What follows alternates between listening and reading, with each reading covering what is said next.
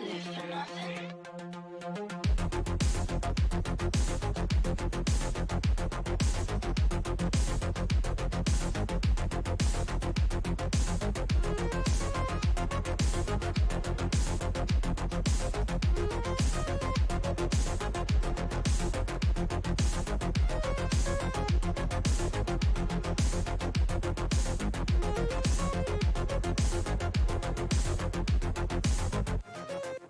I am a failure, and I love it. Deviant.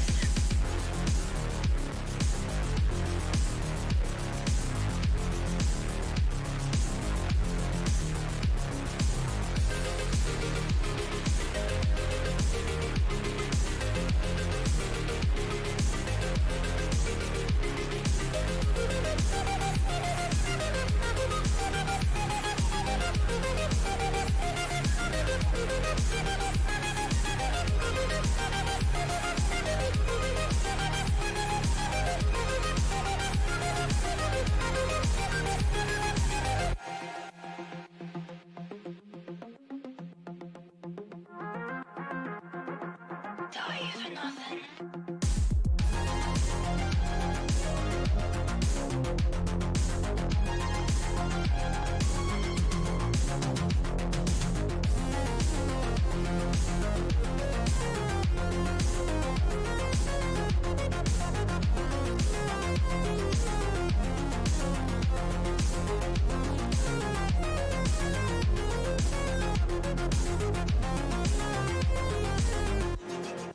I am my own friend.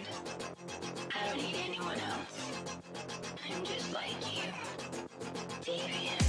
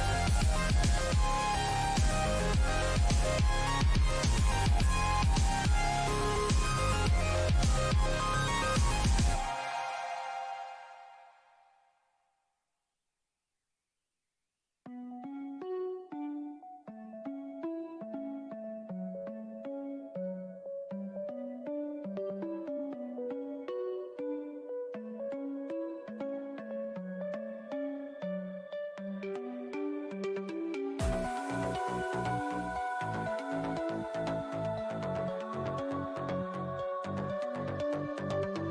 savior, my darling, my killer. Stop and nothing.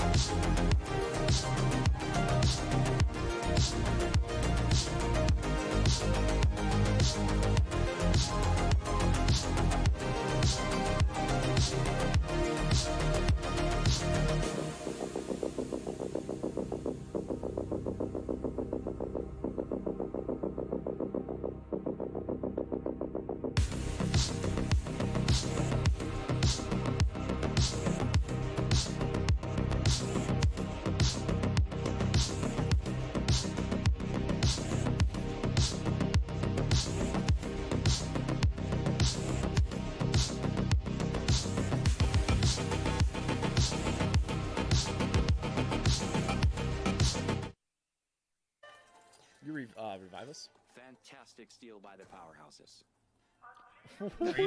Are you dead ass? Are you? Oh my god! No way! There's no other way to get across. No way. The res was right next to you.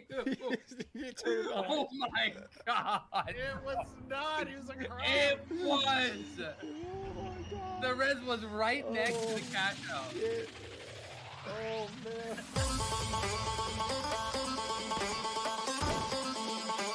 Oh shit! No way! I'm sorry, I just broke everyone's ears.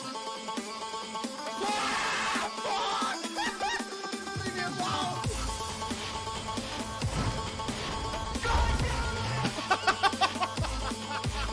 Get to the limits!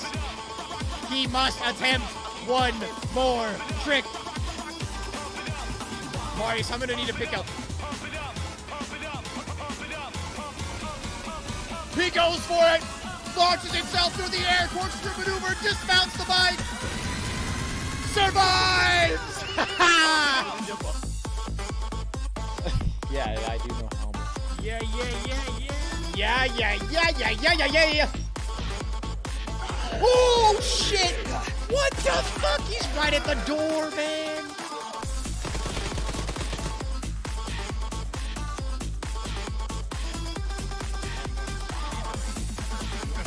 I just shot another one out of the chopper, bro!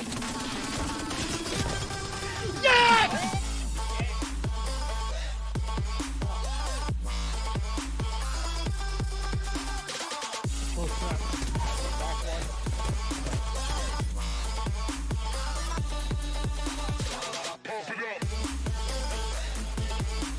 Whoa! You gotta be kidding me! Fucking going in and on him. Stop, bro. Give me a hug. He throws a body kick. Uh-oh. Oh, body. Oh, big knee. Oh, he let him a big right. He stoned him. He stoned him. He stoned him. That left hand with the shot. Izzy knocks him out against the net. That's it. Oh, shit. Let's go, dude. Get dunked. You won't know something, got it. You won't do it. You won't do it, brother. Get out of my face. God, he did it, dude. Let's go.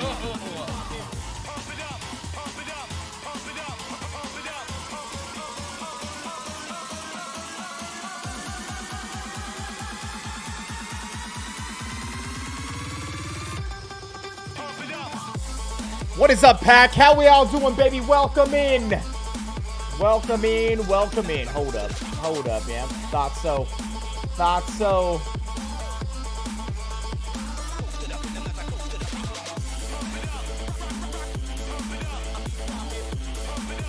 There we go. That's more like it. Yo, Philip, what's up, man? What up, Elmer Espinosa, your boy Goated? What's up, Sizzle Hazardous Waste? What's up, Doom Boogie? Vitali? What's up? Angeru, Scout, Macho, Jason, Duragon. What up, man? Welcome in. Welcome in. Chat, y'all ready? Y'all ready for today? Jesse, McLee, Cicero Raff, what's up? Berkman, what's up? Esperoza, what's up, baby? Welcome in. Welcome in. 34 days, 34 likes. You're the best. You're the best. Our man Ciceraf right there says, let's go. Coming in with a second month. What's up, Ciceraf? Appreciate that, baby. We got the Vired coming in also second month. What's up, man? Hey, appreciate the 2 months, baby. Appreciate the continued support. What it do, Viss Impact, formerly Dank Nugs. Dank Nugs, my man. Justin, what's up, brother? Welcome in. Your boy Goated. What's up, dude? What's up, baby?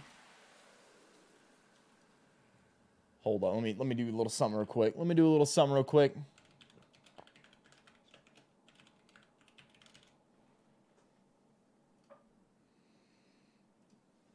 Do a little sign in here. Is this the 8 years BR King? You've come to the right place, sir. You've come to the right place.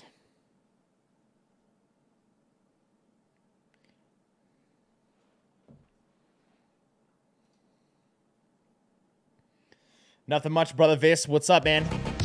Whoa, whoa, whoa, whoa. Chill out, music. Chill out. Lower it down a little bit.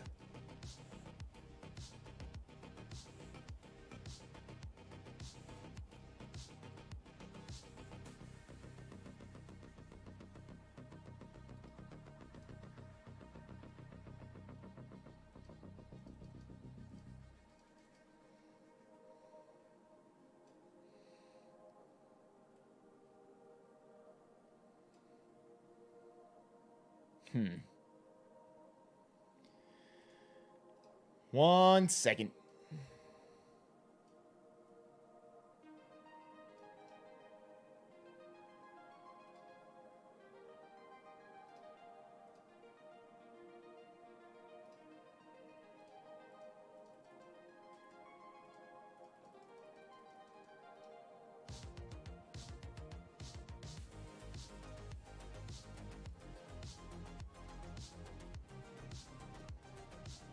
Trying to get someone to work. It's freaking the F out.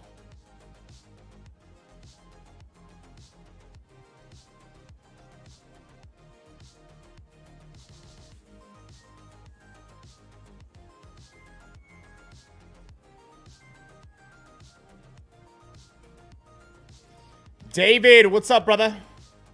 Thought you did this the other day. Maybe you did. Maybe you did.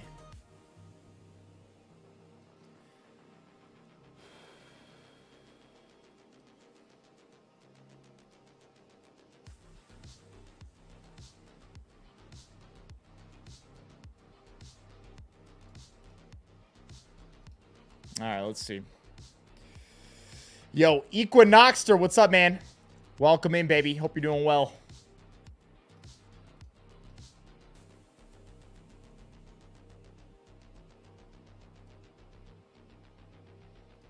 Try this one more time.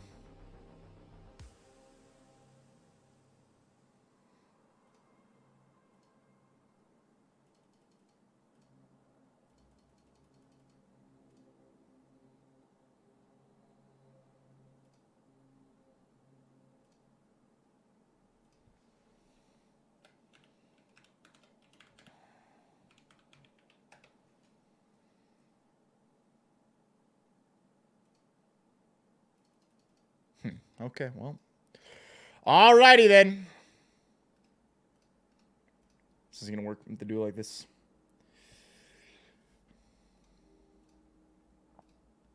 Sorry, technical difficulties going on here behind the scenes.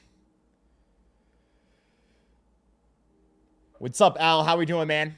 Welcome in, Bear. What's up, A? What's up, Red Shadow? What's up, Lori? About to go to the gym. Crush it.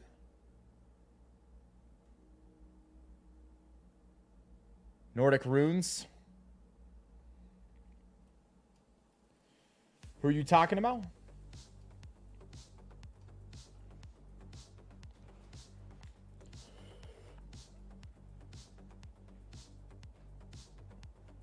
Lord Baltimore, what's up, man?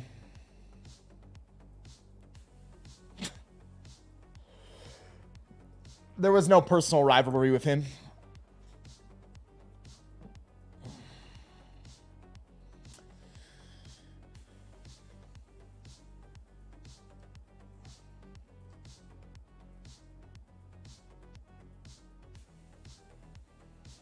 What up, Benoit? How we doing, man?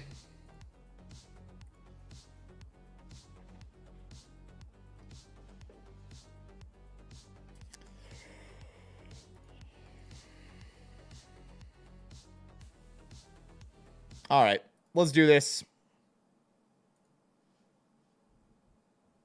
We have had a phenomenal day of Apex Legends action here so far, and we're about to keep things moving and continue in that same vein. My name is Glitter Explosion, and now we have the phenomenal Vicky, Kitty, and Gino down on the desk with us for the second block of games on the day. Phenomenal. David, Vicky, use ready to the first link in the description. Be alongside you guys. It's like my first time being able to be with you guys on the desk, and I'm so excited. Sonic, how they been doing, man? That action genome, I can't even believe that we're already done with Group C versus D, and then we got some even more heavy hitters coming in for Groups A versus B. There's so much to look forward to here. Yeah, you got to do a little bit of both now, Gene. I'm down here analyzing the star, up there casting to finish. How's your day been so far? Yeah, look, back and forth, but you know, I'm happy to do it all. And What up, Aaron? How we doing, man? Trying to do that as well. Listen, They're top 5 so far. How many games? More teams to talk about, but first, let's take a look at the schedule. They started this You guys are super just early. joining us to see what you can expect for They the always do rest that. of the day. Obviously, we started things off I think they do with it for Group Asia, C huh? versus D in the morning. Now we're moving into Groups A BST. versus B, and then we'll be closing out the day is BST, with dude? Groups A versus C, 7:30 p.m. BST. So, needless to say, lots of Apex Legends action that we have going on. And like I said, if you're just joining us, we're going to give you a little bit of a refresher on what just happened as well. We'll take a look at our standings so you can see where everything shook out. What group is after the TSM? first set of matches, because Genome, Pulverex popping off, coming out on top with 61 points. Yeah, I mean, they had some incredible end games, didn't they? The fact that, you know, we saw that reset when there was only the 2 of them, but they were just constantly making it there. You know, in contrast to LG, right, who were coming up with the massive games and then a couple of quiet They're ones. Group So C? a big contrast there between our top 2 teams. Are we sure? Yeah, it's kind of crazy. Because it to says see group you stage see the A and difference B between here, teams that and feel comfortable on Stormpoint versus the teams show that feel TSM. that they're at home on They're in Group World's C? Edge, Okay. such as LG that didn't really have the performance that we were expecting on World's Edge after they took 2 games on Stormpoint. Meanwhile, Pulverex coming through with FChan not only with the Kraber shot, but at the very end, holding that position in the tunnel train area, north side of Lava Siphon, all came in clutch. They were running the Loba, they were running the Rampart, they had the amp barrier set up. Codes, man, I think we're going to start off with a watch party, bro. We're supposed to play with Tanner and Nico later today. In that lobby alone, and I want to see a repetition of that here. Yeah, I mean, even after we got a chance to hear from FChan with Blaze in that interview, they said they weren't feeling that confident coming in. Well, now they're at the top after that series, so that's got to feel good for them. But like we said, we've got Groups A versus B coming up right around the corner. So let's start talking about them, okay? We alluded to them a little bit at the top of the show. Now we have an opportunity to highlight some of these squads. So who's Group your A, for you here, Vicky? Group B. So many, Glitter. I mean, okay, let's get started with Alliance. Alliance coming through. Get the cheers going down in the crowd. I want to see some. I want to see some. Broadcast here. I want to see that what they had just shown before this. Series block. Having Back and forth, but Take a look at the schedule if you guys are just joining us to see what you can expect for the rest of the day. Obviously, we started things off with Groups C versus D C and in D. the morning. Now we're moving into Groups A versus B, and then we'll be closing out the day with Groups A versus C, 7:30 p.m.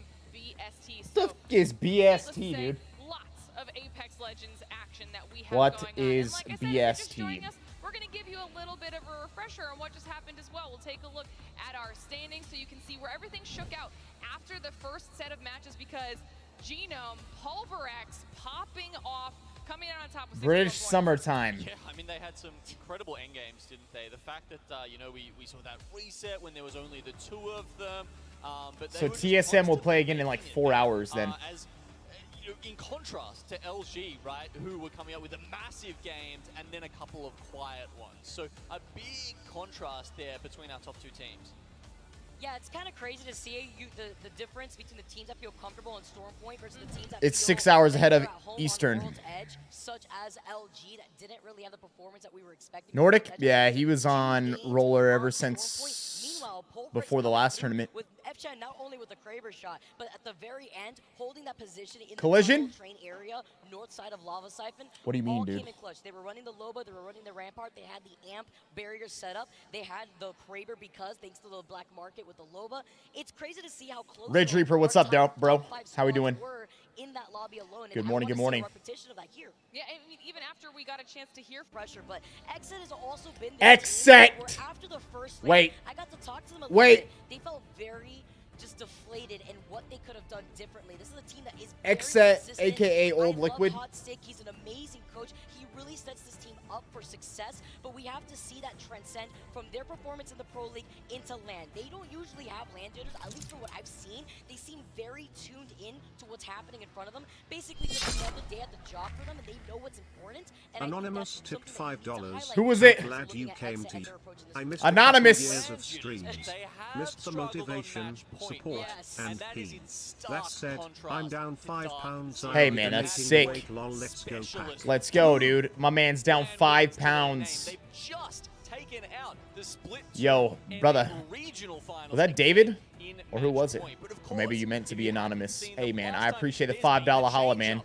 They are still an Australian team, and as long as there's 2 Australians on that team, you cannot tell me otherwise. They have David, I appreciate it, baby. finally some North I'm pretty sure there's like American either a, players a are box you moving check to over, put yourself as a anonymous, or you just have couple of somewhere you put your region- name. A couple of splits ago. So they've added in Zainu now, replacing Sharky. Still, of course, that core of Zero and Jen Burton, and they're just looking so good. We need to I bring mean, the audio up. you got to remember, he wasn't playing the whole split with them. Zainu, you know, they tried a couple of different things, and finally, when it was time for match point, Zainu popped off. I mean, there were some incredible moments from this guy. He's so young, and he's just so damn good.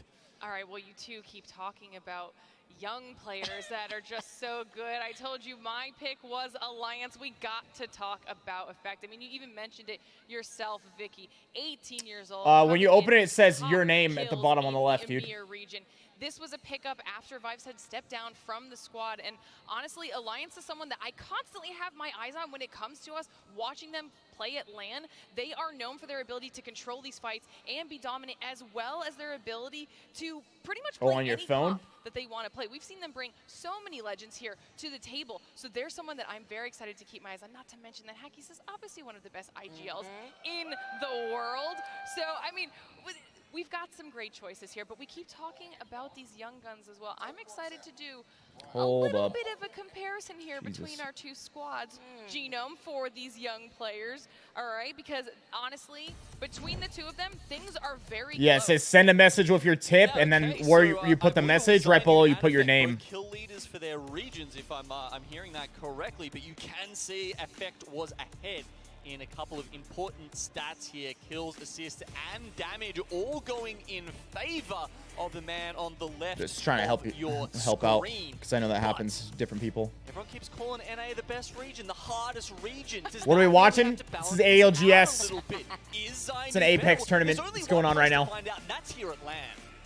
It's so important too. If Gonna you take be a look watching at this, giving the you my thoughts and legends that were picked perspective. For both of these players, you could see the way that What team am Effect I rooting plays for? I'm so rooting for TSM, aggressively of course. on the Valkyrie, the entry fragger to just go in and out, open up an opportunity for the rest of Alliance, and they have so much synergy. Who are you guys And rooting for? And also, it's great to see the gang in person. Anybody in together. particular? This young legend that you keep highlighting between these 2, to see them in person, to see the success that they have at such a young age, I'm all here for it to see how that's going to transcend through the rest of the Justin coming in with a $2 super chat. Morning, guys. Hope you have a great day. Hey, man. My man been coming in every day, dropping a $2 holla. Yo, appreciate you, Justin. And if this is the level that they are already at with less time than a lot of the people on the stage under their belts experience-wise, I am terrified to see where they end up. And not only that, right, you know, we were talking about the IGLs on these teams, Huckus and Zero, they've got so much experience to draw from and learn from now, right? I mean, they've obviously got the mechanical skill, the raw talent to take on anyone in the world, but with these guys, you know, molding Obi-Wan Bulgagi, what's up, brother? To help their macro and the other parts of their game, two of the smartest players. Oh, it's just going to be wonderful to see how these guys develop. It's like Hockey sending out his Pokemon out here because Zainu has like the most kills in NA. Maxwell? Like, nah, he doesn't. It's like what you said, having that short time Not I'm aware to of. build that up together. It's like, all right, he did the D, now we all go in together. And it's having that communication in that synergy What's up, Ryan? this in-person experience that is going to be able to have not It's only the most time to blaze. What's up, man? What up, Maddie? you could apply in the future. All right, well, we are just moments away from getting Hottie? going, but while we're letting our players finalize their setups and get themselves ready to go to kick off our second I mean, I prefer of coffee games, over energy we drinks. have some more fun content your way. I mean, obviously, we can't bring all of our players out here to London and not test their London knowledge, okay? So we had a Mark and Shazane, what's up, man? teams and teach them some London lingo. So let's check it out. Hello, fellow Apex enjoyers. It's Onset and Gaskin, and of course we are Onset in and London Gasket, for baby. the playoffs. Now, no better way to welcome My the team bald by, brethren. You know, teach them a little bit of the London lingo, a bit of UK slang. So what we're going to do is we're going to have some teams through here. We're going to give them a phrase. They have to guess what it is. We'll give them a sentence maybe for them to guess, and we'll see what they come up with. Oh, we've got some excellent teams as well. We're going to be talking to 100 Thieves, Dark Zero, Vexed. If I put a team together of content creators for this, who would I get? We've got 100 Thieves. 100 Thieves. Hello, 100 Thieves. Hey, guys. I'd get the God Squad, of course. Let's do it. Let's do it. Go into it. Okay. Your first word is chinwag. Dan, put it in a sentence. Man. Zone's closing. Chinwag. Need to have a chinwag about that. I feel like talk. I feel like that means you gotta have like a talk, you know. Yeah. You gotta strategize, right? A chinwag? It's like maybe an idea, like maybe an idea where to go next. Converse, deliberate, talk. I'm gonna have to push you for an answer. Can I get language of origin? A language of origin, man. Converse, deliberate. Sounds British to me, a chinwag. Yeah, we'll give him that. That is correct. Give me something. Give me something. That was easy. It's too easy. Faffing around. I'll give you a sentence. Stop faffing around and watch this spot for me. This is a good one for you, Matapa. It's like messing around, dude. Messing around? Yeah, we'll give you that. Messing around. This is too easy. The way you put it in a sentence like this is too easy, man. You just gotta give the word. Stop faffing around. It's too easy. It's too easy out here. Beans. Mark, can you put that in a sentence for me? I can put it in a sentence. You have 5 kills already. You're Full full of of beans today. Sounds like you're full of, yeah, full of shit, you know? That's its own word. Cheating, maybe? Is that your final answer? Is that final answer? Just like good, like feeling good. Dude, no. Hear me out. This is a sports reference. You know how they say you ate your Wheaties that morning or something? I don't know what that means. Trust me. Surely, it's full of shit, dude. High energy. I think it's pretty good again. Is it? We'll give you that. It's like high Is it? energy, you know, you're kind of like bouncing around the place. You're confident, you're feeling Full good. of beans, we'll huh? We'll give it to you. Next Is word. that like some thing that next came one from is coffee? minted. Must have came from coffee, huh? Minted. I've got so many heals this game, I'm minted. Rich. Jack. Like Does he live in England? I think he might do.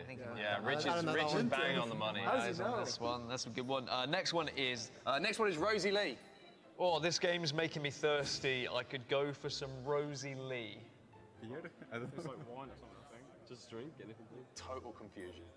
Sure. I'll allow you to play this round if you want. I don't know. I'd say wine or something like that. Wine. Do you want to trust your Englishman here? No, Rosie Lee. It does almost sound like that. It means cup of tea. Cup of tea. Cup of Rosie Lee. Cup of tea. It's a tea? Damp squib. Okay.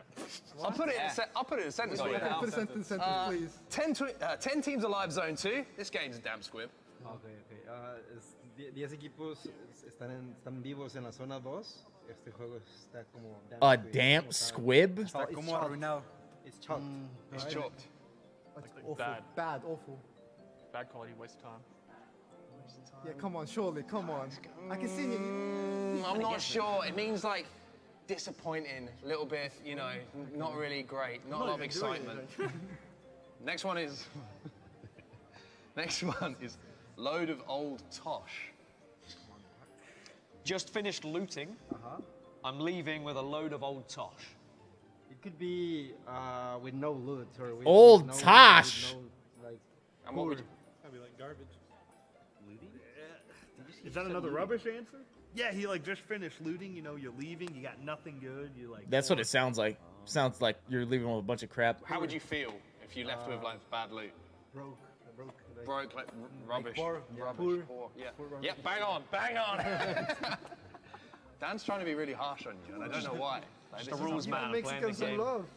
Next one is James, what's up, baby? Sentence. It's just a bit of bants. Just a bit of bants.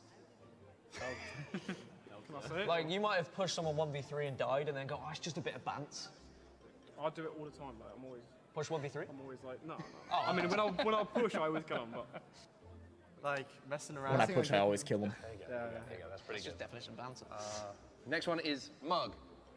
You died so easily, you mug. I say it's an idiot, right?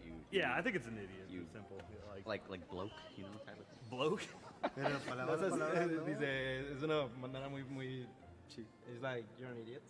Bang on, that is, I'll give you that point. That's 100% perfect. I got it Ding, ding. correct in Spanish. And you can, next one is bog roll. my nose is running. bog I roll. could use some bog roll. In that room, we were talking about the hotel. What is that, the hotel? What was I saying was about? A bog roll. Yeah, he said it. Toilet paper. Toilet paper, there you go, bog roll. The toilet paper's bad in the hotel? Single ply. Oh, hate it. Comment. No comment. No comment. Next one will be... Next one is skin. I just check his eyes every time. Skin. Why you guys got the? Why do the English have the weirdest phrases of all time, man? Spare ammo. I'm skint. Dude, he just gets it every time. You have a minute or skin. There's no in between, right? Next one up is peng. You should have seen that shot. It was peng. It's peng. It was crazy. It was nuts. Creeps. Sounds like perfect. According to Chat, I'd go sounds through like about perfect, but 17 bog rolls a day, It dude. doesn't sound like shopping cart to me. So it was perfect. It was good. It was, you know, it was crazy. Something like that. It's Again, yeah, pretty much solid. last one. All right, the next Thieves one sounds like they're just killing it, huh? Feeling great. Yeah. Feeling great. Feeling Buzzing? good? Yeah, of course. Of course. Pretty damn good at that. That was the last one. That was the easy one. That was the last one. That was an easy one. You can't convince me. That's not real. You got a lot of slang, it sounds like it. Squib from some of those teams, but I tell you what, it was a great effort, wasn't it? Yeah, it was pretty good. I think they'll be ready for the streets of London now. We should probably put The down the actual pairs though. streets. We've got a stage to get to. Kushti. All right.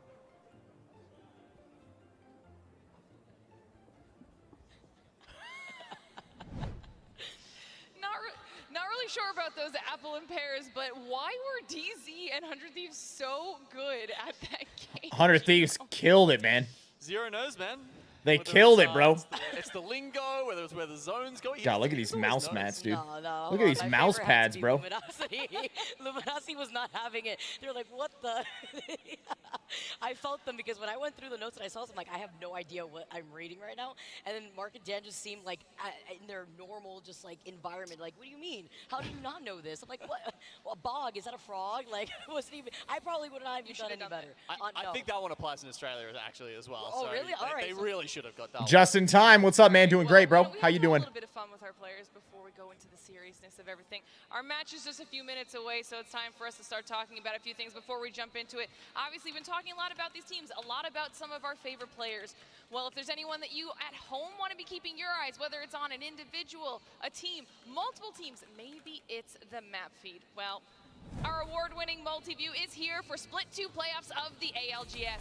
You can go to the command center down below on your Yo, chat, is NRG in this? now and choose which perspectives you want to see, which in-game comms you want to hear, or which storylines you want to follow so that you can watch the ALGS your way. Multiview, make sure that you are checking out because this is just one of the coolest things that you can watch when it comes to the ALGS. Talk about customization, but also talk about stuff that you at home can be getting for yourselves. We have Twitch drops, all right?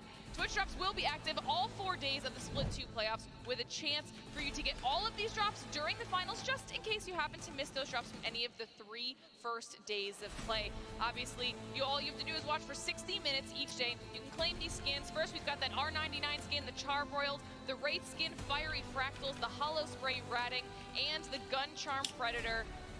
Or you get them all together on Sunday, as long as you hang out with us in that chat. Get these added. Siddharth, what's up, man? How we doing, man? It has to be the Wraith skin. I actually am really excited to see how that plays out because, you know, you really do stand out, and I like to be obnoxious in my own games and not blend in with the environment, so you know how that goes. No, honestly, also the weapon charm. Can't wait to see how that plays out. I always try to watch in the back so that way I can always get the prizes so I can flex in the game. Also still have that Hollow Spray from the second playoffs last year, so you always have to be able to... What up, Tartug? What up, Jake? How we doing, dude? These drops on Twitch, and it's always nice to see too, so you can represent your favorite team if you let anybody else know that you also watch. You don't know any of the teams? All right, well, hopefully everyone has gotten a little bit of a rest in.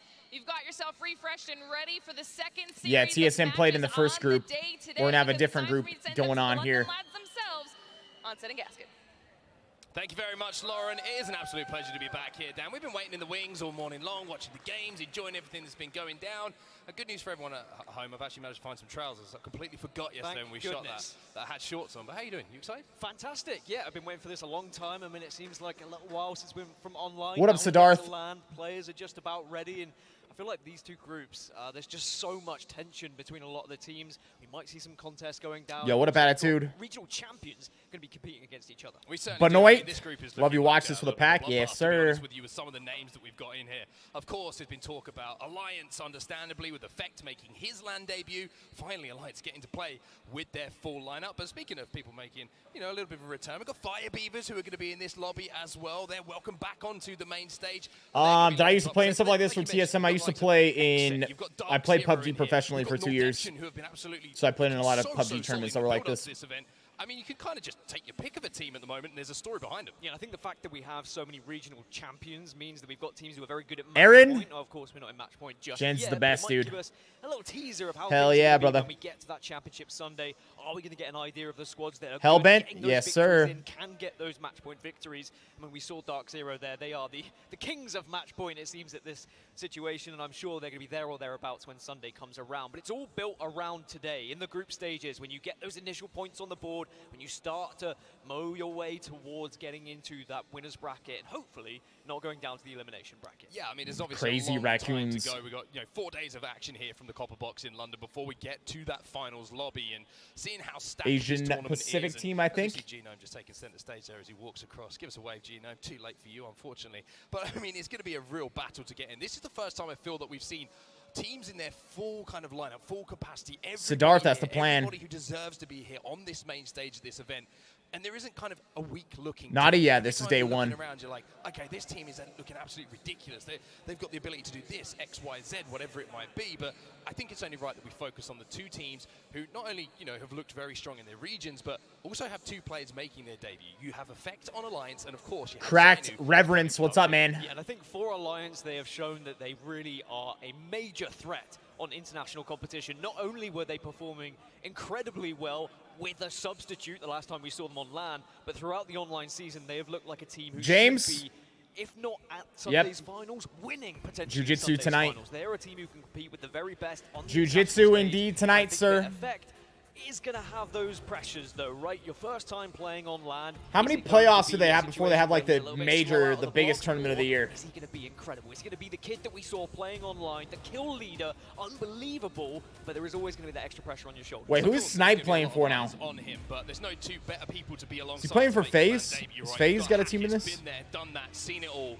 The only thing he hasn't managed to do so far is lead the team to an international victory. What's a This watch team party has been about? We're kind of the watching beacon of Europe, and as you can see, Effect an on the Apex screen Pro there, tournament, gives bro. a little bit of a smile and a wave. The man in the middle there, alongside who was one of the clutchest players out of the entire tournament, this Split 1 playoffs, Yuki.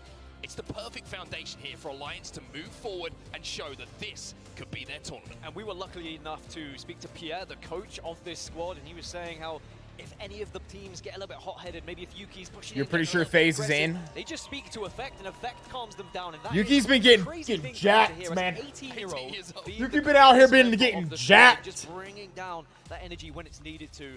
Been on that bulking diet, man. Been hitting them weights, you can tell. These groups, but throughout this entire tournament, I would be shell-shocked. What's going through a player's mind right now? Some people got nerves, other people are just chilling, just waiting to get in the game and play. Came second place back at the split playoffs, and that, of course, is going to be NRG. Always the bridesmaid, never the bride so far. Maybe here in London. I think most players at this stage are just like, man, I just want to get in the game and start playing. Because it's like more the anticipation of a round. Depends. Everybody's different.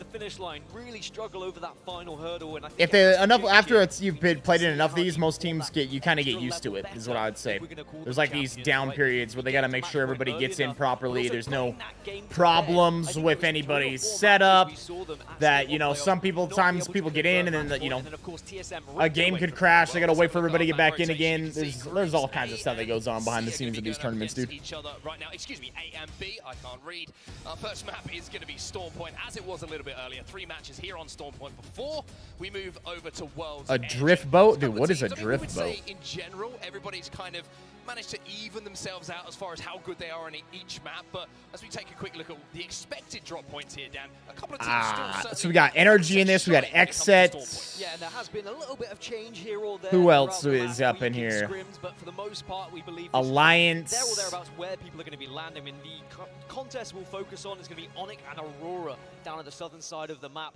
Definitely a chance to maybe take advantage of Aurora playing with, of course, a substitute. What happens if someone's game freezes? If it's before the game or before people land, then they'll restart. But after the game starts, if anything happens, you're just basically screwed. Everyone else has kind of dished out these POIs quite evenly. There will be one player kind of dropping off away from the rest who might, be contesting a 1v1 just to try and get a beacon, maybe try and get a little bit of extra loot. So we'll also be keeping an eye on that. And of course, I gotta say, I'm very excited to keep an eye on Sonoto Cave and the crazy rotations that come out of a certain Alliance. Fire Beavers. Oh yeah, we got Dark Zero over here at Mill as well. They are a lot of fun, and they certainly can get on a roll. Riverboat with oars, match the river drift, catch the fish, enjoy that sick canyon at a slow speed. Well, we saw how impressive it was. It's a riverboat with oars, huh?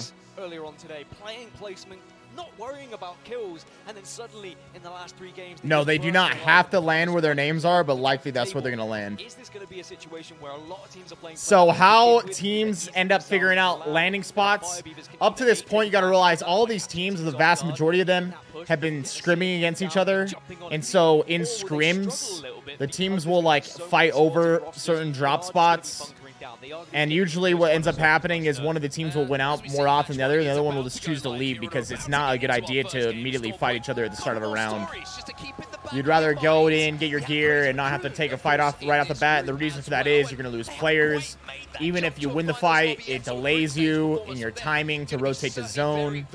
You're going to have to fight over gear. Ammo's going to get wasted. Shields are going to get wasted. So most of the teams just prefer not to fight early.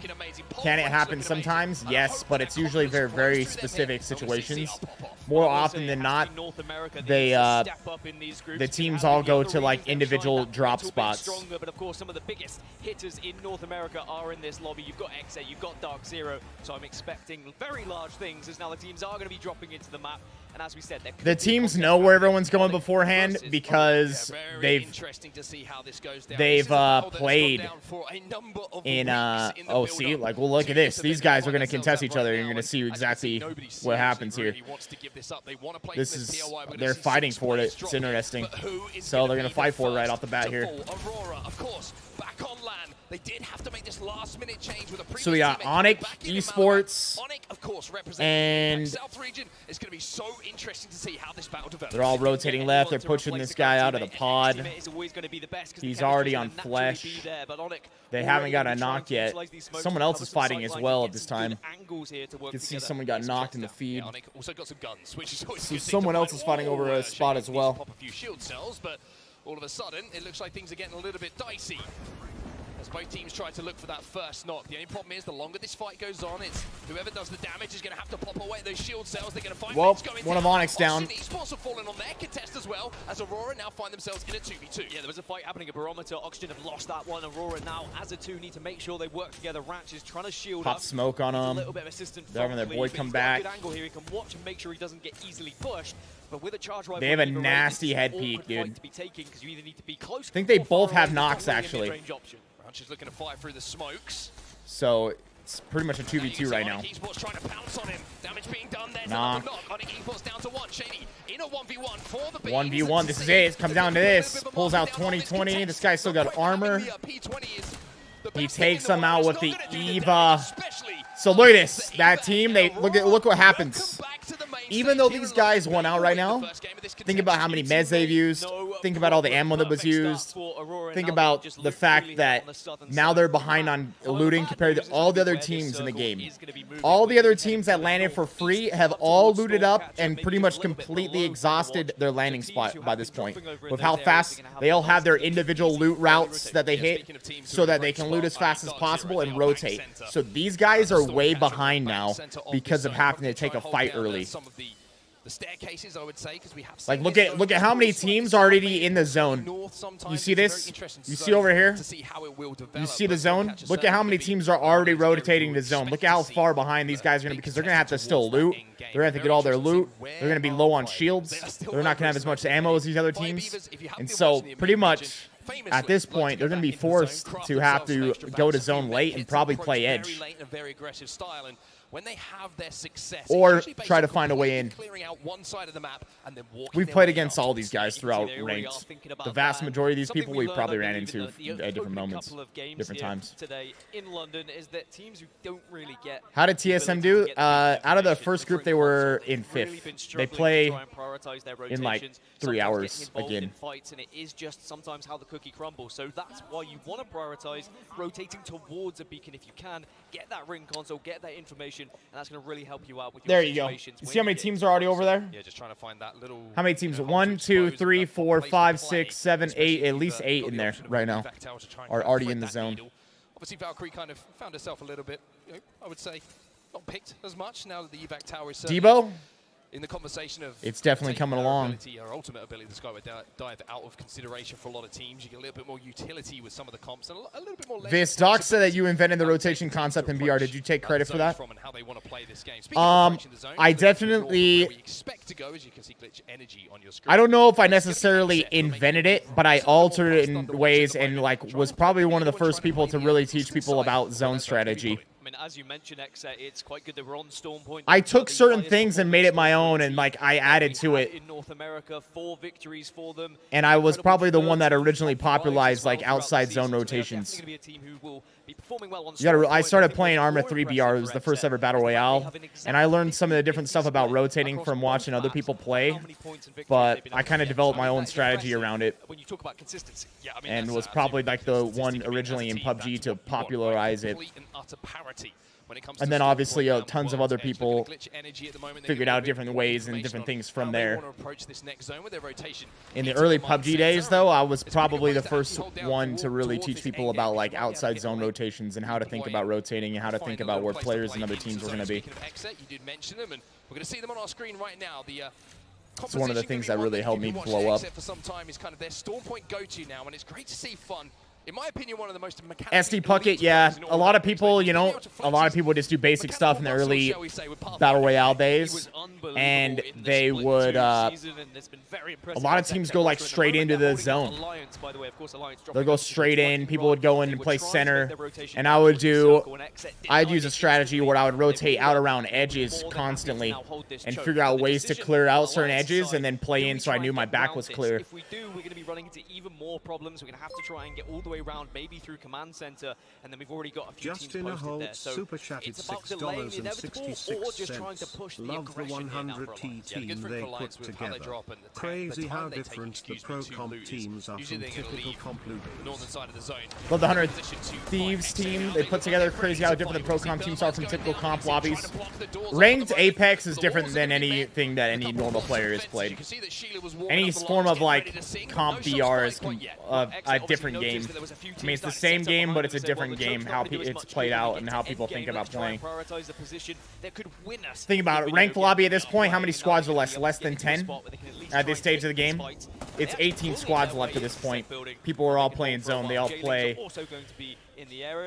A lot of the teams play zone. A lot of teams are just going to barricade in. They don't try to play for kills as much. It's all about playing for Jailings, you would say fundamentally very position. team. It just seems like the playing for late game. Capability hasn't quite been there in those big moments. Playing for placement. When you're looking at the composition as well, you can see maybe just a lack, you would say, of aggressive fight-taking options in that composition in comparison to some others, but certainly know how to get to Debo and know how to for a long time, yeah. But of course, JMW, a LAN champion in his own right, and you've also got two players who featured on Invictus Gaming. They were one of the best teams that we saw on World's Edge, for example, in Split 1. So I do think there's a lot of potential for J-Lings, and we're going to learn a lot in these 6 matches of how they are going to hang with a lot of these international squads. For Dark Zero, who were one of the first teams to zone, this is where they've chosen to play. Like I mentioned, right on the eastern side of where this zone is going to be pulling. For now, though, it's a little poke battle, a little prod battle, and a little expedition to see if they can get those Evo shields leveled up a little bit. All on blue at the moment. You want to obviously try and Broken tables. What's up, man? give yourself a fighting chance. Yeah, drop an elbow on it. Drop an elbow on that like button. The high ground is such a difficult thing at all times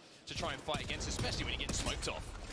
And NRG just holding out as well. A lot of teams now who are on the outer side of this circle are starting to be greeted by the late rotators, and we know which teams traditionally do rotate late. Fire Beavers in North Epsion still in the red, by the way, and I'm not really surprised that's what they like to do. They'll be joining the game a little bit later. Sometimes it gets you those extra placements, but of course... It's a killer back workout. Still going 3 weeks now since motivated me back at it. Thanks again. I would say consistent with. Who do I got my money on today? TSM. The quality of fighting teams that are usually holding down spots in zone and kind of what is point structure? So during the group stage, it's you want to be in the top half of teams so that you go to the winners bracket. Otherwise, you go to the losers bracket. They're trying to do a little bit of watching themselves. So all the groups rotate. It's like a round robin. They all play against each other. And then whoever at the end of it is like in the top half of teams, they go on to winners bracket, and the other ones go on to losers bracket. Here's 5 for the next submission you catch. Stay loose this. Hey, Naughty, you the man, dude. Appreciate that, bro. Thank you. Blackhand are going to be trying to go for a sneaky rotation on the next submission I catch. And Aurora are still going to be moving in late. I What's it going to be? How important it was that Aurora won that initial fight, because they pretty much lately it's been a lot of triangles and arm bars. Because of it, they will be one of the last teams to arrive there, but that's going to be good. How come leaving Twitch made you leave TSM? TSM has a exclusive contract with Twitch that they can only have content creators signed on the Twitch platform. You have to be exclusive to Twitch if you're part of TSM at the moment. Block off any teams from being able to rotate behind them. One of those teams who might be thinking about that, by the way, is going to be Glitch Energy. Crazy Raccoon maybe thinking about what's with the green static? I don't know what's going on. A great priority position for this zone. They're going to have the high ground. They know there's a lot of teams already in zone. There might be a lot of KP for them to pick up if they're the team who comes out last for that northern side. Yeah, you can see there's going to be 3 teams potentially that could all be rotating towards NRG and Alliance. They might come through Thunderwatch. Glitch and Crazy Raccoon will probably fight first, and the winner of that then probably faces NRG or Alliance afterwards. So they know there is potential. Mitchell, what's up, man? But it's just what's going to be happening. New to the channel, love the vibes. Big MMA fan. Where is your UFC show hosted? In the red, they don't care. They're still looting. They're still getting that. Are you saying the watch-alongs with the UFC? It's hosted on here on YouTube, on Facebook, on Twitter, and on Twitch. They multi-stream it. In the EMEA region, they were in zone a few moments ago. They decided, hey, let's go back out, let's get a little bit more info, and let's play for Alex May, no, it wasn't bad blood at all. If I could have made the move to YouTube and also stayed on TSM, both me and TSM would have done that. By making the swap to YouTube, it was also going to be a byproduct that I would have to leave TSM. Into a zone with 18 teams looking at you. It's pretty tough. Who am I rooting for? I'm rooting for TSM, but in this group, I like NRG, I like Alliance. Now I said earlier that North America has and it's not to say I don't like the other teams, but I'd say Alliance, NRG are probably the 2. Regular season, I'm sure they'd like to put some on LAN as well. Rooting for the most. They're still holding down the exact same I like Dark Zero as well. Saw a few moments ago last time we were on board with them, and as you can also see, still quite some way off of those purple Evo shields, so it's been a little bit of a game of hide and seek from them so far. Speaking of fights actually taking place and a little bit of damage being shared. We can go over to the northern side of things now, and we're going to see a fight starting Simon? to break out. It's going to be crazy. I don't know. We've got a lot of We'll have to fans see. here in London, Depends of course, on things at the hoping time. they make their way towards a final. We've got a lot of fans, of course, sat back at home as well, hoping the same thing. Yeah, and we knew this was gonna happen. Glitch Is versus Crazy Sweet Raccoon still on this playing for northern NRG? side, Yep. But it is going to create He a is. lot of commotion. NRG and Alliance will hear this happening, but because NRG and Alliance have been having that poke battle, neither team is going to want to step away from where they were residing. Yeah, also, you know, if you step away, then you might be the team who ends up getting fourth party if you try and go in and you don't clear that up fast. But Crazy Raccoon made the play off the back of the EMP. And In a tournament like this, what are some things the organizers do to minimize cheating? Well, you all play on their PCs, their builds. Typically, you play on Two initiating characters if you get that Q, but it is going to be 2-2. No, forget it. drives Glitch are eliminated. Incredible play from Crazy that Raccoon, really utilizing the fact they like have got scan to those see if you initiating altered characters. anything Just get afterwards. those fights, get the EMP down, get the Q from Seer down, and just delete teams. At least some of them did that. They make you play on like very specific drives that they hand out to all the players, and each player has their own individual drive. And so if you put anything onto the PC, they like do a scan and they can know that you did something and you added something. That fight was ended so quickly.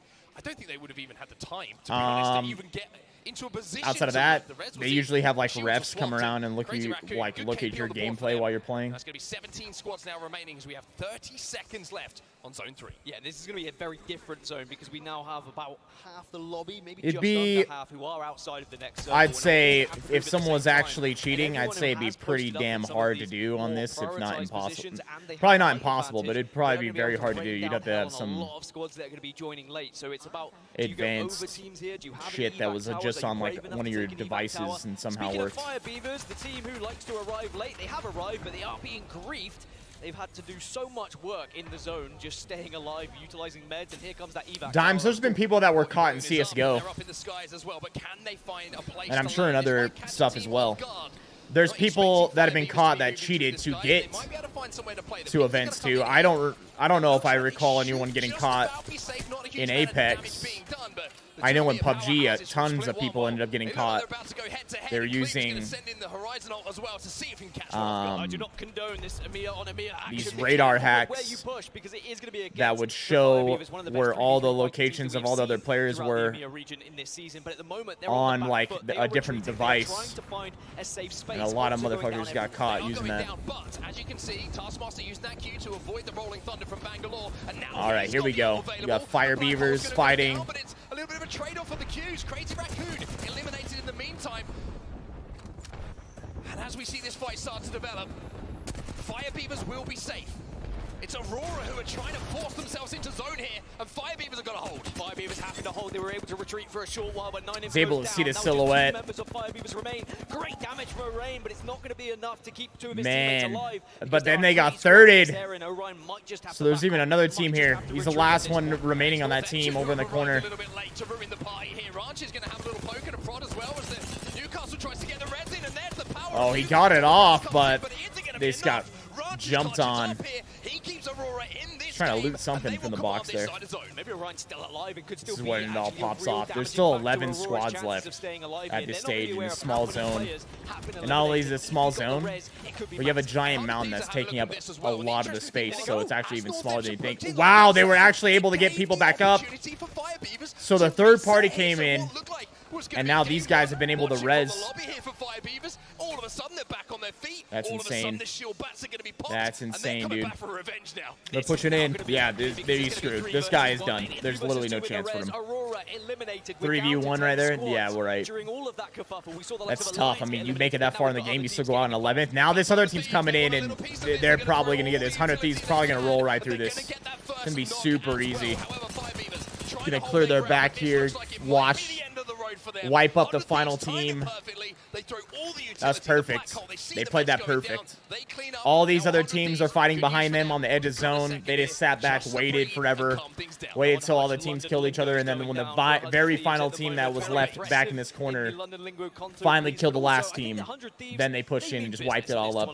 Now, going forward from here, their back's going to likely be clear, or much more clear. They believe they should be up there. They're all Smart by thereabouts. them They to wanna take be that winning fight. championships. and we've seen it on Looks like they might have to fight one team ahead of them. They want to be back up there at the top. They're going to try to evac over this. See if they're going to be able to do that. Wow, this team in the back corner, this is such a tough spot. They got this team right above them at height. They're all going to try to get inside the building. They had to make that call. They pushed in. Oh, they're getting wrecked, too. They're getting wrecked, dude. NRG is getting destroyed right here. But with all players healthy here from SC Destroy. Damn. So, I don't know what happened. I'm going to make a guess. I'm going to say they had to jump into zone. This team on the building at likely was already there. They decided to jump in behind that wall, and then they just were getting constantly assaulted from different teams, so they made the call, we got to get inside the building. And so they tried to push bottom floor, but they just ended up taking too much damage by the time, and whoever was on the bottom building did a shitload of damage, too. Headshot's going to be good, but now the push is coming in, and all of a sudden you can see XS say, this is an opportunity for us to get a little bit of KP. Vaxilon left on his own, taking zone damage. He's got ARC stars in front of him. He's got frags to deal with as well. It's ATH who are trying to fly in. 100T's eliminated in the meantime, but can they survive this barrage inside of this building? Because of the circle and the way Bro, they just got destroyed. 100 Thieves also just died, so they were not able to either one, get on that balloon, or two, wherever they landed probably in a tough spot. It's huge to already be in like a really good spot going into late game like this. Like, think about all these teams were likely already in here. They already had the building. Like, once you get one of these buildings and the zone's ending on you or towards you, you just get free placement for the most part. You just have to sit back and shoot everything outside. Wall down. The dark veil is going to keep them alive. You could see on the map overhead there, the third person, that both players, I think it was Zainu and Jem Burton, barely any health, just about stayed on their feet there. And the dark veil keeps them alive for now, and most importantly, keeps them in this game and keeps Naked back. Naughty, well, there's certain things where like you can't be hesitant. You just gotta play. Because everyone's going to be contesting each other on the eastern side. If you're hesitant, it's gonna put you in a bad spot. Each other as they move across to the map, and it is going to be really about. It's about just making the best play at the moment. Sometimes you don't have a good play, but you still have to make it. I tell you what, there is a nice and enough of these teams have all played in these tournaments before, and they've played in the high enough level events and whatnot that they understand that. So like when a pro team's like, we're doing this, they're fucking doing it. Sometimes, you know, teams will end up in a tough situation and they hesitate. But it's not typical, I would actually say. So these guys are just sitting back, holding this building. Everybody else is having to push into them. Everyone on the eastern side just ignored each other for a second. It's like they all banded together and said, let's just shut down the other teams. They're going to be moving in. Naked still. All the other squads are going to have to fight each other. This team, the southern side of the circle at the moment, they've been hugging this team on the right actually got themselves in a really good spot. Over and over again, but leave no witness. Have been able to just depends on where the zone goes here. They might a real threat to be favored if it shifts towards them, because all these other teams are on top of each other, so they're very likely going to have to end up fighting. You see the next zone though, whenever they go to the map here. Of this tournament in the group, of course, a long way to go, but as far as the regions are concerned, a lot to celebrate for them as we see Dark Zero making their way into the bottom floor. This is what they do so well. Zero, one of the best in the world at navigating these tight end games. At this point, I think North America very happy to kind of have Dark Zero as one of them. It counts. You have to fight Gino for that one. Those hands are going to have to be thrown a little bit later because FC Destroy have been controlling this spot for so long now. And Pinky's going to get a knock as well. Naked, they've kind of slowly, like we mentioned, approached from the southern side, and they can have an influence on this game. The difficulty for the teams who are trying to fight from the bottom right now is that FC Destroy up on the high ground, they have to. So they're pinging a bunch of stuff there to see what's in play. Did you see that? That's why they're pinging that rock. There's no enemy at that rock. They're saying to themselves, yo, these rocks are in. These are going to be like very close to the center here if we end up needing to play these. That's why they were pinging those. This team on the outside wall is in a very good spot right now, but likely there will be some teams that jump out on top of them. But because it's 4 squads, it's very difficult to try and navigate who to prioritize. Eventually, one of these teams is probably going to make the call to go over the wall.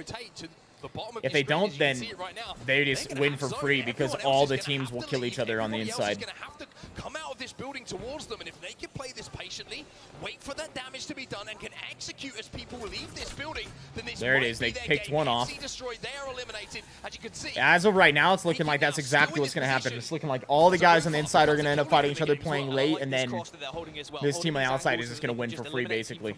Should be pretty easy if that ends up happening. But they could be exposed a little bit by some ults, and yes, okay, we see Bangalore Yeah, they ultimate come might down now, and now take a little bit of damage here. A little bit of extra damage as both teams who are on the building are eventually going to have to force themselves out of these spots. Yeah, We'll see. They just pop an evac to maybe jump over the wall here. The Horizon Q up into the sky, the grab lift to get over all the utility and hit a black hole as these teams try to leave. Oh, the walls made huge. So, yo, they walled out, and then they were able to get outside. The power of Catalyst, dude. Used it to block off this team, and now they've created this separation, and they're all pretty much in an equal spot now.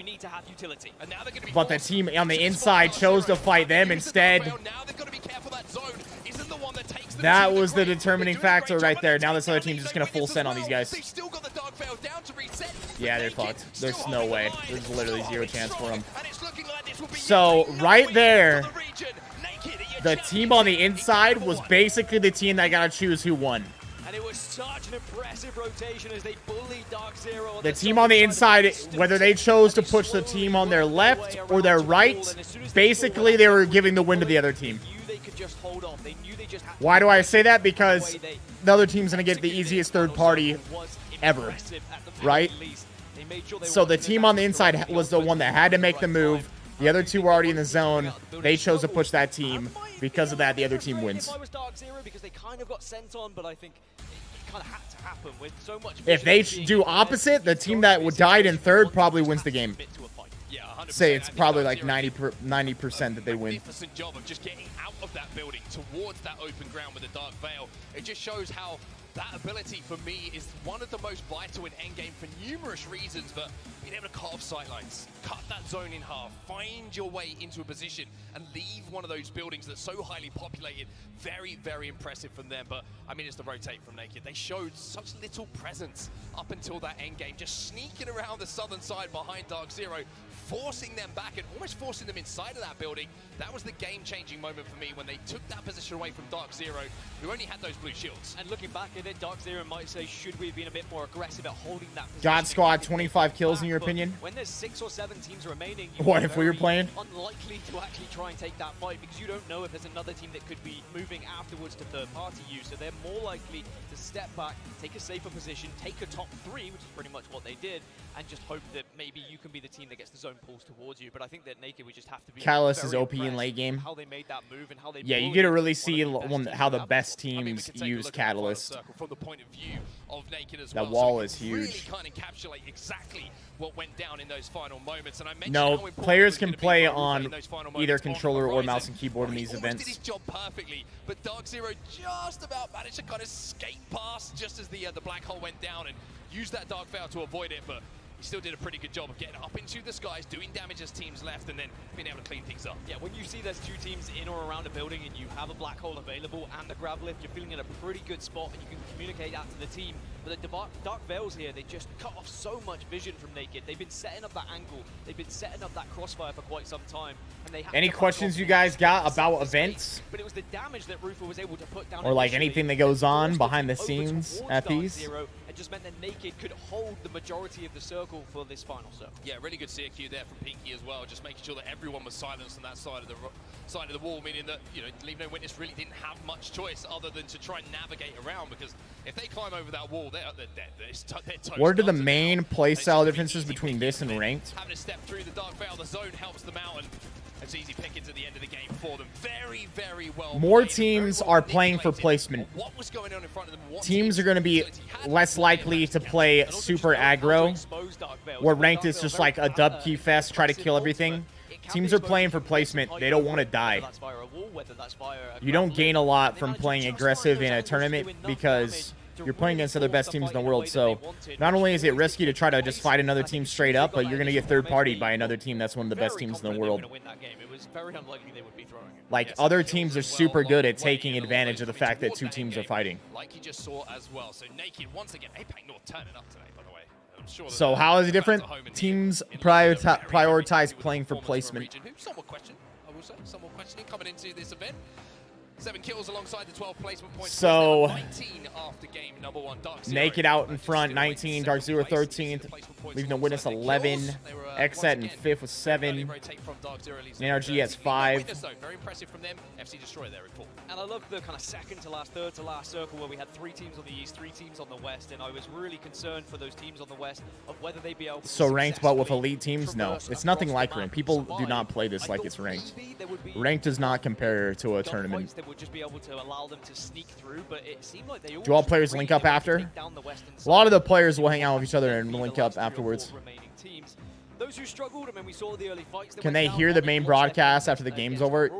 If they remove their headset, likely. We also saw a contest happening in Barometer, and Oxygen lost that one. Yeah, we'll have to see. Yeah, I'm pretty sure if they removed their headset, they'd be able to hear it. Someone finally waved the white flag, so to They speak. were sound-canceling headsets while they're in the game. POI just to get something and have some sort of game to play, because it is a little bit frustrating sometimes when you are that team all of a sudden and, you know, 2 games are gone, you've got no points on the board because you've decided to contest and come out on the wrong side of it. But we're going to have to wait and see what happens with those contests, because it's time for us to go to a break. We'll be back with game Oh yeah, 2 we in know. just a few seconds. I'm sure people know multiple people that are playing in this one.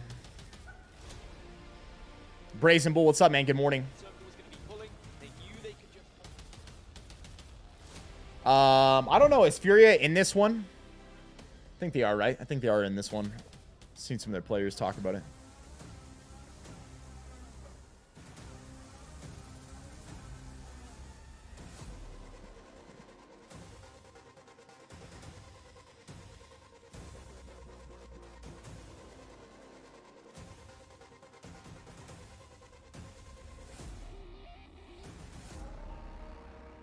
When you were competing, how did you stay fueled up? What did you eat, drink? Fucking caffeine. It's caffeine. You don't eat and drink. You don't need to eat and drink a bunch of stuff. You should have been having your meals like in other points in the day. I personally don't think it's a good idea if you actually want to really be locked into it, haven't ate that much.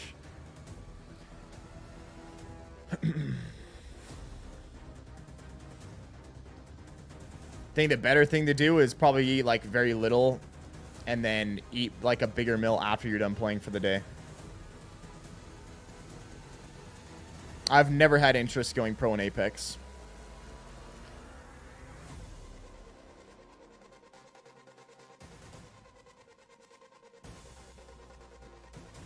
So they'll be playing later as well, likely. They must be in TSM's group.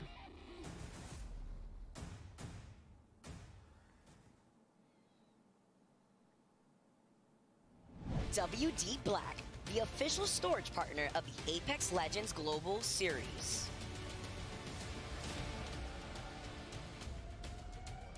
Welcome back, everybody, to London, and welcome back to the Copper Box. Game number 2 is about to get underway here in Groups A. Tripods are not in this. And as you can see, that beautiful trophy is what everybody here in London who has made that journey. Is the food decent there if you're spectating? Maybe keep it here. Who knows? I don't know. I don't know what type of food they would have for the spectators there. We've got a lot of action to get through, of course. Game number 1. I doubt that the food's that great at an esports event. There's going to be another challenger coming in our game number 2 as we head back to Stormpoint. The first time Naked have won a game on Stormpoint throughout this entire season as well. So it does Oscar Mendoza. Sup, bro? Any chance to see the God Squad compete? Unlikely. Learning from maybe a lack of success in some of these maps and making sure they push on. Now, I would say I'm one of my guilty Nordic pleasures. Runes? Go for it, bro. I'm not. I don't care. When you come You into talk a about some tournament, players. there's a team who has a perfect opportunity at a redemption arc. Now, Aurora, you're going to be that team for me during this tournament. I'm rooting for TSM. They qualified for Split 1 playoffs. We know that. They couldn't, unfortunately, make it over here, but they are here. Well, they should have been here as a full team as well, but then, unfortunately, they had to bring Maliwan back in. It's been a whole thing, and, you know, that would have been the team that we have right now in the Split 2 playoffs that would have been playing at the Split 1 playoffs. They win that contest in game number 1, and I just got a funny feeling, right?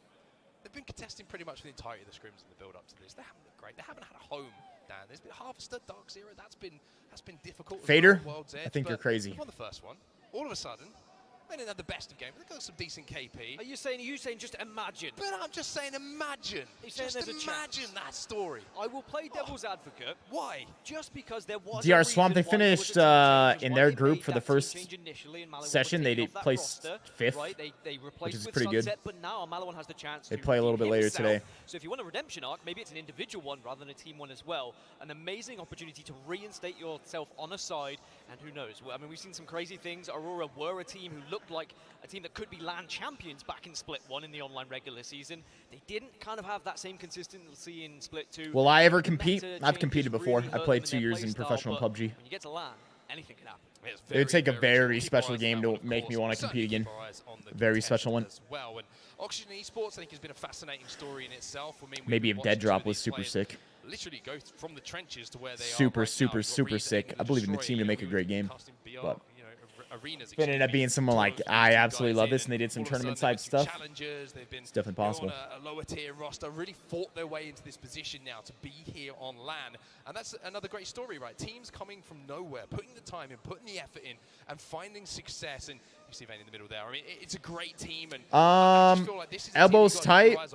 Right nah, I don't think so. Perfect time for them to go and lift the trophy, but in a year's time, 2 years, who knows with this roster? I mean, it's the kind of Verhol story, isn't it? It's very similar, just individual AIM stars that come together that were really good at playing in those arena tournaments and have slowly transitioned into BR and have been teams that have been amazing in those 3v3 fights, just sometimes lacked a little bit of the match. Drawbacks of competing versus being a content creator. The amount of time you have to eat, sleep, and breathe the game. The game is your entire life. Everyone has to adapt, otherwise you very easily slip down that. Especially if you're trying to be a content creator at the same time, so you're going to have to stream a certain amount, right? Especially if you're trying to continuously grow a stream. You got to stream, you got to scrim, practice. Can't be spending a lot of time playing other games. You got to be spending as much time strategizing, learning what other teams are doing. Peacekeeper, whatever it might be in those close range battles. You basically don't have a life outside the game, man. Into the crafter. I just feel like it kind of, those short range fights become. You got to travel to events.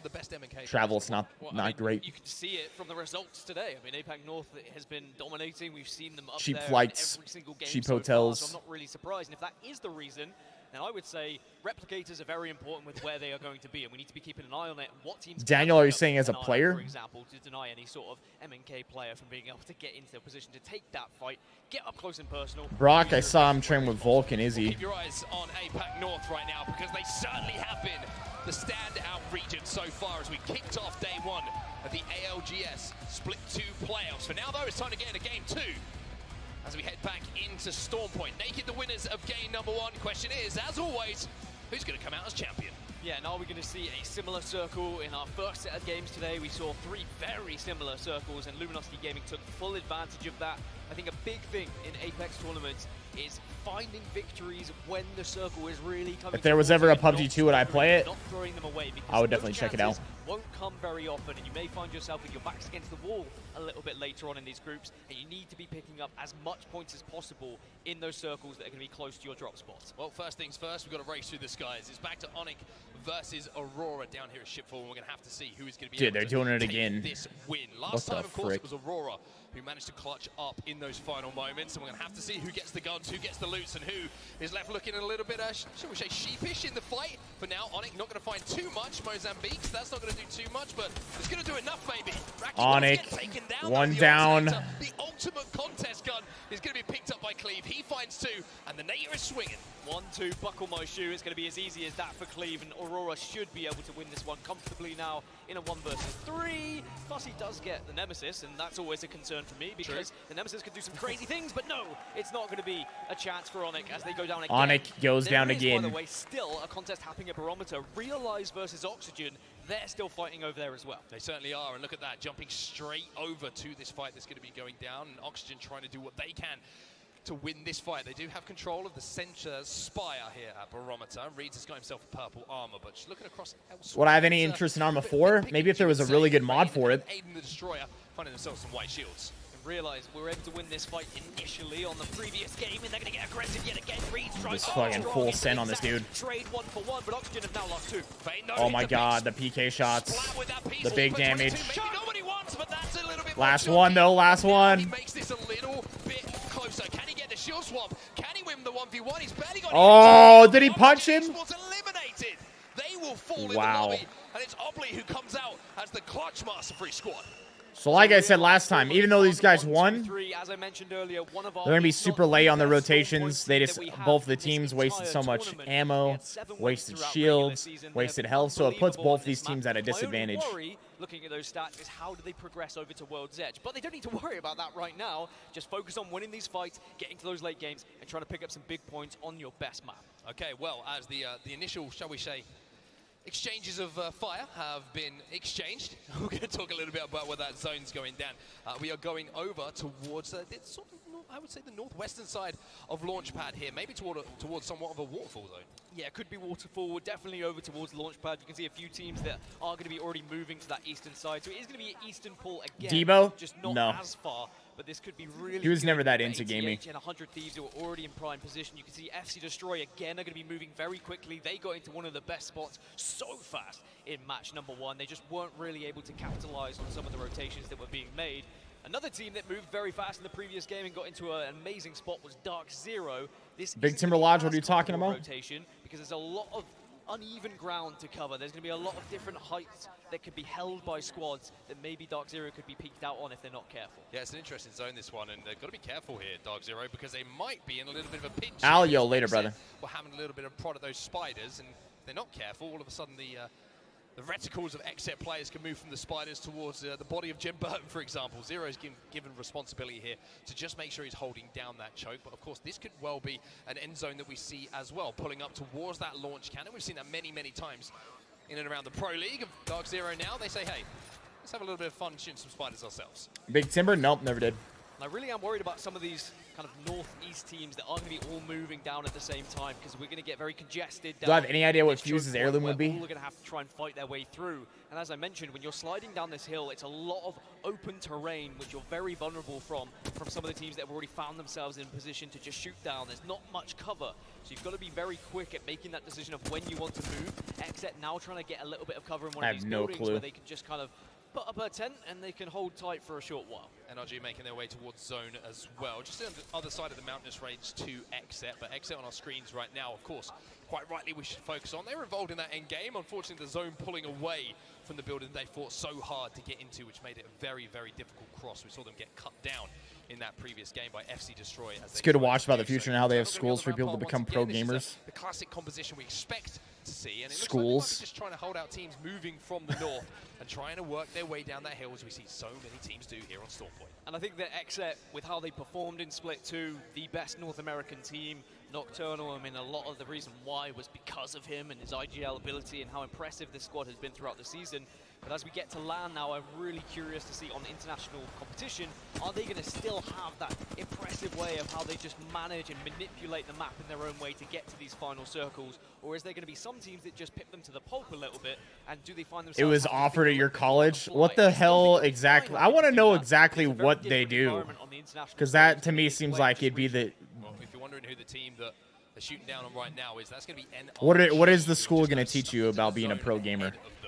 That's actually going to help you become a pro gamer. Coming in from Rampart to try and do a bit of damage, maybe pick up a somewhat of a free knock, but NRG too smart for that. They don't get cut down, and now NRG will hold down the bottom of this zip line of building. Elsewhere, I always find it fun to look at the map overhead and find out where Fire Beavers are, because it takes me about, well, I would say, a good 20 seconds or so.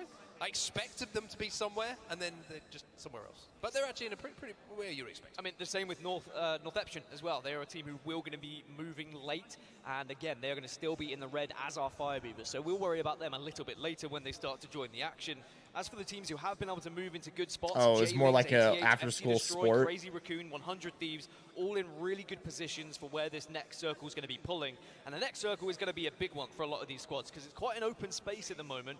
How long have I known Doc? These buildings on the southeast, it's going to be great news for those who over 6 years. If it's more of an open area towards the waterfall that you were talking about, this is far more difficult for any squad that's going to be moving from the northern side, because there's not going to be any positions to play. So instead, you're going to have to fight your way into those spots. You're going to have to bully your way, similarly to what we saw from Naked in the previous We're not game. working with Madrinas at the moment. NRG are going to have a little battle over map room scan that was kind of near to both of them, just to the south of where they find themselves, or if they've already hit it and have that info on where teams are setting up. But sometimes that can be a little bit misleading, especially if the zone does do something a little bit funky. Limited edition. That end game. We can see Definitely disagree with that. Screens right now. They're using a few abilities to pick up a few There's many kills as things you well. could They're do gonna get that kill onto Pyrrhus as well, that actually could help you in which real means life. They should be able to hold down any teams now moving over towards their position. But Zainu, I mean, a lot of talk about him. Dan, we've got him on our screens right now. He's on the sit. Yeah, and I think this is a really good position from Dark Zero as well. Very clever that they're not trying to force their way into zone right now, because they know that if they hold this position, there is potential KP they can pick up. They'd be very vulnerable if they start sliding down this hill. That being said, they were in a similar spot in the previous game. They saw an opening, or they heard an opening. They might just be waiting for a little bit of gunfire to go down before they move.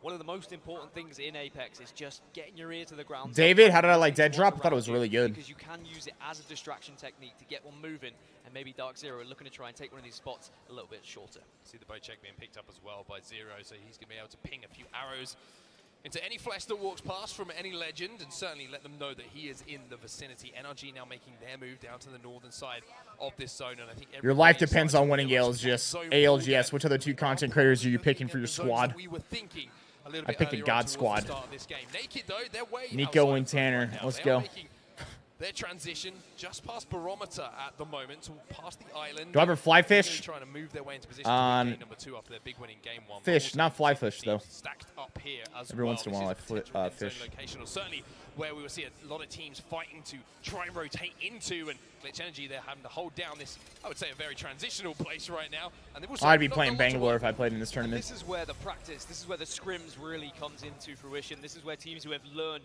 what are going to be the spots where teams are technically and temporarily going to be, or are they going to be prioritizing them? Often do we see any patterns when we see these circles? You know which teams usually you're going to be coming across. So Naked, they might be just trying to avoid the likes of Realize, but they will then know. Matt, doesn't Aurora count are when you gonna can be skip down it in maybe 5 their seconds, dude. rotation as well. And you have to be very knowledgeable about comps. You need to be knowing what you're pushing, who you're pushing, and that takes a lot of research, a lot of prep, and a lot of that can come down to the coaches that are going to be stood behind these players as well. A little bit more freedom at this event for the coaches, I will say. I'm great to see no tape for them, and I'm very happy for them. No more squares. Especially, no squares to be sat in. I'm sure that we've heard a lot of coaches that were happy about it, but J-Lings are going to be holding a position that I mentioned earlier. They're going to be more than comfortable here right now, but they will have to slightly shift across when they see the next circle. Yeah, Johnny, because I don't have any interest in competing. We have great position for KP if we can find lines of sight with this extreme high ground, and also the scout and the weaponry to go alongside it. But the problem is when you have to leave, right? If you can't clear a couple of these teams out that are playing these low ground areas just under those piers that extend out here from Launchpad, then you can find yourself kind of having to fall and really not having a soft landing, so to speak, with everybody keeping their eyes on you as that zone starts to close. So Jailing's going to have to manage this end game. A lot of pressure maybe on JMW here, up on the high ground, to level those Evos up so when they do have to drop... Merlin, it's been going great, man. It's been going great, bro. Right now, I mean, they know no different to J-Lings. They've been just working the map and looking at where it's going to be pulling without a ring console to work with. They might see a couple of teams start to move across, and it will give them an idea of where the next circle is going to be, but they might think they're in one of the best spots right now. They have high ground, the circle seems to be coming towards them. I think it's going to be a little bit later on where they're left scratching their head saying, okay, how are we going to try and get across? Is it going to be the Valkyrie ultimate? I'm wondering whether we're going to see Valkyrie start to come a little bit more into the meta as this tournament develops.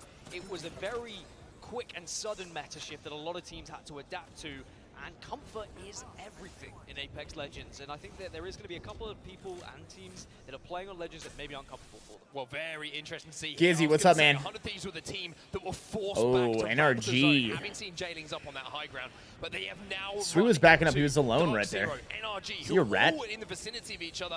And it's very interesting to see on a map Oh, overhead they're getting at the shot from moment. the side. Everybody is scattered from the teams. Nobody wants to take this fight. However, look at the kill feed. Nags has gone down from Jailings, so all of a sudden, they find themselves in somewhat of a shambles. But this was the horrible bit of terrain that I was talking about, where you are just so vulnerable, especially if now Dark Zero were to be pushed from the northern side. They were holding out teams at the top of Stormcatcher for so long. They've done well to actually get back up this hill and now re-engage with what a potential fight this could be at the choke at Stormcatcher. It looks like Alliance might try and avoid them, but Northeption could throw a spanner in the works. They're going to be coming down and flying down towards these teams on the northern side. Great from 100 Thieves to force Dark Zero back and just... Elbows? Depends on how you want to play, man. To recognize, and maybe the audio cue was enough. Maybe it was just looking and expecting a team to Valcol, or maybe just try and take the high ground from There's them. nowhere to say specifically Just to force them who away. you should unlock, man. There in that position. I mean, there's a lot of good legends. Depends on who you want to play. from the position that they are holding. Where that circle is going to be pulling, though, that you can see on your map. Josh, I'm sure he could play. It's going to be towards those kind of mini I think he did actually play for a while in the early days. Teams that were set up on the high ground are going to have to leave as well. Aurora TSM is in the next group. Late, as you can see from the southern side of the zone, but you will point out a fight that's taking place right now, and it's going to be NRG and Exet, and I'm pretty sure that Exet just lost to NRG. I think it was Alliance actually who took them down in the end on the northern side. And unfortunately for Exet, they ran into an Alliance squad who were avoiding Dark Zero, rotating around, and Alliance taking them down in a very quick, effective fashion. Did not mean to use the word effect, but I think they'll be very happy that now they dominate that northern side, as Northeption have been able to make their way over the top of so many teams. And we spoke about Jailings earlier. They were going to have to drop. They weren't in a spot that they could stay, and they've been forced out of their hidey hole. They get eliminated. Yeah, they're out of here. And Devo Rain? Their way in, and Satsuki is so fun to watch as a player wouldn't as well. say so. Really Not really. Watching Northeption in the build-up to this event, their ability, especially on Tidal, to find some really, really funky spots to play in that end zone using that limited edition. I think the people that say that you can't learn anything from gaming have never actually did a lot of time in gaming. It's easy to say, oh, you don't learn anything with it when you've never done it.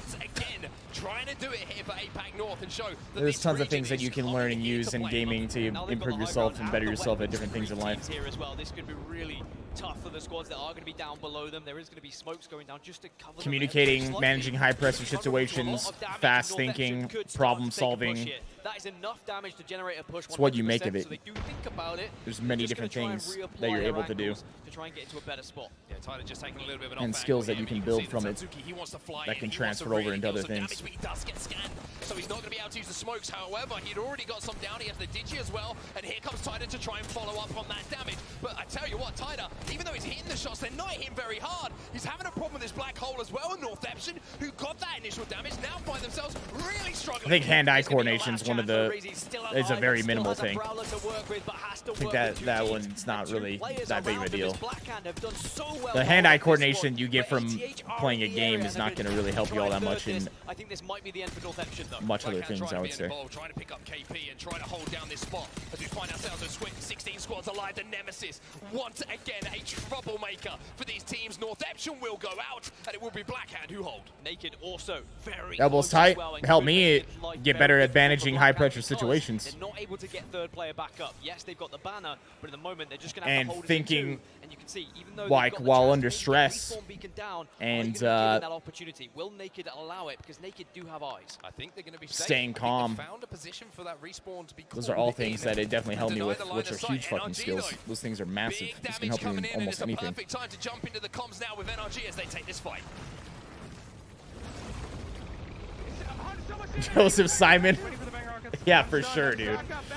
For sure. Here we go. We're on board of NRG. Let's see. Who's Catalyst Wall? They both used it. So NRG used it to push. They're gonna. Oh, they're jumping on him. They're jumping on him. He got the battery off though. He's getting up behind him. Yet he got nailed in the queue though. Wow. That was a really bad catwalk because you need the wall from where we're at to give us a time to back up. So you walled us only for the push, but we need the wall for the whole. Out the NRG comes back into the game Dang, because they dude. are eliminated. You can see that they just tough. they got trapped. It was almost their own wall that caused the problem. Yeah, a couple of teething issues again. Comp changes and people switching their legends. Catalyst is not the easiest legend. It's like anything at the same time. There's tons of stuff you can learn. It's what you make of it. There's also many things that, like other things, if it's overdone, overused, it can create a problem for your life. Final player from Naked who go down. But down on that southern side, Aurora now are starting to take a look over towards Blackhand. They certainly are indeed. And look at this, Dark Zero peeking over as well and saying, hey, we might fancy a little bit of this. And it might be Blackhand who find themselves in somewhat of a pinch. And that's why they're having a wrap now into one of these peers we were talking about a little bit earlier as a potential end game. Now it's just a safe spot to reset here for Blackhand, but they've managed to do so. Dark Zero holding both these teams out, but look at Aurora. They're trying to push up onto Dark Zero, and this might create an opening now for Blackhand to go in third. And I mentioned earlier, when you get to this situation in this circle... Look at how 11 squads are left at this zone. This is why I say it's nothing like ranked. At this stage in ranked, the game might have even been over already. Look at this Catalyst Wall to push up. God, these guys are in dead center, like, but they have such a good little drop down spot right there that they might actually be able to survive until teams get up close and just nade the shit out of them. That's what's about to happen too. Like they knew they were over there. Still not that bad though. Not that bad. Like Dark Zero has actually managed to somehow stay and maneuver their way in between all these teams, but it's only a matter of time. They're about to get pinched by both teams, but wait. Nah, they're going to push up on it. They're going to send it now. They're sending it now. All these Bangalore ultis going out. The stuns non-stop. One person left from Dark Zero. They're going to finish them. That's just such a tough spot to play from there for Dark Zero. I just don't see how you could possibly win that. Or like how you could possibly play that. It's one of the situations where being in the zone is so tough when all these teams are pushing it all around you because you're about to get surrounded.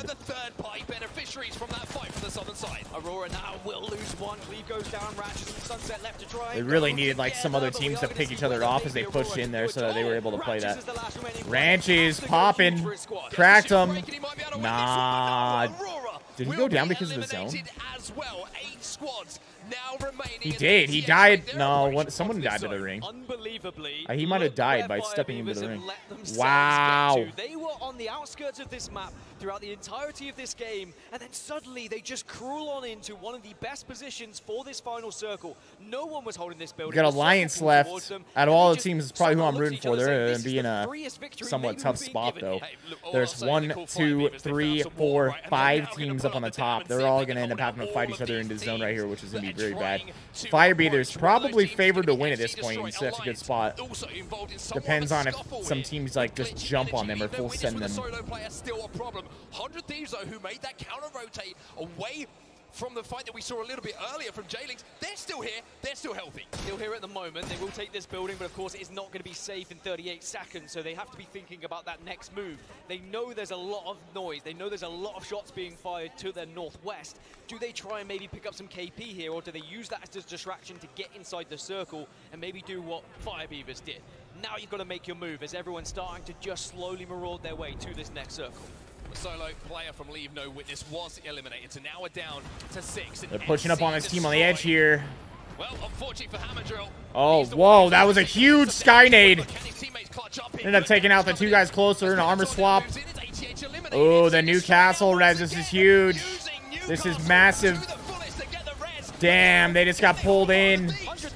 100 Thieves will quick wipe up. That's giant for them.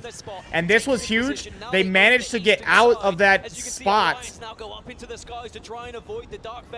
Alliance coming out super late here. Like how 100 Thieves managed to maneuver out of that 5-man stack of players over there was massive. Beavers are pushing up now. They're trying to pinch. Alliance was in the pinch.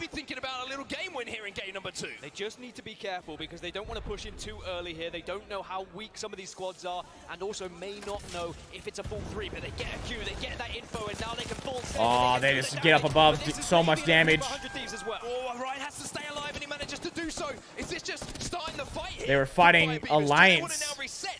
That was kind of a really dumb move by them. I don't know why the hell they tried to push so early, but it might work out for them. Taskmaster's got a good side view. And they didn't even finish Alliance. Now they're fighting 3 different teams at once.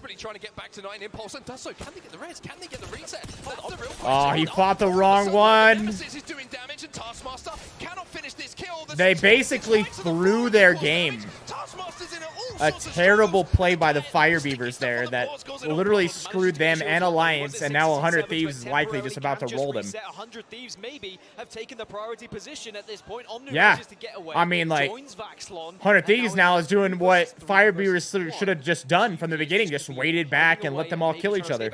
Instead, they decide to push in for no reason and throw their freaking game.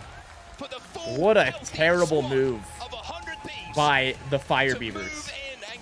Literally threw their game, screwed over Alliance, and took 3rd. I think they took 3rd because of it. Like, what a misplay. All they had to do was just sit back and wait and let all the other teams fight each other in front of them and just play for the zone. from the teams that have been eliminated early. It was a good effort from the likes of Alliance, and FireBeavers maybe will be a bit frustrated with that one, but what a hectic final circle we had. Yeah, I mean, it was crazy that final circle as well, because it was the piercing spikes left by certain players on the floor that were causing all sorts of problems for everyone to try and navigate through. FireBeavers certainly finding that themselves. We also saw how important it is to have knockdown shields, and very juiced up knockdown shields as well. Being able to hide behind it was absolutely massive. Taskmaster, even with a Nemesis, could not penetrate said knockdown shield. Very frustrating for him. And I tell you what, watched a ton of scrims leading up to this, and Team Dong, or Team doing what Team Dong, Team doing what FireBeavers just did was very common. Yeah, I don't know. Big misplay right there. Doesn't realize that situation and not only get the KP, but get the extra placement points for getting into second place as well. But I think it all came down to those final moments. 100 Thieves winning that fight on the southern side of the zone, really being the team to hold things down. And FireBeavers, I think the idea was right, but maybe just a little bit of overextension in those final moments. The guy sitting behind them is their coach or analyst, and then the guy standing in the background is one of the refs. And of course, that's going to be 100 Thieves. And it was an impressive rotation from 100 Thieves, as they were just, as I said, ref sat slash waiting to hear what noise was happening. And then when they got themselves into the final circle, you tournament organizer, everyone knows that you want to be the last team employee. To engage. They lost Omnu, and at that point you may be a little bit worried, but looking at the kill feed, they knew full well that other teams were going to be a little bit weak. And what they did well was getting onto the high ground and also sticking together, not scattering around and separating. We saw it for FireBeavers. All three players at one point were taking different fights. You want to be focusing the same. So weird how they played that. I don't know what the hell they were thinking. 100 Thieves were given the opportunity to res Omnu was of course massive. Yeah, very interesting game as well. It was a little bit messy, a little bit of a scuffle. You know, multiple teams finding themselves. M-Fam like Mike.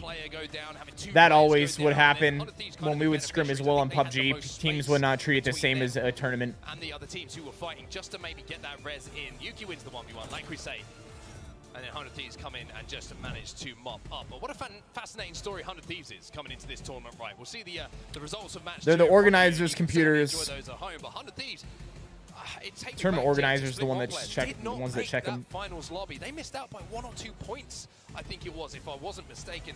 And my memory serves me right, which is always worrying to say because we all know that my memory's not the best at times. But I remember the tweets going out saying, "I can't believe I feel." Don't you miss those vibes and atmosphere, bro? Not really. Extreme disappointment.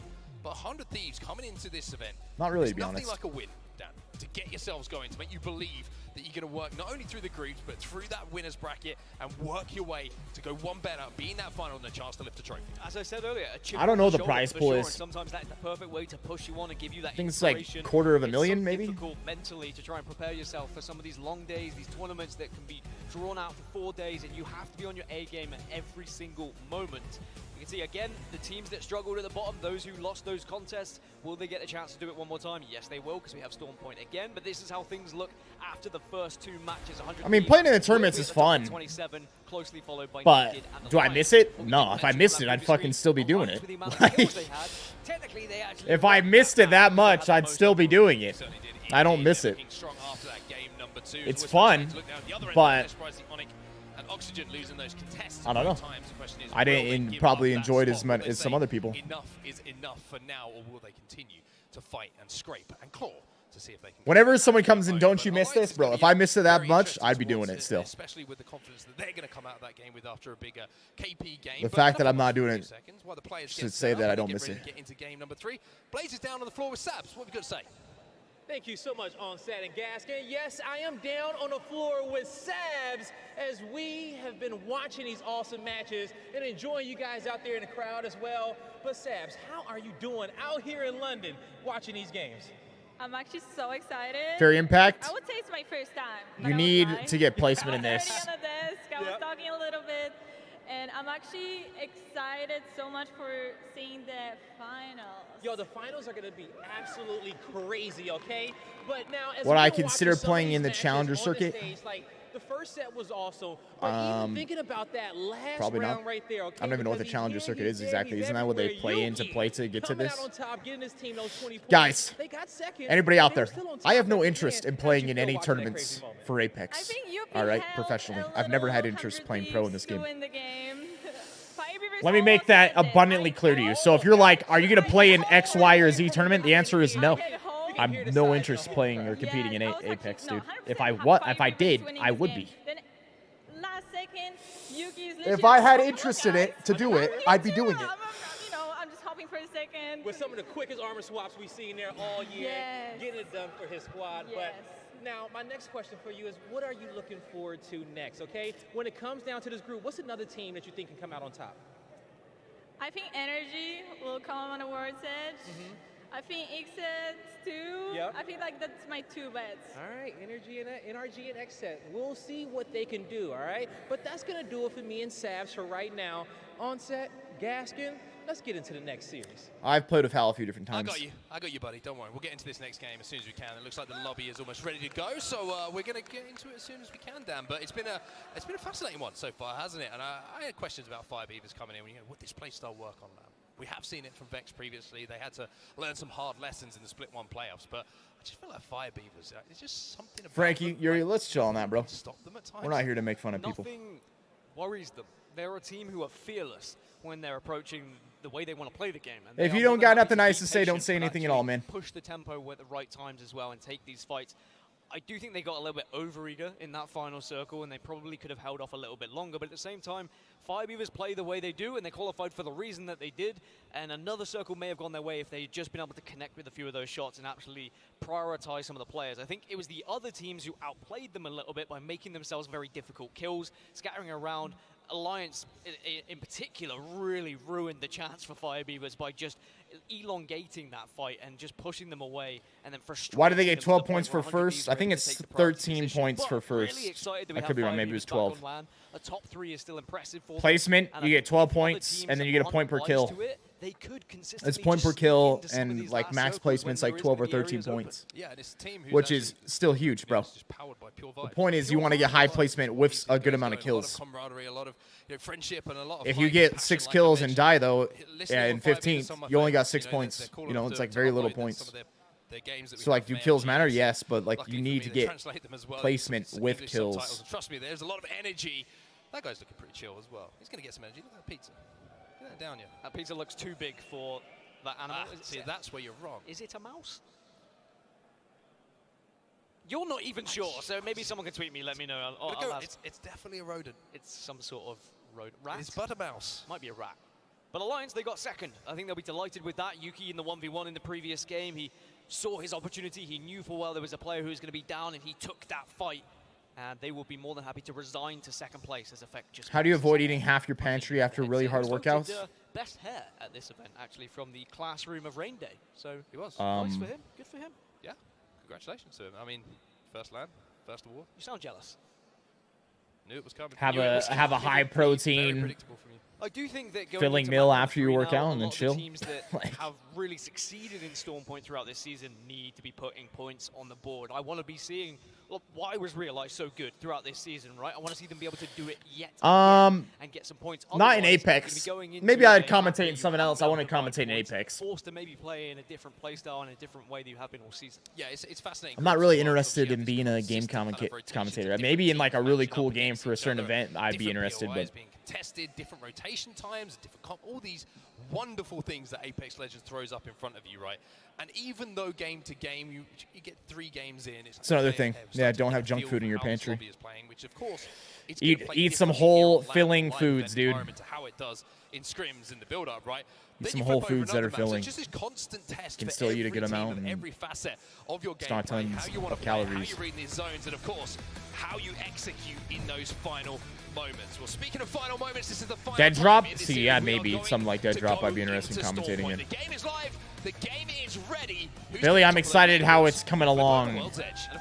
Still a lot to be done and do in that game, but we'll see. We'll see how it goes. We have seen 2 teams really struggle. Oxygen, by the way, are going to be so frustrating. It's as if you play Apex, behave your thing about it. No, I love Apex.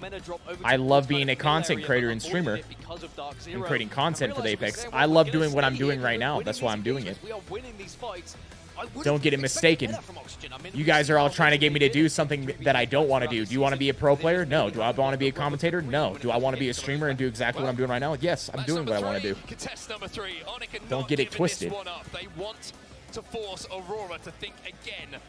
If I wanted to be doing it, that's what I would be doing, bro. I'm doing exactly what I want to do. The same Is that hard to understand? This is what I wanted to do. This was my dream. My dream was to be a content creator and streamer. I'm doing it right now. You guys are trying to get me to do something else that I don't have an interest in doing. As well, you can see in the kill feed, but for now, Aurora, they managed to get a Havoc, does cleave. He did a lot of damage in the I want to be here with you, watching ALGS, talking about it, and telling you about how things are behind the scenes and breaking things down for you, my community, as a streamer and content creator. That's what I want to be doing. I'm doing it right now. You should take the same philosophy. Anything you want to do, you should be doing it right motherfucking now. That's what you should be doing. Just to kind of slow this fight down, but all of a sudden, after the slowing down, it's time to really step up the action here. And you can see Sunset with that scan from Seer. And we got Aurora and Onyx going at it again. I think, hasn't Onyx lost every time here? But yet they come back again. Some of these teams, man. What are you thinking at this point? Like, if they die again here, Jesus, you're just throwing your entire tournament, man. Once they just don't give a shit that they go loser bracket. Just being able to back off a little bit, reset, get the meds in, and then re-engage. It's about trying to find these little cheeky angles where you can initiate that damage and then take advantage of it with a push. Problem is here for Clay, you've got no shield cell, so he's going to have to maybe just kind of death ball this, see if how much damage he can get down as quickly as possible, and hope these two teammates can move up and finish off that damage. Okay. But look at Onyx. They just went up. They now take the high ground. This is and really Aurora weird. to call this fight's taken too long. We need to either try and match them, get ahead of them in that zone. Otherwise, what a cluster for these two teams down here, man. For both teams to delay the fight and then be pushing out with such little. Yeah, this is absolutely worst case scenario for both teams. You haven't got the heals, and at least Aurora are able to. I mean, I guess it would be worse to be dead, but like, this is second worst case scenario. Waste all this time, waste all this gear, don't get a lot of gear, have them rotate a zone. Just similar location yet again. It is going to be somewhat central, but pulling over towards the east. Don't you have to contest though if you're playing a team from a different block that's the same? No. It's definitely going to be good for those same teams. I would go somewhere else. Yeah, a lot of that is free. In and around Stormcatcher at the moment, and Dark Zero, they're going to be trying to hold down this choke at the moment. You're better off going somewhere else that's free than going and contesting a team, even if you end up winning out the most of the time. It's just a better play. Just go somewhere else that you can loot for free. I'm sure there's another spot. There's always a spot. Have that zone information. The northern side is always so strong, and it's the simplest of regions. You have that height advantage, and you can hold teams out. You can harass. And especially like Dark Zero, a little bit blessed that spot. What's so special about that? If you're going to choose to contest for somewhere, why are you contesting for that crappy loot at the ship down there? On the far side of the map.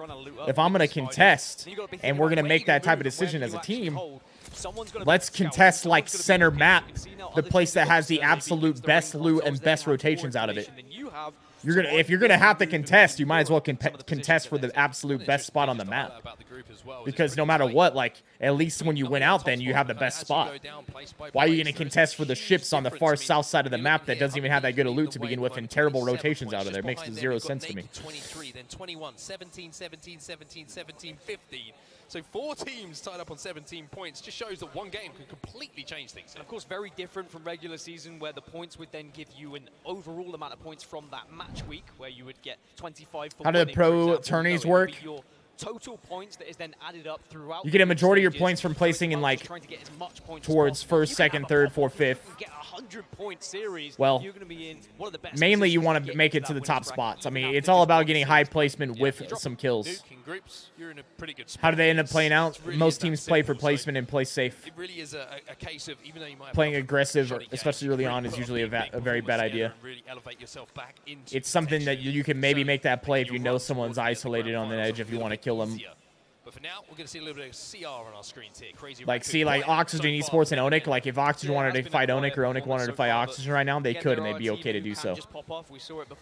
Because they're so far like behind on rotations. As any team from any region in this tournament, I mean, everyone's here for a reason, right? Everyone has been performing well and succeeding in their region. There are a few teams who probably Who plays for TSM?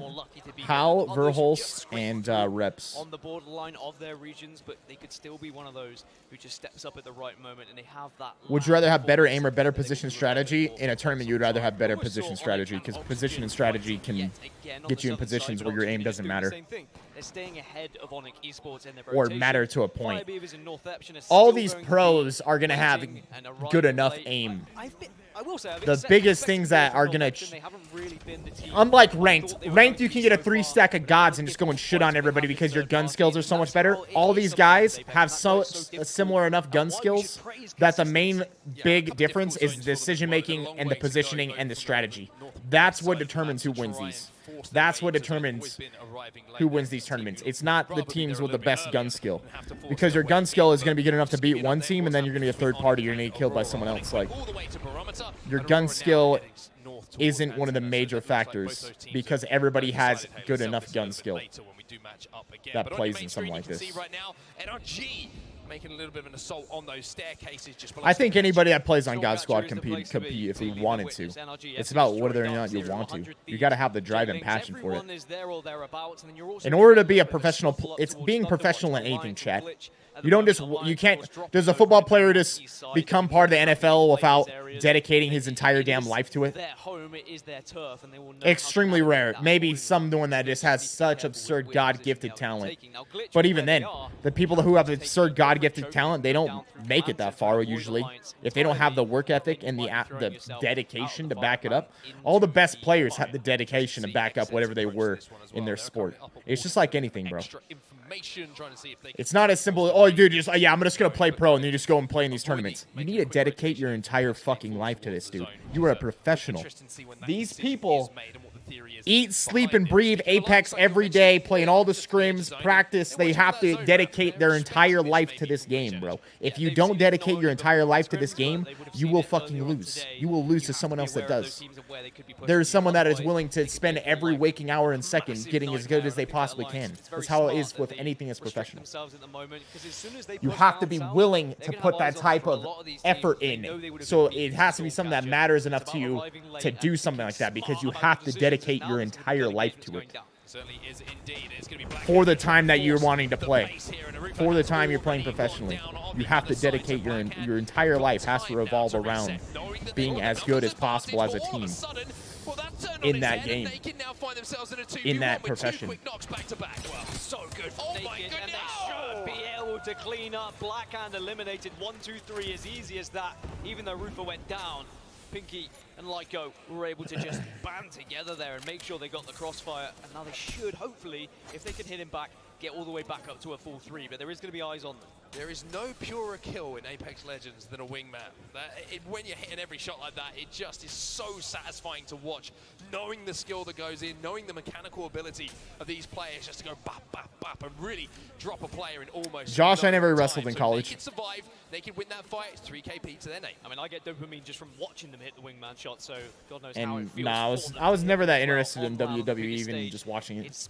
Watched a tiny bit, but not much. As well be able to do so. So Naked will survive, and of course our winners from the first game of today will try and put down some serious points to maybe take first place. At the moment, they are in second in this group, just 1 point behind 100 Thieves. And of course, getting those kills just put them even closer, as now we can see Aurora making their move. They had the contest down at the southern side of the map, didn't win the engagement. Both teams were able to escape.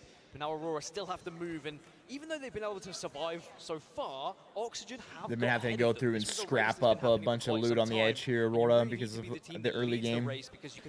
Maybe they're okay, though. Maybe both these teams want to play edge, which is definitely a strategy. I think often it ends up being not as good of a strategy. To each other at the moment, up to the north, I should say, with just this mountain range kind of splitting them. Aurora will be safe. God Squad's really good, man. And we practice, I think we could, if we wanted to, I think we could be a good team. But don't say shit like that. It's super disrespectful to these guys. These guys dedicate their entire lives to this shit. It's like saying some guys that you play pickup basketball with could go in and beat an NBA team. Already in the locker to play with, and for now, it's a game which is going to come down to final moments, Dan. Everybody realizing, I think, the games are kind of disappearing quickly here on Storm Point, and you need to put in a big game, especially if you're in that bomb tent. Yeah, just look at all those teams that have been able to find themselves over to Stormcatcher, and I think you're completely right when you pointed out how close this group is. It's so important that you aren't falling in the early stages, because there is points that's available. You can walk out of this group in a very healthy way. And maybe these two groups are realizing this is not going to be the group that we pick up that big amount of points, and maybe we can take advantage. I've said maybe about 6 times in a row there. Venom, I used to compete. I competed 2 years in PUBG. I've never had interest competing in Apex. Groups than other, even though I don't think there is many at this tournament. I think that these two groups are very evenly matched across the board, especially on Storm Point anyway. But no, a good amount of these guys, I don't know actually. Maybe they all stream a little bit. Most of these people, their main focus is being a pro player. But definitely there's a good amount of these people who stream. You pretty much have to also stream in order to be a pro and make like a decent living. For now, though, on our screens, we can see Oxygen trying to or even an all-right living. Like most of these guys are really in control of this fight for now. But Aurora, they don't need to be asked twice to push if they get damaged. Yeah, they're just waiting as well for this next ring information as round 2 closes, and now they know where they need to be moving. As I look across the map, unless you're one of the absolute biggest of big players, spots, they might be a little bit vulnerable from certain areas, but they are certainly within the next circle. Like you play on one of the absolute best teams, and you're winning the tournaments. A lot of teams would have known that, and they would have started to think about that. We do move just slightly southwest of Stormcatcher for this circle. Probably making like minimum wage, basically, being a pro gamer. Very interesting all of a sudden, because everybody at the moment is up to the northern side of that drop-off from Stormcatcher. So teams like who are on the probably like 85% of these guys basically make minimum wage is what it probably ends up being. This might be an uncomfortable time on Storm Point for them. Well, all of a sudden you can see exactly why, because holy shit! Out behind them, the freaking fire. Is this Fire Beavers again? Fire Beavers making some more crazy ass plays, just lurking out here on the edge behind these guys. Get the damage and get the knock. Now they don't need to overextend here. They don't need to get the finish. They need to be using. No, they are not allowed to stream at the same time as they play in these. Team could be the area, because Aurora are taking a look at this, and Fire Beavers have lost 1 and could lose more if they're not careful. I think that Aurora might send this onto them. Yeah, why wouldn't you? You know, you've seen the knock come in. Onyx Esports, of course, eliminated in this, but can Fire Beavers now find themselves in a position to reset? Ranches will be taken down, so I mean, this isn't looking good for Fire Beavers. What are the boot camps in any pro scene before a tournament like? The org will bring all of your players out to one place together so that you're in person to practice and play together and talk more about your strategies. Like the entire time you're at the boot camp, your entire focus is on preparing for the tournament and practicing. But Aurora will at least get sweet revenge for the team that was eliminated previously. Yeah, it's almost like and so that you can get the team all in one place so that they're together, and they kind of you're already getting that flow leading up to the tournament, right? And like everything about it is about getting better for the tournament. Obviously, you know, when you're done for the day, you know, maybe go grab some food and everything together and whatnot. But similarly to the final circle that we saw previously, but at the same time, they're probably it's about getting the team together, building, you know, team morale, camaraderie, practicing in person. There's a different type of thing you gain by having everybody together in person than just online practicing. One team who's taking damage right now is ATH. You can see the Black Low is down. Did I start my streaming career of Apex? No, I started my streaming career of playing Arma 3 Battle Royale. It's the first ever Battle Royale game, Battle Royale mod. Over 8 years ago now. Poking across once more. You can see Hammer Drill trying to get into a position alongside his teammate to really put some pressure onto these two teams and try and hold a lot of this is going on right now. These walls make for crazy situations where multiple teams can be fighting so close to each other, but yet separated. Like, look it up on this top side. Another team's coming down the hill. This is just becoming mayhem. Mayhem. It was the best example of a Geronimo you'll ever see coming in from Oxygen Esports. They slid from the northern side of this hill all the way down.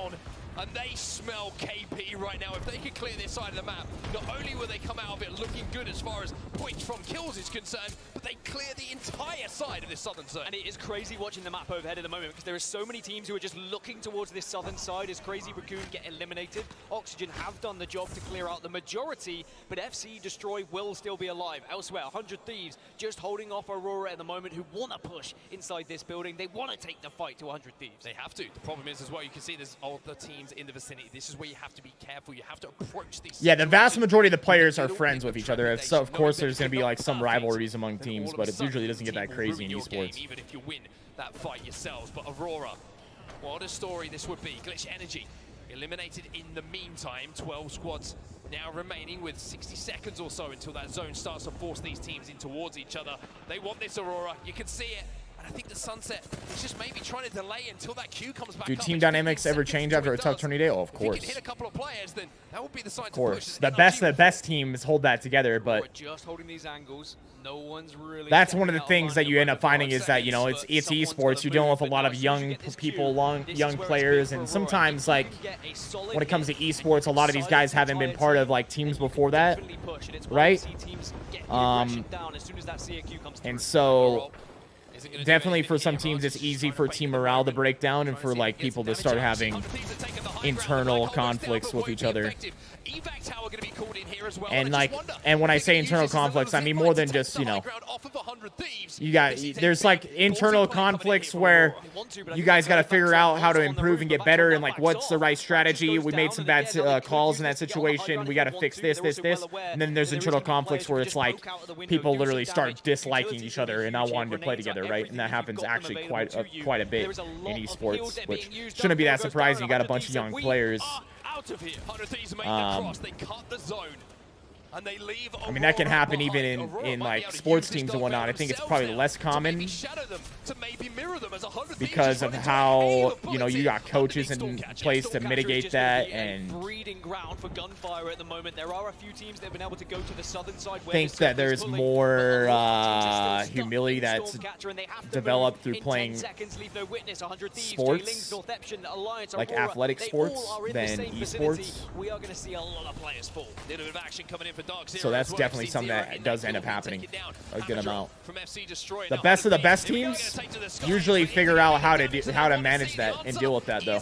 Yes, they get that first knock, and now they can take their time, they can reset and re-engage with this fight when they're comfy. FC Destroyer eliminated on the southern side. Dark Zero still hold prime position right now. I will remind everyone they are in one of the best spots to win this game, but of course, anyone arriving late, if they push correctly, could still be a real detriment to their chances. Mapache, they finished 5th in their group. They're playing again here in probably about a few hours. 100 Thieves chunking away in that initial fight, and now looking maybe to turn their attention back towards Aurora and Alliance. It's Aurora who are still alive. They are calling in a respawn beacon as well, as one player did fall, but look at North Epson here. North Epson in complete control of these staircases just above where Dark Zero find themselves. Also naked in the vicinity. So 2 APAC North teams again, Dan, involved in our endgame. Yeah, we've got about 5 teams on the northern side. Naked. You know, Brock, you say that, yet they've won the most tournaments out of any single team. Sometimes, you know, having the best position, but at the same time, if they get pinched, if several teams push at the same time, could it be better? Yeah, I also think that maybe there's some point of that that's actually helped them. Their main concern right now is probably exit. As for North You know, Kobe and Jordan didn't necessarily always talk kindly to their teammates, and I'm not saying that that's necessarily a good thing, but I'm just pointing it out that it does end up happening. They've managed to figure out how to make it work and have won a ton of tournaments before because of it. 9 squads might go down to about 2 or 3. North Epson in a great position here, Dan, but you can see they still have to move, and having used the ultimate, they're going to have to use the mobile shield to just walk forward behind it, hope the damage is done behind them, and just try and kind of keep their heads on a swivel for what's approaching. There's so many teams that this game is not in their hands. They just have to hope. You can give criticism, but at the end of the day, fucking being the most winning team in the history of Apex, it's but it's not enough to really solidify this side of zone. There's all sorts of says a lot. But they survive through it all. Tighter now, having to survive. 100 Thieves gone, Exec gone. Also, Jailings will fall in these final moments, and Suzuki will go down as well. North Epson eliminated, Oxygen eliminated, 3 teams remaining. And it was Naked again. Naked's fights have been incredible today, but now they've got to go up against Dark Zero and Alliance. We have 3 of our giants from each region at the moment, all going toe-to-toe. Dark Zero have held this position for so long in the game, and now they're trying to use the positions that they've been able to hold down. They can just seek out Naked here as we see the sight line cut off by Alliance. It's brilliant as well because Effect went down. Now they have completely cut the zone, even though they will be able to get Effect back to his feet.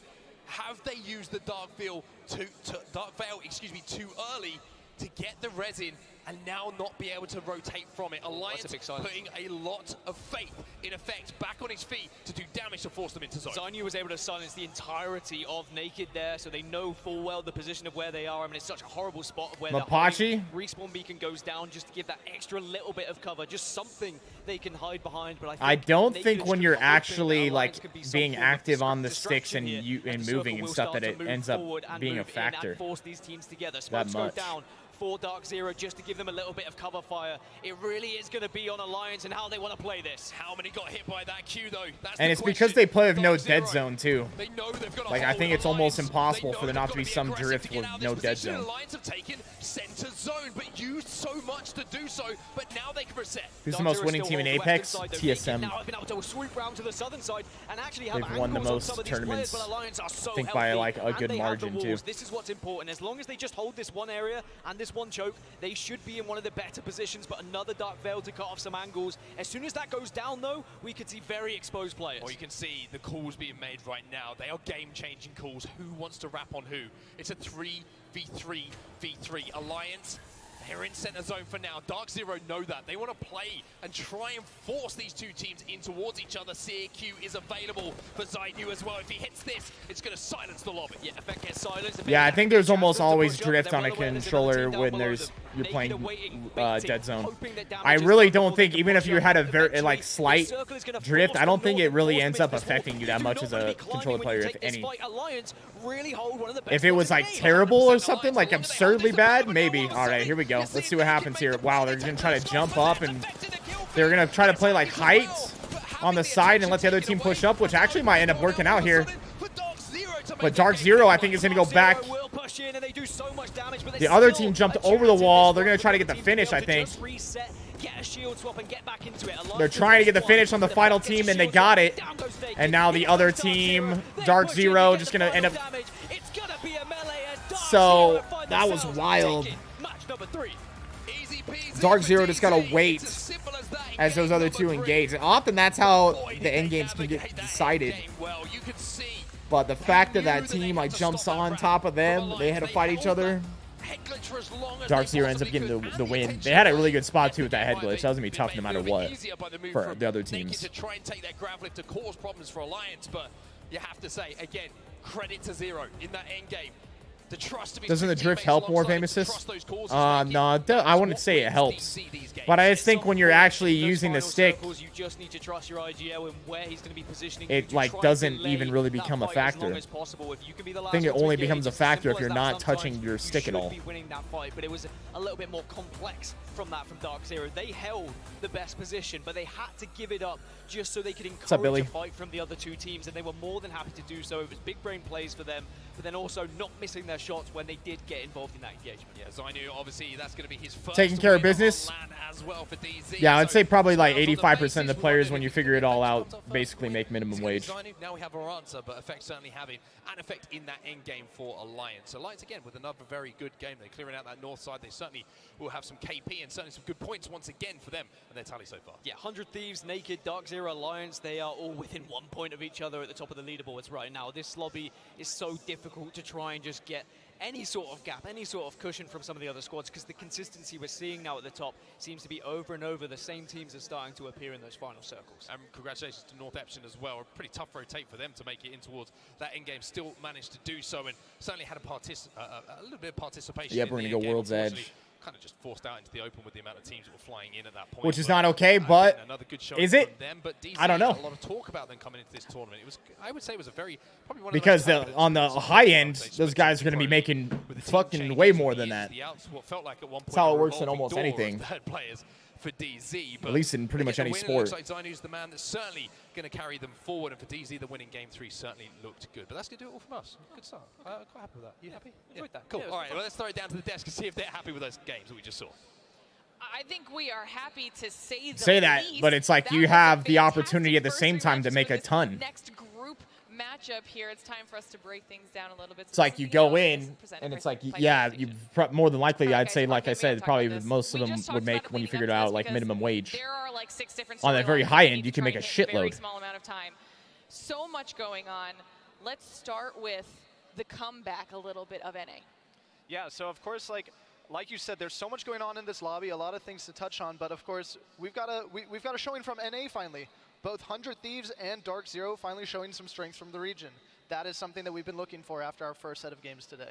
Okay, Vicky, we were yelling about this while we were watching the end zone. Larry happen. Flynn, We talked sponsors about it before pay these for it. matches even started. Alliance versus DZ in the top 2 there at the end. What a show off. It was like, honestly, the script writes itself, because it was also, even if they didn't come out on top, Naked would have taken their second dub in those first 3 games that we saw since they took game number 1. Alliance versus DZ coming out on top first, but what an insane end circle regardless. Even with the Moby that you saw Naked put down, and then you had the evac tower put down too, you try to get like spicy with it when you had the gravity lift too from the horizon, so that way you can at least shoot from the high ground, but then you're also overexposing yourself. Very difficult situation to overextend. All right, now we're going to take a look here at the match 3 results. 9 kills going the way of What's Dark up, K-Nubs? You the man, Like we dude. said, Alliance following them, but Naked, another storyline we need to talk about here, Dia, because this is a strong performance, but they also had the dub from match number 1.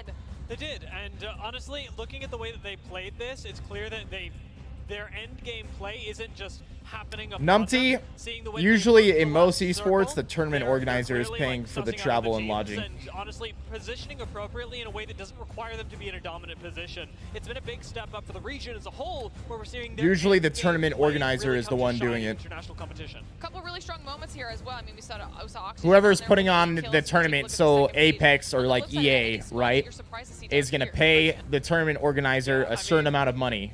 And then the organizer is going to have to use a portion of that for the production, getting all the players there, lodging, all that. So typically, in the vast majority of esports, the tournament organizer is paying for it. We'll see what happens. Aurora on their Twitter had tweeted free KP and quoted the clip of them. Sniker, he's still a little ways away from that. Probably another like 4 fights. To keep in mind once they fare against If you each won other them all. again. What do you think? I will say again, it doesn't look great for Onyx. Like, it's not an awesome look when you're jumping in. However, because we're just in the group stages right now, they have this time to actually figure out the contest in a very high stakes lobby. This could very well be Onyx. Codester and something like for when we Apex, get to those winners and I don't losers think it's brackets. franchise. I don't think teams are actually paying anything to play in Here these. at the series results, 3 games in for these teams, and it is If anything, it's the opposite. Usually the game or the usually the game or like the higher company is paying the teams to participate. Vicky, this is neck and neck. Are you kidding me? I mean, after the last group, what we saw was like, you know, I want to see a top 5 in our next group to be close. I wasn't expecting a 3-way tie, and Alliance by 1 point, sitting in that 4th place spot. This really does highlight how close in skill these 2 groups are faring against each other. All right, we got Dark Zero, Naked, 100 Thieves, all tied 3-way tie at first. Alliance barely behind and 35 points in second. Any other noticeable names here? NRG, rough. Xset, rough. 15th and 14th. Still a good amount of games they can come back, but definitely tough spot. TSM is not in this group. They're going to be playing a little bit later today. You can relax a bit as a team like Dark Zero or Naked, but going on from here, things are going to get really tough for anybody who isn't in the top 10. Okay, now we can see this story playing out a little bit more here as we kind of expand on those Storm Point results specifically here, RKN. Which teams were you mostly impressed with? Yeah, I mean, this is the story of Storm Point, right? We're going to see a lot of success from the teams that love to fight. Dark Zero, big NA fighting team. Naked, leading APAC North fighting team. Alliance, leading EU fighting team. This is just the kind of story that you expect to see from Storm Point. Teams that excel in fighting are typically the teams that take away the most points from Storm Point. All right, now we would be remiss if we didn't talk about this. We were talking about it in the green room when we were watching these matches.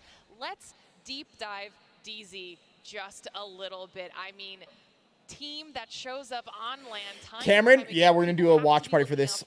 When they see them coming, and now we've got such a strong performance here in this 3rd match. You're worried about NRG? They even barely scrimmed before this, really? No one is surprised that Zainu has really shown up for the squadron. What was the, do you know the reason behind that? Split roster change. We're talking about rising NA talent here. Young kid, really just got a lot to prove here on LAN, and boy is he doing it right now. Zero's always proving to be a leading IGL, and once again, just showing strength early on. Remember what we talked about when Zero's just like, go Zainu, go, and then they get the first stock, and then that is the opening opportunity for Dark Zero. Chase, We hey, saw it play out let's go, perfectly, dude. especially in this spot alone, in the end circle. You saw that they were able to hold against the wall, and I love Tyson Fury versus Francis boxing match. What are my thoughts? they had to be careful with the circle. My thoughts are Tyson Fury has a 99.98 probability to win. This aggression transcend over to World's Edge, like Arcane was talking about. Onset and Gaskin even mentioned Do you push for kills in this match if you're down? Nah. like a revolving door Maybe of if it's like thirds for this isolated roster fights has that are really been easy, brought together now you by still Wolf. have the same We've been strategy. seeing in their game plan You from got Zero. to play He puts for the team late in a good game. position to succeed, and he says, "Go." Here's the thing you got to realize. Figure If you're it out playing works to get and placement fly. So and the you can pickup make it to outside be you, one of moving the into like playoffs, final 5 clearly teams, paying you're going to off get early kills on, and while doing the that. game plan that Zero has also Like, if clearly you make it tried further to in the game, you're going to get situations that happen that gave you Okay, opportunities now to get before we kills. continue inter matches, I actually want to talk to you guys a little bit about this. By because playing for placement and getting to good spots and having the best spots in the final zones, everyone else has to move and rotate into you, and you get to just shoot them all for free without having to risk anything. expect out of that map switch after what we saw in our first 3 matches? Yeah, so World's Edge, you know, is typically the map that favors more of like a... Bruno, I don't know. Not really. Not that's if he not gets to this say fight that with Edge Fury. teams Might have been don't one of the also best find decisions he success could in have ever World's made. Edge. But right now our top 4 is dominated by like 3 fighting teams and then only 1 zone team, which is 100 Thieves. So I mean, dude's probably going to expect make see more in possibly this a one big fight move against from 100 Tyson Thieves Fury to than he's try made to in close out his the set. entire career. That's actually really exciting too, because it's kind of very similar of what we took away from a previous group playing off against each other with the results, looking at Luminosity and how aggressive they could be on Stormpoint, now transitioning onto World's Edge. I'm actually curious, will these composition swaps now from Stormpoint into World's Edge allow these teams to play more of that passive aggressive? I'm just telling you, he's going to make more money in the one fight against Tyson Fury than he will have made in any fight moving into the next match combined because they were running Newcastle, Bangalore, in and the Bloodhound. UFC. They're opting to go without a beacon scan, without the ability to look at next circle. Zones on World's Edge tend to be a little bit easier to predict just because we've seen Some teams were refusing to scrim with NRG. They had trouble finding opponents. Why were they? Why did they refuse to play with them? because with Newcastle to be able to set up in I know Sue was in Japan for a while, and scrims were chalked a lot. Wow. Huh. All right, well, I think that we have gotten a very good day so far of our Apex Legends action. Bruno. Obviously, if you are all at home and you're trying to keep up with everything and you're finding that Bruno, a little bit difficult, bro. make sure you're following us on social media. We're talking okay? like the At dude's going to make Apex Esports tens and for tens all of millions in one information fight you against need Fury, dude. regarding this weekend, whether that's the scores, teams. I mean, it's been a lot to keep track of, so make sure that's where you are for all of those information and updates. All right, like we said, we've got a map swap coming up right around the corner. We're going to play a little game just before we go. I just want one team, okay, that you think is going to absolutely dominate now that we have this map switch. I know you kind of said 100 Thieves. Are you sticking with them? Yeah, I feel like I have to because I'm trying to get a little bit of NA love going back on here. Murray, exactly. Okay. Outside of Dark Zero and 100 Thieves, still not looking great. And then I'm going to be the one just coming out of left field. What do the teams do it's not a between left field matches? pick, but it's not Sit NA, there and and wait it's for the APAC next one? North. I got my eyes on Naked. I think they're going to stay consistent actually going from Stormpoint into World's Edge. I think this is going to play into their play style. I'm going to go Apex South on this one, mainly because Onyx will actually get to play the game this time. That's true. around. They Talk should about be what dropping maybe you could have solo done better, trees, what you're so going to do in this next match. Their score is going to There are improve things, and outside of that, it's just vastly, you're just chilling, thousands of waiting for the next game. It's a split desk. It's a split desk. I played with Jen Burden before, yeah. Okay, you know what? I like that. I like that we've got the different regions going and that we've got some different ideas Dustin here or ready to Justin, go. two of my As favorite far as fighters, we're going with concerned, Dustin it's, again, though. almost time to get into the next match. Before we do that, we're going to be sending it to I think a Dustin short beats break. Justin, but So don't go anywhere, guys. We'll be right back. honestly, when it comes down to it, I'm just excited to see that fight. I'm cool with either guy winning, but I would imagine Dustin wins.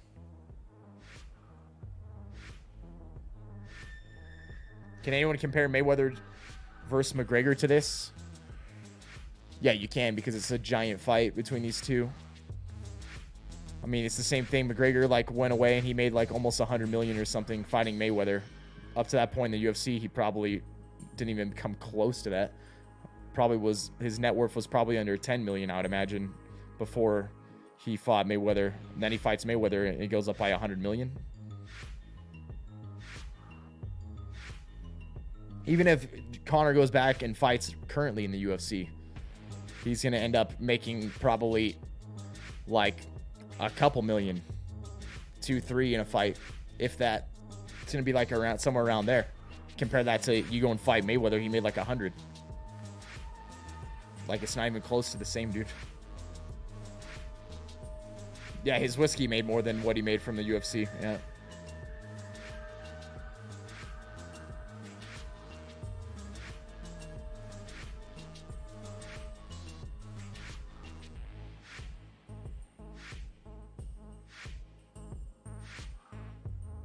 Bruno, it doesn't matter if you don't know, bro. Boxing fights make shitloads of money.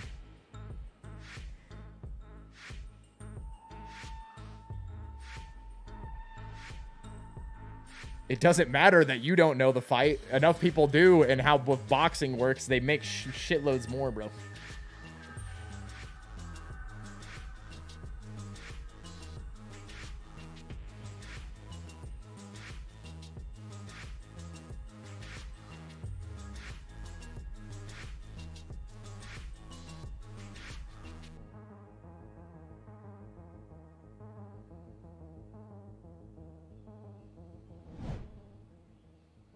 What's up, everyone, and welcome back to the Apex Legends Global Series Split 2 playoffs. We are in the group stages, A versus B, and I'm Spider-Tiff. I'm stealing Genome from Vicky for a little bit, but how are you feeling, homie?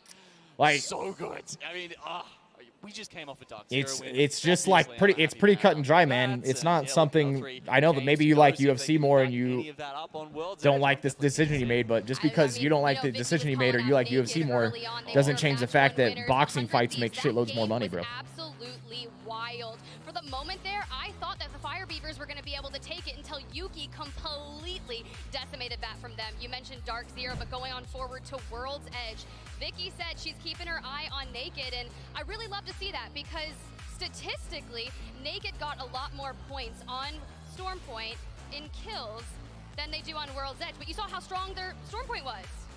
Exactly, and now that we go across the World's Edge, everything. Dude, I got Elon or his Mark. Depends on when they fight and how much Elon trains. If he trains a lot, as we can see going across the map here, we don't I would say Elon over him, but if he doesn't train that much, Zuck's gonna win because Zuck's training quite a bit. First series of the day, Tiff, but we do have some down here in the southern side of the map. It's all okay. North Eption, they get stacked and Big Maw to themselves. You can see actually maybe a bit of a contest. Well, I feel like it's not quite a contest, but it's just like who gets Mirage Etoile, right? Yeah, you're not Bruno. wrong, but my eyes Bruno, are you going can't to be keep on arguing this, man. It's a right there. futile argument. If he goes and he makes 40 million fighting Fury, and up to this point, through all of his fights, he's been worth a couple million. Do you understand that how many more fights he would have had to fight in MMA to make that? It would have never made it. It'd be impossible. Even if he made 20 million.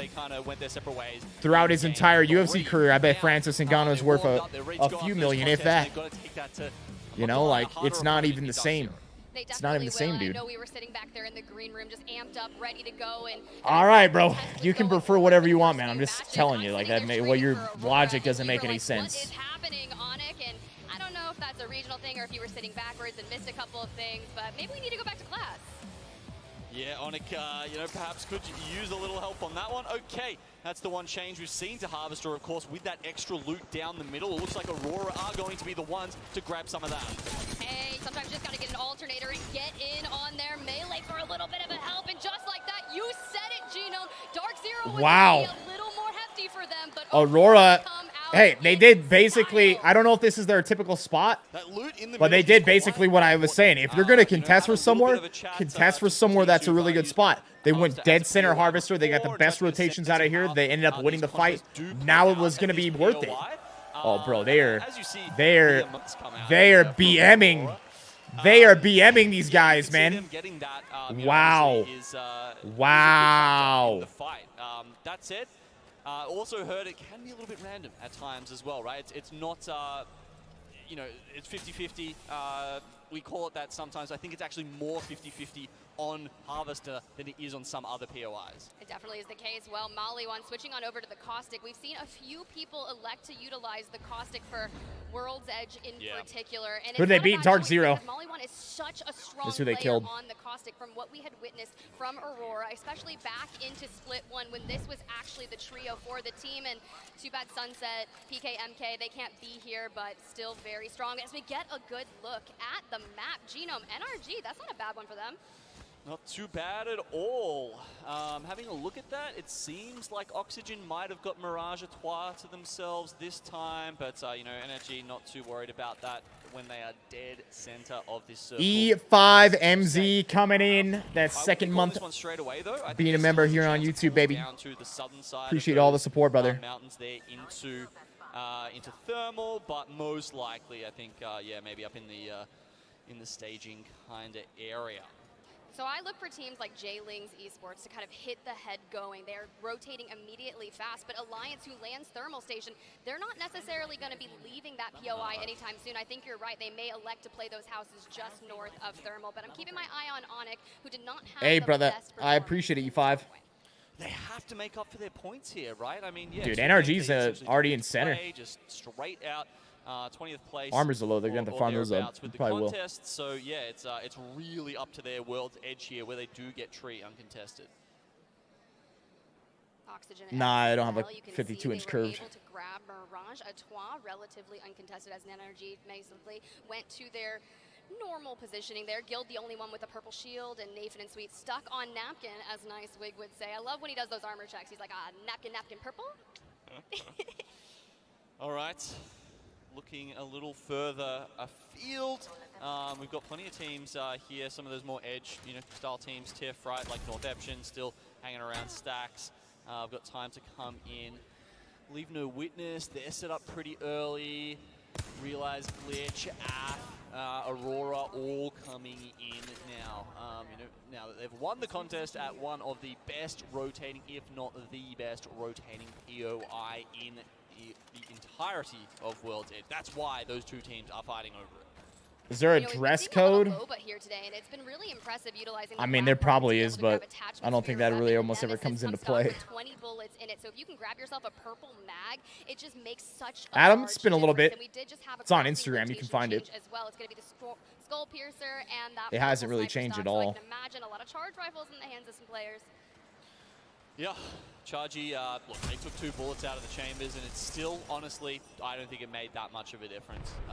Players still keen to pick it up, still does the same thing, still hits hit scan, and from that point on, you're going to be happy to have it in your hands. I was about to say, especially when there's less Valks in the lobby, but of course we're having a look at one of the teams who still is opting to play that that legend. Obviously, not really going to come that Usually much the teams have like their own uniform or like things that they expect you to wear. Hero rotation really needed for NRG, just the setup, but they also have the heroes, the legends for that. They've got Rampa. I don't know if like the tournaments have anything like that.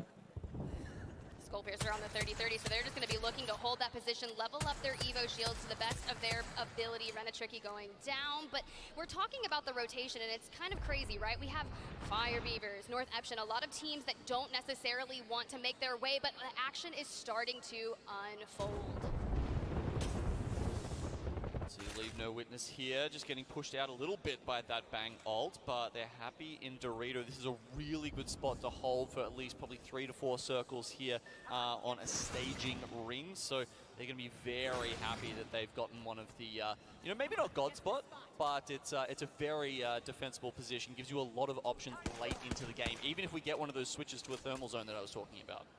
Well, it's going to be really tough, right? You got Sweet Dreams on Rampart, inside staging, just kind of throwing up the amped covers all over the place and bringing out the Sheila when he needs that defensive positioning and just kind of keep the people away from him, which I like. I saw him in passing, and I was like, hey, dude, I really hope you get enough ring consoles. And he was like, excuse me, what did you say? And I was like, ring consoles, my man. We had a whole discussion on the regular season broadcast about your spawn rates, and I was just hoping for that to happen for you.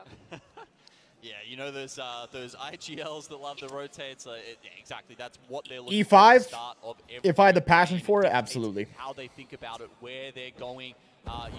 We saw, like there was one game in that first series I was casting, right, where I thought Moist I don't have the passion they for it, didn't though. in the end. That's why they were making such a strange decision to stay in Geyser. So that kind of stuff just changes your game plan entirely if by RNG, BR, you don't get that ring console spawned. Can make things really tough, especially on rotation. You'll just be running into teams that you didn't really expect to have been there, but as we get a good look, our teams are still occupying this. They don't necessarily want to full send it, and you want to maintain that high ground. And stop laughing. I know you're laughing at North Epson. Stop it. Stop it right now. Oh man, I'm watching the whoever's controlling the observer feed be like, oh, it's time to zoom in. Oh no, wait, North Epson's like way out in the hinterland. North Epson still in big mod, electing to come in whenever they so please. Naked still alive as well. Fire Beavers, though, electing to stay in that north side of the ring, but leave no witness. Sug depends on the gun. So closer, they were able to grab that hemlock, and that can deal significant damage. They just have to find their opening break, and you can see they can deal it. They can do it. But so many people utilizing the Prowler. The R9 went into the Crafter, and the Prowler has just been the mainstay. Yeah, it's fantastic, honestly, isn't it? I mean, it's scary when you come up against those edge teams because they have had the ability to craft R99s, and you definitely will see people spending the 30 crafting mats on that. It's a solid weapon, but yeah, as you say, you know, the Prowler is still kind of nuts. That said, that one had no heavy mag, and that's I would say the one big weakness of the Prowler is a stock Prowler. Yes. It kind of falls off. Definitely does. Leave no witness maintaining their position, still utilizing the low, but a loop back up. But I mean, man, you got 102 charge rifle ammo. What more do you need? Oh boy. Well, Black Market, as much as you want, infinite almost sometimes, it seems like.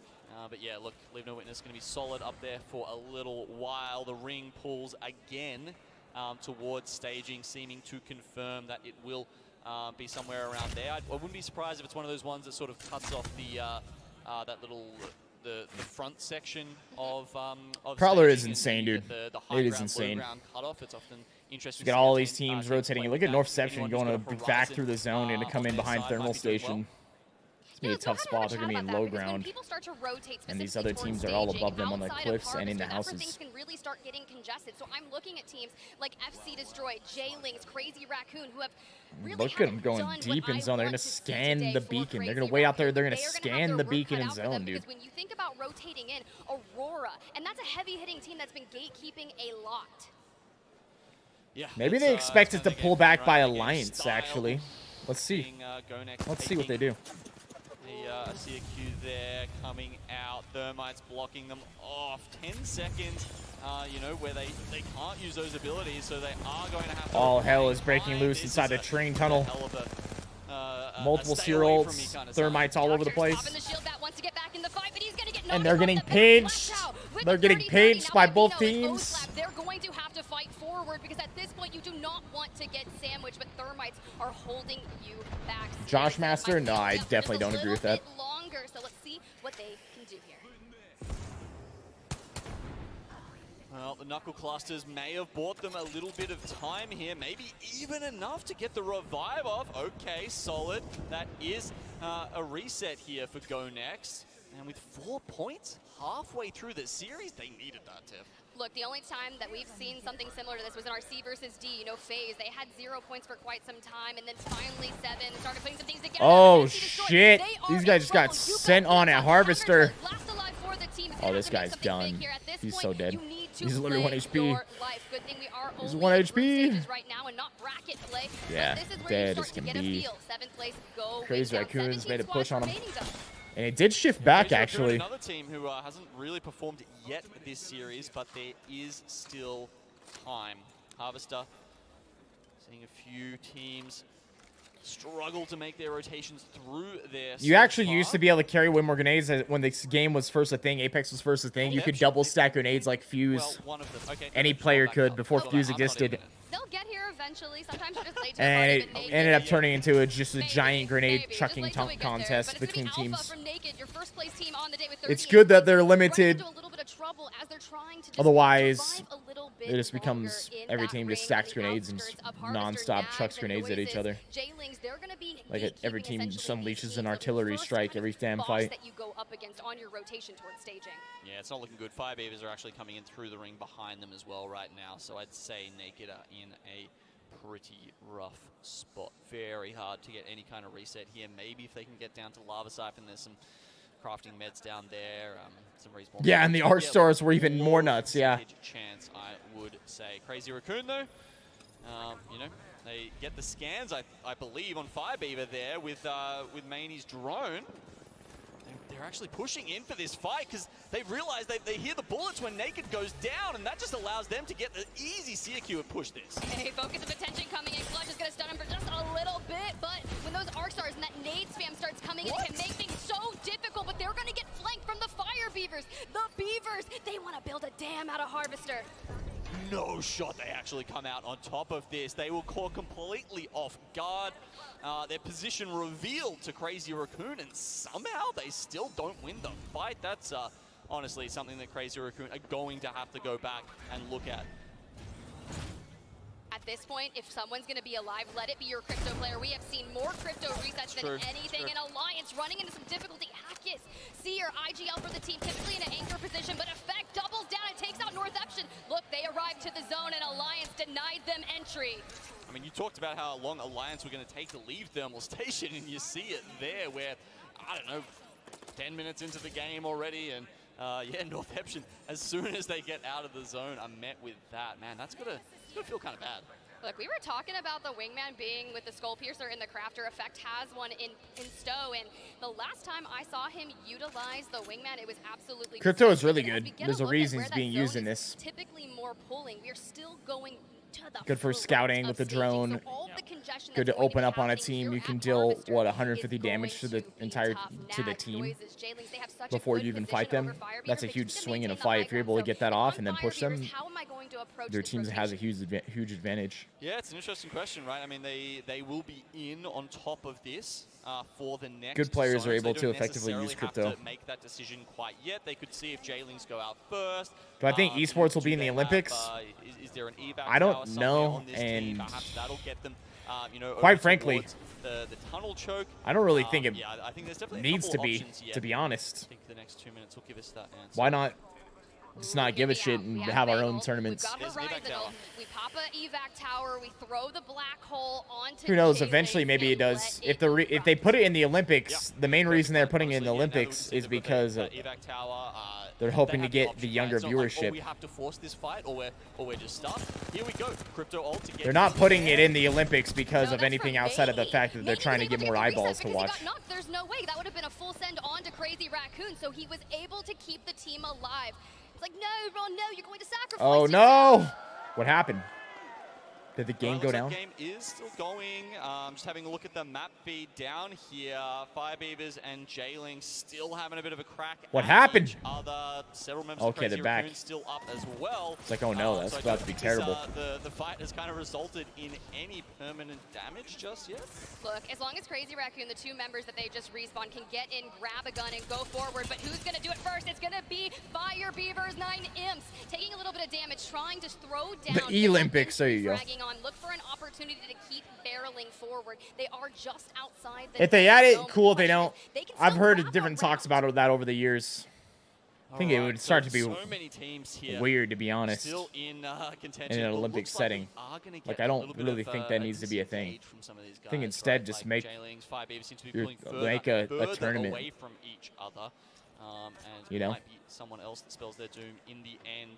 The ring has actually moved just slightly south of the main building and staging, so NRG... I don't know. I don't think it makes any sense. Sort of basic building there you could have a big tournament for different esports that maybe like the Olympics puts on. Right? But I just don't think that really makes sense with how Olympics are typically done. Going to have to worry about their next rotation. Well, so speaking of rotation, Fire Beavers did actually decide to wrap around. They ran headfirst into ATH, so I can only imagine what is about to go down because Go Next was occupying the tunnel just ahead of them, so it's going to be an all-out brawl. Yeah, it feels like we're up to option C for Fire Beavers here. They try and get around. Oh no, that's blocked up top. It's blocked down the bottom. Okay, time to pop the evac tower and just see where we land, I guess. To the skies, find something free. Will we Not all of get them though, another Corey. bout of Aurora versus Fire Beavers? Yeah, I don't know. It'd just be weird. Action. Okay, well, the train car is unoccupied at the moment. Well, now it's occupied by fuse flames. Oh shit, he just ran right through that fire. Oh, they just got destroyed. 9 impulse going to fall just like that. Fire Beavers are eliminated. 13 squads remaining, and Jailings still occupied occupying the high ground, throwing down damage, looking at this from afar. But there's no need. They have that gatekeeping ability here. It's the exact opposite story for Jailings, right? They just got to walk in. You know, occupying that space up the north made this such an easy rotation for them, as opposed to the nightmare that we just witnessed for Fire Beavers. Well, you start to think, why didn't Fire Beavers just choose to send Jailings? And then they could have fought for this position and rotated in accordingly, but they didn't do that, and see just how much chaotic it got. But think about this. 34 bullets left in the charge rifle here for Noises. This is a team where I'm just like, you know, a black market would be nice right about now. Who knows? Maybe they can take out NRG and just pop in and take theirs over. Hey, maybe Aurora. Corey, it is actually really insane to watch, isn't it? Of them. Now, 11 squads remaining. The calm before the storm. As we hop on. Big Timber, I bet Asia would roll teams, honestly. Bet Asia would win out, like, on most of that. I don't know, though. Gets an Apex would probably be. He is ready to go here. We've got NA. W fortified this position very well. But in a lot of games, I think Asia would win. They're playing underneath. I still really think it makes sense to do. Now, I think they're directly. I think better off just create but all three of those teams, a massive tournament for whatever game you want. If you want to give the winners gold medals, you could give them gold medals, you know? Up the top, who are looking not too bad either. Go Next and Crazy Raccoon, but we're about to see in the next 20 seconds those three teams have to go at it. EMP being brought out. Looks like NRG! NRG. Dude, I just realized that they're playing Rampart on this map. What you can do, my man, and just like that, they're able to grab a knock onto Nags, a full onto JMW. Noises is hiding out somewhere, and he must be found. Solid from NRG here. Wow, I mean, I thought Some Jailing's misunderstood. position was pretty good there, but yeah, look, NRG better. Apparently now up with the double reds, they got the zone gifted to them, and that's exactly the kind of thing that I would say. Oh, they got L-Star too. Glitch fully emanated as well at the hands of Oxygen Esports, and I feel like we have to finally see some movement going from them, but NRG are going to have to walk ever so slightly into zone, but I would be really curious to see as we jump on board. X said 12th overall, 15 points. JNLHB, exactly. Eliminations, Gino. This could be a solid start for them to start getting that momentum. Yeah, definitely. X-Set looking not too bad there from underneath. NRG all of a sudden just running. Wow, what? 100 Thieves are going to Vax just walked in behind him, man. Just a flash. Alliance out as well. But they got naded from to hell, and he just happened to show up at the right time. Wow. Damn, they got screwed just because of the one solo behind him, bro. Vaxlon forced down to a solo, able to grab some shield swaps available for the last bit of the game, but they are so high in positioning here in this group stages, it's got to be pressure, but fun. Come on, Nocturnal already down. Chat, does anyone know what the prize pool is? They can just shoot down. Is it a quarter mil? 250? Does feel like as long as what they is it? find the angles that the high ground team should have the advantage here, but it's a little hard, right? You jump up on top of those little railings there, you do expose yourself to the other team, so it's just a little bit of a gamble. But the four teams left alive. X-Set just trying to get, you can see they 300? have a little bit of cover to play with, but they're split. It's not 1 mil. It's honestly kind of rough. Oh, 300K's first place? Is it 1 mil? Maybe it's $1 million. Hey, let me just tell you, that crypto res really what is this is their game ALGS London keep shooting down. That's another one. prize down. pool? X-Set eliminated, and now Onyx is once again in trouble, Genome. It's $1 million. I'm not sure if it was the ring that probably forced Onyx to make that jump down there and say, I don't know, maybe we just have to play for fourth here. Also, play for third, because now they have got themselves right underneath. The others will go next, and Crazy it's actually $1 million. Forced to fight each other, or can Onyx bring this out after that decisive send? Well, it's like the Spider-Man meme, right? You just want to point at everyone. It's like, you go, no, you go. It's not minimum wage. Have to move just the vast majority of that goes to the top I mean, this is exactly team. what we saw in game 3, right? 300K. The last three teams there, if you're not finishing in the top 10 teams, you're probably close to minimum wage. Even if you finish in like the lower top 10, you're splitting that across 3 different players, the coach or analyst as well, perhaps the team. How many hours have all these players put in? look, Shady, Fussy, Racky, they're able to get a full reset here. They're looking down the barrel. Yeah, plus it's getting taxed. And it's getting multiple tax because it's in Europe. So if you live somewhere else, then it gets like there's like certain taxes that go into play. It's not one person gets 300. It's not every single player is getting $300,000. Into the losers bracket after the group stage. Now Onyx need to make that happen. Fuzult has been expelled here by Bambino. Time is of the essence. 19 seconds before Brent, the ring has finished. the people who win get the clout. To grab a knock onto Racky. Onyx Esports eliminated. Go next, dropping down from the high ground, and they are letting it. She's referring to what I said earlier. I said like 85% of these players basically make. Oh my god, that was crazy. That was actually the end. 85% of the players are probably making basically minimum wage. And I absolutely stand by what I said. I mean, I was about to say this could be a heal-off, right? I mean, most zones have been eliminated where you've got, buildings stacked on top of each other. And, you can even possibly have that sort of zone where, a team could have stayed up the top there, a team could have stayed in the tunnel, and they could have just tried to heal off. But no, go next, say, okay, we're just going to go for it. They go straight through the piercing. Let's try to change the subject. Yep. Let's try to change the subject, damn it. Just announced this is the former Eternal roster on June 29th, got signed by Go Next Esports. So getting that initial victory on land just has to feel Chris Torres, if you win. It's a big moment for them, I think. Yeah, if you win, are you going to make a good chunk of money? Absolutely. What about all the other people that don't win? That's what I was saying. When I say 85% of these players at this tournament are probably making about minimum wage, it's the truth. I'm actually 6'3". I said that's exactly what I said is exactly true. 85% of them are making minimum wage, and I said, but on the top end, you can make a shitload. I think they're going to be able to look at each other. It's exactly what I said. That one, they're they're going to be feeling fantastic. I think they played it really well. Obviously, those lower ground positions looked a bit sus, right? Every time someone went down there, kind of got finished off. Onyx, Bike for sure, It's the case in the vast majority of sports style. And then as Onyx goes down to finish them, maybe you businesses, grab 1 or 2 extra placement points at that point, but you've also kind of signed your death one. You really did, and to be fair, this World's Edge... When I have kids, while I encourage them to play video games more than regular sports, no, it's probably the opposite, actually. I'd encourage them more to play physical sports. I grew up playing sports. There's many different things staging's a funny one, isn't it? Because that I've learned. You get that kind of the zone, whole, obviously, I would the say, vast majority of the things that I learned at a young age through playing sports has helped me to get to the point where I'm at in life. You're all just kind of jumping in the pot at the end, and you just get boiled up. Learned more through playing sports than I ever did in school. I did well in school. I had very high grade, very high grades. Went to college for 2 years. Had 4.0. I learned more through playing sports, more valuable lessons, more valuable things through playing sports than anything I learned in school. How that goes. I mean, do you have any predictions, Gino? What do you think? What do you think we're going to see for map number 5? I'm really looking forward to seeing the contest once again. DZ taking the L this time. I believe the coaching rules got changed so that you're allowed to talk after your team goes down. At one point, you couldn't talk until the end of the match.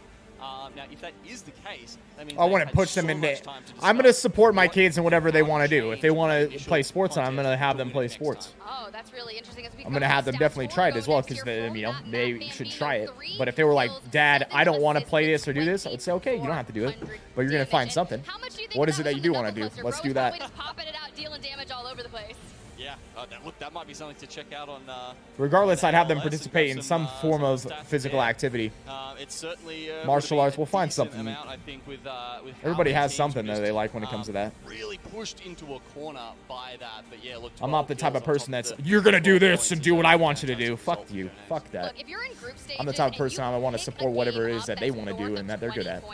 you It's the are same things that my performing parents did. in that group stage in your matchup. But But Crazy Raccoon, you think about that play that made I think it's a very good thing to go into and learn. banners remotely with the crypto drone, get the res, There's and different offset. things you can Sure, learn gave through up your physical life for it, but sports. you were able to get your teammates back who were able to put down a 15-point game. But Onyx being able to play for the first time, double digits as we jump on over to the back half.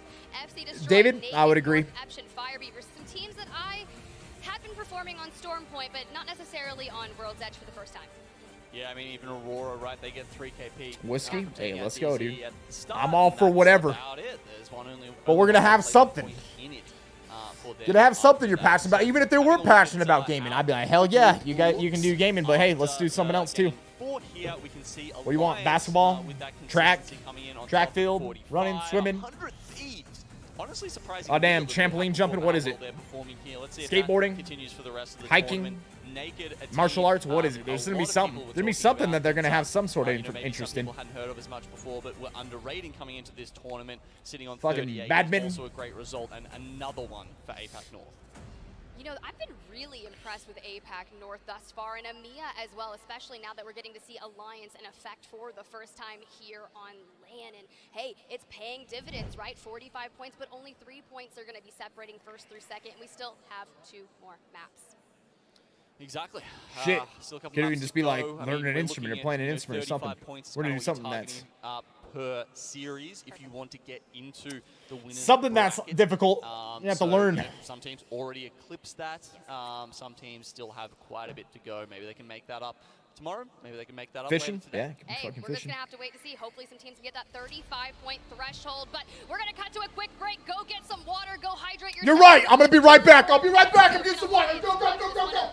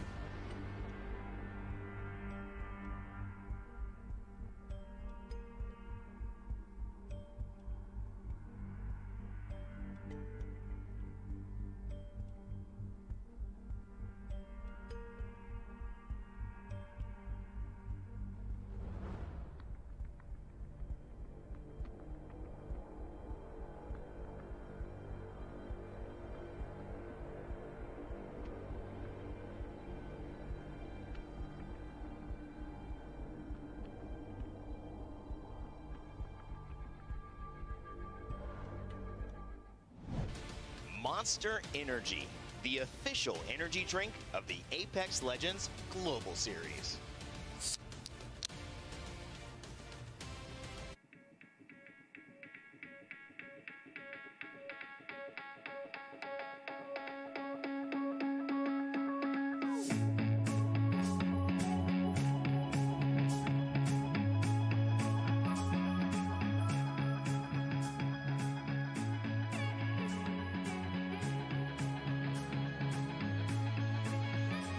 I'll make sure everyone makes it home.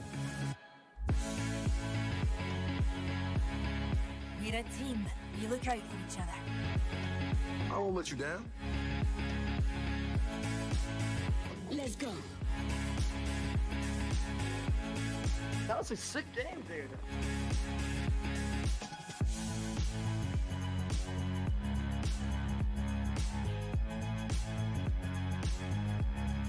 No one gets left behind.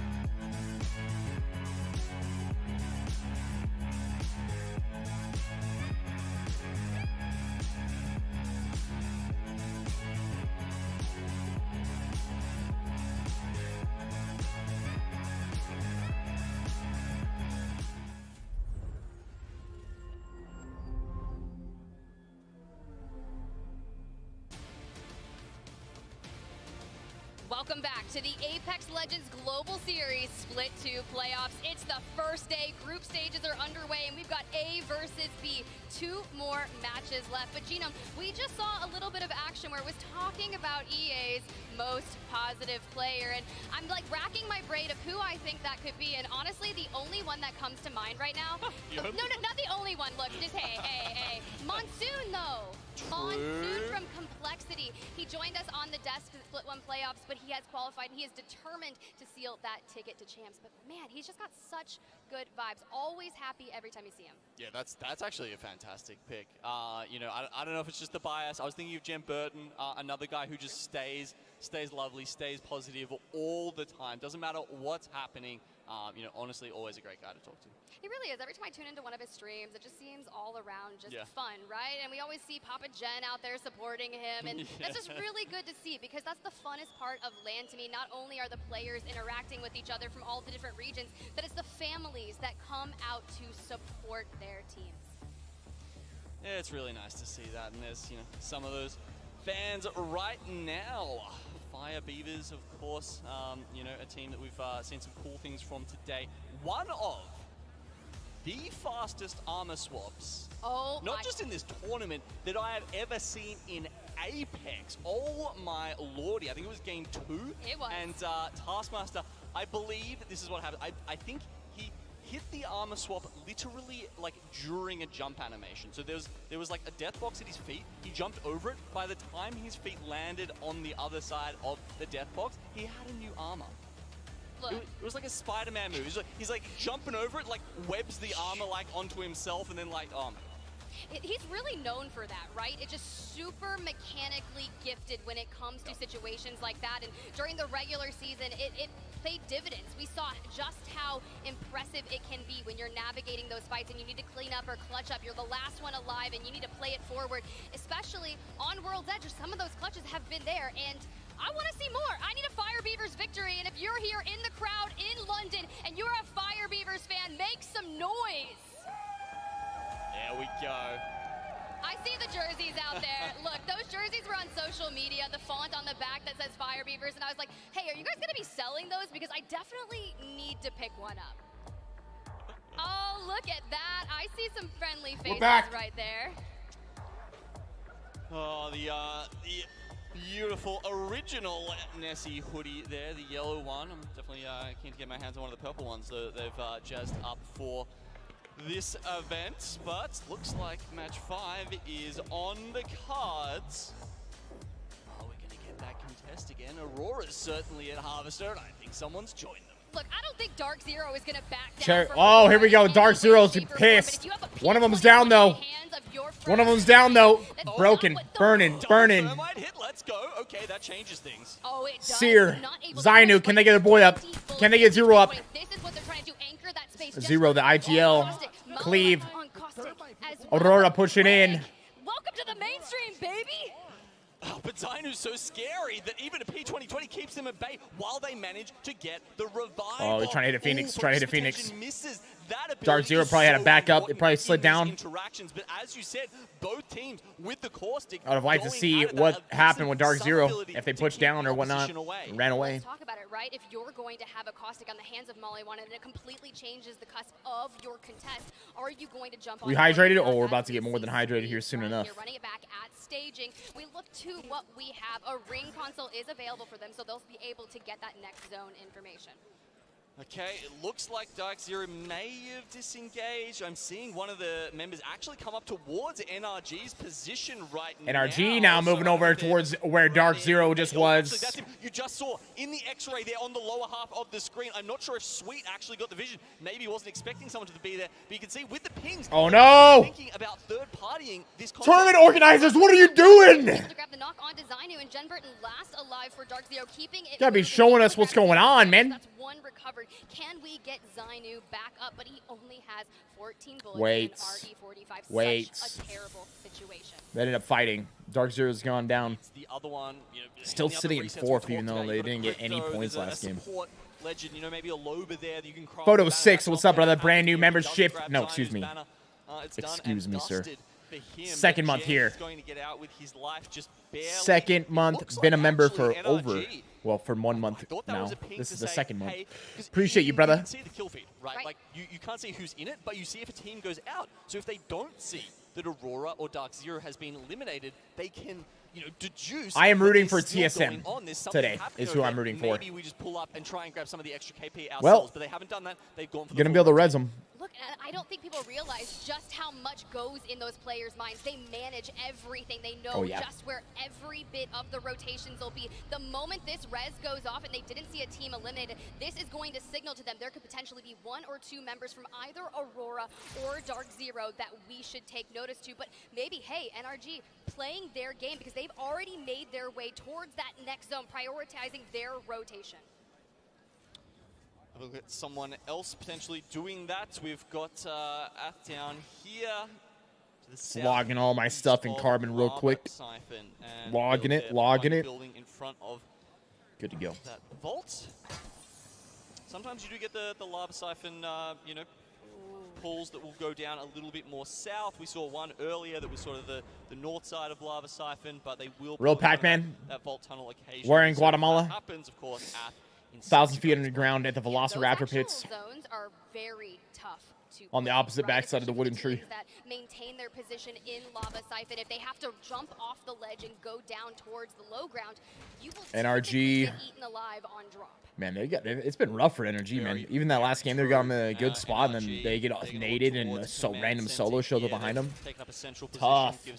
Tough spot. Themselves, of course, Look they at did get the ring console thick. spawn over in staging. That's probably How one thick? of the reasons why they made that. How thick, that brother? Choice. Did you get to see when they pinged? Yeah, they would have pinged that earlier on, of course. And so yeah. Anyway, gets through to lava. You just destroyed some Taco Bell, and later Taco Bell will destroy you. Crazy raccoon. Yeah, you're probably right. Yeah, the cat goo everywhere over the command center. Look, I really like the position. Seer did not get nerfed. Do not call it a nerf. It wasn't not a nerf. They just changed him. If anything, he's actually better. Lava siphon, you immediately think the ring console that is just out that door in front of them, and if they Nah, can it take a didn't. play to get that to really secure Had that a knowledge for the had a end protein game, shake that could be really beneficial for NRG, with but some I can't imagine almonds. someone's gonna let them scan that. Yeah, because And here soon enough, we're gonna be having our AG1. Past, let's say, like zone 1. Right. You know, there was the Gibby meta where you were able to bubble it. It was pretty easy, honestly. Bang smoke. Then we had time when, you know, you pretty much couldn't do it at all. Oh, team pushing across, beaming them. Someone actually trying to come in underneath them right now. Looks like that's Blackhand. Excuse me, Blackhand. You know, you can't just show up on a gondola in NRG's building here, but they were able to get inside, prevent massive damage from occurring at the hands of NRG. And honestly, for them, there's no need to. What is up with this? Like, just yet. well, something's wrong with some of the spectators or something. And then just to quickly go back to that, you know, they do have. You see this like flashing? That's the only option. If they can maybe. Unless my monitor is dying. You know, the amped cover up in time. I think this is on their end though. Perhaps. Yeah, look, I agree. It's a low percentage play. I'm just trying to theory craft a little bit here. I mean, it's really tough, right? You think about the amped cover. It takes 2.5 seconds just for that lower half to be built up, in a full 5+ seconds for the entirety of it to be built out. Not to mention if Lone Star, I have no flipping clue. Maybe put 2 down. That'd be a little tough. Well, as you said, they'll be in position to do it if it even is possible. But certainly a lot of other teams will be having a look at that. Having the glitch energy here. There over towards the southwestern side of the map. You think I encompass this The flash is at the bottom there. There's something going on with their spectators. Apparently not. Anyway, Alliance, once again, on the late rotate from Thermal, are the only ones sort of within distance of them. And they're quite spread out, Alliance, actually. Don't know if that's for their foraging for loot, foraging for KP, but one way or the other. I think they'll probably find some soon. There's, what, 5 teams outside of this, of Zone 2? I know what they're doing. Glitch is sitting here just wanting to go get that ring console information from Jeffy? the inside of Thermal. Sounds pretty good to me. Be safe. You might take a little bit of ring damage, hit the lava. You just pop a couple syringes, you're going to be totally fine, and you get free knowledge of information. But the issue with getting this ring console information is you have to think about the teams that have already rotated. The first thing they do, they pop a ring Josh. and they move immediately. Can you produce me a It's grass-fed cow? going to be going to that southeastern side of Lava Siphon, so that's a definite on that one, with that Zone 3 knowledge now coming to us as well as Glitch. But most teams have read this, I would say. You know, Go Next, they're kind of north of Siphon, so that's either, you know, Jaybird, are you serious? Gatekeep, you know, it's always one of those, right? Like you can never say for sure, but Oxygen, Gold Helm, good pick up for them, and then Exit were one of those 5 teams that we were talking about that are outside of that Zone 2. You know, I had a chance earlier, I'm not going to say why, but Nocturnal, I had a chance to talk to him, and I was really impressed with a lot of his ideals and the way that he approaches Apex and kind of the hot Sea-Dog, the effect he's had on well, for everybody that's watching, it may not be obvious. To get something moving in their favor just yet. You know they were incredibly dominant during that Split 2 regular season in NA, but for some reason, the first 2 groups that we've seen today, NA is just not stepping up to the occasion. You look at our top 5 right now, you have 100. What do I do for cardio? Jiu-jitsu. That's pretty much it. And I run. The next closest one in 10th place. It's weird, isn't it? Because I actually, I had a quick chat to him in Nocturnal in the player lounge as well, and I was like, man, I love the comps you're bringing out. He's like, yeah, man, we're bored. We're bored? We're bored.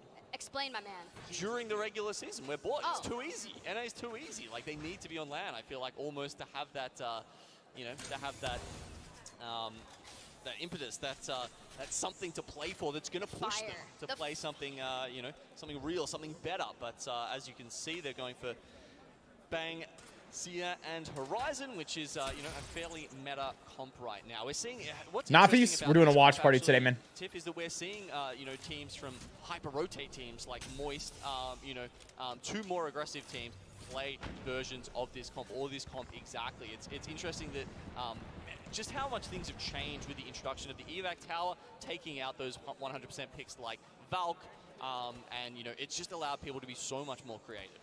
It really has. I mean, so creative. We had a Pathfinder in the lobby on Stormpoint. Nah, currently I don't do any striking. Pathfinder, and I love that for the movement, right? The zip line buff that they had at the end of Split 1 playoffs. One of the final things I said was buff Pathfinder, and we kind of got a little bit. I did. Man, what should we ask for this time? Sia focus of attention nerfs is probably top of my list. Well, I don't know about you. Well, I thought Sierra already got nerfed, though. Nah, that's a funny joke, right? Sierra got stronger. You just have to utilize it a different way, that's for sure. But on board with Xset Fun. Do I get a lot of pleasure out of eating? Do you think the healthy eating in AUA diminishes that? No, I still enjoy eating. Enjoy my food. They were able to recover Zainu's banner, though. And I enjoy eating foods that are good for me.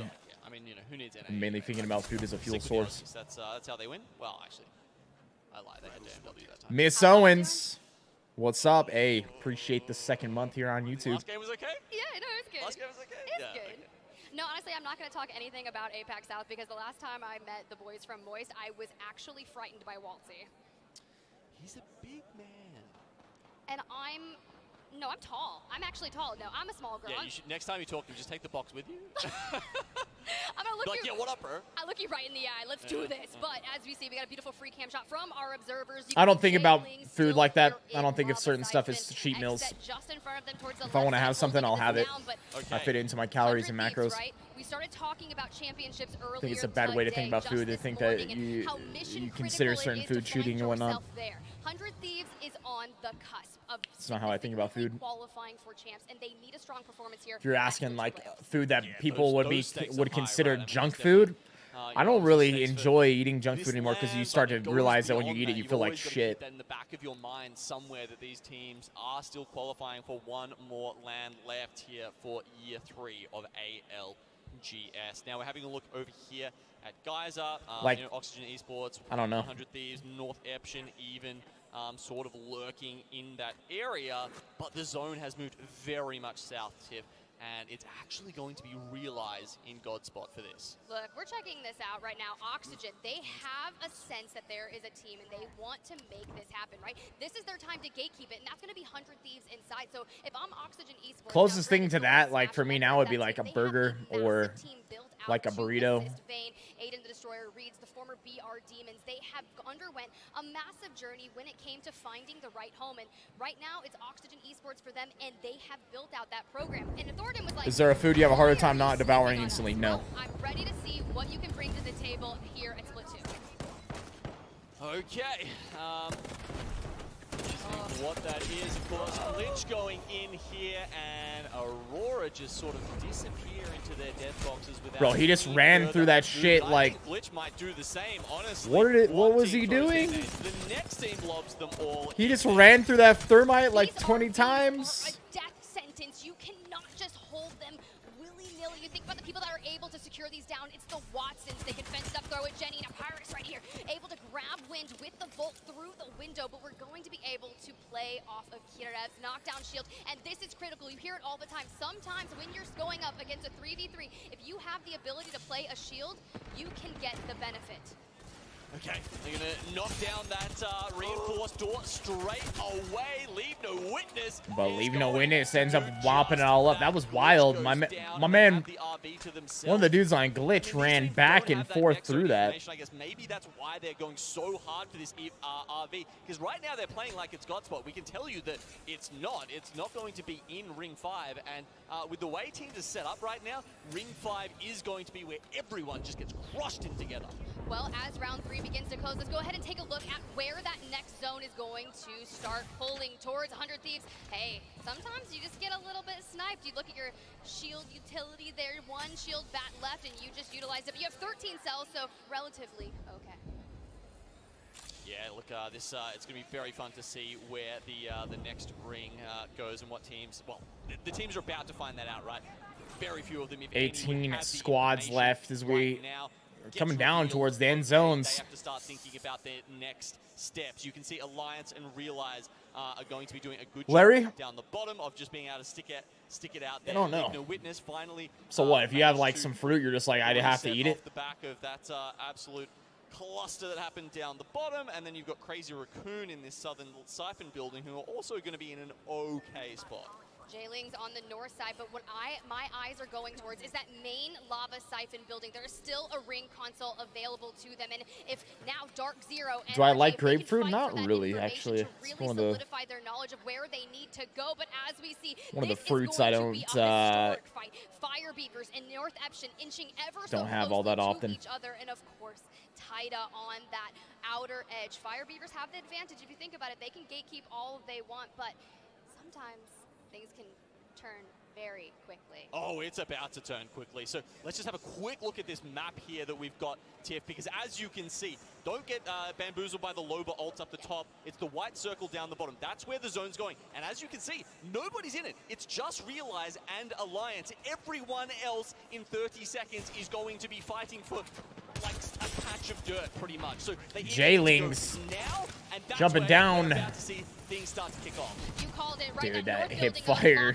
wingman bop bop to the head. Such a splash here initially. Wingman hip fire is insane, dude. JMW, a former land winner, has the unique ability to excel extensively on Watson, and the fences are going to be able to just deny, but the knuckle clusters, the nade spam coming in from the fuses that are in the lobby are going to put a thorn in your side.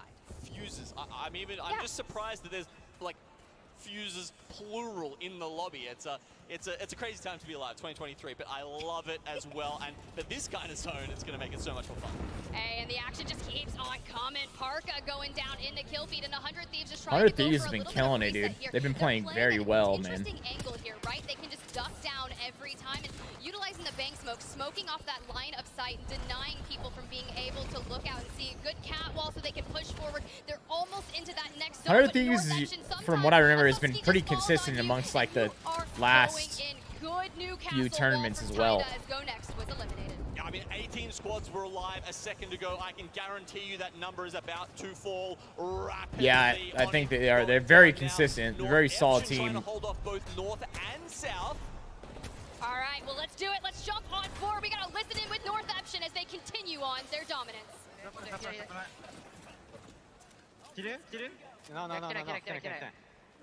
俺も負けて左の大下さん気をつけて伸びてるからねここ車線俺アンチやけど左右から攻められるあれ右エバックル読みたいかも 오케이 오케이 오케이. 또 내 시간. No, burrito's not bad at all. 오케이 오케이. I'd actually say that that foods are not inherently bad. It's about it's more about the amount. 一回スキャンしてみるよスキャンしてみるよ。一回アビ食べようこれ。オッケーこれ誰の？俺の。スキャンしてスキャンしてスキャンしてスキャンして。スキャンしたよさっき。おった上。上終わってる一人だけも。もうワンパ。俺バンガルト食らってる。無理下がろう。よし。100。リーク。下が食らってる俺。マジで俺。じゃ一回です。いや俺いけん。マジでワンちゃん引っ張れる？無理。ベチこれベチ。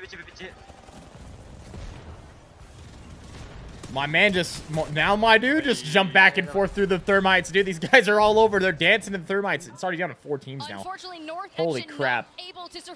Hockey's and Alliance down here on the bottom side. To grab the opening knock there, but Naked has been performing so well here in A versus B, and they decide to 3v this, but it's Oxygen that should be on your mind. This team came in Oxygen is definitely on my mind. Here to play.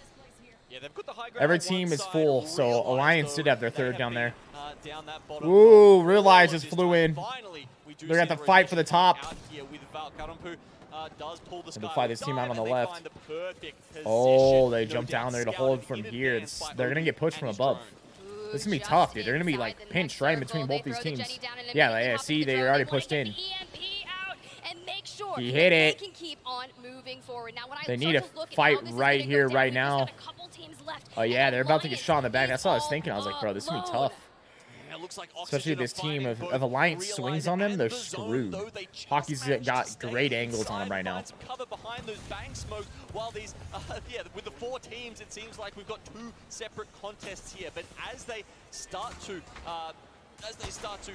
really find their feet again, I think we're going to see these teams start to work out where all 4 teams are playing from, and someone eventually is going to get crushed by that. Who will it be? It looks like Naked just below Oxygen. A rough spot for them, I reckon. All right, hear me out.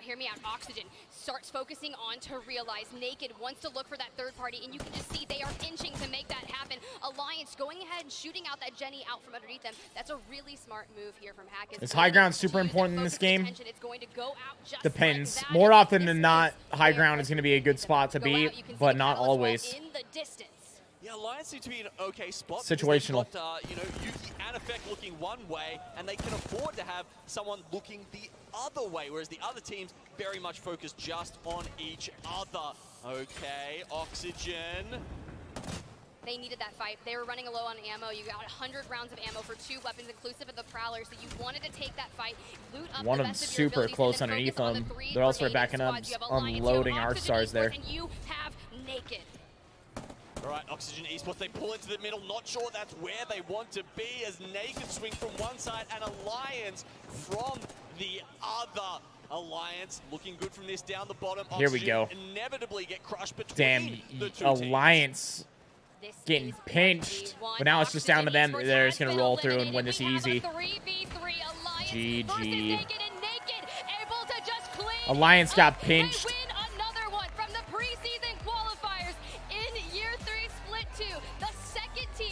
Preseason quals to make land here from APAC North. Stand up for your APAC North region. They're on fire today. Killing it. People were counting them out before we came into them. I Mocus. counted them out in that last fight, and they're Yeah, I showing mean, everybody up. It's probably not going to matter. A little bit more about how that went down. If you did that. 3 remaining squads, but Naked was always just hanging back, utilizing that rock as cover and just playing it safe. They were looking for a third party. They knew if they could be the one doing the third partying, that they would come out on top, and they were able to just clean it up.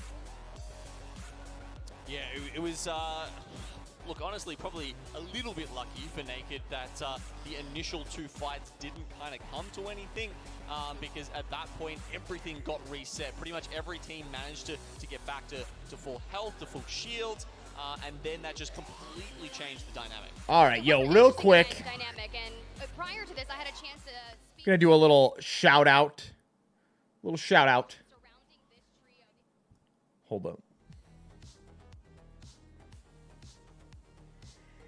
And that shout out is for one of our sponsors, a recent sponsor, and someone we've worked with in the past.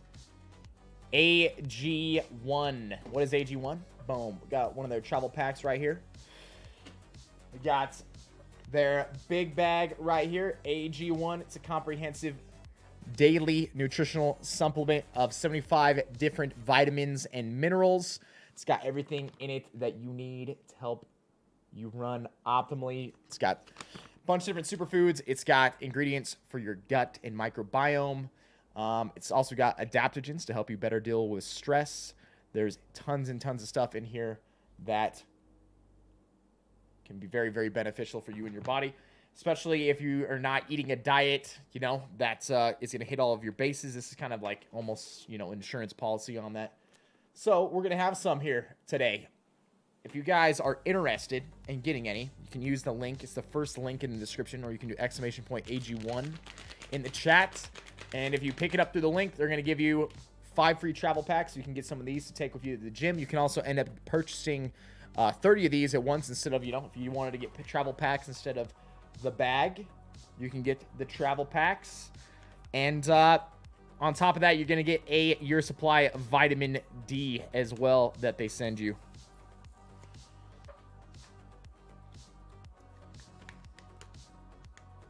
Let's have ours right here. I like using the travel packs. Boom. For when we have it on stream, because it makes it much easier to get in here while I'm sitting at the setup. There you go. As you can see, boom. 1 serving right there. The two common questions that people always ask. How's it taste? And how does it mix? It mixes very easy, very well. You can see. Then you have to shake it up that long. It's already pretty much completely mixed. And how does it taste? The best way I could describe it, it has a sweet taste to it. It tastes like a healthy shake if you had added like some berries in and whatnot. If you guys have ever had that, if you've ever had like a superfoods like shake before, you threw in like, you know, kale and all these different things, but then you put in the berries and the fruit kind of like overpower it. It ends up tasting sweet. That's really what it ends up tasting like to me. Is the best way I could describe it. But yeah, let's have it. Let's have some. Typically, I usually have it in the morning, except for the days that we do some shout outs for it on stream.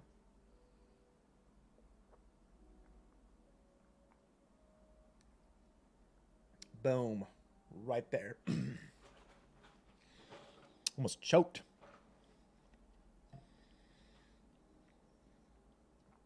Can you dry scoop it? I would definitely not recommend that.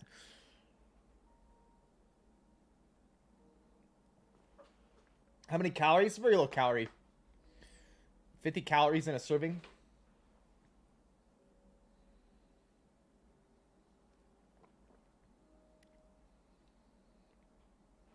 Taylor, it's all on what you want to do.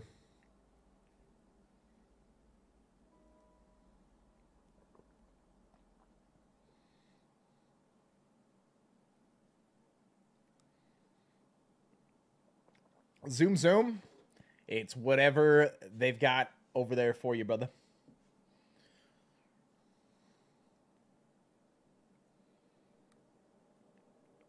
Crumbled? Yeah, it does ship outside the U.S. Does it come in a container?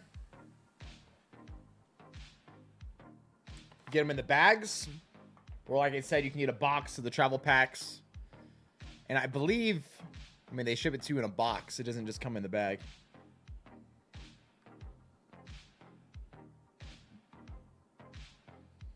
Yo, Hanny, what's up, man?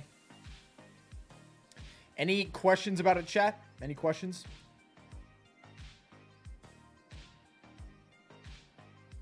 I'm sure some of them can be answered on the site if you guys want to check it out. If you are interested in picking some up by using our link, it'll let them know that you came from us. You can use either the one in the chat, the one in the description, or drinkag1.com/Viss. No, it's not a meal replacement. It's a comprehensive blend of vitamins and minerals. It's more about like it's a daily supplement to make sure you're getting all the micronutrients that you need.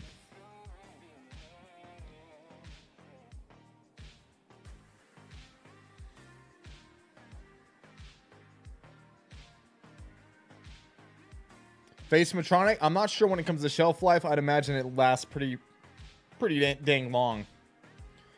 You might be able to find that on their website.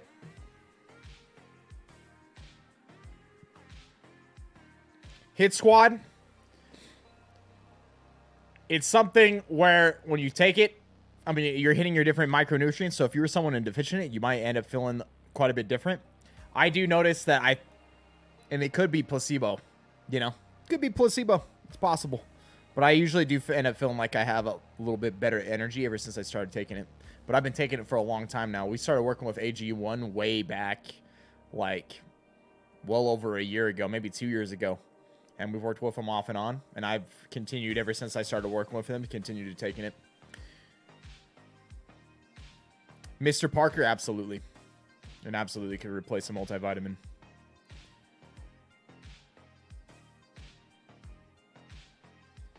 One Bad Hombre, I mean, you can see all the different ingredients. I mean, this is like a more comprehensive multivitamin, basically. You can compare it to whatever your current, you know, vitamin you're taking. I'm sure that this is like way more than what that would be.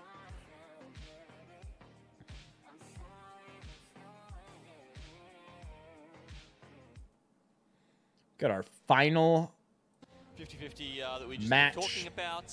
That said, you know, Dark Zero have so much faith in themselves, right? Like that's how you get 2 titles. That's how you lift the trophy. That's why, you know, Zero won the MVP in Sweden, because they just have that, like, yeah, just unshakable faith in how good they are at Apex. And from talking to them, I think they did pretty well in their contest throughout scrims, right? Matthew? So I think if you've done that well... Typically, I lift in the evenings on the days I'm going to lift. You're not going to leave but that easily. That's also because I stream in the morning. I mean, look, you're a former LAN champion. This is your time to show up, show out with that confidence. You got Alliance on your screen, a little bit of a radio. I see Piet in the background.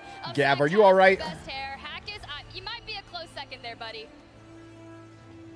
Suave looking man. There's definitely a couple of them down there. Oxygen having fun at the very least. As we start to see some teams lock in their picks here coming into map 6. Actually, we haven't seen a lot of Black Hand so far this series. Tiff, Hey, Kaner. That's probably up to their, Tastes like a sweet, healthy drink is the best way I can describe it. You know, they have changed it up with a Watson, Wraith, and Like I said, it's if you've ever had like a shake where you put in like a bunch of different veggies or like superfoods and kale and whatnot, but you put some berries in within it, so it ends up the berries overpower it and it tastes like very sweet. That's what it tastes like. It's the closest thing I could describe it as, which would make sense considering what it is. You know, rely on the evac towers for early and then have the Wraith portals for later. And I honestly think it's a decent pick. At least the Wraith. I feel like Wraith at the moment is a little underutilized when you do consider how prevalent evac towers are at the moment. I really don't mind the Watson because every bit that I've seen of Black Hand, their ability to just maintain a location, specifically when they took that gondola in map number 2 towards Lava Siphon. But here we go. We're running it back for the contest. And this time Dark Zero was going for the loot on the bottom, but Zero doesn't have a gun. Yeah, I mean, did all 3 members go down there, or were there 2, or like was that Aurora members and Dark Zero members trying to slide through and grab that? Hard to say. They're honestly, fighting again right off the rib. Like we've got a similar split to last time, as in Aurora playing from that mid room where they get all the pills, and then Dark Zero on the lower portion of the map, which I feel like, yeah, honestly, the loot not necessarily as good down there. I mean, yeah, having, what is it, like 4-6 pills in that middle room is pretty gas. Usually you find at least Hey, one Kaner. shield in there. Hey, appreciate you being here. They'll have specific looting paths Oh, for yeah. contests. Oh, and yeah. that makes a Appreciate big you joining us difference. over You here. hear Raven talk about it, especially at Lava Siphon when TSM does If anyone's out there and you're new to the channel today, hey, make sure you drop a sub on the channel. Also, if you've been enjoying the channel, enjoying it today, make sure you drop a like on it as well. It's literally down to like the patch of loot on the ground sometimes, you know, just trying to work out exactly where they BitNova, what's up, bro? Gun. Of course, there There's guaranteed weapon spawns, right, that you can plan your contest around. That knowledge does exist somewhere. I'll just go mine it for us. We'll get it. Where is our weapon that is not a P2020 so we can really excel in this? But Jen Burton just getting completely lit up. Has a Nemesis, 44 bullets to spare on his Spitty. So I think that this is okay to TSM is in the next group. go back now, but you've already burned through a chunk of health. Yeah, I mean, there's not more than So there was 3 different sets of groups going on today. Take some damage. I mean, come on. Blue, purple, And TSM plays in the next one. I mean, Maliwan only has 8 I'm rooting for bullets in TSM. the G7 Scout, so he has to have Out of all these groups, I probably want to see like Alliance, NRG, and Dark Zero, take your loss here and just kind of continue that looting pattern forward. probably Dark Zero are all the teams I would be rooting for out of this. Oh no, I was just about to did say, he get because knocked? of where the circle is right now, they might actually think about just playing in the snake and fortifying the position, you know, with the core stick and just seeing what can happen. But no, that pick on Zion, who I'd say Nordic, oh yeah, you can learn a ton from just watching the pros play, man. Massive shots come out. Ranchers almost risks that, but they still do have the other 2 members who can go toe-to-toe with DZ. The issue here for Aurora is they have good shield utility, but they don't have a lot of ammo, but it doesn't matter. They're able to get a shield crack and deal significant damage there with the Havoc. They just need to clean it up, and a little bit of Mozambique going ham with the Mozam. Going ham with the Mozam. Oh! They might turn it. Prower Vault. Can he actually do this? We've got some people. Oh, there might be the res too. It's a 1v1. Oh my God, 1v1. already done He's healing up. 449 damage in this context. You can deal all the damage you want, but it doesn't Just moving matter forward. if you're not getting Shield wall. Keep crawling forward, utilizing your Shield wall. Your teammate, but just go for the res. He might get it. Okay. Oh, he pushed on him. Bro, that alternator just went off. Oh my God, Dark Zero out at the start, and then they get thirded. Took way too long, and look who it This is what I mean by like when a team lands on top of another team. That makes no sense. Like, look at both these teams are dead now. Fucking Aurora just out here trolling people's games, man. So let's talk about this, right? Because you had mentioned the Watson pick. There is a ring console at Harvester, so maybe they had already anticipated Always enjoying your streams. Yo, JT, respect. Appreciate the second month, man. and just happened to come down on the end of a third party, pick up 1 elimination. It was like a little free gift, you know? Free gift with purchase. Jaybird. Every now and then. Take a freebie. Maybe back when Bob Ross was like popping off in popularity. Thermal Station, or so they up here at Thermal Station, and Alliance say this is our home. Get out. Will go down. Look, I just want to touch on the scores quickly. Alliance has got, got him up out of here. Are happy with that result. They're sitting up at 38 points. They've got they're like, all right, cool, job done for this series already. Whereas Aurora sitting down at 27. Okay, so they picked up more points throughout the series. Dark Zero, honestly, they just don't want to be in the same bracket, in the same finals as Aurora. Because if they can get rid of those other teams that play Harvester, all of a sudden, it frees up for them. You just hit the head on the nail. It is all about freeing your POI up for the finals lobby on Sunday. And speaking of freeing up that POI, Alliance, right? They want Thermal Station to themselves. They want Lightning Rod on Storm Point. ID the JC. My man is coming through, gifting 5 memberships. Appreciate you, bro. Appreciate you doing that, man. It's been their home for such a long We got Loop, we got Kevin, we got Horse Milk, 1-5 Hot, Samodius, all becoming members here on YouTube. Appreciate you guys watching. ID the JC, shout out to you, brother. Thank you very much. Good job from Crazy Raccoon. This is going to be a really unique fight right here. I was talking to PF from Alliance, and he was talking about kind of the legend composition that they were going to be working towards this week in Split 2 playoffs, and it all comes down to Yuki, right? We've seen Yuki play Rampart, excel on it. Now, he's also going for that Caustic. That was the big change that they made. You've even seen Hackis double down and dabble with Newcastle. Back on the Seer, though, specifically since the changes had happened, and it's really paying off. Yeah, just speaking to Alliance's flexibility, they're, you know, like other top teams in their region, right? You know, especially Exet, I would say, in a similar mold where they can seemingly play a lot of things and be very, very successful on them. That has, I think, Evan, been one of the biggest we'll be things doing that when I the was watch reaching party out, talking the to whole coaches, stream. talking to analysts, that they were working on for those teams. We're gonna watch the TSM group play after this. A multitude of different legend compositions that they could utilize, especially as our lobbies start to advance from the group stages to bracket. It's being adaptable because they said that was their biggest weakness and kind of led to not making the finals in some of the areas, especially North Eption. North Eption, you mentioned them. Guess where they are? No, look, we don't even need to go there. Obviously, they're in the zone. And having a look at some of the teams who are still, sorry, not in the zone, in the ring, I should say. In the zone, of course, many of the fast rotate teams around them. So, you know, they've read this as a thermal circle, certainly. NRG have come in. On the 2 months of YouTube membership with the pack, and to many others from days of old, here's to a great watch party weekend. Downey coming in, becoming a member, baby. You know, thermal for the second month. Kind of cut off. They're thinking it's going to end up probably somewhere in the Downey, appreciate all the support, brother. They may be way outside in the ring, but this is a strat that is working for them, right? They're running the Bloodhound. They have the recon character. There's a survey beacon available to them. So I love that Satsuki is able to just go ahead. Grateful Dread, love it, love it. Even though they're so far out, no one should be remotely near them. Every precaution matters. Yeah. Look, is 20 points? Is that working? That's my question. Not yet. Not yet. You think back to Split 1 playoffs. Where did they end in the group stages, Genome? Second. Damn. I mean, they weren't in the finals lobby, but don't worry, we're making changes here.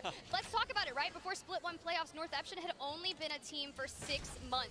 That was their first time on land together. They were in the preseason quals alongside Naked. So this just goes to show you how long all the APAC teams North as a region has been working on leveling up and finding the funneling best in to the left side. A global land and ending say, back at the maybe buildings. It's our time to hoist the trophy. Yeah, look, maybe a bit of It's a any of those changing of the buildings. guard over there in Japan and Korea. Okay. This circle's gonna be nuts. We've had the circle there for a little while now. Circle's gonna be absolutely all nuts. those teams rotating in Oxygen like their position up north of Thermal. It's always fun to see if the zone pulls there or not, because it's either you just get gifted God spot or you have a fantastic gatekeep position. So love where they're sitting up there. 100 Thieves, it's a little bit rough for them, but of course they're coming from East Skyhook. That's a rough rotation all the way down. You know, you're coming in behind teams from, you know, Landslide, from Lava Fissure and Staging that you know are just going to rotate faster than you. Look, I don't know what's going on with all these southern zones today. It's been kind of crazy, but Alliance has now had 2 World's Edge zones where they really haven't had to go super far, and it's in their benefit. It's probably why they're in first place at this point, or maybe it's just their skill. Maybe it's Effect's first time on land. I was alluding to some of the interviews that he'd been giving out, talking about one-clipping people, and it is working. Yeah, a little bit column A, a little bit column B, I think, for them, honestly. Yeah, it has favored them for sure, but they are just a monumentally impressive team. And, you know, there's someone who knows how to play a home circle. There's someone who knows how to craft up and just deal with the rest of the lobby summarily. Looking at this zone, now that we are able to get a good picture of it, Fire Beavers going through Harvester once again. This is the same rotation that we had witnessed them make when the zone was pulling towards Staging earlier today. But the issue with this was their rotation out of Harvester. They had kind of made the wrong choice in a sense. They went through 3 different options. There's like plan A, plan B, plan C, and then it didn't work out. When you really should have went for plan A. So I look at this, I see Xset looming down the horizon, similarly to where J-Lings had positioned. How did teams qualify for this? What's the choice Fire Beavers makes here now? They play in the ALGS. It is a different zone, like right? But seasons. Right that, you know, it could be a the best teams qualify. For Fire Beavers. I think there's a couple other ways that teams get in, but that's the main way. That's a little bit of a scary one, but, you know, Naked to the south of them, you know, no easy beats. Do I think TSM will win? You're right.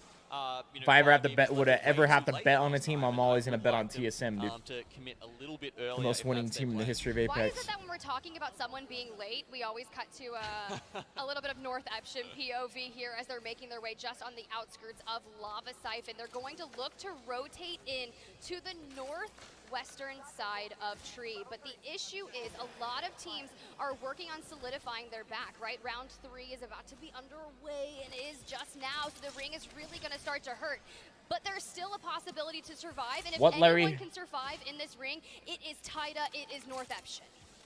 I'm wondering if at this point it's so predictable that North Eption are going to be rotating in, you know, sometime in maybe Zone 3, that teams are just gatekeeping that, right? Like, you know, a team like Go Next is literally, you can see they're actually quite. Cody, I'd never had any spread out interest in right now. playing There's two of them in Pro the tunnel, one of Apex. them at the southeast buildings from Thermal. They might just be looking out for those guys and be like, hey, all right, we'll just calm that and then try and grab them as they come into the zone.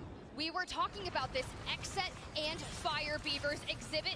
Hey, dabbling with it. Cody, I'm not interested in playing in it. To enact that just yet because or Code Pill. The Fire Beavers here decided to throw down the Rolling Thunder, all of the funness from the bang, and maybe it's time to disengage because you can already see that Xset is like, you know, we are going to do a negative rotation out and towards that zone to reposition ourselves because we haven't necessarily had the best day so far. They need you. You're out of your fucking mind, dude. dude. Fight with a disadvantage, right? So all these ultimates coming out. Bro, come on, man. I mean, I get it. You might like me and whatnot and everything, but they're the most winning team in the history of Apex. They don't need me. God. The tunnel, they may run into each other very soon, but some other teams, of course, being forced into those positions as well. We've got SC Destroy as well as Blackhand. There's a reason they're pros, brother. Cool name and Hammer Drill. He wants to lay the hammer down. The axe coming out, but he gets dropped. We do have the Jenny available. Yuka going down to Pinata.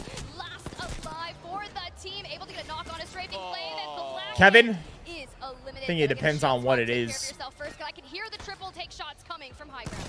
Yeah, I don't think that was a clean. And what it's allowed. There were definitely a couple of other parties getting involved there, but again, the Newcastle with the reposition does allow them to get at least 2 back into that.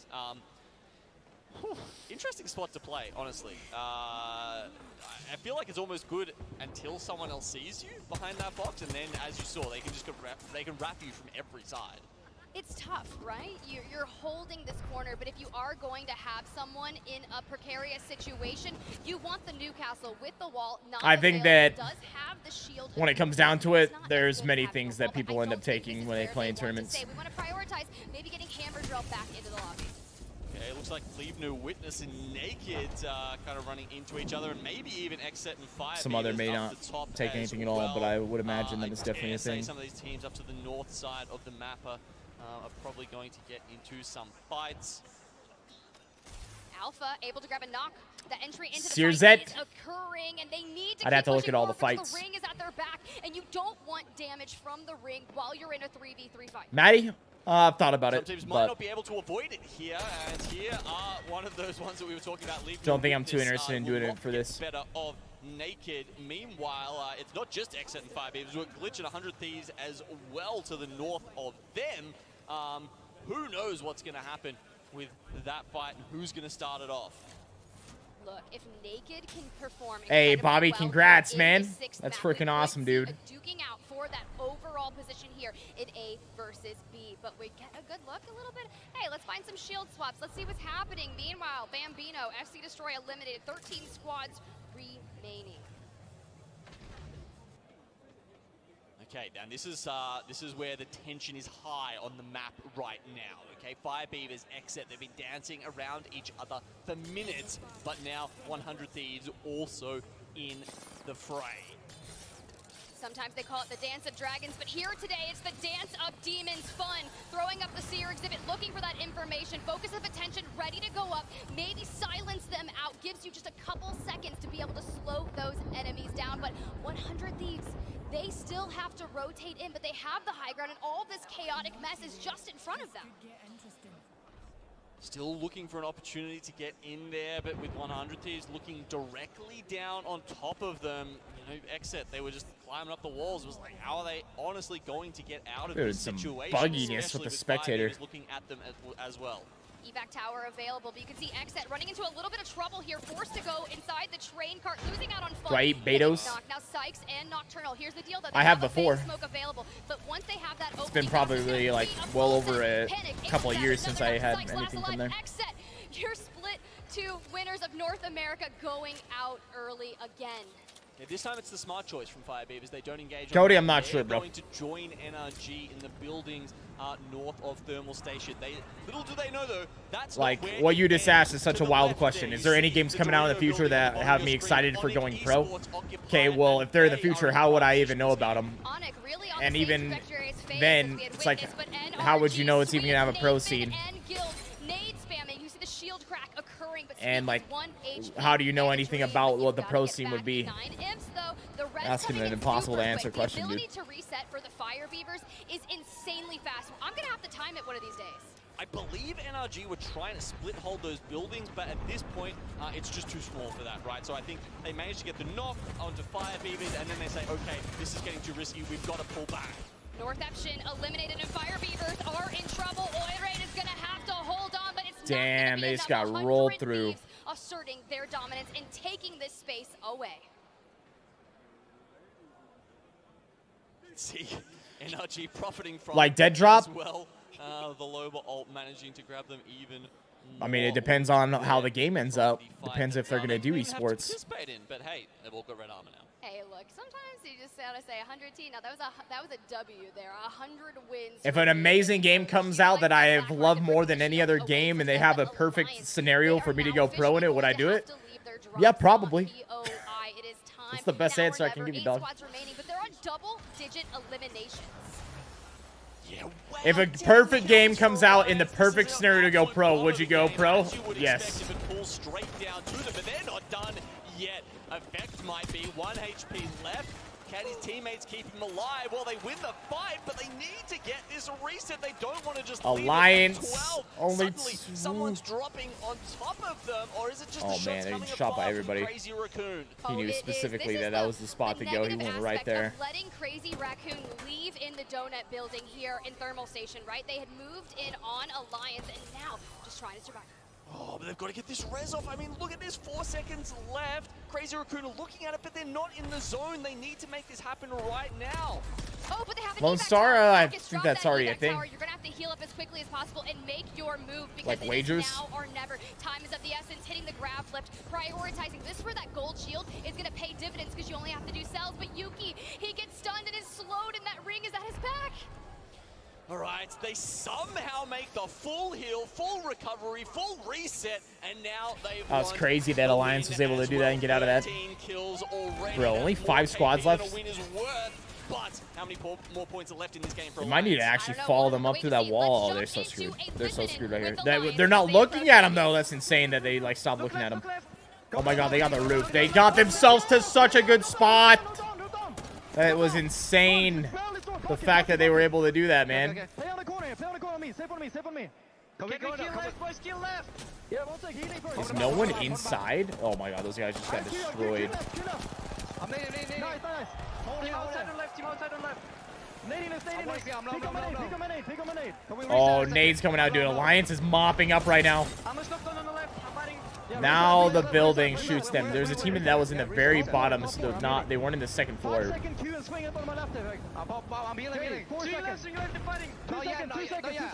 I got 5 seconds. Go now, swing. I cannot. I'm kicking them. Look in there. Can we go a little bit slower, please? Look in there. Just come down, Suki. Okay, I'm coming left. Where's the one? Swing left. In knockdown. Carry. Space low. Last team. Just space low. Okay. Is it the last team? It says there's 3 left. There they go. They finished them. Bro, Alliance has played this so fucking perfectly right here. Okay, 1 knock, 2v2. Yuki disarmor swapped. Yeah, they do got it. They should have this. I'm coming. Break it. Hey, go get him, Marcus. No, run now. Yes, get in the corner. Do it. Stick it all the way. You watch. Feed your face. Oh, is he pushing on it? Wow. They were able to get him back up with a gold. It's over. Alliance should win this. 100% they should win this. Stabilize. Hold on. The resing as well. One is that side. One on the balcony. No, wait, no, it's a 3v3 actually. They might not. One is top left. Might not be as simple as we thought. Oh shit, behind me. Whoa, what is effects going wild, bro? I did damage. What a fucking move. Hold on back. Swing at me. Hold on back. Pop on back. How can we win They this? traded out. Oh, no. Yuki might do it, though. If anyone can clutch up, it's Yuki, bro. If anyone can clutch up, it's Yuki, dude. I'm bleeding out. You can never stop me. Stop shaking. Carry gun. Play my armor swap. Let's go, Yuki. Let's go, baby. I think he's got this. I think he's got this, dude. I say Yuki wins this. Go to Armor swap me. Armor swap. Haki, scroll closer. I'm going closer. Swing on the barrel. Swing on the barrel. Yeah, go in. Oh, he's got it. He's got it. Oh! Give me knock. Give me knock. No way that he was able to do that. That was so well played by their seer. Yuki had such an advantage going into that, man. What has just happened here in the copper box That was arena? insane. I can't believe that. Yuki in that position before, but what we I can't believe that was Onyx Esports Genome. the guy from Onyx, he played that so well. 1v1 I've ever seen in Apex Esports. I mean, even the 3v3 went forever. Yeah, I mean, we like once they got I that saw gold what you off said, Reds, we bro. were like, there's no way. There's no way Onyx let them have And this. I think what you were trying to ask better off would have been what if the right game came along this, would you ever consider playing pro again? Maybe. Maybe. It's not a no. But it would take a really special game, brother. That's 750 damage that it can take. Yuki walking behind Hackis as they inch ever so close. The barrels going forward. Knockdown shields are such a damn cheese. It's what happens, and then they start using the knocks to push forward. Coming into that game. They played that really weird, though, I will say. I don't get what their Horizon was doing. Like, he got super separated from the team. He, like, pushed forward and just got into a scenario where he was going to get beamed. It seemed like they were very, like, split up on what they wanted to do. Especially even at the res, where one of them's calling out res, stick it. The other one's like, no, don't do it yet. I don't want to do it yet. Like, that whole, like, miss kept transferring on from there. That continued being the case. And then Horizon, the Horizon pushed out underneath the one team by himself, right? I think he wanted to go up on the tower, but he put himself in a position where he's going to get shot and had to make that crazy climb play out around and separated himself. All right, And this isn't even over. Got really, like, weird. Not everybody was on the same page for sure at that point. I think that, honestly, that's the thing that screwed him. This is where Yuki starts barrel crawling towards Raki. Right, and you see, like, you know, the first one, it was such a great shot to knock that one down. That one he has to eliminate. At this point, he's down by There's a lot of people that don't know your grind when you were a pro PUBG player. Waking up at it wasn't 4 a.m. It was 2 a.m. I would wake up at 2 a.m. I would stream for 10 hours. I would get off. I would play in scrims, and then we would scrim, and then we'd get off and we'd play in like a tournament. Or I had to get off and like make stuff for the channel. Yeah, there was already period of my life where literally my entire life revolved around a game for over 2 years, and before that, the other 2 years before that, was revolved purely around building the stream as much as I possibly could every single day. Hey, it could have gone the other way, but it did not, and it is no surprise. Now that we've seen the match 6 results, we've got to know who was our group stage A versus How many hours do I have in PUBG? And hey, surprise, Genome, you know exactly like 7,000 plus. Oh yeah. And I'm seeing some alliance. To put that in perspective, Apex has been out for over 4 years now, and I just barely passed 7,000 hours in this game. I put 7,000 hours in PUBG in less than 2 years. Coming out with that one, unreal 85 points for Alliance. They picked up in a single series. You know these guys are just in a fantastic position. I can say it right now. We will see them in the winners bracket. Look, I mean, I was thinking about who I could potentially have for maybe a top 5 here this week, and Alliance, I did immediately put No, you cannot shoot through your team's knockdown shield. Mandy, the super sub in Split 1 playoffs, now that they have the full roster, this is just the beginning of what we are going to see, the greatness from Alliance. Code Pill, him having to grab the respawn card did nothing. Naked, but APAC North, 100 Thieves though, they did not make He was still able to get the armor swap and fight. He actually had the armor and health advantage going into that final exchange. Yeah, Oh man, I'm John tingles after that gonna one. do a I watch need to along focus on today, some of the other teams likely over the course, next couple days too, and do a look, watch North party for Action, this. Not a great start for them. Exit on 21. That's probably the biggest surprise out of anything here. I mean, 21 isn't. Like, yeah, sure, you got 15 points off the pace. Will they sneak in and probably grab a TSM is in the next group of games. Winners bracket berth right at the end. I'd still. Yo, real quick, that chat. for I'm gonna this be right point back. to All be right, that good, BRB. honestly, but it is a shaky start for them. Ooh, now that we've had 2 group stages matchups play out, let's go ahead and take a look at the overall standings on the day. And no surprise, Alliance on top with that dominating performance. But Pulverex, that match 6 in our earlier series today is really paying off. But I'm not gonna lie, Genome, the only thing I see right now is NA and APAC North. Alliance is the only EMEA team in the top 10. Yeah, that's crazy, isn't it? And I mean, honestly, I feel like that kind of reflects a little bit the how the region is going. Alliance are crazy. They're amazing, but there is a little bit of a drop-off after that. However, APAC North being so prevalent is something that, I don't know, I'd say there's a few people out there who wouldn't have expected that. Well, it's a storyline, right? Where they were all thinking about qualifying for champs, and I said earlier today, Fnatic is the only team from APAC North that has secured that auto qualification spot. But Gambare Otosan rounding out your top 10, TSM starting there in 9th. But overall, I'm so impressed with what we've seen so far from C versus D and A versus B. Yeah, now everyone's played 1 game each, right? They've got their, got themselves locked in. They're getting that feeling back in of how it is to play at LAN, of how different it is from sitting at home in the comfort of your own setup, of having the crowd buoy you. Well, now that you mentioned, playing from home can be remotely different. And honestly, I think Blaze is sitting down with some really awesome members from Alliance, and maybe they can shed some light on their first time at LAN.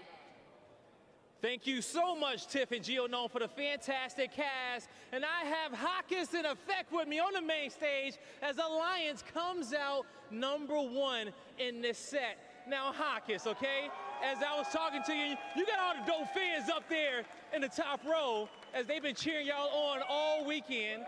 Now, you come in here, you get 4 seconds in a 7th, and we see the last fight there at the end. It was a 1v1. It was epic. You don't come out on top of it, but talk to me about how did it feel, just the way that y'all was playing in those last final moments? I mean, we're a little bit unsatisfied, like our goal is not to get second 4 times, it's to win all 4 times. So we're definitely working on improvement our game. So we just want to keep improving the way we're doing, and so far it's looking good. Hey, and you know what, that's said well too as well, okay? Because you want to make sure you pace yourself, but you want to win everything out there. Now, you wasn't satisfied with the 4 seconds, but let me ask you this. Were you satisfied with your teammate's performance on his first LAN to play as well as he did?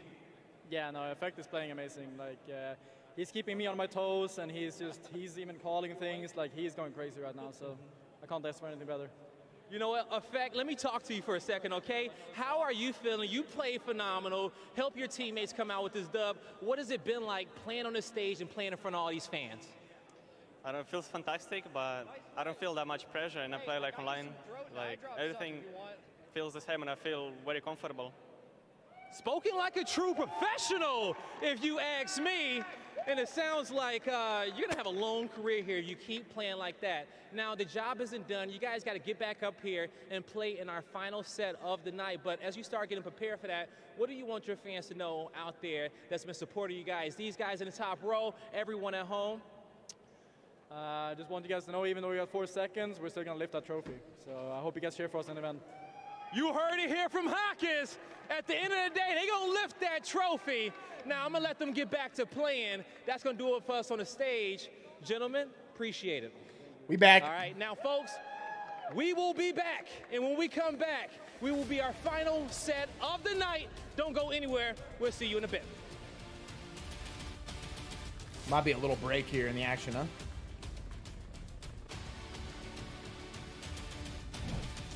We have had a phenomenal day of Apex Legends action here so far. I mean, this group Kyle, they bring their own peripherals. They don't bring their own PC. Naked, still holding the line, still holding strong, and it's looking like this will be yet another win for the region. Naked are your champions here in game #1.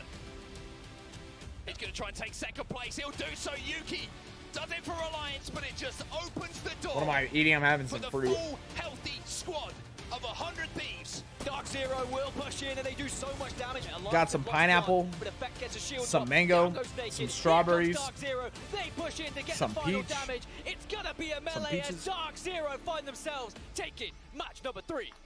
Easy peasy for DZ. Onyx Esports eliminated Go Next, dropping down from the high ground, and they are letting it rip. They should be able to take this Bambino, though. Go Next are your winners of map number 4. This is what we want. Oxygen Esports has been eliminated. We have a 3v3 alliance versus Naked, and Naked able to just clean it up. They win another one. Give me it all, give it all. Ah, what me, man.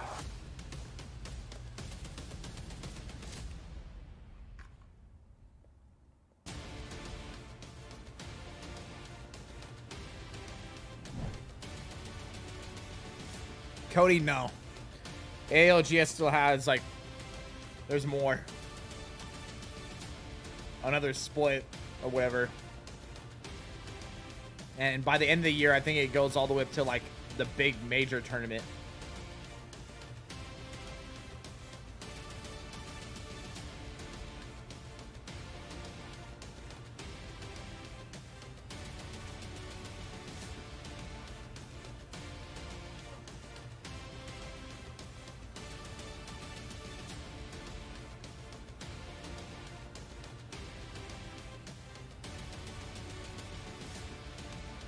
I don't know. I buy it.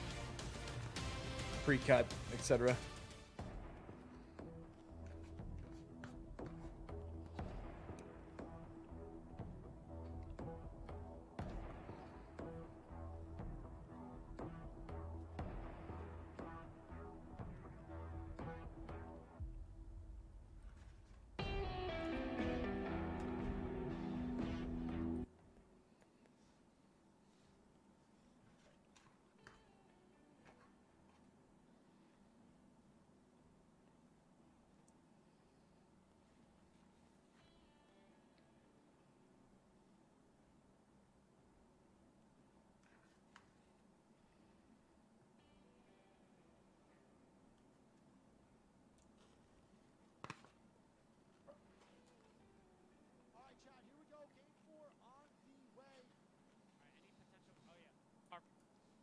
Huh.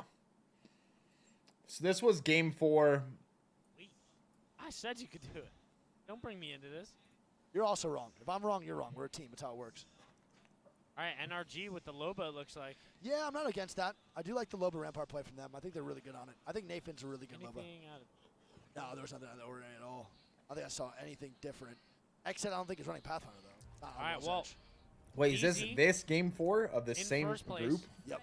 Aurora playing well, and they're both about to go head-to-head here. Damn, dude. So we have two really good teams here about to square up. We got Jen Burton on the Caustic, the stinky man himself. Yeah. And, you know, I don't get why they wouldn't this might play be the first like some of look the we're getting earlier at this games. contest, man, because neither of these teams scrimmed international scrims even one time in the thing. No, 100%. No, 100 Thieves should not be contested. They're going Sky East. If you're contesting Sky East, then we really got to figure it out. Sky East might be the worst PL in the game. Yeah, and Aurora is going there. So it's going to be DZ and Aurora here about to fight off over in Harvester. Chat, who do you guys have, man? DZ or Aurora? Put it in the chat.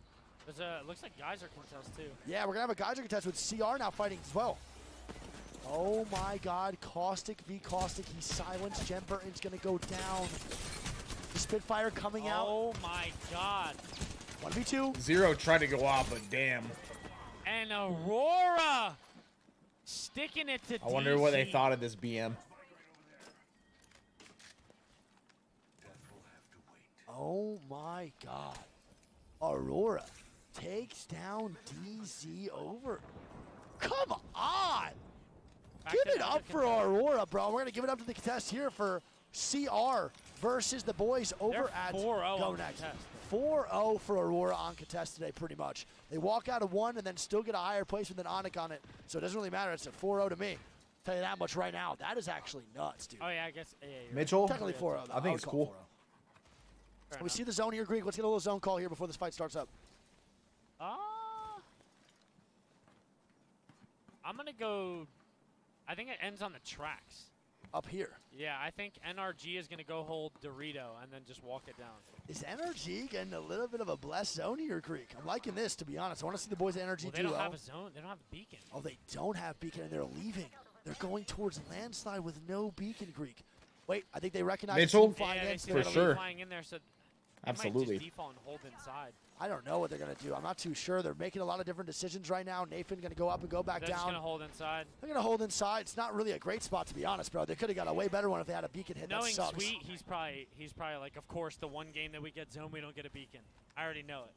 You know what's crazy, though? Is we talk about, like, the TSM plot armor as a joke, but genuinely speaking, like, actually, I feel like NRG never gets zoned. They actually don't. And when they get zoned, they don't get beacons. Yeah, every time. It's actually, like, really unlucky, and I think it's so funny that, like, Sweet jokes Code about Pill? it because it's low-key true. Like, very, very true. I want to say, though, credit Early to on the in winners, streaming, we've I seen- experimented we've with seen, them. The teams from the South America region have been playing And I didn't really think that they helped that much. That is a crazy fast rotation to take that. And quite frankly, I didn't I really don't need. know. I gotta give it up to the South to American help. region in general, and just say they learned a lot over the last year. And bro, like one thing I've been saying for a long time too is that Who do I got to everyone's win catching land? up to NA. TSM. A lot of teams are now closing that skill gap between the NA region. I'm hoping the more we watch ALGS, the more we see other regions start to perform, especially with South America, bro. Master they have so much Thom. potential. They don't have every opportunity like every. They're definitely not common. Has the most opportunities. We always talk about it as well. Most tournaments to be played, most practice time, all that stuff. So seeing the boys in South America who are extremely dedicated when it comes to scrims, really, really practicing every day and not missing any games, it's really nice to see, bro. It's very deserved. Very, very deserved. Absolutely. Not wrong. Would I rather have been pro in Apex or Oh, PUBG? no, what's going PUBG. on with my mouse again? I can't really see it. PUBG. What's going on with this mouse? Look at that. Speaking of them, speaking of South America, the boys, Glitch Gaming, gonna rotate on in. I don't like this spot though. Taking bottom crane. They have Watson, but I think Rampart does better here. This is going to be tough, man. Yeah, I don't think this is the spot. It's a really good rotation and a very good early one, but if NRG decides to get a little bit, I'm no longer with TSM, but I was with them for NRG is not going to let them sit there, bro. over 5 years. No, over 6 years. Sweet is about to grief. For sure, and he has the nemesis. When I made the too, swap and the to two YouTube, times. This is an NRG it was no special, longer Sweet possible for special me to be with specifically. TSM He loves doing this to teams, due making them to uncomfortable. that Only thing decision. I get nervous about this. Sheila. Oh, that's crazy. Oh, that's Sheila's crazy. going to start singing. It was actually 6 years. Oh, that's wild. Once that smoke boy goes down. Yeah, that boy Sweet wants the KP right now. He's forcing him to the other side of the crane. And he's putting trying to. him in LOS of Nathan, it looks like. Yeah, I think so too. They're kind of helping each other out. Now, one that's team up top. Who is that? Don't forget that Sweet really can't escape, bro. Once these teams start to get angles, it's gonna be who? Karev up top. It's Leave No Witness leaving He's the. playing. Cody, yeah. Karev is getting aggressive. It was my creator Kinda code for a liking long that as time, well. so. No team's really fighting, by the way, chat right now, so you're all good. You're not missing anything. I promise. I don't know what's. All going of on. our links and everything are still TSM because it was recent. Resi, the It takes boys a over while at to NTH change are all those still things to 5 get them and to 2. They're over what at we the wanted stack to side. get They're good to go. be. Nocturnal and them still over there too. Who? Resi? Yeah, it's gonna be Naked. Taking away Resi and GTMS. Vault here too. And that's one thing I want to say. You the as man, well. brother. Chad, don't forget how important having armories and how important having vaults are. It's a big part of your gameplay. If you're used Do I to know that who all scrims, then Shrimsy you is? come I've to heard LAN of and him. Don't get that. It's actually a big hit to your. How loot, old am I? A big hit to your overall confidence when fights. How old would you guess? When it's a team like North Don't Hampton, say if you don't know, or don't say if you do know. But it becomes twice as good when they get a gold knockdown shield. So they rely on all vaults, like hitting gold balls out of the air. Like they need to get the gold items. Gold helmet. If you matters a know, lot. don't Bang, guess. Gold knockdown on the Newcastle. It's like very, very important. No, you're 100%. I mean, Newcastle gold knockdown is literally the most game-changing thing possible for majority of teams. Anyone rocking Newcastle Some of or your any players in the trolls. chat that know about Newcastle, bro, when you have that gold knockdown, you're actually just like invincible. You actually feel like you can res your team through anything, and it doesn't matter what you're going to fight, that you're going to actually stay alive. It's pretty sick. Yeah. Where's TSM? They retired. Ha! I love it. I love All right, it. so Rena Tricky going down for Glitch. Yep. And Finn, that's going to be their crypto, so they can't even get a res. Now Glitch is going to be left as it. And I wouldn't be surprised if Leave No Witness aggro. Yeah, I don't know. They started out with If this is double actually a armor, vampire and is already 420 up to years double old, you blue. nailed it, dude. How'd They you have know? a charge rifle as well. with the Loba. They're kind of set up here. I'm liking what leaderboards is doing. I wonder if you're right, though, and it pulls to the tracks, or what if it pulls to the choke? Then I don't really like where they're at all. Yeah, no, it definitely could. Oxygen could be in a good spot, and potentially even Science could be in a good spot, depending on what this pull is. Bro, I absolutely love I'm it. 28. That might be a really hot take. But the 28 years that old. I watch people do is just so entertaining. Yeah, seeing someone track like a Valcolt out there with like a charge rifle is super aesthetically. Yeah, I know it's like very annoying, and I know if I was getting shot, I'd be losing my mind. But overall, it's so fun to watch when you're the spectator watching someone get crapped on. It's a great time. Like seeing someone else get hit for a 6,005 off one charge rifle shot is amazing. And if I get hit for 26, I'm vaulting. Yeah. Actually, not really. Oh, It can tell us the future. where's this going? Just back to where? Is this going to where Aurora is? It could be on the track. I think so too. I thought it was initially here, which I mean it still could, but there's this, and then there's the one over here. I don't know which one's going to go to. I have no idea. We'll see. I think Aurora, regardless, is in a really good spot. Yeah, I mean NRG's pretty cozy now too. Which is great. So they made a little bit of a misplay, but not. Yeah, they made a little bit of a misplay not going to Rito, but apparently that misplay is going to turn out to benefit them overall because they're going to be in a good spot. Exit now fighting Realize here over in the tracks inside of the cart. Yep, Bangle going down here. A lot of chaos. Sykes looking for an entry here as he does get slowed by their own Bangle, but the team is doing a good job covering for him. Sykes looking for an entry. Yep, you have Stuki getting a knock right now on the top right, 2 on a naked. Good shot there Oh, from Sykes as he gets the one clip on the Sang Ju.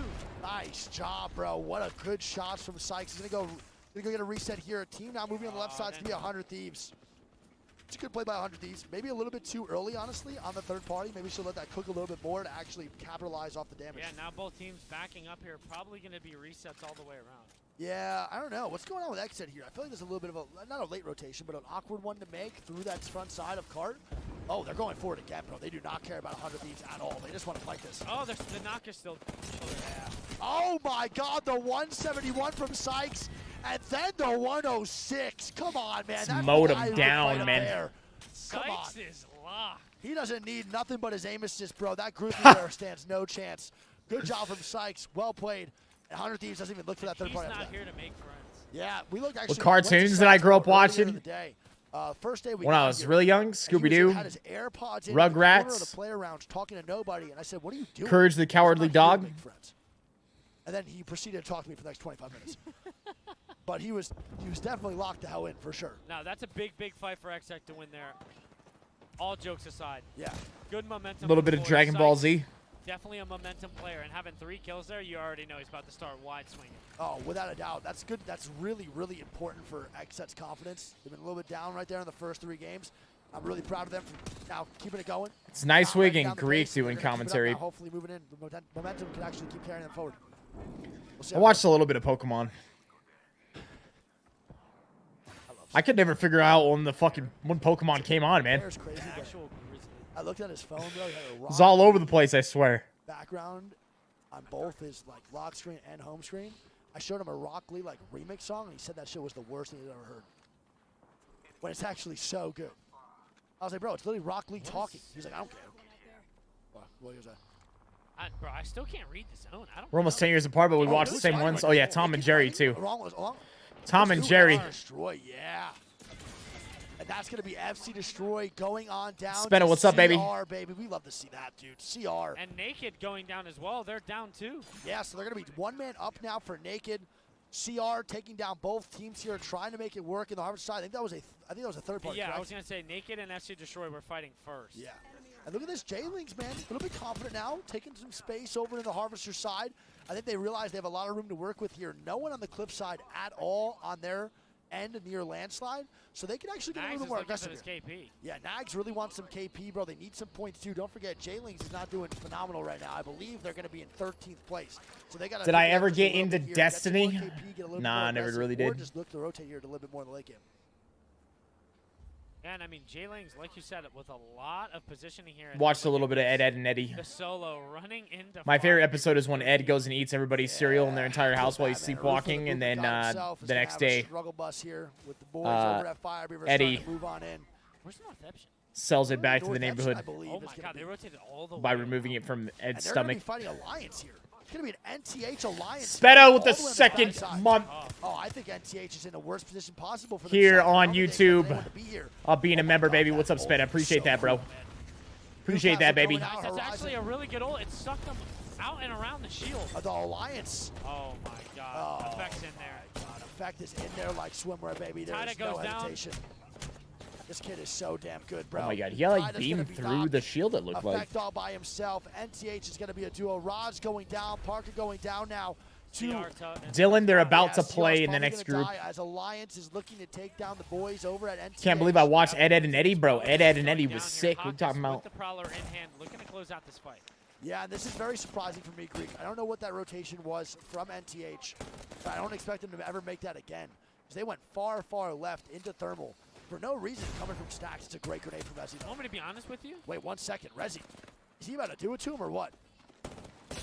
Oh, he No, did is to him. not. He Effect did to has him. a lot to say about that. It does not allow Effect did it to him. I think they were expecting it to be a back choke pull, so they went with the long route, and then the zone Effect ended seems up like pulling just a slayer, away, huh? and Like they a were major just too committed slayer. to that they couldn't go back and storm. Which sucks, because these zones are a little bit hard to predict right now. Can't lie. So definitely makes sense for NTH to be struggling just a little bit here, but definitely a little bit surprising no matter what. And look at that pull here too, chat. We're going to see. I think it's this. Yeah, I think it's going to pull right outside of where NRG is, baby, and they're hitting the fucking gritty right now. Sweet is absolutely beacon, levitating. By the way. No beacon. Little bit of a misplay turns into a beautiful opportunity for NRG. We might see some big-time plays here and some big-time placement for NRG. Yeah, Dylan, they you the have man, dude. Best character for a You the zone man, like this baby. With the Rampart, and they have a Loba to pick up more loot later. Yeah, no. We'll see what happens. Sorry, I heard something in the crowd. Let's get the shit out of me. What? I heard someone go, ah, or some shit. Ooh. I've talked about it many times over the years. We see Aiden here too, bro. I like what he's doing. Holding off the teams in the choke if they want to push through. But I bet there's actually a lot of people in here He's almost going down. Oh my god, he's actually the definition that of don't over. know like how it actually goes behind the scenes of these tournaments. I don't know. Thanos? For these tournaments, 100 Thieves right? now with an evacuation tower too. We'll see where they go. Little rotation of the boys. They are in what right now? Second place or third place? Third place. We'll see. So the tournament organizers pay for all like the travel and like hotels and stuff. And so they try to book the cheapest damn things that they possibly can. Anmu couldn't be more far So away like a from lot of these players, his jetpack pulled early and that man landed on bridge. they try to put you on the He's dead cheapest for sure. possible Energy's flights. not So gonna like let Rezo sometimes off. people Sweet got up like the multiple KP. connecting And flights, all Anmu's gonna sorts of be full stuff. dead here. A little bit of a misplay Right. from They should Anmu. be able to Loba loot it. And so, I mean, too. it's overseas. London's not that bad because like you at least you fly to East Coast and then it's like how long of a flight?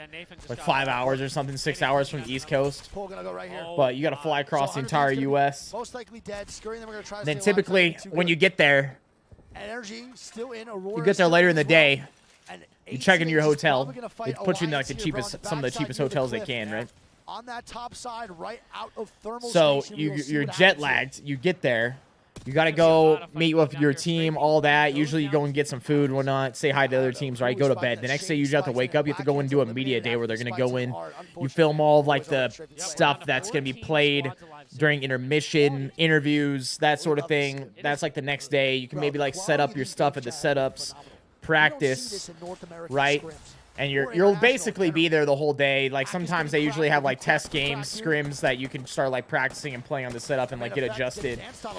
And then once that day is done with, you know, you go out, get food, whatnot, go back with your team, usually strategize, talk about the next day, talk about some different things, go to bed. Then usually the day after that is the day you play. Dodging that. And so if you're from like NA, anything like that, you're usually at a weird schedule, He might want to save it 30 seconds till zone. They might want to jet lagged. You know, you're sleeping in a different place, sleeping in a different bed. Man, this boy, effect, dude, just And then, you know, you got the tournament. So they have a 3-day tournament, so they'll play 3 days in a row. Maybe by the second, third day, you're just going to finally start getting adjusted to the new time zone. Maybe not. It usually takes probably actually more like a week. And then typically what would happen, at least in PUBG, and I don't know if this is the case in Apex or not, but I wouldn't imagine it's too different. Usually they have like a thing where all the teams get together at the very end of the tournament, but then everybody's flights are like immediately out of there. Because they don't want to pay for hotels for another day. So everybody needs to get out before the next day. So they have to get everybody on flights, however that works out. So a lot of the time, you're off, like us. We'd get done with the tournament the day before, night before. go to like the after party thing, whatever, and then you got a flight out at like 3 a.m., 4 a.m., 5 a.m. So you don't even go to bed. You already pack all your shit, stay up the whole night, go and try to make your flight because you got to be at the airport. You know, you're in some different country. You've never been to these airports before, so you got to make sure you get like enough time to make your flight. And so you would go to the airport. You got to, you know, be there at least minimum hour early. I didn't realize that Sweet got that longbow on him. We love to see that. You're leaving at like 5 a.m., 6 a.m., something like that. Fly out, connecting flight, fly again, possibly another connecting flight. Maybe you get directly back, depends on where you live. By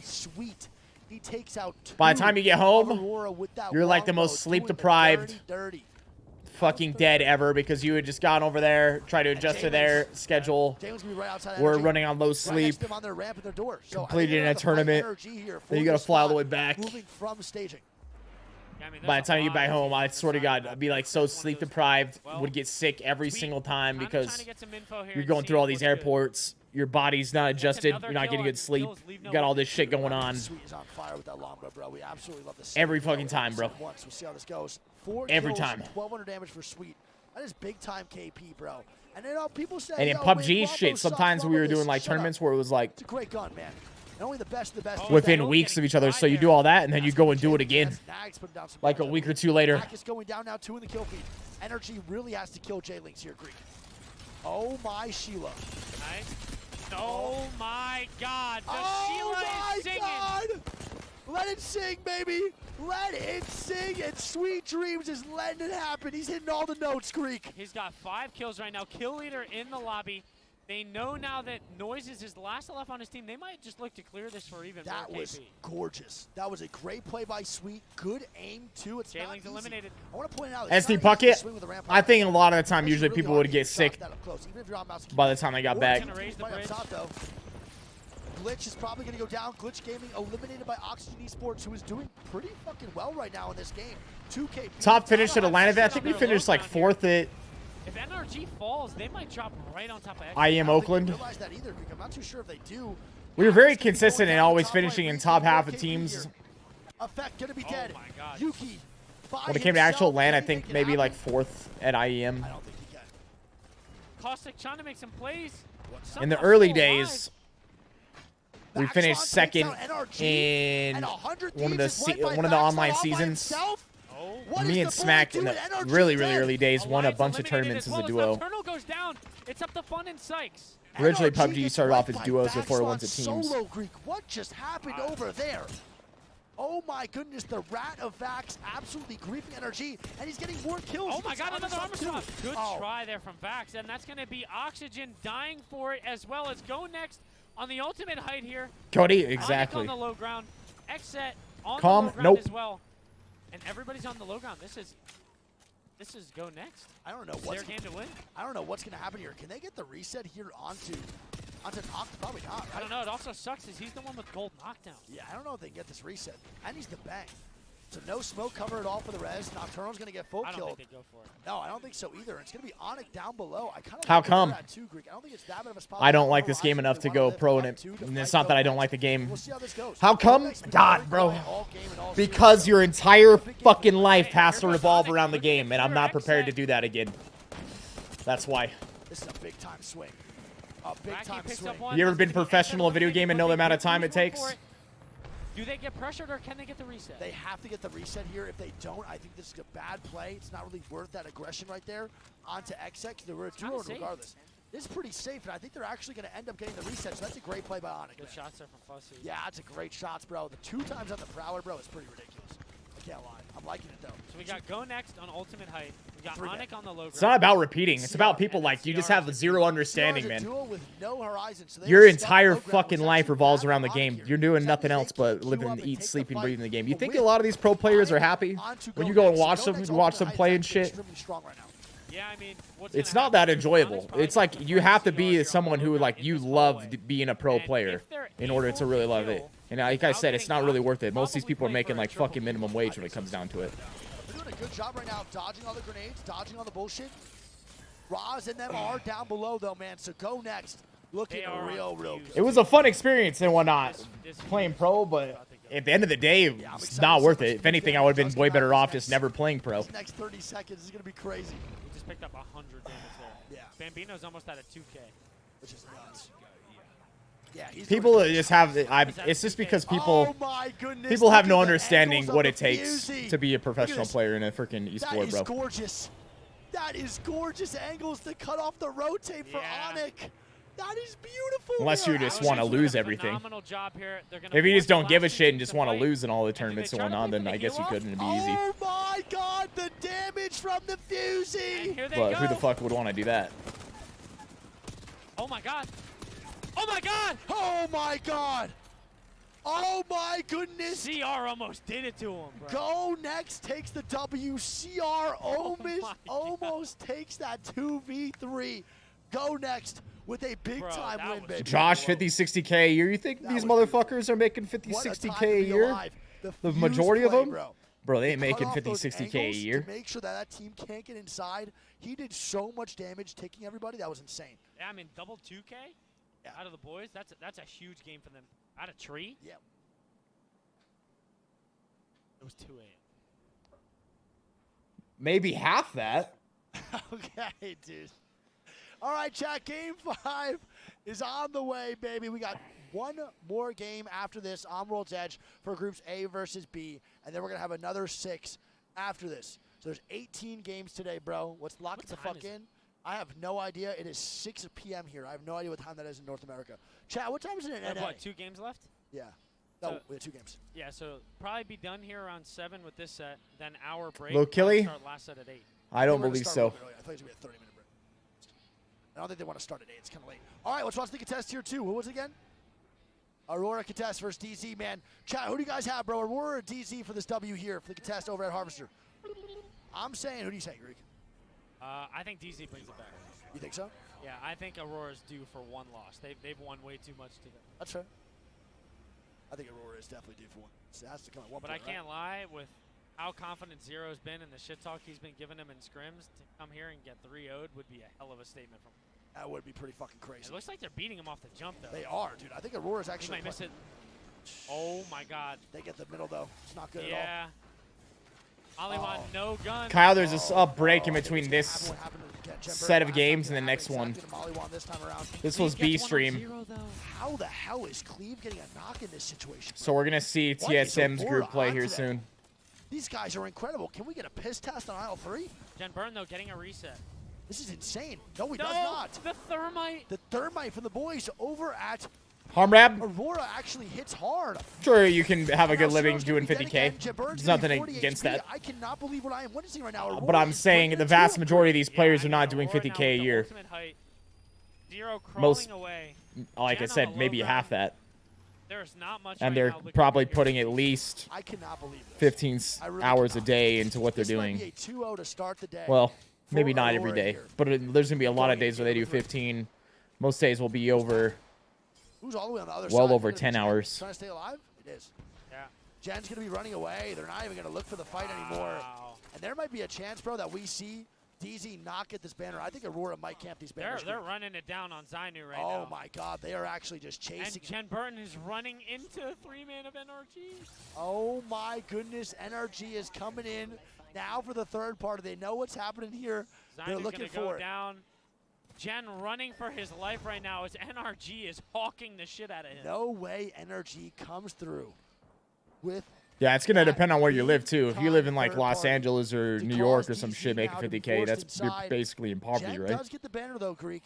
And there's a chance that the boys at Aurora do not see Jen get away here at all. He should be able to get the res maybe on a 0 unless Aurora realizes that he's running away. I don't think they do. They do recognize he's running away. Yeah. And I think they're going to chase. Jason Rad, what's up, man? It looks like they want to right now, yeah. That's I don't. It gets frustrating for me, but I think get it. I Aurora get right people now, don't Chad, know. really cares I about get the you guys don't know. But it just gets frustrating for me because it's like when you're like, bro, you're gonna go pro. It's like, dude, you're asking me, do I want to put like 15 hours a day in to try to do that while also being a content creator and grow a YouTube channel? And for what? Like the ROI for being a pro is super low unless you're like the best of the best, winning every tournament. You should probably just stick it regardless. There's no other chance for you to get the res for the rest of the game. if you're going to be Especially already after living that life for like 5 years straight. Fuck it. Stick that res, baby. Let's see what happens here, man. No, DZ not eliminated yet. Why so much money talk all the time? When did we ever talk about money in here besides right now when we were talking about That's definitely done. these so tournaments there's no and way they whatnot? get the res onto Zainu, so DZ will now be a duo for the rest of the game. Yeah, Aurora, I'll consider that another W on the I'm definitely considering that a W. They forced them to run away and leave. There's no way that's a fucking Please neutral point game to a right there. time when we Forced talked them to about duo money and run besides away. like literally today during It's this an tournament Aurora where we're W. talking They're about how much the 2-0. players usually I make. don't know. Where do you think this goes, Big Dog? What are you feeling? I feel like normally this would be like a stalagmite ending, but since they added this new house there, I don't think I've ever seen a zone end there. No, that's a house is pretty ugly too. I don't know what it could be. You Maybe- think that house is actually good for the game? I kind of like it there. Really? I thought that that area of the map was like very shitty. Yeah. And it added like an extra spot. You can make way more being a streamer than a pro People player, can still Sizzle. play the stalagmites, and then that a team can hold that house. Because like beforehand, bro, like there's nowhere to play. You're not wrong. There's actually zero room to play. However, if you're someone like, you know, one of the best of the best pro players, Energy gets or a really most good well host, by known, the someone way. like a Hal That or like a Colton Sweet, energy obviously here, that's too. going to help Gonna be you a too. lava siphon zone / stalagmites. But that's not the majority of people. How many of these pros do you even know, chat? Think about it. How many of these pros do you know, or have you ever watched their streams? Decked out Nemesis. Probably Sweet's on the 95% of them longbow, you've never even watched their stream, and Longbow with a rampart walls, more than chat. Let me 99 tell you a little or something about 90%, around 90%, you don't even know who the fuck they are, man. This longbow used to hit for a whopping 60 damage a shot. Okay, you were 3-tapping the blue armors. This shit was crazy. If you were here for that meta of Apex Legends, I'm sorry, but also it's a great time. I don't know. It was With a the lot. Rampart shield. It was a Or lot. with the It's a yeah, lot. Oh yeah, it's a lot. It's hitting like a mini. Like a Kraber. 110? Yeah, I think so. Pretty wild. Because normally it's what, 106? Yeah. Maybe even a little more. Yeah, that Did you is ever part of see it those too, patch notes John. when they buffed the longbow? See what it said? It said, literally. Maybe that is part of it. Damage, and it said, If you think that anybody that's just good can just become a pro just because they're good, that's not how this shit works. You have to dedicate hours and hours and hours of your time every single day to competing against different teams, staying on top of the meta, like participating in scrims. Yeah, but that's a good There's play, so bro. much Look what that they get you're for that actually now, too. doing It's that you so don't fun. even see or This is realize. the first time we're seeing Wraith. That's true. That might be the first Wraith of all day right here out of Strafing Flame. Or at least you should be, if you're taking it seriously. Oh, You should be JB, taking it for the seriously. second time, You're you're on a welcome, professional team representing an esports team. What's up, Jay? Love you. Jump shot's ass though. True. You're like 7'6" and you still can hit a jump I shot. can tell you if you don't take it seriously, there's no way you're going to go in and do well in these tournaments. Threes, you are the center. All right, not much else going on No, here in game. very, very, very relaxed mid.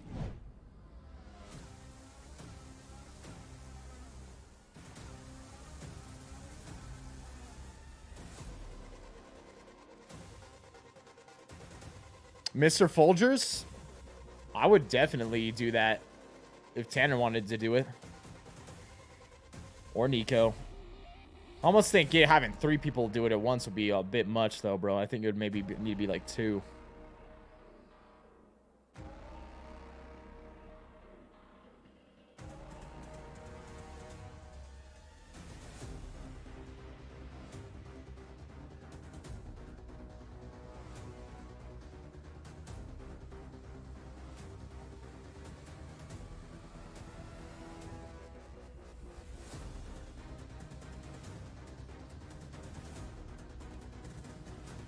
Brian? Yep. Prado distribution.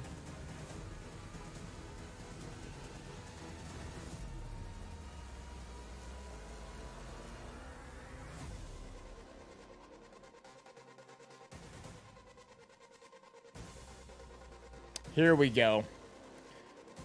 This the group we've been waiting for. Everything else was just an appetizer to this point.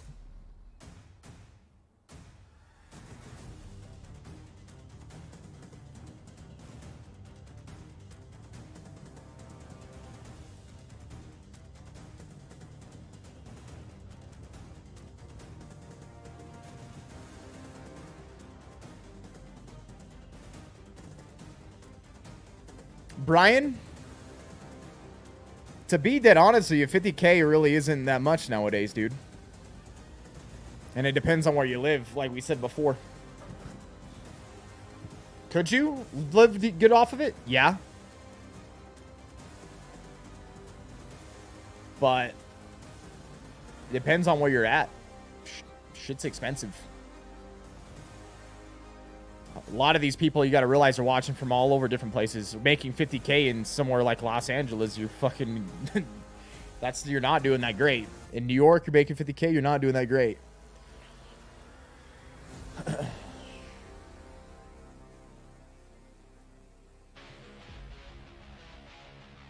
And that's pre-tax. That's true. It is pre-tax.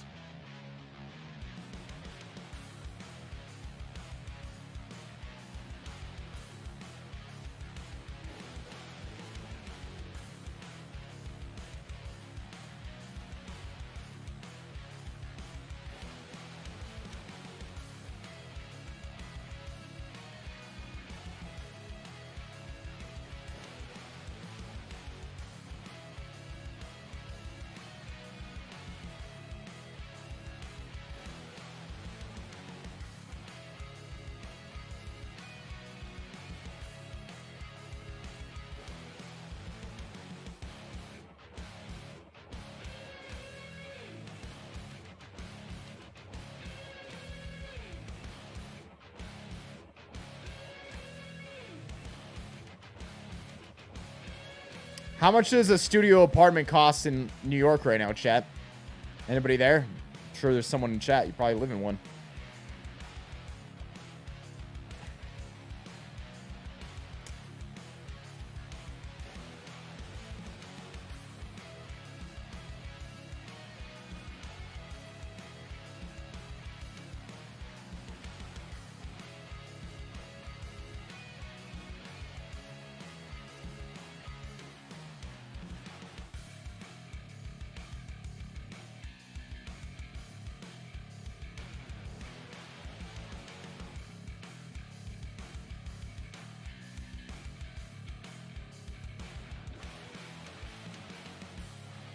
Why are we using extremes? Maybe New York is towards an extreme, but if you live in any major city, it's going to be very close to the same. Even if you live in Utah, you go and try to rent a place, it's like $2 grand for not that great of a freaking spot.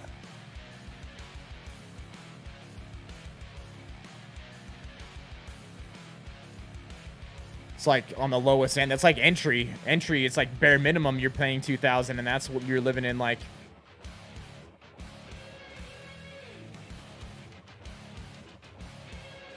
2-bedroom apartment.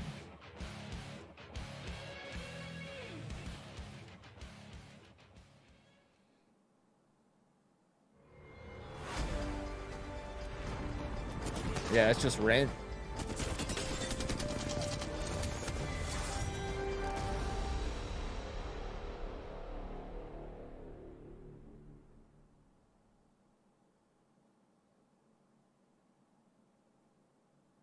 A full day in London. It's always a pleasure being here on the other side of the world. For some call it home, and obviously some treating it like a war zone. That would be APAC North and South America.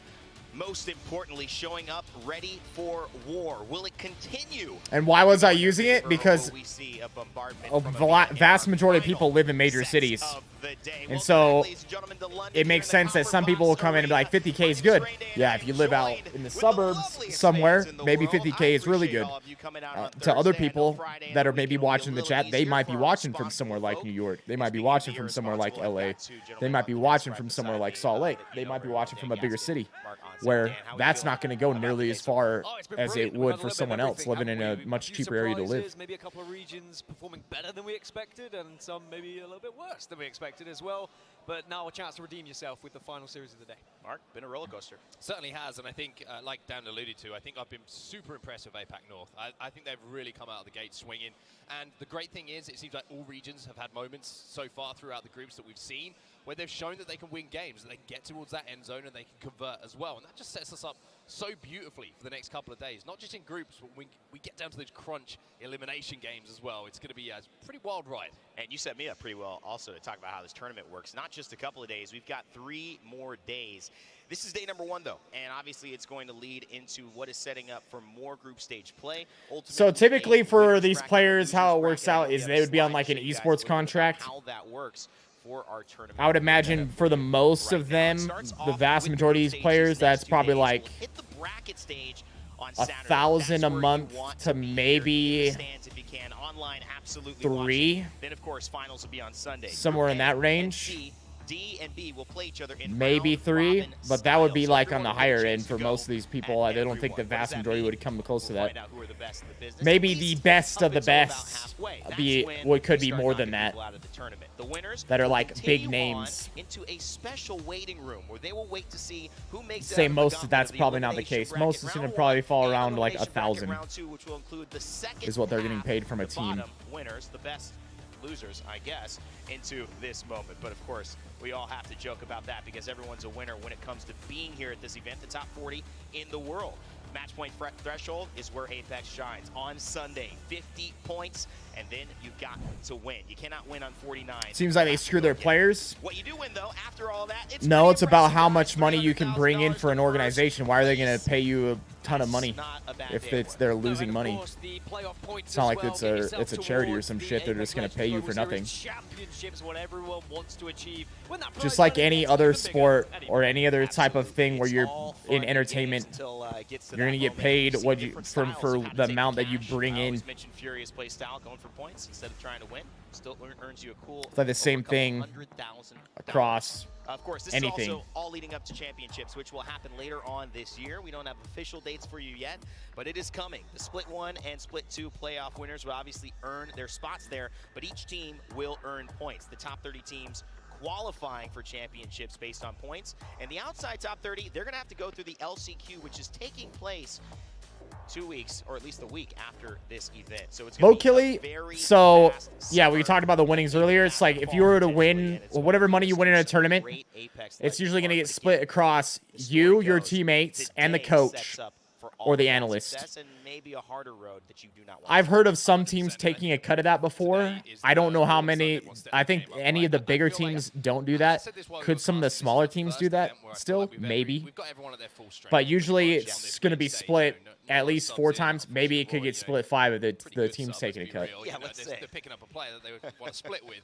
But it's fantastic to see all of a sudden, you know, the likes of Pulverex, who I think is a great story at championships. Yep. If you're a pro, the really only way that you're going to actually make a decent living doing something like this in esports is you have to build a stream outside of it. You have to build your own brand. You have to build something else out of it. You aren't going to just be a pro player in a game and be able to live off it. There's no way. The next few days here in London, but you know, moving ahead to the championships, it's gonna be tough to get there, man. That's a great point, bringing up how we're seeing regions adjust and know that this is a moment they have to perform. Group A, B, C, and D on your screens now. Boy, oh boy, each group, Dan, has somebody special in there that makes it look like not too much of an easy road. Yeah, I mean, some of the groups have several regional champions as well, which is what's pretty terrifying about all of them, but I think Mark's alluded to it. This is possibly one of the strongest lineups we've ever had. Larry, they have to build it outside of it, just like I did. Just like Hal did. Just like any person that you know that used to compete in esports, the team isn't going to be, it's going to help. It can help playing in these events, but the real way you have to build it is build it just like anybody else that's a streamer. That's what makes it so interesting when you see performances like this. Teams who have a chance at Split 1 playoffs, like Alliance, don't quite get it done. Working with Mandy, the sub, super sub, many might say, in terms of a personality and a player, but with effect. Take top of the group here coming into the beginning of their group stage performances. We'll have a chance, after looking at the back half of this, Mark, to see Alliance go again soon.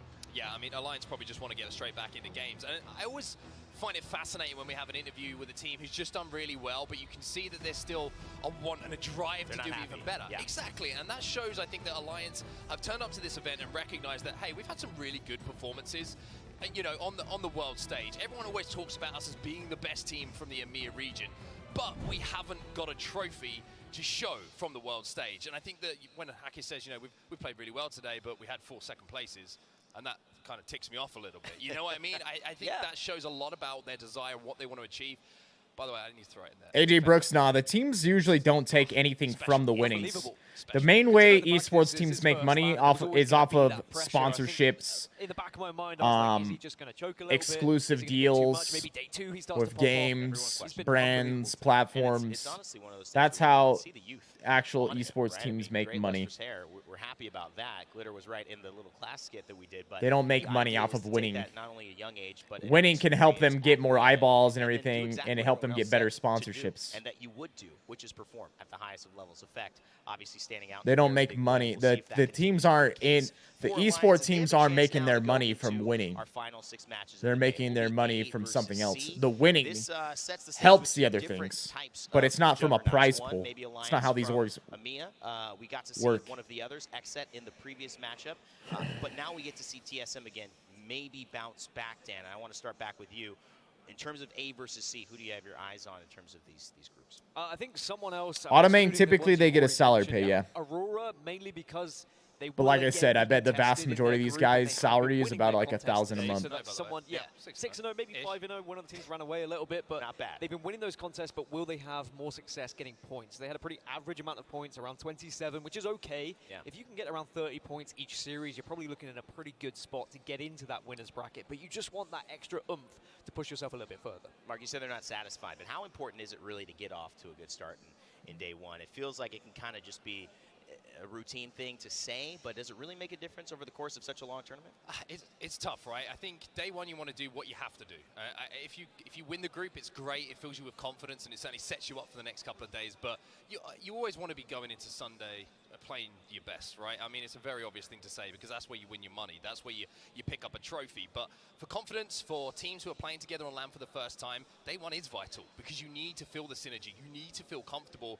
And I do feel like a lot of the teams are looking comfortable. And 1K, yeah. Look at the group that we're I about to bet have in the front vast of us, majority are This about like group, 1,000. This matchup of A and C. And it could like obviously it's gonna vary. If it's someone's like a big name, I was surprised all over the place. Not only South America, they could be making a lot more than that. But the vast majority of these guys, like I said, you got to ask yourself, how many of these people do you even know? How many of these people do you even watch their streams? Most of these teams are super small teams. They're not even probably profitable, most of them. They're not going to be able to be like paying people shitloads of money when they're not even making money themselves. I think that Dreamfire as well. I mean, you could throw so many teams out there at the moment. They're just looking very, very strong. And of course, I mean, I've got to say, by the way, some of the best fans. Some of the best signage I have ever seen at an eSport event. Cody? The APAC North teams. Doubt it. I mean, it glows. It glows a little bit like Dan does when he smiles. You know, wow, that's a nice compliment that I didn't expect to have. Throw me a little bit off. But we have 4 of our top 5 at the moment in the. They wouldn't have the time to work a regular job along with all the stuff they're going to have to do to play on these teams. I mean, Naked, Pulverix, Alliance, they're all going to be up there as our top 3. Yeah. Do they get medical or dental? You're out of your mind. Fuck no. Let's start off with you, Dan, and take it Fuck right back. no, they get medical or dental. Are you crazy? Who's your pick? Yeah, I mentioned them earlier, and it is Aurora, and the reason why is because they have been fighting so well in the initial game. But what I want to see from them, and the reason why I'm watching them, is because they need to be performing in the late game. I want to see them get to those final circles and truly show us what they're made of. Of course, Aurora are going to be playing right now on your screen, Pulverix, and they're a team that we've been paying attention to as well, Mark. Yeah, 100%, and why wouldn't you? You look at the leaderboards where Pulverix in a great spot, and I think it's been very exciting to watch them play today and know they have a lot of support here as well. And I think they sort of gleaned a lot of fans from around the globe with the journey that they've been on. But now that we're getting to see them in their final form, boy, are they playing some good Apex Legends. Oh my God, this team as well. I'm excited about not just that APAC North mention, but Naked. Yeah, I mean, this team has shown up. Second place in the group that they just played before, but Brock the Jobber, well, playing for a team's different than being part of a publishing company or something like Respawn or whatnot. Those guys, of course, that's like a career. We're not going to be bullied by other teams. That's a career, bro. That's different. Like those guys in the gaming industry, devs and whatnot, they got their salary, right? Whatever they're getting paid, etc. They're gonna have benefits and whatnot. You don't got benefits playing for an esports team. This team could surprise a few people, and And I was hearing that about this Naked squad, so I'm expecting them to continue with this form, and I think that everyone who's in their lobby is certainly going to be very, very aware when they see that comp and they see him run him up. Well, listen, I think one thing to note, obviously you had mentioned Aurora. It's probably rare for people to be good enough to compete at this level and have what it takes to be a good streamer. Both take dedication, both different skill sets, right? Yes, you're 100% right. The legacy of EMEA. Someone might be very good at a game, but they're not entertaining. They don't have the communication skills, the charisma to make it as a streamer. Is not able to be here, and it's Maliwan who, strangely enough, was actually That's definitely a thing. Former member earlier on in the season. So again, just Dan, quickly, any concept of how this is gonna look most for of them? the time, Obviously, just being skilled day at one, the you're games you play is not enough to make it as a streamer, Aurora, because unless you're just like absolutely insane. But even then, it's like it doesn't really transfer over. Even the people that you think of like that, like the biggest one I can think of that is just like insane when it comes to FPS or something would be Shroud, right? But even then, Shroud has a personality. There's a lot of people that like Shroud for his personality too.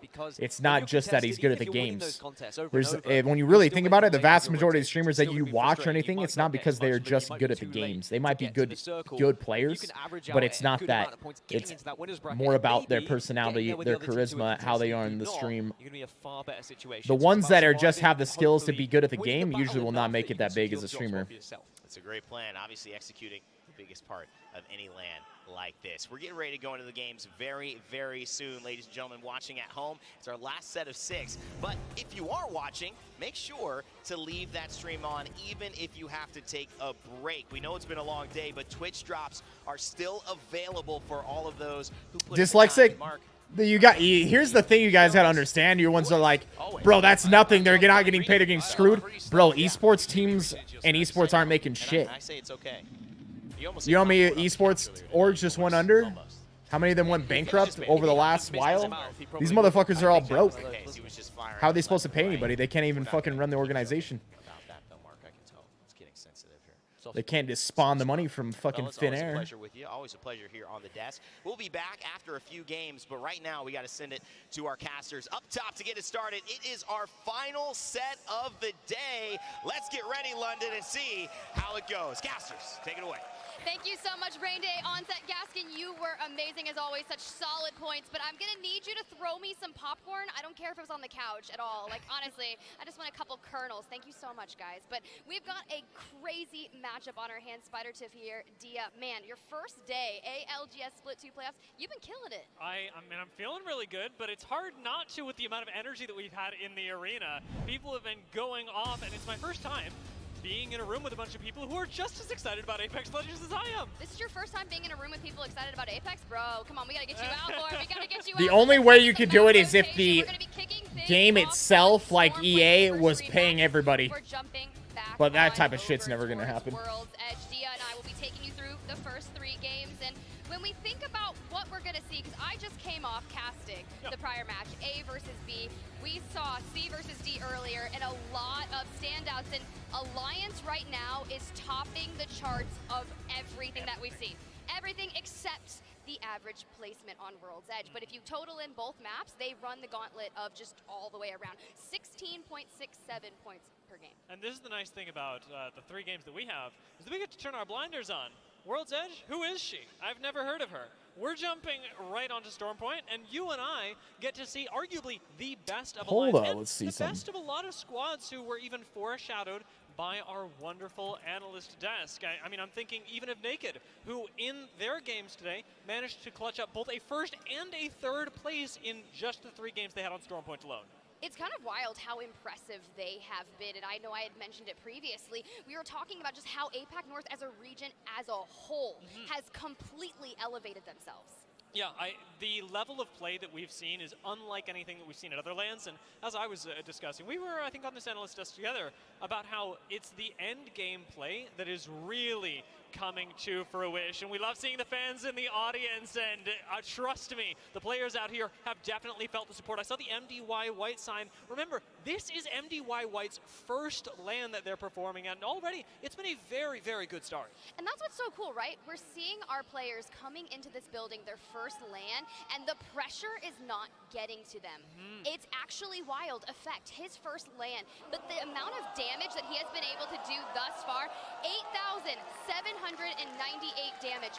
No one even close to that. No, not at all. And I will say, I'm gonna try to view the one of things that I TSM think is viewpoint really contributing for to this. is just the leaps and bounds that we take as a scene every time that we hit international competition, because coaching staff continue to improve. Players and IGLs get better at coaching their individual, first-timers through the rigors of LAN competition. You're not wrong. As Apex Legends kind of evolves as an esport itself, all Kenneth? the teams are No, they expanding. didn't. There you can see But right there was a there, bunch of orgs that our went previous bankrupt. match group winners Or hugging started it to. out. A good wholesome moment. Let's get it. If you're an Alliance fan, let's hear you roar. Give a moment for the crowd to express their enthusiasm. I'm really enthusiastic about the little rat stuffed animal they have. I think it's a rat, right? It's Radio. Radio. That's the name. All right. Well, today I learned that Alliance have a mascot. It is a mascot, right? I mean, I would assume so. Yeah. I heard they have a merch booth actually, and they're out there selling merch and potentially a radio. So Here we I mean, go. you want to secure yourself a radio, but I wouldn't mind. I wouldn't mind. He looks mighty cute, and evidently he can tap strafe like a beast. speaking of mighty cute, I just saw Raven there, full decked out in a Oh, suit. right. Oh man, we had so many memes coming out of Split 1 playoffs specifically, including him, but Kim Chili back there, man, Complexity, Monsoon, he was my nomination right there. If I could give a nom for the EA, like, most positive player, Monsoon. And let's not forget, you guys at home can do that. So when you see Kilgore? players out here acting in ways that you think I'd are like to see that positive, too. you I mean, enjoy I would seeing imagine it on does, but stage, you'd be like sure to see check it backed that up by out and data, huh? nominate them for this distinct honor. Now, I will say, you touched on Kimchi while we were there. Complexity have had wonderful organization when it comes to their intergame segments. They perhaps haven't had the really high highs that we're talking about on ADs to set up for our big heroes of this matchup. However, Complexity are a squad that I'm absolutely keeping my eye on, because in the post-game, Well, am I looking so swole? their improvement is organized, militant even. Because I am. The trajectory is going to keep going up, but you Because mentioned I've been team lifting squad. weights You know and what I eating wanna see freaking running steaks. back is actually going to be Lifting weights and eating steaks. Gotta keep our eyes out, actually, but looks like we're going to be jumping into World's Edge, so maybe that's going to be the first 3 maps of the day. So I lied to you earlier. You can blame me, guys. We're running it back with World's Edge. Yes, we are. Let's do it. I mean, you know what? I'm prepped. And Let's see what you got, we've huh? got some big things to acknowledge, of course. Aurora, this time not going to be taking on Onyx. However, we've seen their contest happen over at Harvester before. It's been QOTD, what? Quote of the day? Question of the day? A lot of that is attributed to the fact that Aurora just mirrored Dark Zero's comp and just landed on them full send. Yeah, I mean, you got to do what you got to do. And landing strategy is a big part of it. NRG, with their positioning over at staging, I've had a bit of a lackluster day. A lot of people had high expectations of NRG coming Loba, into it, Valk, but you're trying out Rampart. a comp that very few people are actually working with. A Valkyrie, Loba, and my personal favorite, Rampart. Look, I really do love the Loba Rampart together, the utilization.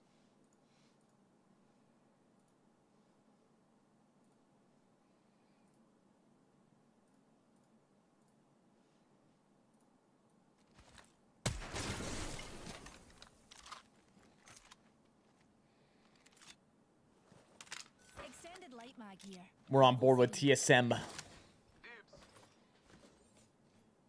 Optics here. Wonder if we have their comms. We are not. Or do we not have their comms? We must not have their comms on this. Are you freaking kidding me? Shields here. Level 2. We don't have their comms?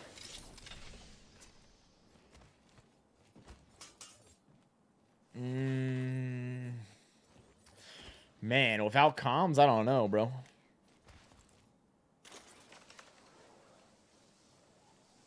I need an extended heavy magazine.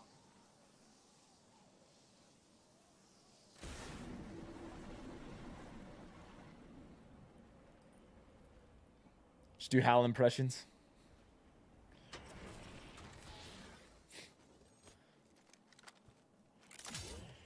God, it's probably, I mean, shit, without comms. Got to watch the main broadcast without comms, man.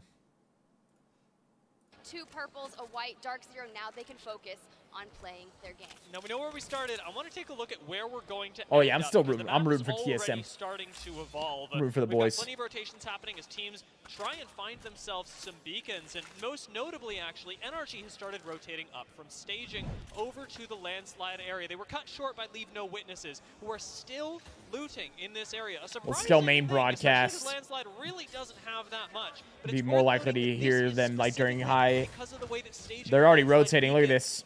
They're already going to zone up on the top right. Landslide almost certainly does. And then you have to kind of bide your time, right? Because at the beginning of the game, you know that beacon information is already going to be occupied, so you want them to hit it, and then you can rotate out and mirror them and get that information and carry forward. But NRG has been rotating entirely quickly, and that alludes to the composition that they're running. It does. It's this quick loot 'em, scoot 'em, boot 'em, and they'll make their way in, ring data or not, I suppose, and they're going to have the unfortunate, unenviable task of walking by Dark Zero. Our ring, however, pulling straight up and into the northeast, where we've already got a lot of squads piling in. TSM, of course, notably over by Overlook right now. MDY White have their position over by the bridge and start a fight. The team to watch for me from these first 3 games this morning have put themselves all the way in the corner. Then at 218, lightest I've ever been since 2013. This is without going to the gym, being 5'10". Do I keep focusing on working on the weight loss, or should I mix the gym in now? I mean, it's going to be beneficial if you're resistance training, if that's what you're asking while you're losing weight, bro. You could do both. Yeah, it definitely used to be a rule of rings, right? When you saw the edge touch, you wanted to go there because the ring was going there. It's not always as true nowadays, but as you talk about, the benefit of that is that you've got a lot of safety. Safety that Vex simply don't have. Vex does not have that. IG Almatafe already down, and when your Seer goes down, you can't utilize that focus of attention to stun and really help the fraggers, but looks like they're going for the instant reset. Do I think they'll ever rotate all the maps for this? Nah, no way. Chef, depends on where you want to get to weight-wise, man. I mean, if you're not where you want to get yet, you should continue dropping weight. Adding in some resistance training is going to help you along the way. I mean, not only will you get some of the calorie burn from it, but it's going to help you maintain muscle, or maybe even build some depending on how long you've been lifting. Had to go back, and Apex isn't a game known for its ability to, have takesies, backsies. You've got to commit to the decisions, and unfortunately for Vex, they did get sandwiched for a second there. Forgiveness was allowed, and they're going to be able to continue on the rotation, but it's now stalled, delayed, and Vex don't have priority where they would have otherwise. So let's talk about that a little bit more as we look towards our rotation before anything kind of breaks out. They have to keep moving forward. They land Skyhook East. Pulverex takes Skyhook West in Trials. And if you're already rotating towards that zone that's pulling towards Epicenter, you're going to get mirrored upon. D-Dub, what's up, man?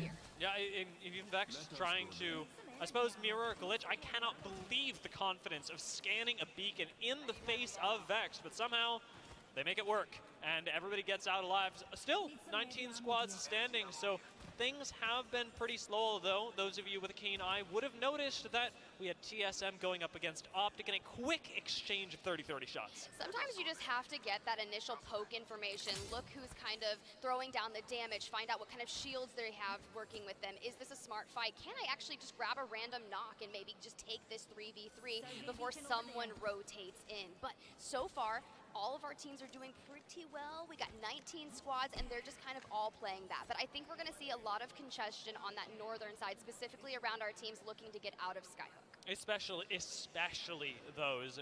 We already saw the way that Vex has been bounced around between squads, so we now know that there are at least 2 teams ahead of them on the rotation. But as we Drop now plays for Optic, earlier, Optic already quite close to TSM. Knocked, Skittle Cakes, and dropped. Feel safe with Skittle Cakes Caustic. What happened to Duplex? World famous Caustic. I know it's world famous Caustic, but Skittle Cakes on Horizon is wild as well. But Noct is going to be finishing that rotation. But there's a lot of things that Skittle Cakes, when he played Horizon, would do. Instead of utilizing the gravity lift to block a door, he would actually throw it. This focusing on burning more fat before trying to build muscle. I did sports and lifting 9 months out of the year. Combined stayed at 225 for 4 years. Yeah, it is a truly amazing Horizon player. Trying to find the best plan at this point. I don't need this mobility. It's better. Do you have carbon? Someone else with the responsibility, and you just offload that. I'd recommend getting the Carbon app, following what it tells you to help you get to your weight that you want to get to. But I think adding in resistance training at the same time as you're trying to lose weight is a good idea. Their titles. Now, Optic have settled in for the moment. This is going to be some pretty stock standard Caustic stuff. You lay down in Overlook, and unless some act of God uproots them, Optic are staying. Yeah, they're not going to be moving. TSM likely not going to move as well, but what they are going to want to do is keep poking, burning the health utility on teams around them, so they force to have no more shields. But you say, hey, they're not going to move. Look at this right now. He was coaching with Lanimals, and now he's teaming with Lou, I think. Just pushing on evidently. Oh! Reps and Verholster were holding the building as a duo. Hal has to run all the way back. What the hell? But with the Catalyst, TSM do have a lot of safety, and there are a lot less entrances into their building. Overlook is going to be a pivotal point for this map, but mostly because is the rest interesting. of the zone is coming here. You want to eliminate people I wonder if they know that it's likely shifting there, or if they're playing on this ledge. Oh, Cal's playing out over here. I imagine that they're just trying to hold this position. Oh my god, Hal just shit on Jinx. He just shit on him. Oh my god. Oh my god, he shit on him. Start of fight just evaporating out here. They started off with a really quick rotation and have ended up just... Brian, yes, but it also depends on how long the person's been training. If they haven't been training that long, they can actually build muscle at the same time they're losing fat. As we talked about on And regardless, it's going to be beneficial to help them maintain muscle mass, which is very important while losing weight. You don't want to lose your muscle mass. Okay, so that's tough, right? Let's talk about that, because when we're in group stages, we can kind of flesh a lot Not of those nuances. resistance training while dieting is very likely going to be a mistake, because you're going to end up being more likely to lose lean mass. You don't want that to happen. So a lot of teams would typically favor that. It's that comfort map, but some people just excel much better on Stormpoint. And it definitely has to do with their game plan as well. I'm talking to, oh lord, Korav going down. Glitch fighting. They get a knock. For their life. Do have just a moment to secure this building and Fucking door. try and push out of it aggressively. Even Oh, they swung the door open on him. he's got this, but with an arc star inside, everybody's got to back away, and Glitch now have no safety. Wow, but they still neither died. no It's, witnesses they to got killed to expire someone right else. outside. Realize also eliminated, and I like kind of the way they're trying to play this slash right there, utilizing the bang smoke, trying to get some loot on the way. They do have 2 eliminations, but they were dodging the arc stars. He quit, moved on. Shaking off the Interesting. heels, but they're going to have that focus attention connect. Resistance training, what does that mean? Stun is like 2.5 seconds. It Like slows you down, weightlifting, anything where you're putting resistance on your body. It's designed more for building muscle and strength, weightlifting, etc. Great job of applying pressure through the roof. And now it's a matter of who gets first move. Tyler gets chunked a bit, and that lets you push forward as Glitch, as they drop down, should be able to pick up at least a knock here, if not a full squad wipe. A black hole being Vinova, my mic is an XLR mic. They are able to grab that knock in, unlucky, finding themselves quite unlucky, fully eliminated. Now we're looking for Matafe and I'm not sure what an optical cable is. of where they are, and they're just gonna hold the top of the rock. But when 3 hungry members of Glitch surround you, dropping off the back, isn't it? Matafe goes down as well. Did Tyler decide to back off from this engagement, maybe run, play your life? No. And at this point into the fight, if we can call it that still, Glitch have access to the gravity lift again. They're ready to retake height, and you should know, as the last remaining member of Vex, that there's nothing that you can do to salvage your teammate's life. It's a big fight, and really demonstrating the value of World's Edge with the way that Glitch were able to hold on to the high ground building. Yeah, it was quite It's impressive. out here They playing kind of zone, just started eh? swarming in, and the moment Matafe The mic plugs into a mixer. just the perfect moment for them, and just like that, And then the Tyler audio- yes, getting out of dodge, but trying to secure the banners before they expire. And Vex lost that, I will say, Goes out of the from mixer through a winning cable into the position. PC. They had control of the building. They were the ones that slipped up. That's going to be tough for them, and it's evidently going to be tough for Dark Zero, who have lost a member to, you guessed it, Effect. This man is your kill leader of the day. Thus Alliance. far, he is going to get taken down by Zero. Zero's that man, if you're going to go Are they for fighting Death Dark Burn, Zero I here? am going to throw it back tenfold. Black hole incoming, and Hack is immediately deleting that. One is down. Now we're going to start throwing out some utility to I think try they're and gonna be able to find some res. information. In the meantime, look who's trying to third party. It's going to be on it, grabbing a knock onto Zero. So this is a good time for Alliance to reset. They're able to do so with the safety of Caustic Gas as well. Takis finishes off the kill on Zero from the third party that you alluded to. It's a big turn in the favor of Alliance, and unfortunately, just that little bit of random element that caught Dark The boys Zero are in a good position. It's pretty crazy, right? Alliance so far, after the original 6 games that they have Did I eat played, lunch? Yeah, I did. 2,000 damage dealt as a team with 45 total kills. I had a protein shake, some almonds, and some fruit, bro.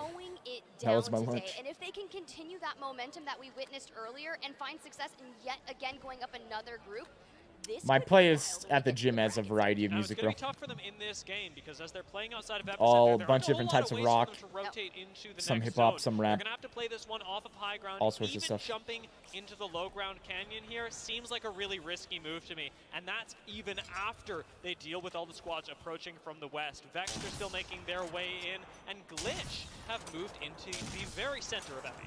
Yeah, as we've got the map up, look where TSM is, right? We're talking about the buildings that TSM was able to hold, Optic Gaming was able to hold as well. Now, as they can stand the push that Optic Gaming Mr. so Folders, desperately wants let's to go, do. huh? Optic has already shown they want a piece of TSM, and speaking of wanting that piece, Pulverex is eliminated. Onyx Esports now in an engagement. It's the risk of these very passive positions that you can find yourself in, even watching... I've listened to MY trap Wake music and before. Fnatic, It's not on who a lot of prop my gym themselves playlists up or in anything. their respective buildings by Climatizer. They're passive spots to be in, and teams like Onyx can come in and ruin your game where you don't have a whole lot of say about it. You don't have a whole lot of lines of sights. It's the curse of buildings. It's the curse of the valley out by Overlook. See, the thing is, Onyx, in their previous matchup, didn't really get to play their Stormpoint matches because they were contesting Aurora, who is still in this lobby, and clearly Onyx still alive. It wasn't boding well for them. Now that we actually get to see them in that mid-game, now we get to see, can they win again? That 1v1 that we just witnessed with Yuki, and they came out on top, they're going to carry that momentum forward. With Alliance resetting over by Epicenter, it doesn't seem like they're interested in a southern rotation through the open, but instead one that takes them through the path of most resistance and straight into the faces of Dreamfire. When lifting, do negatives come into play? Next in the mix as well. They're a tool in the toolbox that you can use. I don't honestly use negatives all that often. Moving forward, we're going for the full. Now shield swap available if they decide they do need it. But all the utilities of ultimates being expended. I think negatives are best used to like really try to push yourself completely all the way to failure. Hide out inside. You don't have to tank that. Yeah, bro. I mean, Rena is the IGL, so unfortunately not going to be able to make that recovery easily. Glitch find themselves without a whole lot of ways forward.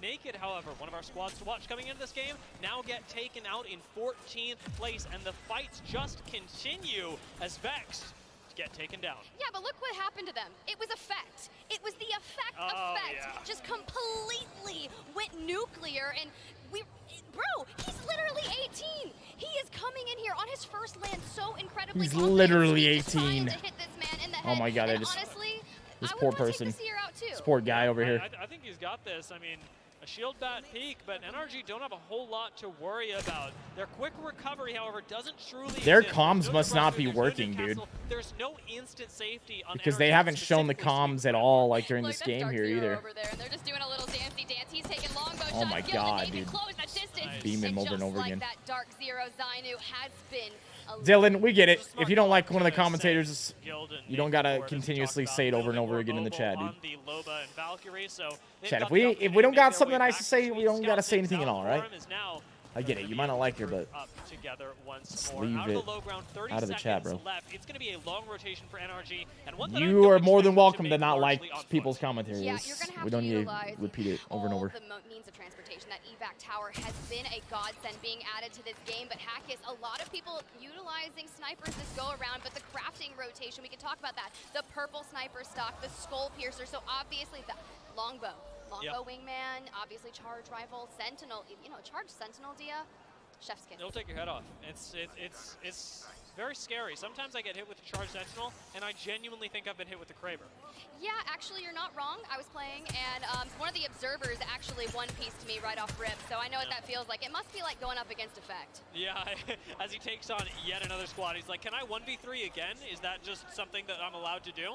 And evidently, it's going to be so, because on this side of the map, there aren't a whole lot of teams coming up behind you. It is My man with the largely going 10. to be just Alliance that start pressuring Yo, down thank you so onto much, the bro. remaining members of Dreamfire. I appreciate the This is gonna be $10 tough. NRG is donation. taken out by Imperial Hal himself. Here we go, on board That one's TSM. gonna hurt a little bit, right? We always talk about some of the greatest IGLs in the biz, and it's Hal versus Sweet, Hal versus Sweet. Well, there's so many more out there, but those two, I feel like a lot of people always talk about. And a big part of it is because you look at these IGLs and you go, yeah, they're incredibly talented, but also they could frag. They could shut up, play their game, be told what to do, and do just as well, perhaps if not better. That's a very scary thing about players like this. Now, Fnatic, they've taken their steps to mitigate players like that by saying, well, if you want a style, you're going to have to walk through a lot of hurt first. Look at the setup. 2 amped covers, the black 1 market minute. available to them, and you were talking about walking through a lot of hurt. Well, taking on Fnatic is not going to be easy. The way that they approach these fights, specifically with the addition of Umi-chan, and I just feel like every time we look away, Effect is back bullying someone. Dude, Alliance has managed to get themselves in a really good spot. 7 squads remaining. He's like, I don't even need to do this. I can just harass other people. I can soften up other squads for my team to then go fight. This RV, a typically very defensible area, is looking pretty juicy, especially when you're running Caustic. And Yuki does have the ability to pop in a Horizon. Oh my God. Effect takes out MDYY. How was that even possible right there? That was so insanely quick, but don't worry, there are other players in the distance. A nearby frag is going to be the end of Yuki, so they want to stabilize a little bit with their health before going back on the reset. Oh, but they pushed up. They're capitalizing on this. Now this is multiple Reps squads at this point is that are not just involved knocked. in the engagement. Complexity is pressuring from one Probably side, from and distance. Alliance up Fnatic on the other, and in As the well as midst Scout. of that, a gold knockdown shield connects onto Yuki, and he's right back into the game as if nothing happened. This is the second time we've seen a gold knockdown in the hands of Hackis, right? And it's paid off dividends in the resets that Alliance is able to get. It actually happened in Yuki's 1v1. Hackis goes down, and it's like, oh, hey, 750 HP on my shield. Let's barrel crawl forward. And obviously, it didn't really pay off in their favor, but TSM is on the far backside here, shooting. It can work, and it's already done wonders for Reps is Alliance. pushing up. Howl's moving up. They moved up on the right side here. In the ring that gives you any sort They're of fighting. physical cover. TSM fighting for the high ground in this ring. Are gonna be They helped took out, who was that, Fnatic? from inside. They gotta have the wall here for concealment. For TSM, as they now have to take a 3v3 on the other side against Ascend, a 3v3 that they almost lose. You can actually hear their comms. Very well go down here as the shield bat Hal was on 1 HP, able to get the battery off just barely. They're moving up. They're gonna have to take this fight. They're pushing them off. I think it's just 2 though. They knew that they could swing on this. Let's go, baby. Pushing them off the ledge here. Hal's gonna get knocked though. Will they be able? No. Alliance pushed over on this, but they're getting beamed. Holy shit! Wait. Ah, they still got him. TSM did what they had to do after getting so pressured. They ended up pushing, and they ended up getting second because of it. That was a good call by them. Even though Alliance takes that, great job by Alliance. TSM had to push up, kill a team, and immediately they're getting shot by everybody. They made the call to push around, take out that team to their left. They got the kill on them and end up getting themselves in second because of that. They were going to be in a tough spot. If they didn't make that call to push on the left, they're going to go down there. And they even knocked one of Alliance when they pushed up. Columbus. Columbus coming in. Becoming a member of the pack here on YouTube. What's up, brother? Appreciate you, bro. Oh, yeah, second still very good. They also had a good amount of kills, I think. I could go 8. I could probably go higher. I mean, you're not wrong. You could definitely go higher. Wow, did they? If they had a 17 kills, that's a ton, man. Yeah, this It's is a ton. a squad that is looking unstoppable, and it is in the first day of the tournament in the Split 2 playoffs. Now, Onset was talking about this earlier when we were on the analyst desk, but this is the point where it's nice to pick up first place. It isn't what it's about in group stage, and yet, when you're able to Chopsticks. at this point, you are throwing Doubt the it. gauntlet at I a think they squad. knew that they had to just kill that team and finish them there and then play for second, basically. We can see that initial push on Alliance where Effect takes that black hole into that and immediately starts Alliance was pushing. frying, dude. drop out Prowler here. OP, We're at 4 man. spots. Look, they're already double digits, 12 eliminations. No, he doesn't.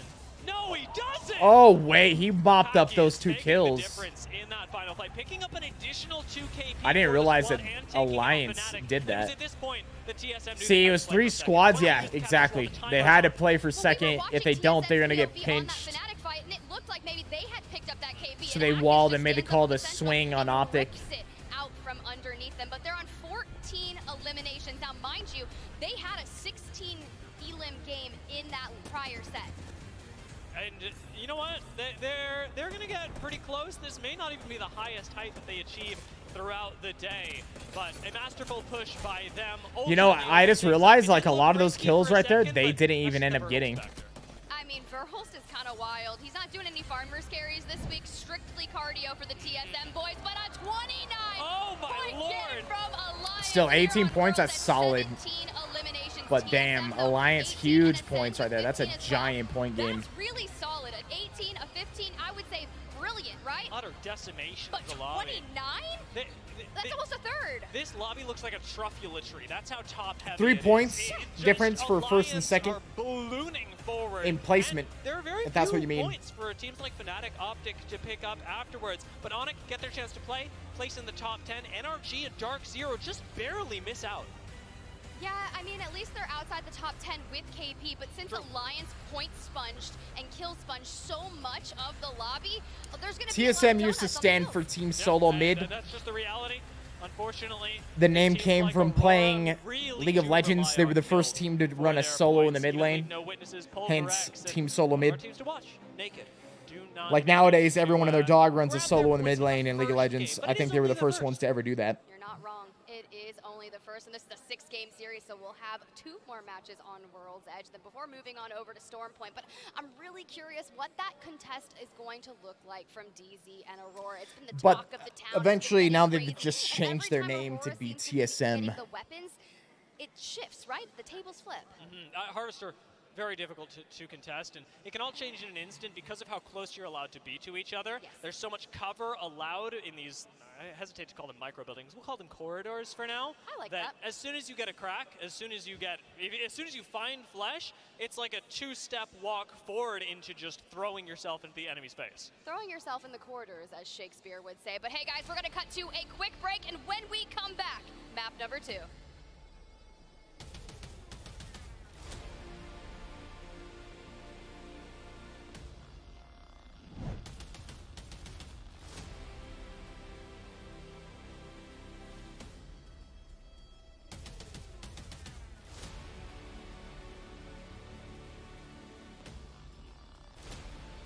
Yeah, what Al said. You want to perform well in group stage because it's going to end up, you're going to go to a winner's bracket. And so you get basically a bye round.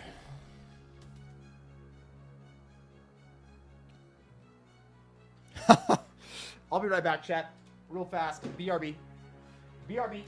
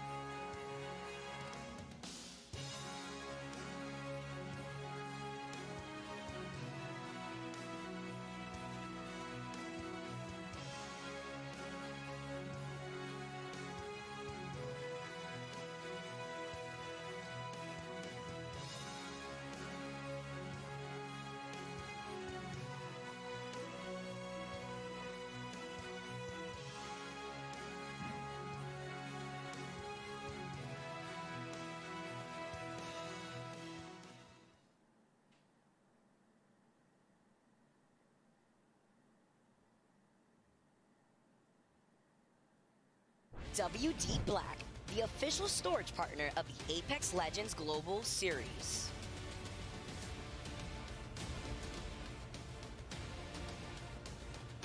Welcome back, everyone. We are live from the Copper Box Arena. Day 1 of the ALGS Split 2 playoffs underway. SpiderTip and Dia are going to be walking you through the final 2 matches on World's Edge. It's the second one.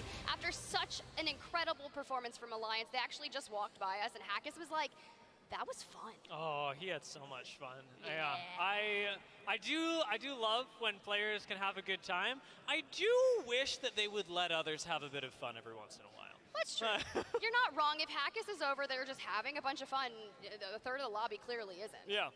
I will say, though, we'll give them benefit of the doubt. They've got 2 more games, perhaps let a few other competitors in, and we've got plenty of them that are ready for the challenge. It's difficult to take on a team that is so ready to besiege you in buildings. And jumping back into last game, I think we have to talk about that Horizon ult moment from Effect one more time. And I know, we talk about Effect all the time, but that is masterful knowledge of the game and of how much impact just a simple cooldown can have. We've seen Horizon Ultimate used to start fights so often, even in previous metas, that was the way you actually began. And yet, in this case, it wasn't to start a fight, it was to say, hey, I need a few seconds to do some damage. Can you look here for a second? That's exactly what happened. They got sucked into that black hole, and I think that fight ended in less than 3 seconds. Oh, yeah. It was the fastest fight for a team I have ever witnessed, and we're talking about things, and we had mentioned, you know, north of 8,000 damage from the last series alone. He's broken 10K. Oh, yeah. Oh, yes. That's my boy. Let me take a look at second. Oh, yeah. Just a clean little 2K over even second place. And by the way, second place is Hackies, so in case anyone was wondering, the competition at least stays in the family. The kill leaders have definitely changed. Effect with 32 eliminations. Hackies with 17. Oh, Lord. And this is why we were so excited to watch Alliance jump in. And yes, we were also talking about teams that perhaps did not get their time in the sun. I'm asking myself, looking at this game, even looking at their performances throughout the day, right? What's going on with Vexed? Should I not have asked? Sore subject? Look, I don't think it's a sore subject, right? They're not happy with the playoff performance they had on Split 1, obviously not making the finals lobby. And the one thing that they said, we have to improve. Honestly, the way they worded it is, it can't get any worse, right? And stretch your legs and hydrate. Hey, there you go. A little dangerous, but they have had some pop-off moments in between. That first World's Edge map did not do them any justice, though. No, not at all. And now that we're jumping into World's Edge once more, they've got the opportunity to recover a bit of that. I do think that their World's Edge has actually traditionally looked pretty good, even in their regular season, but a lot of that was because they were catching teams off on rotations that they weren't quite prepared for. You're trying to make your way through Fragment? Well, Vexed are there and they're ready to kill you. In a case like this, it's very clear that the rest of the teams of the lobby have prepared their rotations ahead of time, and with relatively few contests going around, a lot of them are making their timers, and so Vexed aren't getting those like kills in passing that they were during the regular season of Split 2. You're definitely onto something there with that, but they're going to have to turn it around starting now. Now, granted, we always talk about this. It is still group stages. These are not the brackets right now, so teams are kind of figuring it out, getting those contests out of the way, and trying to deny the other teams from contesting in them when it comes to bracket, because that is where everything Julian, what's up? Happy Thursday, baby. Sunday, you need to be in that finals lobby if you're even thinking about wanting to get those playoff points that are so needed for the champs. Yeah, and I am looking at, we got to see one of our teams start a fight who did not get the chance to pop off as they did. Is Doc playing in this? Yep, previously. totally. Now that we're on World's Edge, it may be that they're having a bit of trouble adapting to this map as well, where taking space as you do on Stormpoint can be a lot more difficult to do in a more solved map like World's Edge. As we get a look of the drop ship, our teams are flying in. The hot zone is going to be the tree, so Onyx benefiting to all of the good loot, but misunderstood. Hey, I want to see where appreciate you being here. Crush it today. Are they taking on Dark Zero once again? I'm like squinting at the map right now, and it looks like we're going to get Dark Zero pretty much alone, trying to find my way through this one, but Vexed land themselves up by Pulverized. Left circle. Dreamfire again, putting themselves right next door to Glitch and Countdown. Hey, sometimes you gotta do it. As we get this, the zone, dude. Dark Zero, they have a survey beacon. This is gonna be so beautiful. Looks like Glitch and Dreamfire are gonna fight. About how maybe a little bit of a lackluster experience for them. This is a zone that they should have the ability to rotate quickly and put themselves into a good position. But look at. Do I like outdoor activities? You need that second read, and you need it a bunch, yeah. This contest between Dreamfire and Glitch, though, is one that Dreamfire tried to avoid. Off-roading, side-by-side riding, pro riding. This time with a 301 some hikes. car. RMZ felt a little bit more confident Didn't fishing, get the knock, however, and I suspect we see camping, the same thing. We go our separate ways. We've already split. going to the POI. dunes. That's tough, right? Because we were talking about what are the negative sides of contesting here. You're getting denied loot. You only have 32 bullets of light ammo. Are we gonna have a watch party for that Zuckerberg Musk match? I just want to go find somewhere to loot and get off these white shields. You cannot go into the We'll be doing a watch party for it, or a watch along for it if it's actually done like through a the Watson UFC. Lifeline or whatever it may be to boost your economy. Even a Loba actually is a good addition to that. Any support legend can really slot in, but if you're lacking that, you need to make sure that you have all of the supplies necessary, and it's difficult. Little if Wolf you're Iron not Lord say, carrying a let's go, weapon that man. takes low ammo count, say like a G7 or even a 30-30. Ooh, and we've seen a lot of 30-30s, especially in the hands of Effect, with the Skull Piercer being inside the crafter. That just boosts the headshot damage, and that could be why Homie just broke over 10,000. But Ascend, they just hit the redeploy balloon. They're making their way across the map. 19 squads remaining, 57 squads. Taking care of business. Are you sure that wasn't his parody account? That sounds like a parody account. After a heartening finish for them, I got the chance to talk in between this round and the last for the day, and they did feel pretty good about the 6th place. They know that placing top 10, obviously a victory in any sense in this BR, and yet knowing that they can do better, they've still got work to do. A big part of their game plan change, however, was focused towards where they're landing and not so much their in-game decision making. They're feeling really confident with that right now, and it's led them to this position up on the Mirage.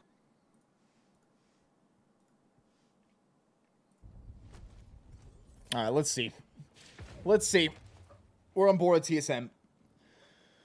They've rotated early. They got the ring scan with Catalyst. Now they're rotating.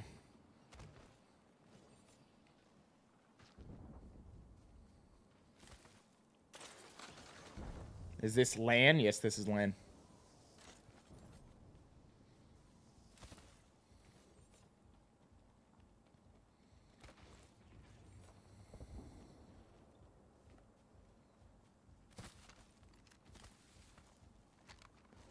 Broke your leg at skiing this season, bro. That's tough, man. Holy crap. Hope you get feeling, or hope you recover up well. That way calls to me.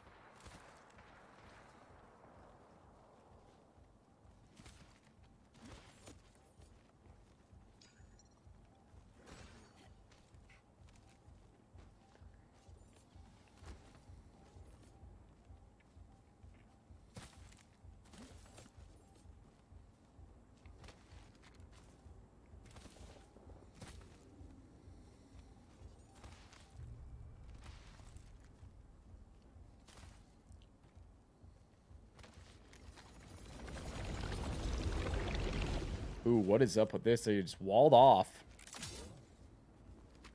Let's head in that direction. I think they're worried about getting shot from ship, so they walled so that they can move. They're playing underneath right here right now. I kind of doubt that this is where they want to stay.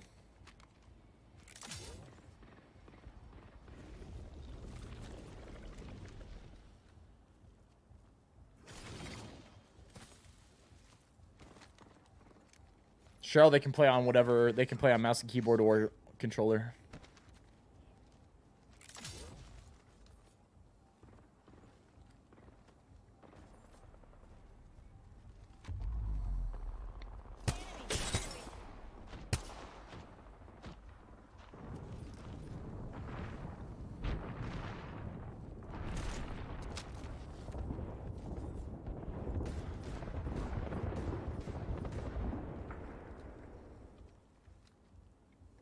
If someone offers you 10 million to last 5 rounds of any UFC male champion, who am I choosing?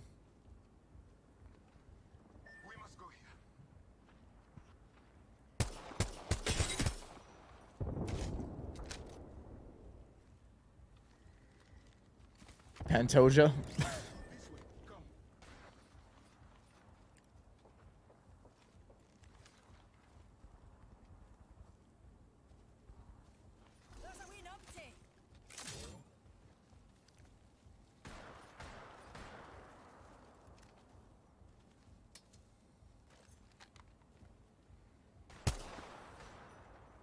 Or is it any champ of all time?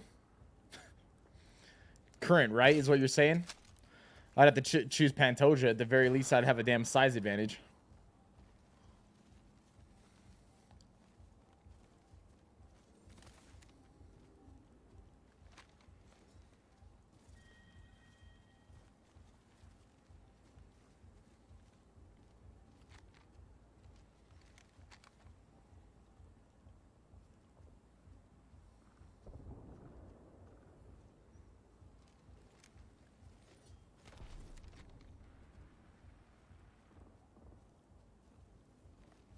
This way, perhaps.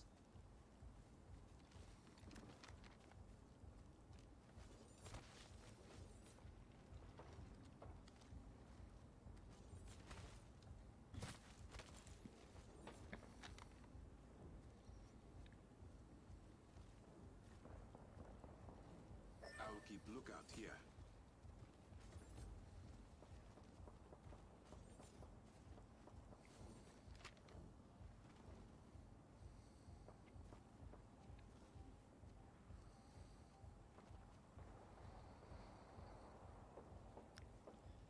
Obviously, they know it's shifting this far.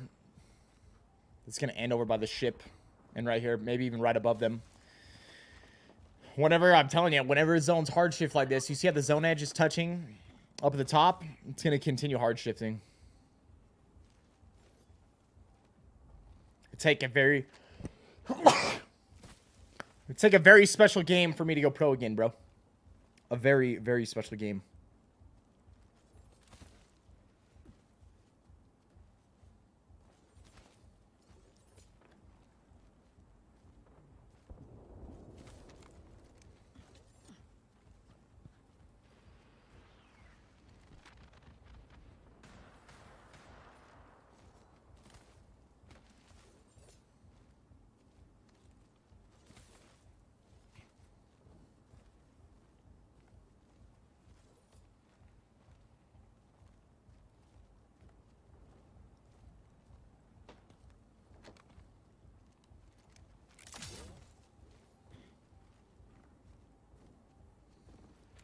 What are my thoughts on Doc's game? It's come along well. I enjoyed playing it with the with Tanner and Crafty.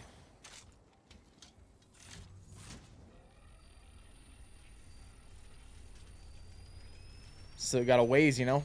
It's still got a ways to go. It's got potential. I hope it does really well.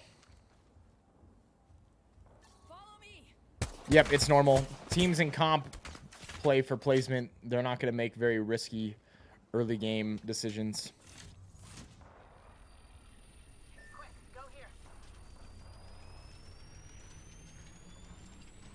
What were the prize pools like in PUBG days? Honestly, I can't really remember.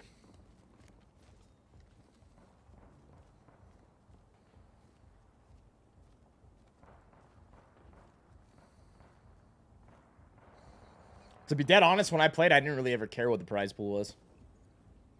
Just played to win.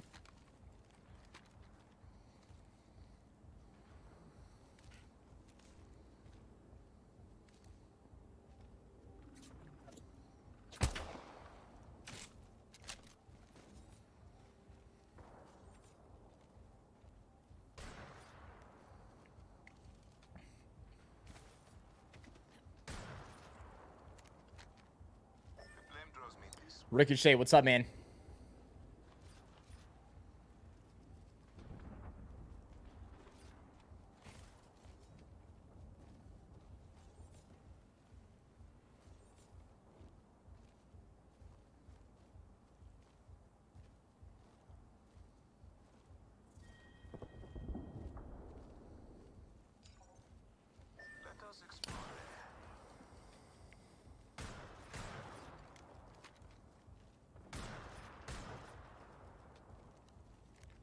Corey, 100%. Concerned about a team above them in this position? They're not too worried about it, so I don't think it's that big of a deal. I don't think a team can really play above them without getting shot by everybody else.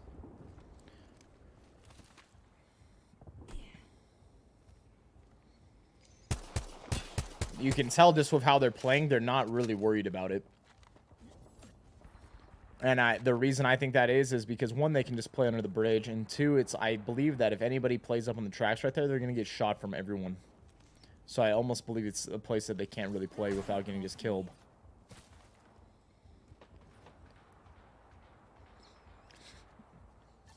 And if anything, they can easily engage a team above them too.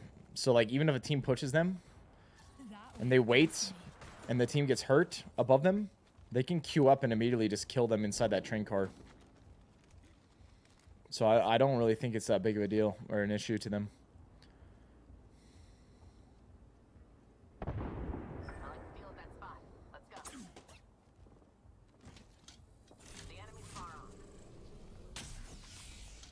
Bryce, yeah, usually carries over. Not always, but the vast majority of times it's going to carry over because a lot of teams don't want to fight each other early. It just hurts both the teams, and they know that even if one team wins out, it hurts the other team still. They had to fight. They didn't get to rotate as early. They wasted a bunch of their gear. They might lose a player. They might get third-partied. People don't want to fight early if they don't have to.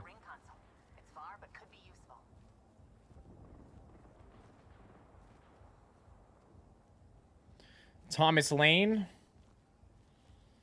There's a knowledge gap. And there's like a gap when it comes to you're used to playing in this type of game.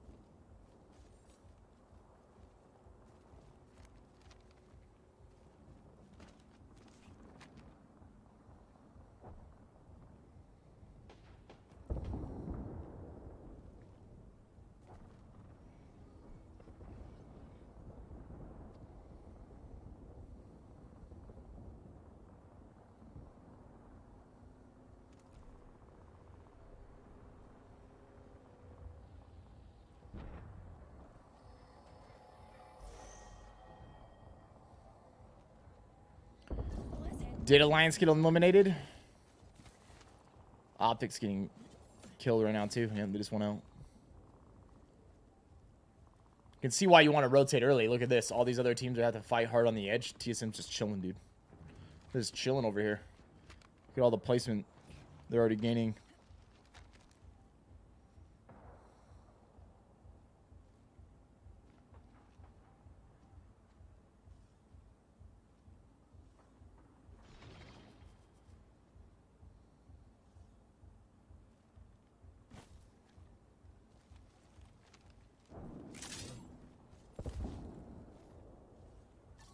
Calls to me.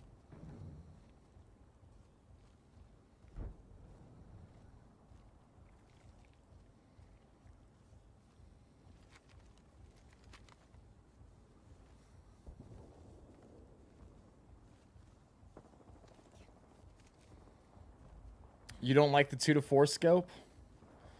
Crazy. It's solid, dude.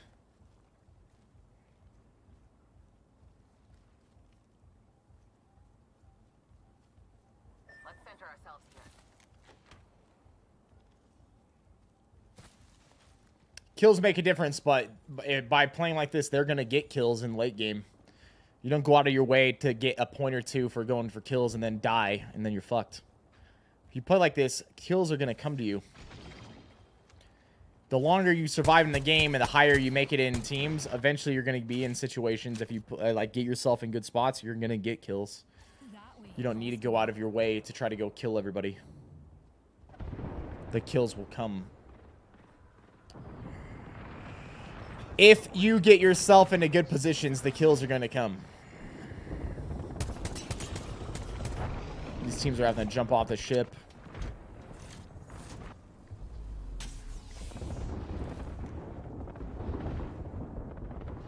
Hal's looking to like he's going to play right here on this ledge. They're watching that and holding that until they have to move finally.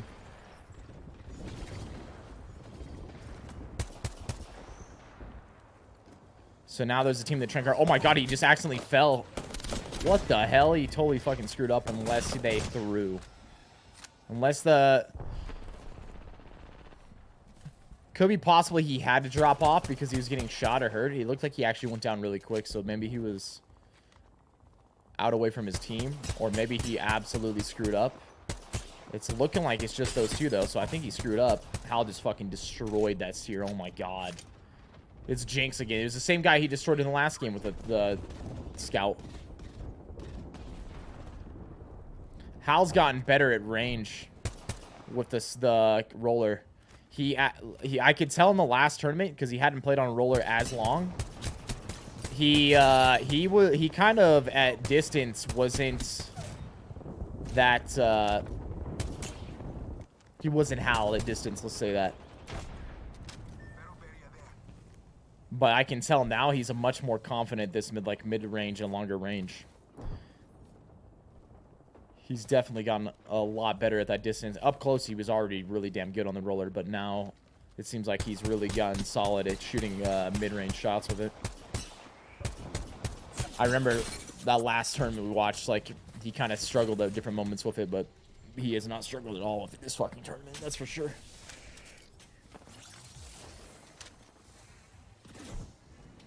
And you gotta, and when I say he struggled, like struggled for Hal, you know, like what we're used to watching Hal do, not like as in he was doing bad by any means.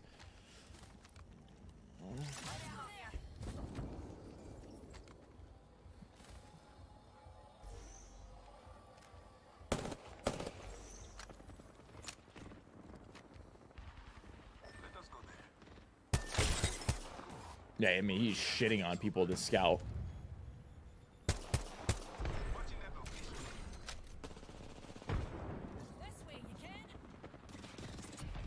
Hal never said he was done. He said he just wasn't going to be playing Apex that much. That was like at the end of last season. He was still, I'm pretty sure he's been scrimming and everything. I think he still plays Apex. I think he was probably just like fed up with the game at a certain point.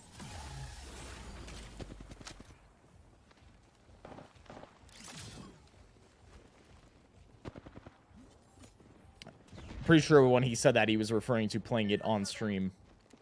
Like, as a daily game. Team below him, then picking everybody apart. 5 squads left.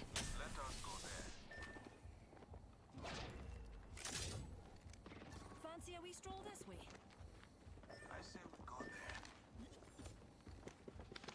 So I think it's a team of 2 below. Team at the rock. Team probably at the building.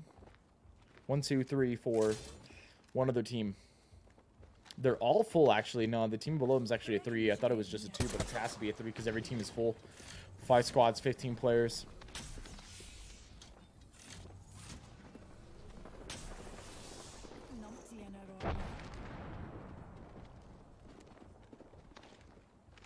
Let's head in that direction. Oh, one of them got knocked. Just trying to fin him. Pulverex just got eliminated right there. Wow. One scanned. They're just chilling underneath. I think they're going to have to try to kill these guys. They're playing off of their smoke.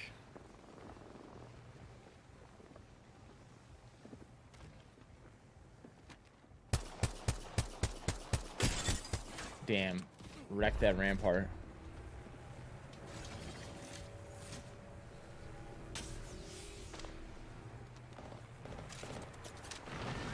He's almost out of ammo. What's new, dude? What's new? Oh, shit. They're going on him. Here we go. Ulti out. Nades out. Nothing on the nades.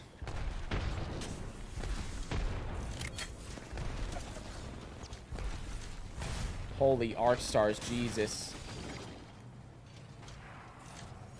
Oh, they got a knock. They're waiting. They're waiting. They're sending on each other. They're going to have to start moving up here, though. They're going to go on the team below. Oh, that's Sheila. Damn, they're looking for the other team. They're playing for second. Not able to do it. Not able to do it. That other team managed to get down to the low ground and play in the smokes. And waited them out. MDY White with the dub. damn.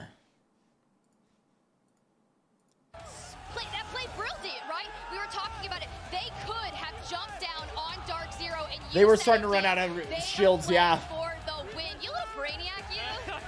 I mean, they want to win. It's Apex Legends, and it looks really good for them. Let's not forget, by the way, first time land. First time land, by the way. Brian, it's absolutely consistent, that's for sure. That's MDYY. I mean, this is, as we were talking about, the global scene stepping up. Can we see all those signs in the crowd? They have one of the coolest ones, and I know we keep talking about it, but where are these light up signs coming from? I don't know. I really want one. I don't think I would have put one in my baggage. I'd be afraid that it would break, but we get the support in the crowd once again. You called for it, Tiff. You're still a decent game for them. The dedicated fans of MD White have shown up, and this was a squad. I mean, at this point, the biggest thing is just to make it into winner's bracket. It really doesn't matter if you make it into winner's bracket in MDY White had a really difficult time making it into the playoffs, and it was just in the end of the season that they actually managed to clutch it up. Look, hey, they deserve this spot, and they are showing why. Let's run back first or that 20th, final right? circle. Dark Is it Zero 20 teams that they take out of this in and it winner's was bracket? I this think it's fight 20 where teams. TSM decided to take the low ground because MDY White, coming out of that engagement, had stayed so healthy in that fight against Complexity. And Dark Zero made a really interesting play moments before. MDY White being able to finish off the kills is largely just because they have Beiju. It's one of the big differences between Valkyrie and Horizon is that Horizon has to extend a cooldown in order to jump onto low ground, making it a little bit more risky. Valkyrie, yeah, I'm pretty sure in group stage, whether you finish in first or 20th, it's basically the same. Then winner's bracket, you want to finish in as high to top as you can because you get points. MDY White, and I didn't think I'd be saying this about North America, but you can't get away with that in an international land. You can definitely not get away with that from the action that we have seen from all the other. That's once you get to winner's bracket, Al. Oh yeah! Immense talent, 20 points for MDY White. Complexity. Once you get to winner's bracket, TSM and Dark Zero, that's how it works. The top 10 from winner's bracket advance, the other 10 go to loser bracket. And Pulverex did get what they were gambling for. It may not have been a win, but they knew what they were doing. 4 placement points after doing perhaps 500? I'm going to say 500 collective damage. It's a pretty good return on your investment, but we'll see how it turns out in the next game. The bottom half of the leaderboard. The bottom half of the leaderboard, a big change for the rest of the lobby. As you noted, Alliance going out very, very early, and Aurora never got a chance to play. It's not 3 mil. Where are all it's the 1 million. Eliminations? Well, that's because NRG picked up double-digit eliminations despite going out outside the top 5. So it begs to ask the question of what would that have looked like if NRG could just get to TSM took second in the first one. They're now tied for first. The eastern side of the map. Alliance went down without getting any points in that last game. Come naturally. It's going to sound like I'm kind of silly, but most people are coming from the east, and so by putting themselves in a situation where they were jumping around, farming for kills on this side, they did open themselves up to third parties. It's a conscious decision from NRG, and I think it's a good the coach can't given talk how during the slow round. Their games have been today. Right, and they're fleshing things out. Group stages are the times to test, to challenge, to make things work. But we've got a tie for this series just after 2 games, and we will have to work towards that final map on World's Edge.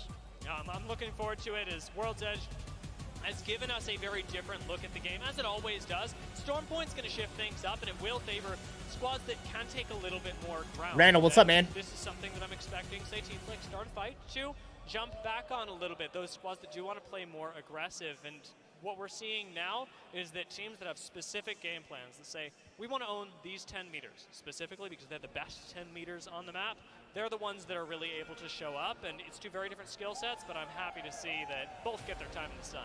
You're not wrong. Let's see who's going to find their time in the sun on map number 3. But before we get there, let's cut to a quick break. And when we come back, the final map of World's Edge.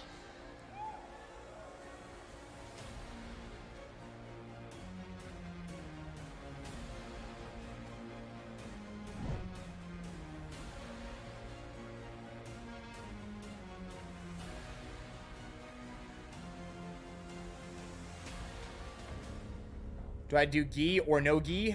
Both.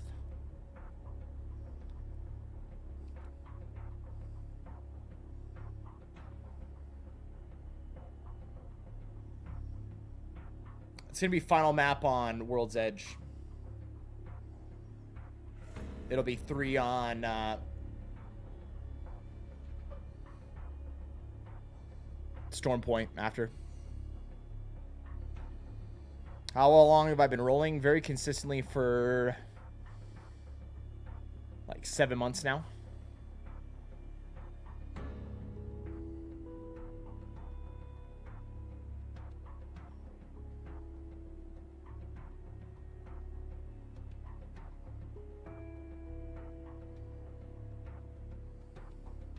Maxwell? No. No, it's not. Apex ranked in the within the last like week or two has gone to complete shit, dude.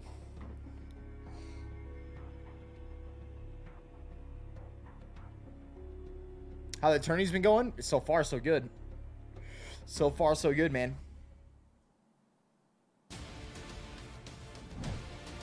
Welcome back, everyone, to the ALGS Split 2 playoffs. MDY White coming off a stellar performance, Dia, and I will be taking you through the last match on World's Edge for the day. And with what we've seen throughout the entirety of our Toy Soldier, what rank are you in? 6 games, we had A versus B, C versus D, now A versus C. It's just been kind of dreamy, actually. Yeah, I mean, I'm feeling a bit like it's Sesame Street at this point, and it's why we have to keep bringing up team names, because we need to be tracking how many points they're all getting, and most notably, seeing what tendencies we're getting to emerge throughout the course of these games, because that's what the group stage is all about. It's setting expectations and places that teams can build from. Oh, that's probably why. Pick up a win here is a really good sign, and what we celebrate in the group stage is the ability for teams to reach really high highs from here on out and over the course of this day and the next, especially once we get into the elimination bracket and beyond. It's about being able to replicate those performances in preparation for match point.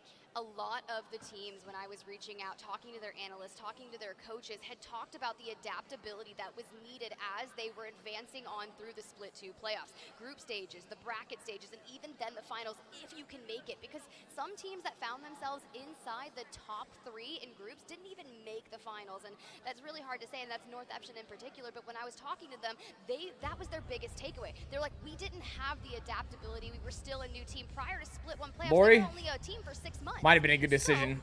I have a feeling the game's not going to be that great until the start of the next season. On land, first time playing in this leveled stage, looking at a crowd in front of them, supporting them, cheering them on. And look, we get sweaty up here. I'm not going to lie. Can you imagine what's going on in there? Yeah. If you're a fan, now's your time to cheer the loudest for your squad, because when it comes to Sunday, you want them to be used to the sound. Otherwise, I mean, it can be a really nervous experience. So when you see players that you love popping off, give them some love. Oh, while you're giving them love, let's look at the kill leaders for the board on there. Effect 9, Imperial Hal 9, but someone else that is making a name for themselves that showed out in Split 1 playoffs. Lufka is also in the mix with 9, so pretty wild there in Gen Burton. Tim, now that they're actually able to survive. Been taking it probably contest, year and a half. Getting some numbers up there. Are we skipping Sweet? Because No. I don't want to skip Sweet. He's got 7. That's pretty good. Yeah, it is. And I will say, being able to place among the top there, I mean, Imperial Hal and Sweet are there for a reason. We were talking about it in the first game of World's Edge, but your ability as an IGL to actually carry some fragging responsibility as well, clearly present in these two. And I think that just goes to show you, based on their legend composition that these players have chosen for themselves as the IGL, but still gives them the ability to pick up the frags. They're not locking themselves down on a character like Seer or playing the Catalyst themselves. They need movement, but look at Effect. Yay, best hair, but Hack is running his fingers through his. Look, they're all challenging for it. You could name a lot Monk. of different people here. You saw Nah, the that's for boys the pro on it. boys. They got a lot of hair too. It's true. Now, I in particular... Hey, yo, Complexity's coach kind of of looking thick out here, man. I think I have to stay silent on the topic and, just let the chips lie where they may. Your hair's almost as long as mine. My man definitely been hitting the gym. I'm not jealous or anything, but Complexity, look at this. Monsoon, where did you get those beats, my man? Yeah, it's funny that, like, every time we jump in, like, we have so much personality built up for Complexity, and that's the other thing. Poots guy, yeah, you just have to show up, dude. Competition So the jump into class, man. That up for everyone. From around the world, we're getting to see so much from these different squads, from first-time appearances at LAN to even the fans that have given us a new, revised look. LAN changes lives. I said it earlier, this is where dreams are made of. A lot of our pro players on the stage also stream quite often, and that's how they're working on building their audience, building their brand, but sometimes a pop-off performance here on this stage in the Copper Box Arena can prove dividends. They'll just have hundreds of more people find them each and every day, cheering them on in their chat. So it's not just a strong performance here, getting the champs. It's just life-changing. It is, and this is the wonderful part. What was the biggest venue I ever got to play at? We played at the Golden State Warriors Arena. It was a crazy one because we were playing at it was the first North America tournament for PUBG, and it was a CSGO tournament going on at the exact same time in the same place. We were playing on one side of the floor, they were playing on the other side of the floor, and the entire lower bowl of the arena was filled. On this stage, many can it's probably the biggest one. Because we have all of them here. We have the best players in the world here, but it is not something that just anybody can pick up and do. Well, it's really cool. The player lounge is just on the other side, and you know, they just banter in there. They get in there. Yeah. It's all fun and games the moment they leave Bobby? the stages. Nah, it's played mouse and keyboard or controller depending on what the player it is business. And player's preference. Look at Pulverex, the sneaky little ones themselves. So I really liked their game plan, and I'll keep talking about it throughout the day, so I'm not going to harp on it too much, but the fact that they were playing as they were is really interesting because I suspect that that's how they are planning to win on things like a match point. The consistency of being able to play from zone, it may not get them a whole lot of fancy points all the time, but if they're able to put up consistent performances in the top 3, get a few kills here and there, just making it to the top 5 alone, and being able to do that on positioning, you may like it. Skyrocket their chances Definitely a of solid finding a game. win when we get to the finals. It ain't the flash. Last time I played it, I actually had a lot of fun playing. You have to be able to They've continued to make it better over time. In that end game, and who knows how many games we will get on Sunday, but for now we've got to survive the group stages just yet. Our final map of World's Edge is about to be underway. Final World's Edge map. Looking like it's going to be Climatizer, Ring Console 4. Chat, would you say TSM typically does better on Stormpoint? I almost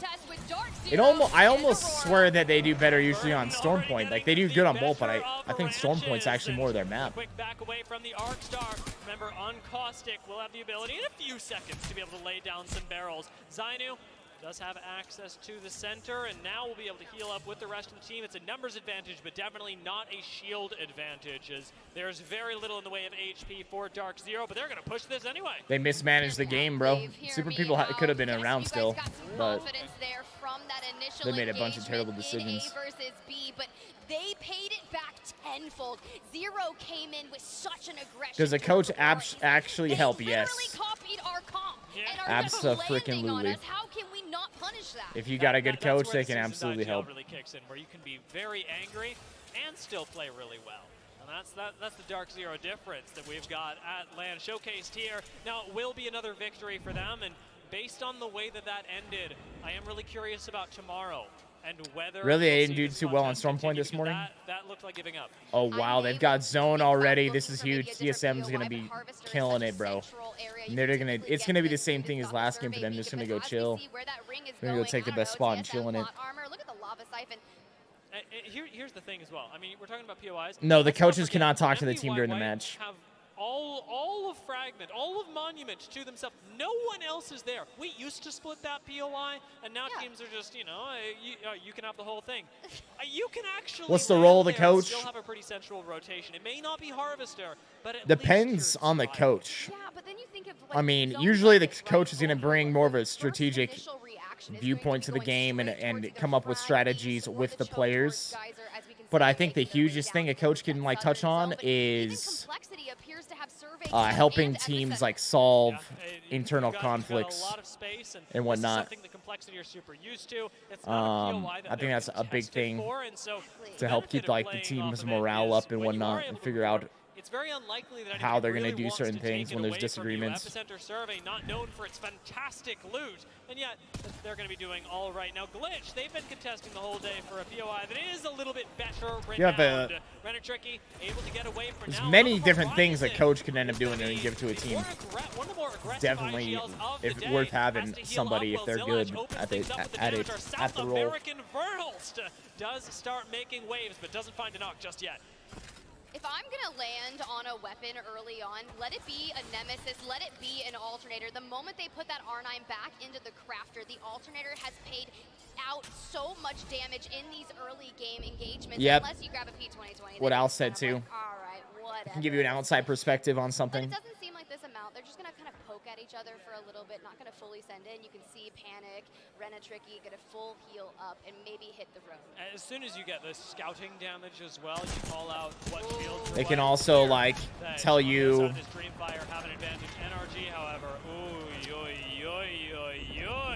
They can keep track of like where teams drop, how they rotate. It's been a tough day. You know, they can be like some that you can end up having like more of the role of like they go and watch some of the film or something, and then tell the other tell the team certain things like, okay, we rotate here, we got to be aware that this team rotates here at the same time. You know, like usually the coach is like a coach analyst role. Is this something that we want to take? But coming out of Thermal Station and making their rotational path towards that next zone, 2 purples, a blue shield, plenty of bats. They've got ultimate abilities, and they are ready.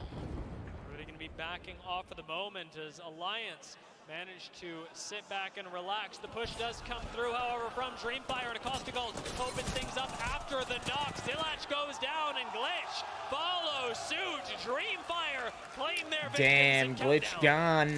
That was such a nice opening by throwing the I don't know if Dreamfire is the same team, but that. they usually do pretty well. I swear I don't remember seeing these names though.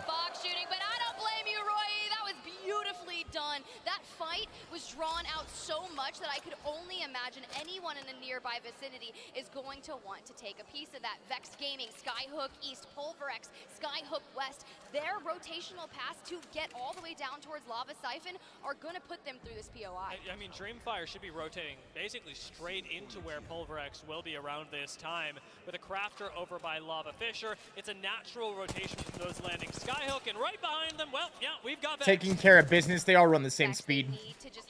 Unless they have a speed boosting ability. Early game congestions, because it's not worth it. And as they make it over towards Landslide, they are just carrying Leaner Flame, hey bro, what's up, man? I like that they're going for Appreciate the $1 super chat. Chat, if you're out there, you're brand new today, you're enjoying this, make sure you drop a sub on the channel.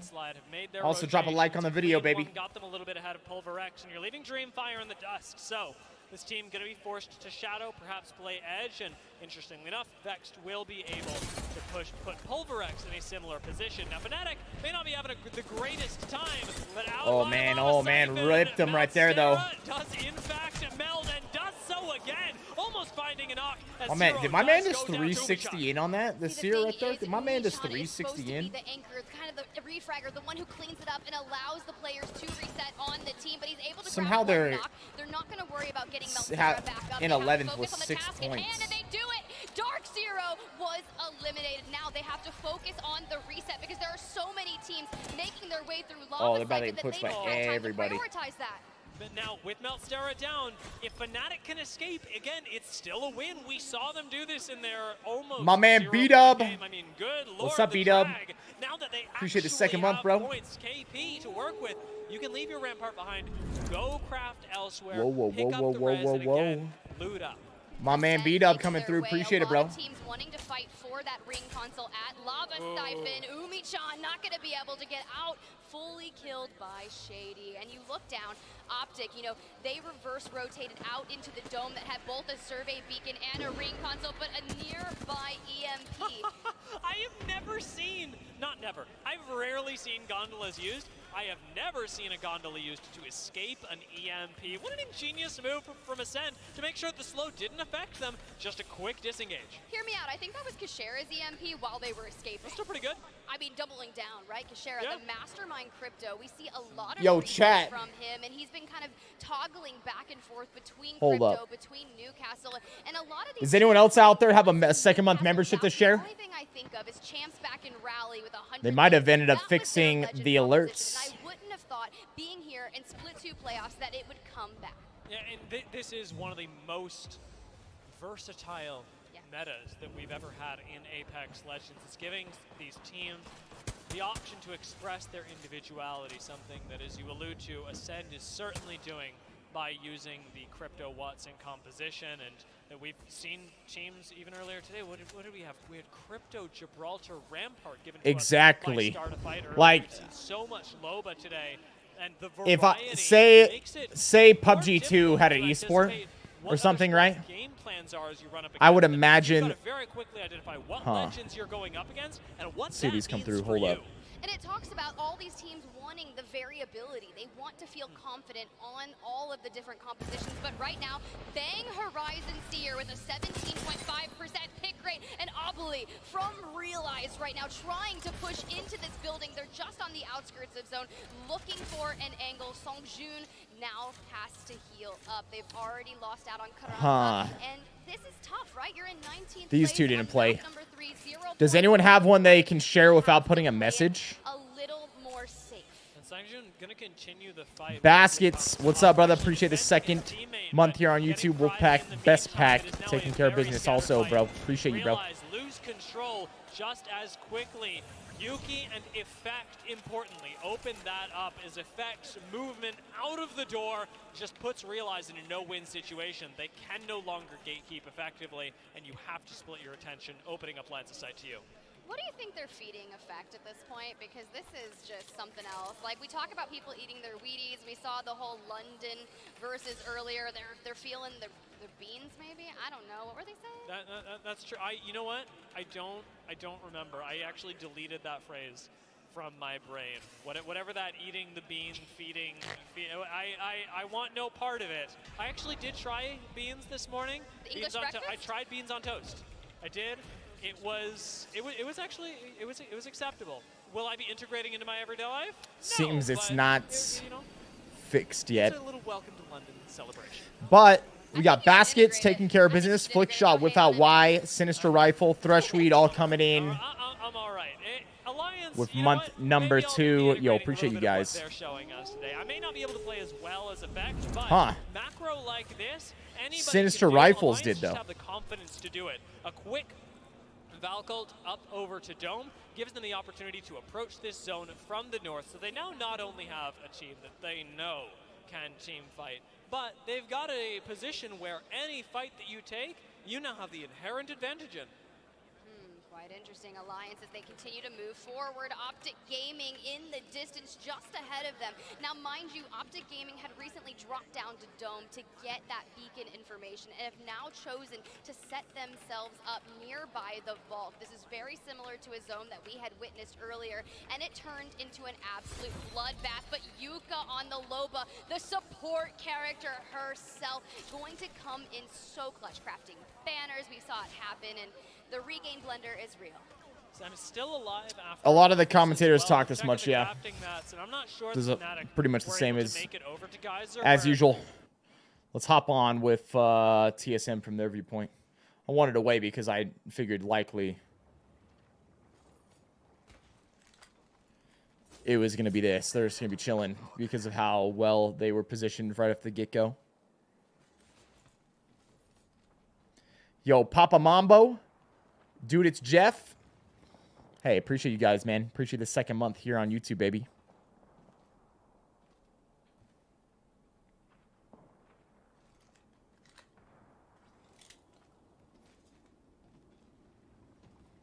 What is sharing your membership? It's the same thing as like sharing a sub on the Purple Snake platform.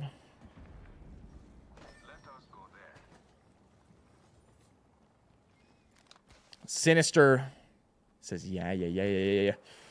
My man.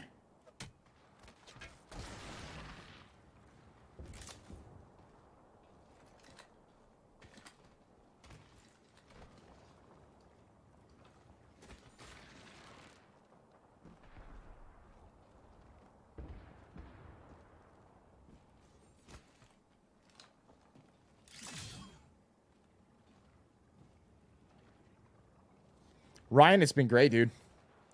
It's been great, man. Loving it. Our man Imperial Eddie right there coming in. Becoming a member. Imperial Eddie, appreciate it, baby.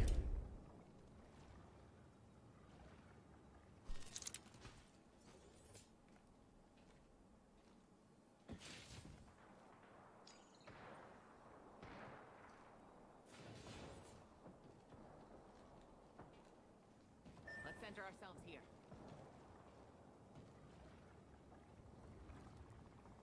Taking care of business, what are you talking about?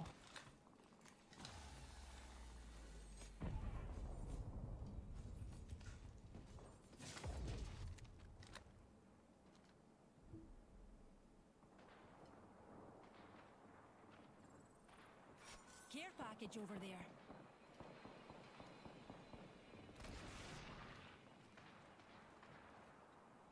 Let's head in that direction, darlings.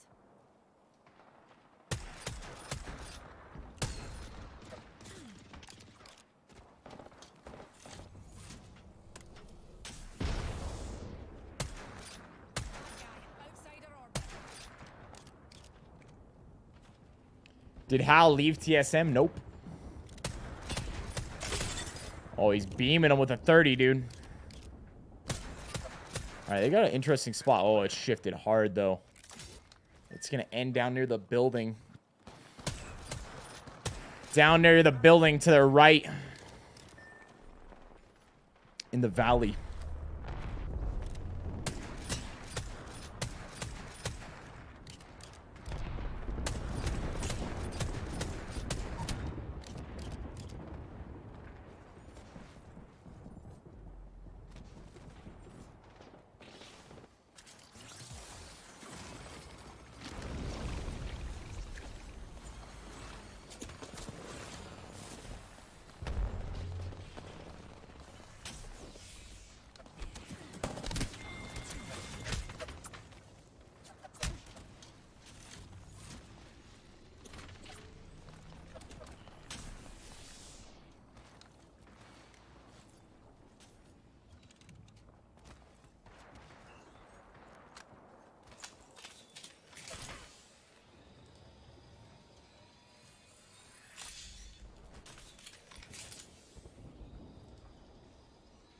No, it's not if they do it on mobile.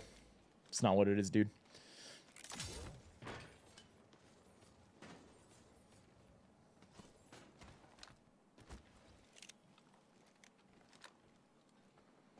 Let's head in that direction, darlings. I almost wonder if they did the comms on purpose so that people were more likely to watch the main broadcast. All right, they're trying to pick them down. They're super far on the edge here, so let's see what they're going to try to do to get in. They're pinging at the rocks. They're trying to see what's in, what's not. Maybe evac tower. I never played Apex Mobile.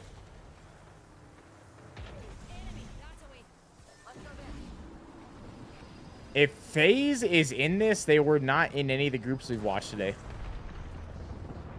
Maybe if they were in the very beginning group and they haven't played again yet. Could be possible. Landed on the building. Managed to make it in.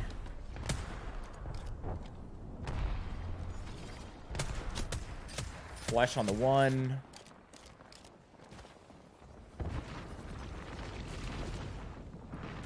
First group, Group D. Yeah, so they haven't played again today. They probably play early tomorrow. Ooh, Hal dropping one.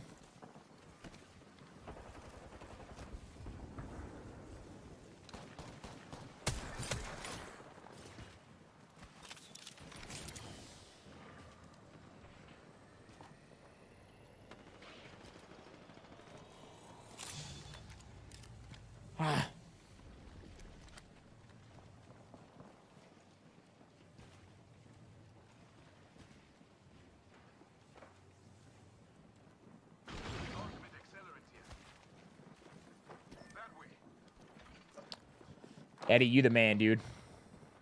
You the man, brother.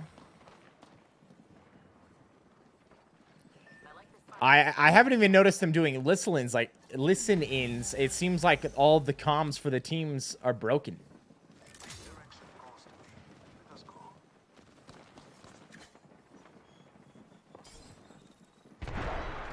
Yeah, Hal is on roller. So we're going to have to deal with this team inside.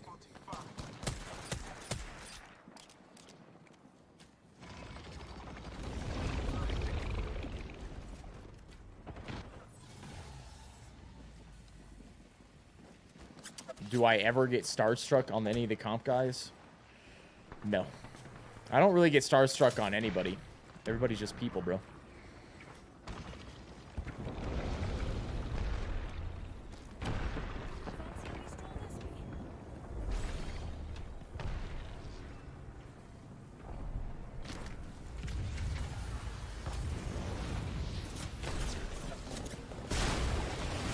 Oh, shit. That was tough right there. Ooh, Reps went down as well. Verholst's the last one.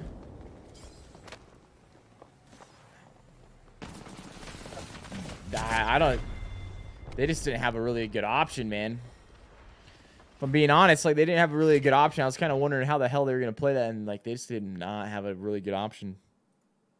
Random nade. I mean, only the cat might have ran.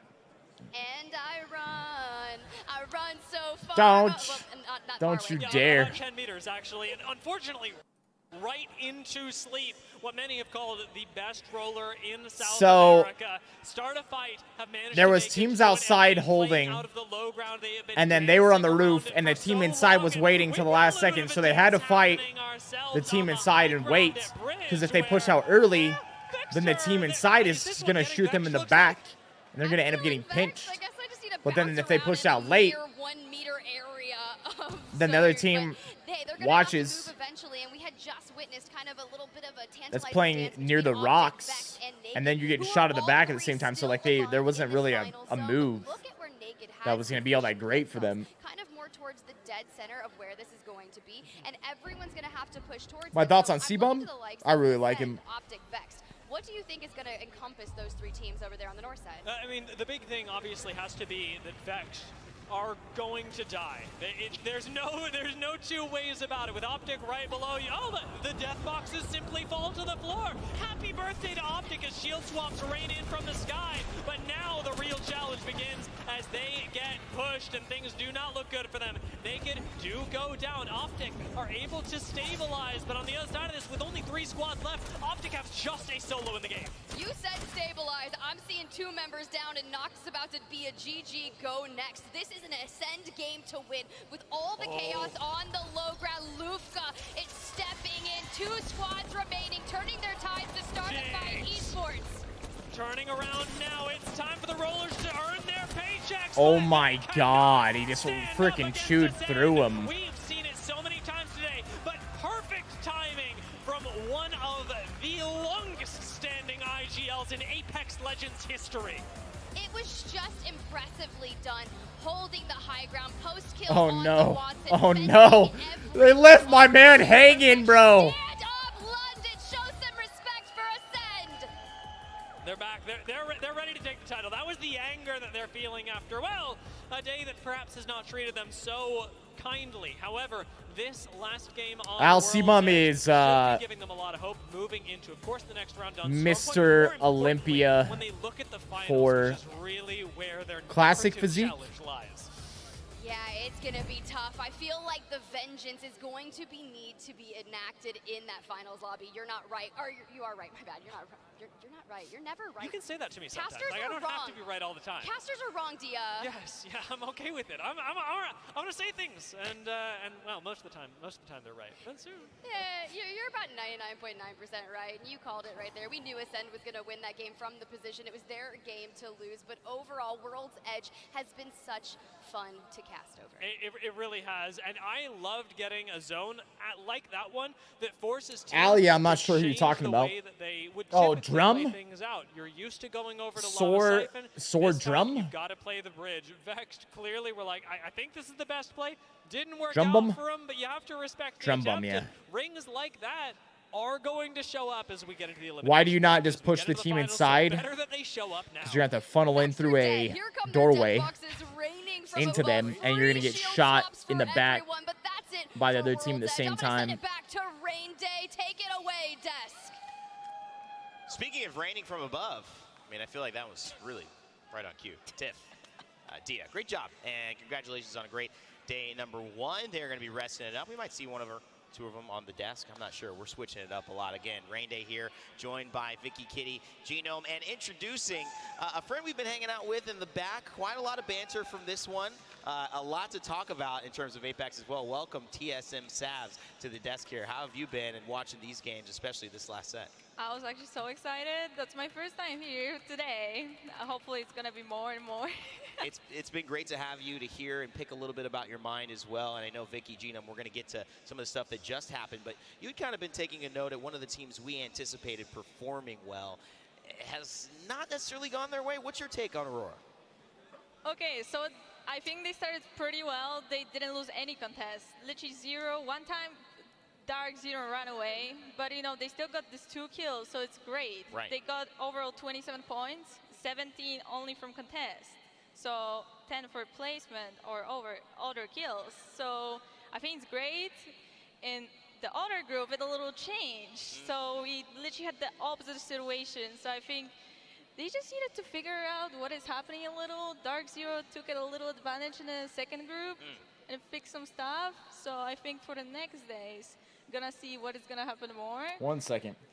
Overall, Aurora is doing great. They He are. just need to fix the stuff on his own, but I think it's gonna be better and better.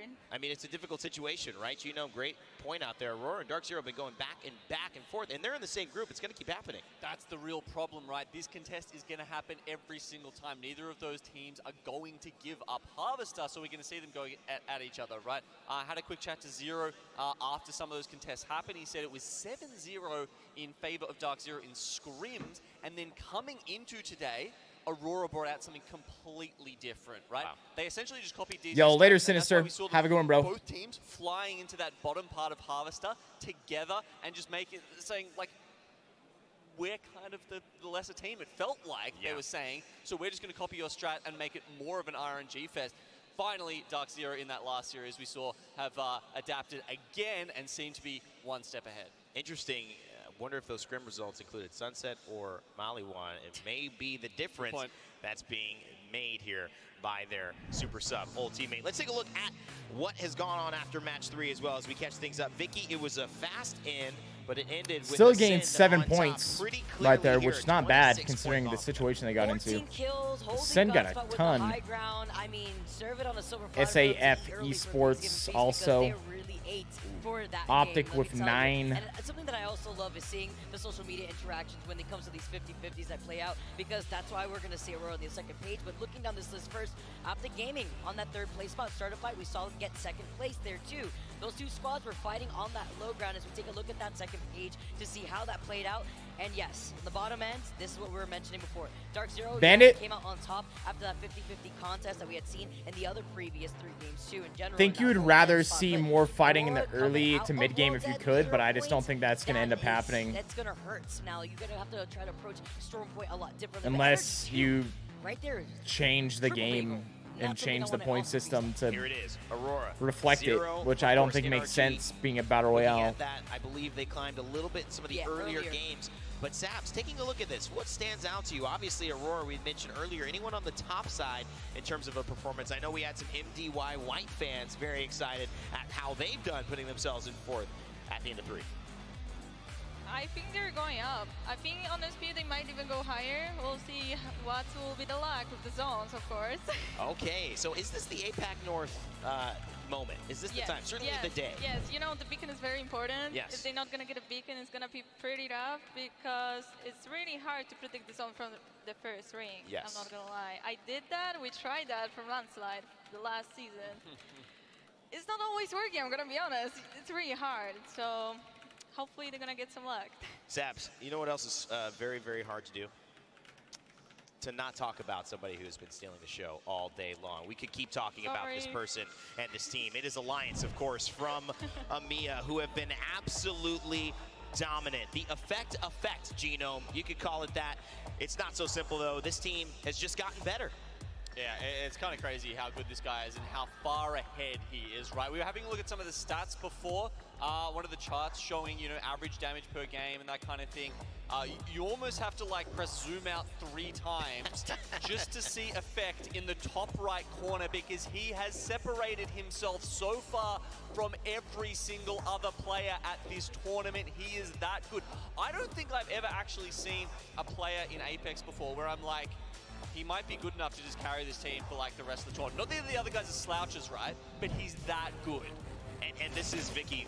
Scott coming in. Well. Alliance have had some amazing 5 subs for a TSM win here. What in this next game? Stars of EMEA in this day 1 in London. My 18-year-old top fragger out here really went on. Hey, brother, I Twitter and appreciate was the second month here on YouTube, man. Like, what? Oh, that tweet was something else. But you have to also imagine the momentum that confidence helps him with his mental in these games. He's just gonna continue frying. And like Genome said, it's not like Hockeys and Yuki need that extra carry. It's just, imagine having these 2 insanely talented players having an insanely IGL like Hockeys, and then you just add effect into the equation.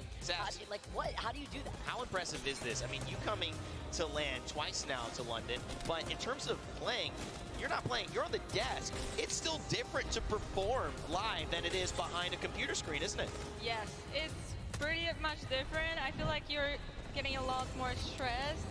When you're playing, you don't know what to expect. We're coming here, we know what we're doing, and they don't know what is gonna happen. Which ring they're gonna get? Nothing. Literally nothing. Everything is clueless. Like, they don't know anything. You know, I absolutely love it. And sometimes you don't know what you're going to get. That's the beauty of a Battle Royale, the beauty of our game in Apex Legends. We also like to highlight the things in our game that make it special, which is why we love WD Black. What's in your pack?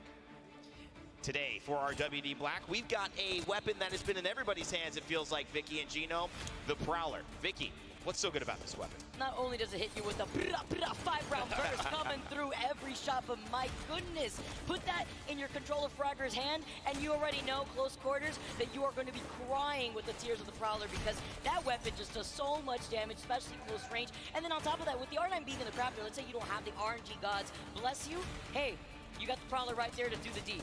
Yeah, it does feel like as soon as the R9 went into the crafter, there was a switch over to the Prowler. And I feel like its greatest weakness is kind of also its greatest strength, right? Without a mag, 20 rounds in there, it can be hard to win a fight. But if you've got a purple or a gold mag on that baby, you hit a couple of headshots, you can take out the entire team in one clip. Yeah, it's scary. You hear that, brah, brah, brah, brah, brah. And you go, oh, he's got a purple mag somewhere near me, and there's a Prowler that I don't want to get involved in. That's been WD Black's What's in Your Pack for today. All right, we're getting close. Obviously, we want to make sure that if you are keeping up with Apex in this entire tournament, it's 4 days. So there's a lot of action, there's a lot of highlights. People do have to eat, they have to use the restroom, so you may not catch all of it, but make sure to keep in touch with us on socials, at Play Apex Esports, at Play Apex on Twitch, and of course, Play Apex on YouTube. That's where you can find us. And on Twitter as well. We have a great Twitter community, and they've been sharing some fun stuff that we've done along the day in case you need to make sure you do not miss any of those highlights. But before we head into our final set of games, I want to set the stage one more time. Heading into now Storm Point, we've reversed the order. Sabs, we have you on the desk here. I want you to shine. Who do you have taking the narrative in these back 3 games or final 3 of day 1? You know, Effect went pretty crazy. SP is changing a lot. Every single team can shine. You never know. Every single POI is different. Someone is getting beacons, someone is not. I know that Vex is playing from High Point. No, actually, they changed for Launchpad. It's going to be a little different than the last group. So I think they're going to shine more than in the past. Quickly, because we have a little bit of time. Not too much, but talk to me about Vex. I mean, you have maybe an inside opinion, inside information on that. I don't want to expose it. If you could introduce a new legend to Apex, can. So talk to us about Vex's journey. What's going on? I'd make a melee legend. Do here these next 3. Crazy ass melee legend. Luck, really? It's luck. Yeah, it's a lot of luck. You know, when the zone is pulling so far and you're like, let's the zone pull. Like, you don't know what to do. If you're on the edge, it's pretty easy. You can get it, you can loot, you can farm the armors and stuff. You're getting to the ring with no loot, basically, from high point. 1 second, chat. You know, you're gonna fight the teams Need that to have do a little bigger something real advantage fast. with the loot, Yeah. and it's hard to pull something out. These players are also good. Even a little bit of an advantage with a player of, let's say, effects quality, it's going to be a very insurmountable hill to try to climb very quickly. Thank you so much for that insight, Sabs, as well. Vicky, Genome, I wish we had a little bit more time to get to you, but we've got to go to our casters. We'll see you at the end, and thank you, Sabs, for joining us. We're excited to have you back a little bit more. Let's get up to our casters for the final games of the day. And you know them, you love them. It's Mark and Dan.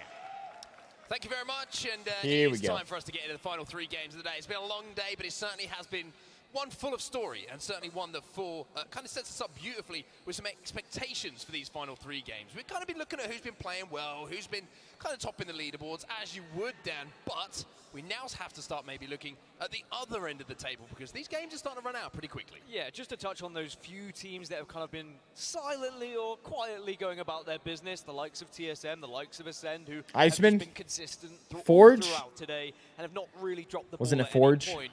On the other side of the table, there are a few teams who we need to see performing if we're going to see them get out of groups into the winners bracket.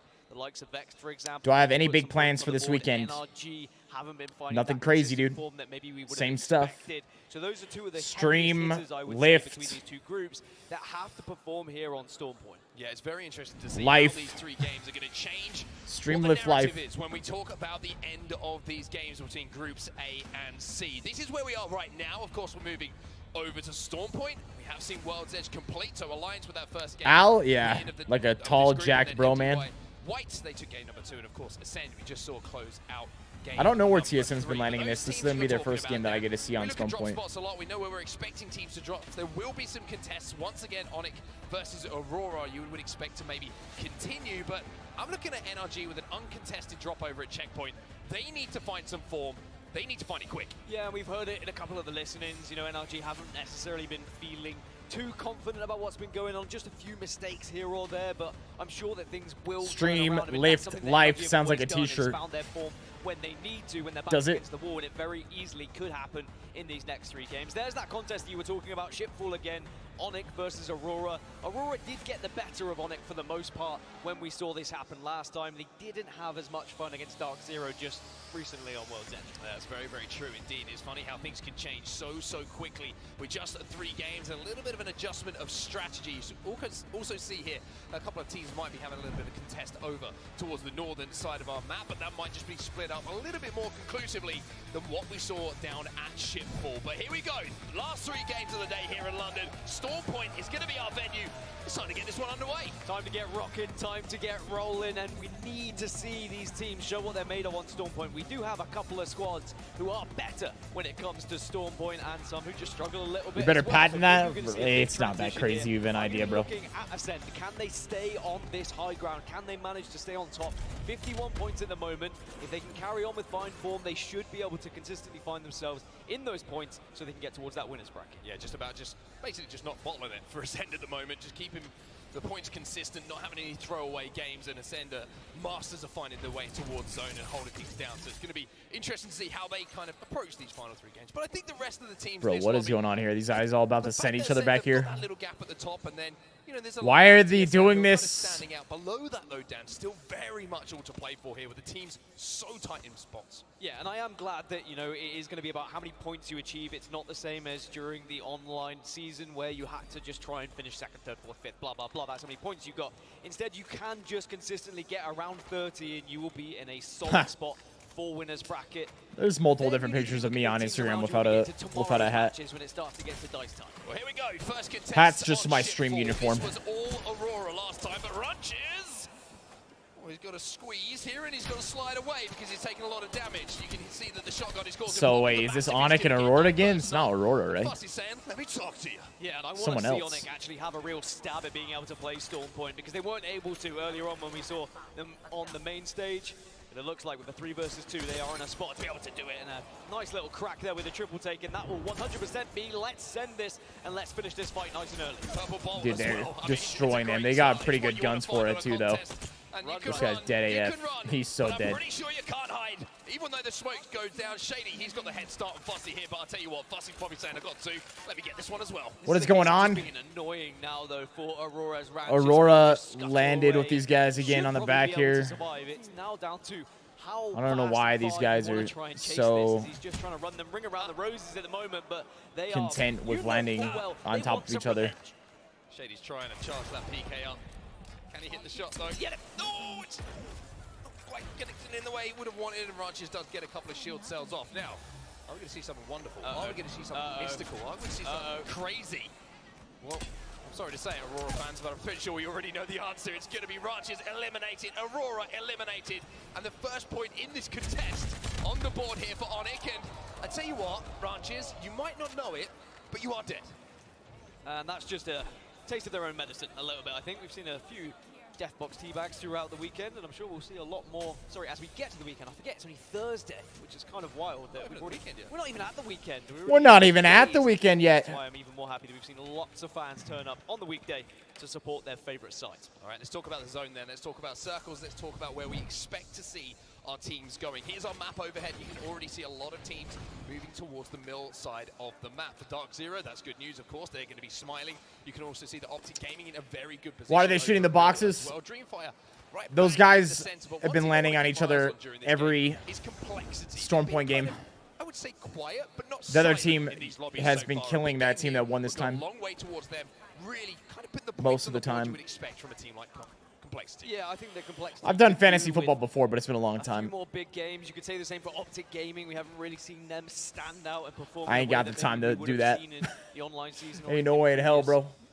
I barely got the time to try to manage my life right now. Real opportunity for some of these teams now with a quick rotation. Get over towards mill. Position yourselves in a spot where you can set up for that late game. You mentioned Dreamfire. They are going to have to push themselves through a difficult situation because there's a lot of teams around them. Are there any situations where you should try to swap the choke on the PK? Not that I can think of. At the moment, but they very easily could be pushed. Yeah, Complexity set up inside of Bean at the moment, and GHC just north of the Armory. A little, I would say, exchange of friendly fire going on the other side of this zone between TSM and NRG as well. NRG a little bit sandwiched between Optic and TSM for now, but Complexity will be set up for quite some time. They will be comfortable, and you wouldn't expect them to have to do something too crazy at this point down. No, not too crazy. I think they'll be more than happy with where they reside. It will only be if someone is feeling brave or if they hit a CQ and then you start to get aggressive. It has been the major change that we've seen because the Seer ability will now silence and it will stop. Oh. You are going to be pushed. Pro players will take advantage of that because it is almost a guarantee. Let's go. Yeah, we did a watch along for the last UFC card. All pay-per-views I'm on with the UFC except for this next one because I'll be there in person.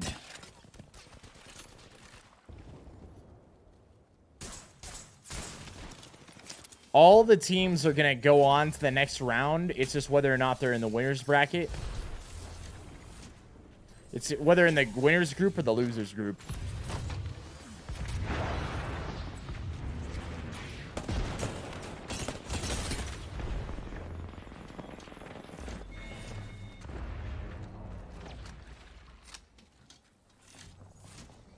They just absolutely shit on it, on energy, bro.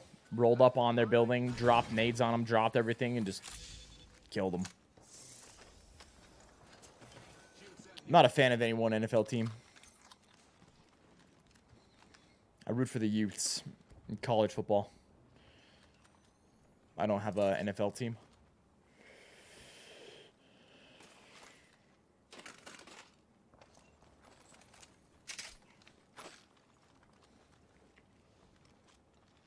Heavy ammo here.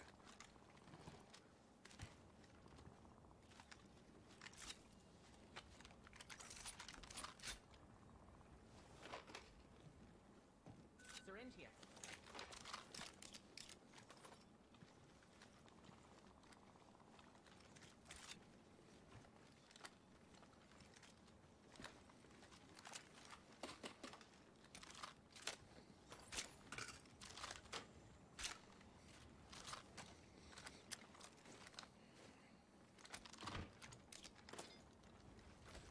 Hailstorm, same here, brother. Peyton Manning, my favorite player of all time in the NFL. Rooted for the Colts when he was on the Colts. Rooted for the Broncos when he was on the Broncos. Ever since he's retired, haven't had a team. Haven't had a team to root for, bro.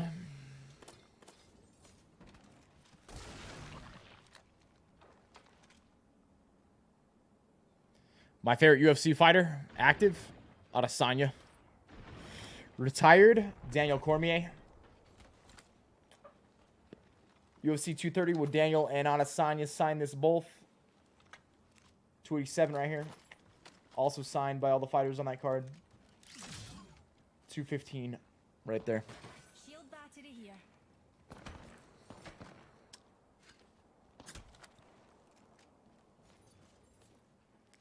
You're a Dolphins fan. Hey, they would look pretty like they're getting better, bro. They're getting better.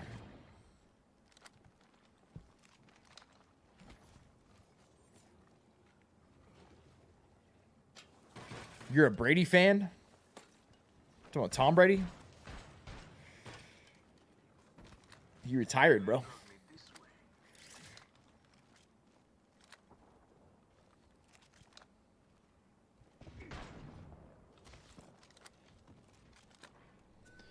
Nah, I almost never watch hockey. I think it's a badass sport, though.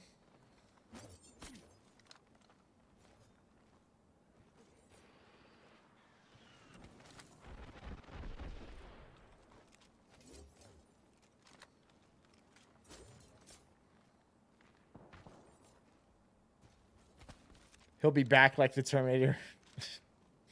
No. Not this time. Yes, if the NFL put a team in Utah, I'd absolutely root for them. 100%. Getting all their armor swaps ready.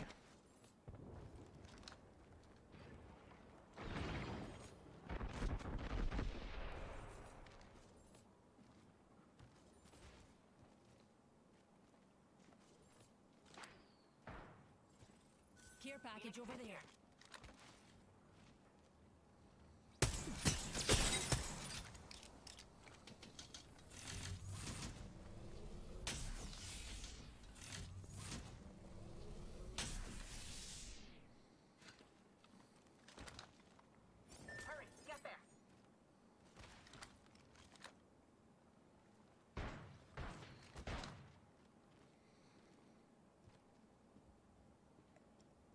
Scott, I'm not sure what that would be, man.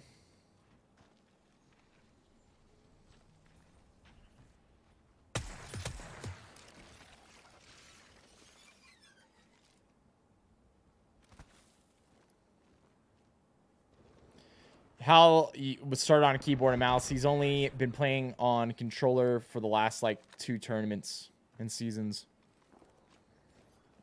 ALGS seasons or whatever the hell they call them. Numpty spotted.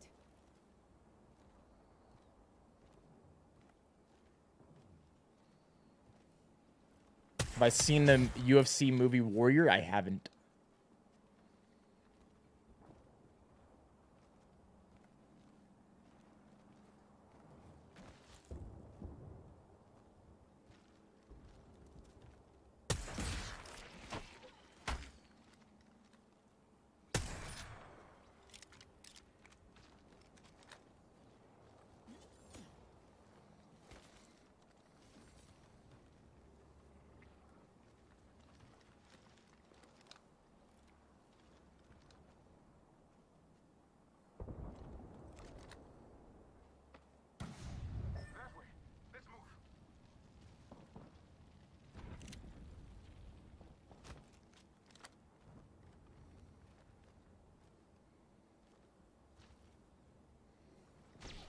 I think they're going to be, they've been able to do this pretty much every game we've watched them so far. They've just been able to rotate to the spot that they want early and just play from it.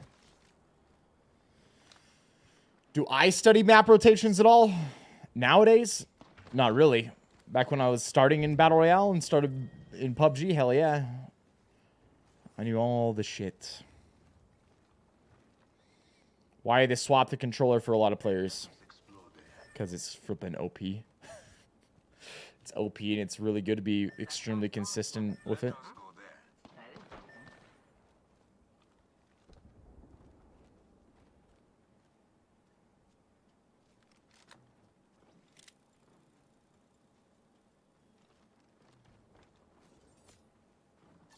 head in that direction, darlings.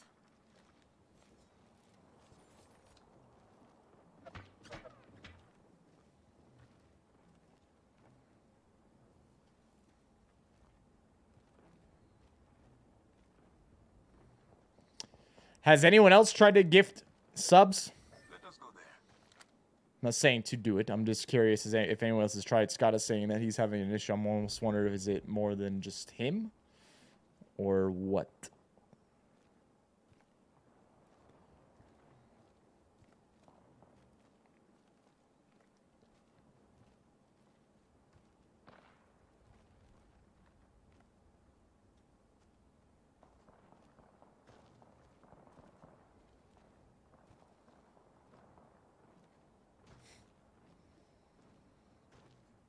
Torrent Warrior?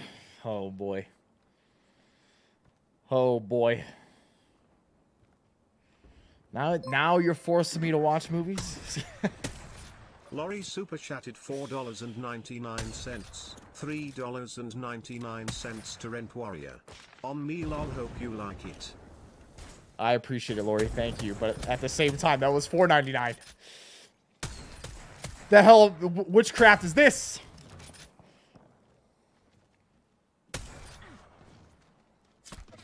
We got one bad hombre coming in. Just bring it over, Lori. We'll watch it together. One bad hombre. Appreciate the membership. Welcome.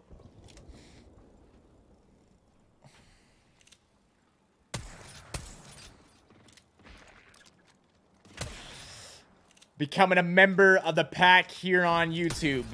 All right, the boys are finally fighting, man. The zone's ending on up. Dude, I'm telling you, every time it's a hard shift, it just keeps hard shifting. Every time. Every damn time.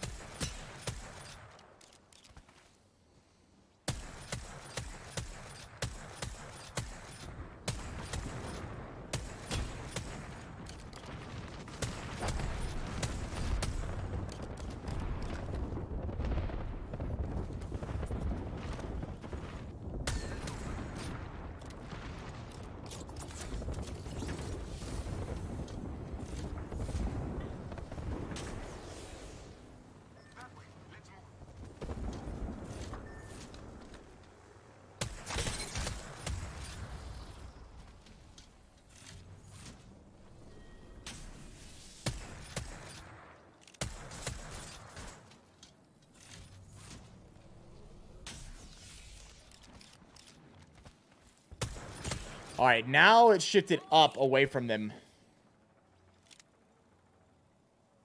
13 squads left.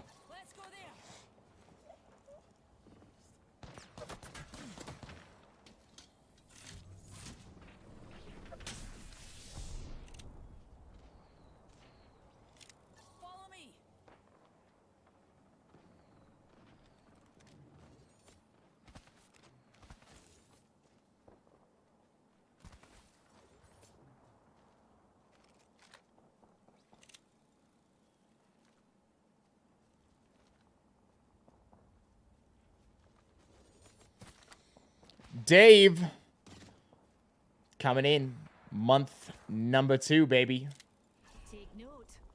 Says somehow this is just now showing up for me. Hola, señor Viss. El seguidor de la muerte. El líder de la manada. Hola, mi amigo. ¿Cómo? Whoa, come on. Come on. What's going on, bro? What's going on, man?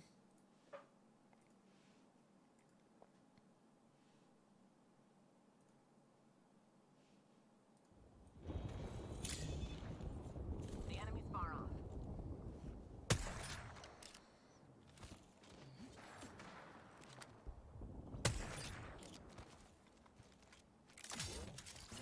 Yo, Al. See you soon, brother. All right. The boys are going to, let's see. They're going to have to move down this hill. Team just flew out behind them. Well, they seem to be working. Dave, You're a maniac.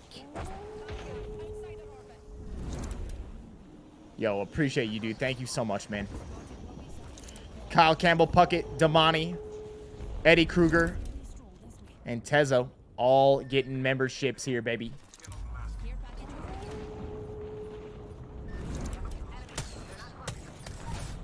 Follower of death and leader of the herd, leader of the pack.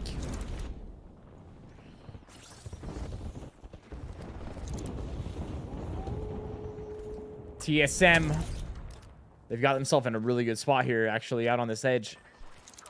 Hal's pushing up behind. There's going to be a team right here. There's going to be a team right in front of him. Yep, throws it out. Nade going out. Took a bunch of damage. Boys are pushing up using the catalyst wall on the left side here. Taking this squad out. Killed them all. Every one of them. I don't think any are left. Now this far here. It's ending on the far two buildings. Hal looking back, checking the small building on the side. 8 squads left.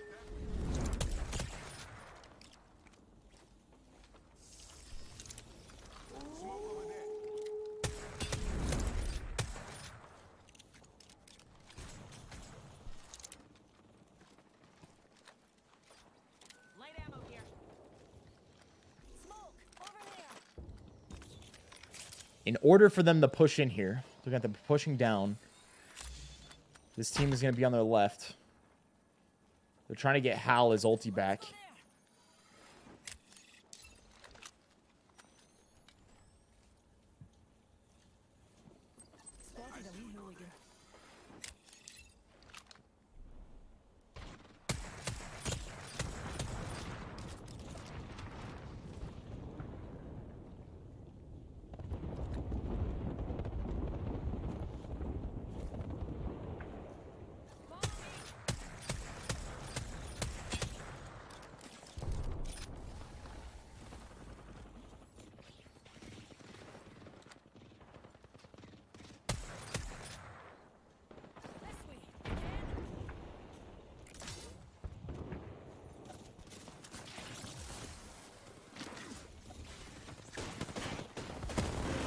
Stuck on the roof. Oh my god, jumped on him.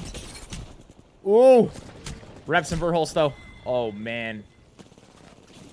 They're trying to fight them through the wall back there. Huh. Seemed like there ended up being some sort of miscommunication that just went on with the boys. Oh my god, he barely got it off. But I think he's dead anyways. If he somehow survives. If Rep somehow survives right here. If Rep somehow survives right here. Oh, no. Then they get hit by the freaking ults. I'm going to hurry and swap over. Wherever you are, you're getting respotted. And I was about to say, realize with a comp that could really change things here. You've got a Gibby that's on the go. You've got the fact you've got a Caustic that can also throw a spanner in the works. That gas is going to be so difficult for these squads. But now we have 2 buildings. People are inside. People are on top. You're trying to slow down. They sent with Hal as an easy cleanup. It might have been. It's kind of weird. I don't know exactly what happened there. Their one worry is the team to their south. Start a fight esports. You can see. Yeah, but I mean, if Hal's going on his own, he's making the call to push, right? How's the IGL? He had to have been telling them to fight there. That was something happened. Can they win this game? And who's got the ultimates ready? I mean, Complexity have been here for so long. Vex Gaming. It might have been the opposite. You know, it might not be Hal was too aggressive. It might be that the boys needed to push with him right then. Complexity cannot stay here. You can see on the yeah, he's got to realize he's the IGL. So I mean, if he's going in like that, he had to have been making the call to push and fight. They can wait. They can I'd have to assess how much imagine. damage is being done and then join the fight a little bit later. Rolling Thunder from Monsoon might be very important in these final moments. If you make the call to push though, and your teammates don't push with you, it's not your fault. The start of fight's still a problem. They are playing on the basement, you know. low complexity.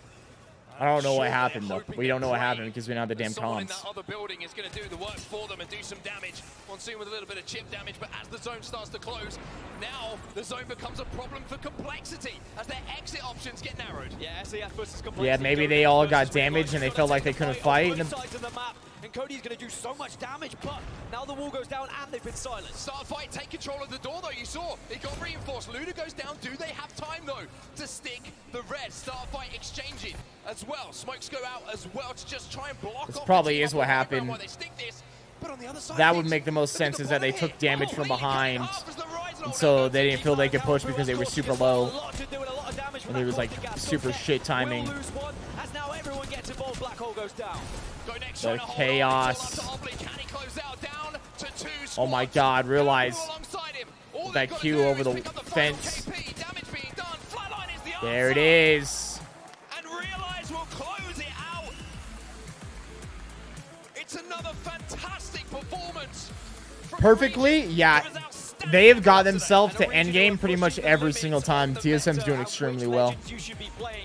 Little hiccups here and there that they'll get ironed out. The job done. The bubble protected them as they dropped into the circle. The caustic barrel was enough to distract and annoy people, and then the damage they put out as a 3, prioritizing the right players at the right time. A fantastic end circle, and again, an amazing game played by Realize, who needed to step up. Another one of those teams who performed so well in their region. One of the best Stormpoint teams that we have in this lobby, but they hadn't yet turned up. They finally get it done here at the end of the day. And I mean, that game could not have set us up any better for the final 2 of the day, right? We were talking about the teams who were feeling pretty comfortable, the likes of Ascend at the top of the leaderboard. Well, they went out early, and that just opened the lobby to everyone out. We highlighted Complexity as being one of those teams who need to get towards Are you out of your the game, fucking mind, bro? to look a little bit more desperate for points. They had an extremely good day as well in that game, and all of a sudden, like I mentioned, the next 2 games could completely change how that top 10's looking. It's just about picking up those points and making sure you get into that top 20 so you can get into the winner's bracket as we look back at that final circle, but this time from Realize's point of view. It's a comp that can certainly do damage in a final circle if you play it in the correct way. And watch how they look at the other teams. When they're dropping, they're one of the last teams to drop, and then it's about making sure you have that bubble ready as protection as soon as you enter the fray. You can see great shots coming in. An attempted smoke from Complexity didn't deny them that line of sight for long enough, and then it's almost like we're rolling it back a few seasons here. The Gibby hole goes down, causes all sorts of problems. The bubble, the Gibby, the arm shield, the Eva 8. Oh, it's music to my ears. Shit just got wild there at the end, man. As teams try and escape, absolutely wild. Have to go into the bubble for cover, and at the end it was just a case of Realize making sure they were assessing what was going to be happening. Was there going to be players dropping out of the sky? Do they have to work together? Can they focus on different targets? But every single time they were looking at the right thing in the right place. That's why they've been such an impressive Stormpoint team. When it just goes right, it's one of those comps that if you can get into that final circle, you should be able to put it to good use. But I don't think they were able to get there for a lot of the times they've been playing today. And that's how tough these lobbies are, right? We keep talking about it, and we'll keep talking about it, because every lobby we're seeing at the moment is so tough to get through. Get to the end game is a win in itself, as we see some of the NDY White fans. What's up with these blanket things, man, they got going on here? Fans in the house as well. And I've got to say, you know, for a first day of tournament, it's Thursday, people are working, you know. The crowd's been amazing. The crowd has been amazing today. Thank you everyone for joining us and for staying loud all day, because it has been one of those days where I just love to hear everyone roar, especially the support we've seen for APAC North as well. In London, of all places to see it, it's amazing that everyone is getting that representation and that support. But for Realize, that's going to be They're sick. I mean, they had a custom made those, right? Move forward in these next 2 games. They know how good they are at Stormpoint. They just need to keep doing it, keep rolling, take advantage of the fact that they can pick up those big point games. Well, for Alliance, it was somewhat of a surprisingly quiet game after they've been dominating in the first 3 that we did see. But I've got to highlight Complexity, right?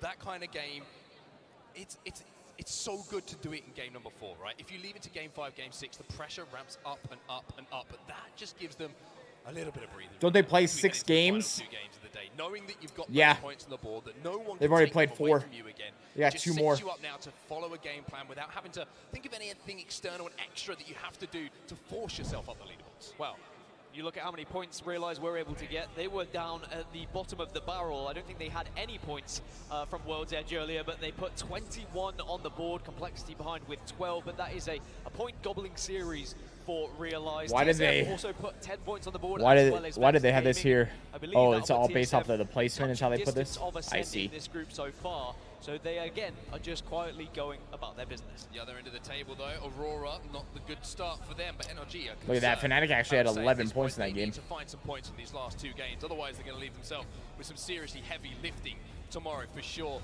As we take a look at how things are looking overall here, and you know, you weren't too far off, Dan.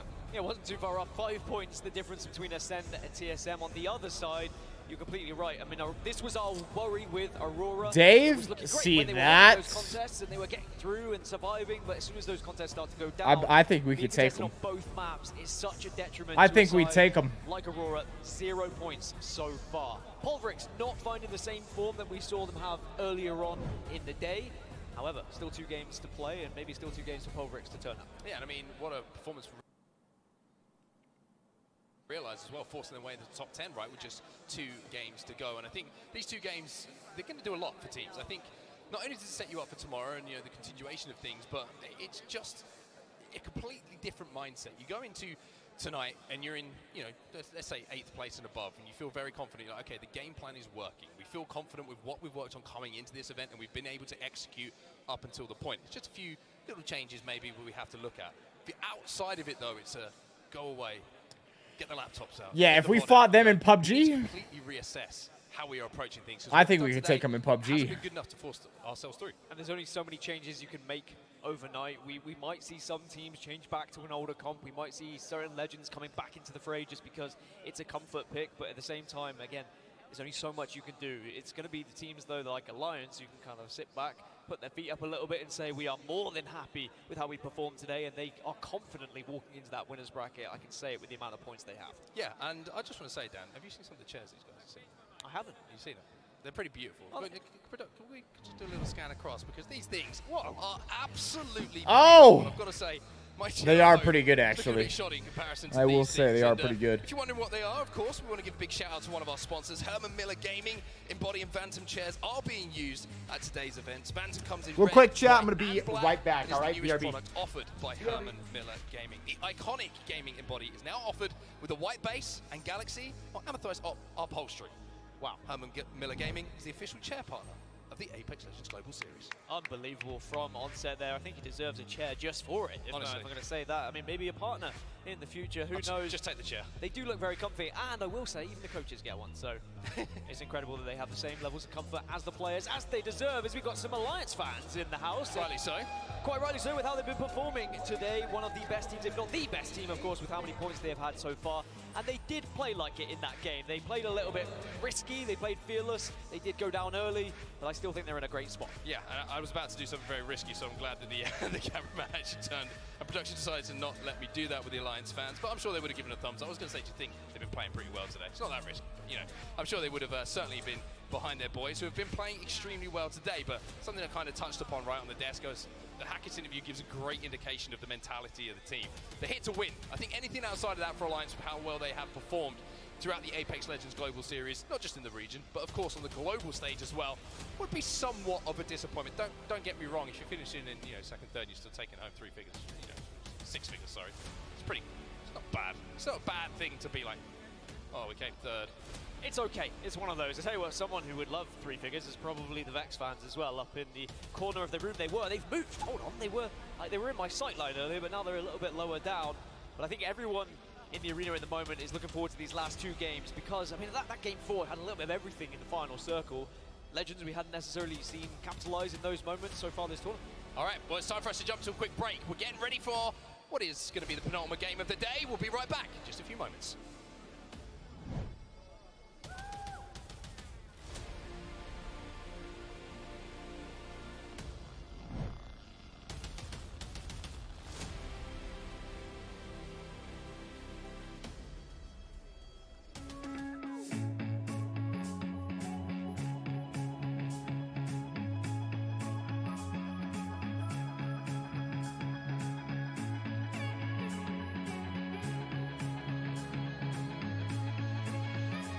I'll make sure everyone makes it home.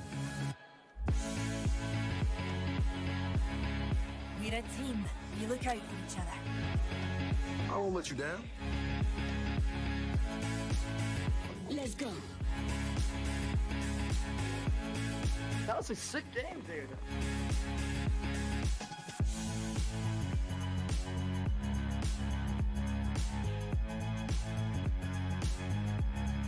No one gets left behind.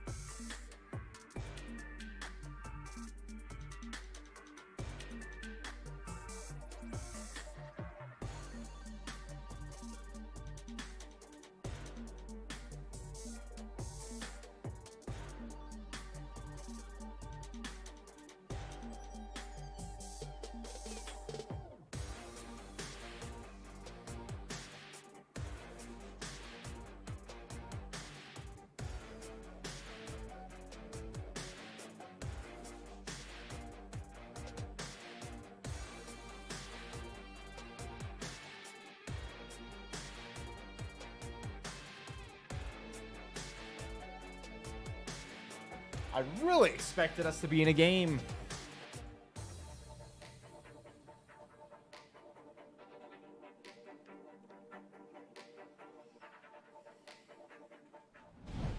Herman Miller How Gaming much? is the official Some of these channel chairs, partner they're of fucking the expensive, Apex dude. Legends Global Series. They're really good chairs, though. I can tell you that. Back, everybody. It's almost time to wrap things up. But before we get there, we've got some more Apex Legends for you. 2 more maps ready to come here on Storm Point and Still Down. Everything to play for. Ascend looking very strong at the top of the leaderboards, but between groups A and C, everything else still incredibly tight and could change in an instant. Still crucial points to pick up, and still some of the teams that I highlighted earlier have to find some of those points to put themselves in a position where they go into tomorrow still believing that winner's bracket is entirely possible and not start thinking about that elimination bracket, right? Start to accept a little bit of defeat. I now know that that is a rat with cheese. We've learned. And it is not a mouse We've with done our pizza, research. Okay? That's what we had to learn during our break. You can tell me That's a rat with cheese? That doesn't look like cheese to me. More pizza shaped, but it looks like the game is almost ready to go here, so you won't have to listen to us rambling for too much longer. We'll hopefully get some action underway. Now we need to talk How's about TSM Aurora, doing? They're doing because pretty good. Aurora have lost that contest. They have not had a good time contesting in this group, Dan. Do you think they can do it this time? You're good with your folding chair. Please tell me you don't game on a folding chair. That's not. I was Please tell me you don't game on a folding chair. Holy They shit. just had to survive these games, this group stage, and hope to be able to push themselves through to winners bracket. That was maybe me come for out like ahead my of the two first teams that they were contesting. It's not probably looking like that's happening 6, at the 7 moment, months so they streaming. need to try and just break through and hope that these contests I played can on start a going back in fucking- their favor. Raven really looks like a boss that I used to have, who sent me home First one once started and off said I with a didn't have cushion, job and then it anymore. But broke. Match 5 is underway, And then I as we all know, gamed the on contest will a be going metal down once fucking again between folding Onyx chair for like and Aurora. 5 straight It's months. going to be scheduled for 1 fall, and it's going to be down a ship fall. Down a ship full, but there's a long way to go from the drop ship. But I tell you what, we can watch it the whole way because no one else is going to be fighting, I don't think. We did have one other contest, but I'm not sure it's going to happen anymore. Everyone else should be able to loot up comfortably, and I'm really interested to see where that circle is going to be going, because that was a difficult ending for a lot of teams, and we saw a lot of You're early thinking fights chicken and rice because- today? Nope. Who's winning the race down? That's the question. Who's got the better flight path? Who's got their nose ahead of the other? Who's going to hit those bins first? Who's going Once to again, we're going to watch these two teams throw. with the purple bolt falling into the hands of Onyx once more. Questions to be answered, and the answers are right in front of us. We got Aurora, who's got 0 points, sitting in 20th, going against Onyx. Things are opened up, and Ranches will get that first knock. Notice how the silences went out straight away as well to try and maximize the reset time on those cues as Malawon will get Bro, the that build RE to skin's bust kinda all wild. down, I've never should I seen that say, before. as Aurora now find themselves in a 3 versus 1, and it looks like Onyx are now going to do exactly what we saw previously from Aurora. Make yourself awkward, try and get away, try and survive. And Onyx somehow has managed to get their way to 9th. We saw the full rotation last time from Aurora to try and maybe pick up some banners. I don't think that is going to be the consideration here for Onyx. Lovely walk by the beach here for Shady. Taking his time. Truly is stunning. Toes in the grass. Nothing to worry about. I'll come back and get you in a minute, boys. Don't worry about it. But it is going to be a Bro, he ain't going back for them. Are you fucking kidding me? And that's so vital for them, Dan. I mean, we can joke and we can laugh, but of course they needed it so badly. They've barely got a point on the board. They got 1 point. All right, let's so see. far in this lobby. And sometimes momentum's a funny thing, right? You win the contest. TSM should have a really good rotation here. All of a sudden, you're on a roll. It's going to go checkpoint. NRG's already there. Are a team who could build momentum almost out of nowhere. I do love that his teammates were still pinging where the players were, and he was already out of there. It seems like my ranked games, to be honest. I'm off. I'm not picking up anyone's banners. I'm just surviving. Yep, it's and some getting oats. my way to those points. Now you can see where the circle is going to be going up towards checkpoint. So we asked the question of NRG: are we going to see them have that big game? Can they get the game to just lift their spirits a little bit? This is their best chance, if ever, to pick up some points and have a big one. Yeah, interesting to see where this zone does go. It looks like it might go slightly north towards the trenches, you would imagine, or maybe down towards those 3 buildings you can see outside of the spider cave. Zone information going to be vital for a lot of teams, and it looks like NRG are heading north towards those trenches, so that's certainly going to give an indication. TSM already looking to make their way over from the wall as well. Leave no witness, they're making their move too. Dreamfire also joining them, as you can see, in Dark Zero heading north. Great indication with that many teams committing to the northern side here of checkpoint, that it's going to be where we expect our end zone to go. But with that many teams already moving, a lot of these positions are not going to be available now for the late arrivals. I will say, when it comes to the trenches, there are certain angles you Couscous can and hold, quinoa. you can take, but it's not fun. You are forced into engagement. I'll be Starting straight up with you. important. Any And if we see, couscous or quinoa I've ever tried has been pretty crap. Yeah, this is a zone which I would say pro players find difficult to Never predict what's really gonna happen, right? Unless you're a enjoyed. team like Fnatic, who is at the top of Northpad, can hold down that height building where they find themselves. Oh, right now, okay. kind of spray fire So into all these everybody teams trying know to find a exactly place where to it's heading. play. Chat. The cover is Anytime limited, you to say see the least. the You're probably zone sticking yourself in the hard trenches, shift even though you're covered kind of from height, in this so to first speak. zone, so like you wait for this to come up, you scan and you see it's hard shifted, this shit is gonna go hard shift again, it's gonna end up ending over here. And that's why all the teams are already out here, bro. Yeah, it might be the teams who have the ability to put up the kind of fake objects, the likes of teams who have Rampart available to them, so they Open can up get your some palette, fake Viss. cover to work with. Bro, I eat all kinds of stuff. I can tell you right now, couscous and quinoa Trying to suck. assert a little bit of dominance. The more space you can take up in trenches is great in the early game, but in the late game, if you have a lot of space, people will try and take that off you. So it's a very I think you have to game like try and season the balance. hell out of it to make it actually even decent. Like, Call it. Because I'm a man who relates Don't anything start. to food. No, I knew you were going to start the food. First it was pizza, now it's donuts. This man's hungry. Just getting some calories. All right. I'm good. Starting to look skinny. Good. It's very kind of you to say. I've been trying my best. Aurora's still down at Shipfall, though. They're currently on their loot path. They're going to take quite some time to get moving forward. Good news for our Aussie friends, though. Onyx Esports still alive, even though it's just a solo. Moving really, their way Kyle? north, right on the right-hand side of your screen. Unfortunately, they might run into Alliance, which is something that you don't want to do at any point in the game with how they've been playing so far today. But TSM certainly in what you would call a priority position here now. It definitely is a priority position. I mean, a lot of the teams have forced their way into these trenches. The trouble is you are going to be exposed to at least one angle at all times, and for the late arrivals when they fly in, they can land and just engage in a fight. And usually when one team lands late and takes that fight, all the other teams start to join in, and it becomes a very messy trench, that's for sure. Or MD White.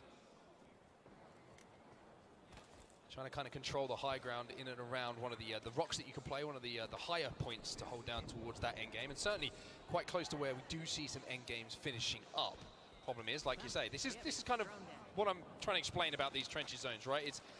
It's great for cover initially, but you just can't ever get in a position to do damage onto other teams. Look at that kill feed, though. TSM, who do have one of their priority positions that has some height, doing a lot of damage onto Complexity. Cody's been taken down.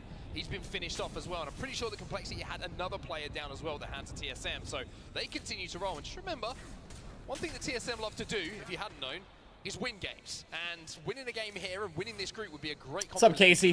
Hope you're doing well. So many teams that have found their way to the trenches on this northern side. It's going to be See, watch this shit. Gonna keep shifting this way. Aurora Aurora, Just wait. Alliance are all going to be moving. TSM's going to be in one of the best spots. Not going to be able to find anything safe. No, this So is you not almost final have to stage. This delay is it as group much as stage. This is possible just getting and hope started, bro. Some teams wipe out each other and create some natural space for you to be able to play, and then you try and bully your way in. But it is not going to be very easy at all. Another team that's going to have to arrive late is going to be SAF Esports. They're still down at Fish Farms right now.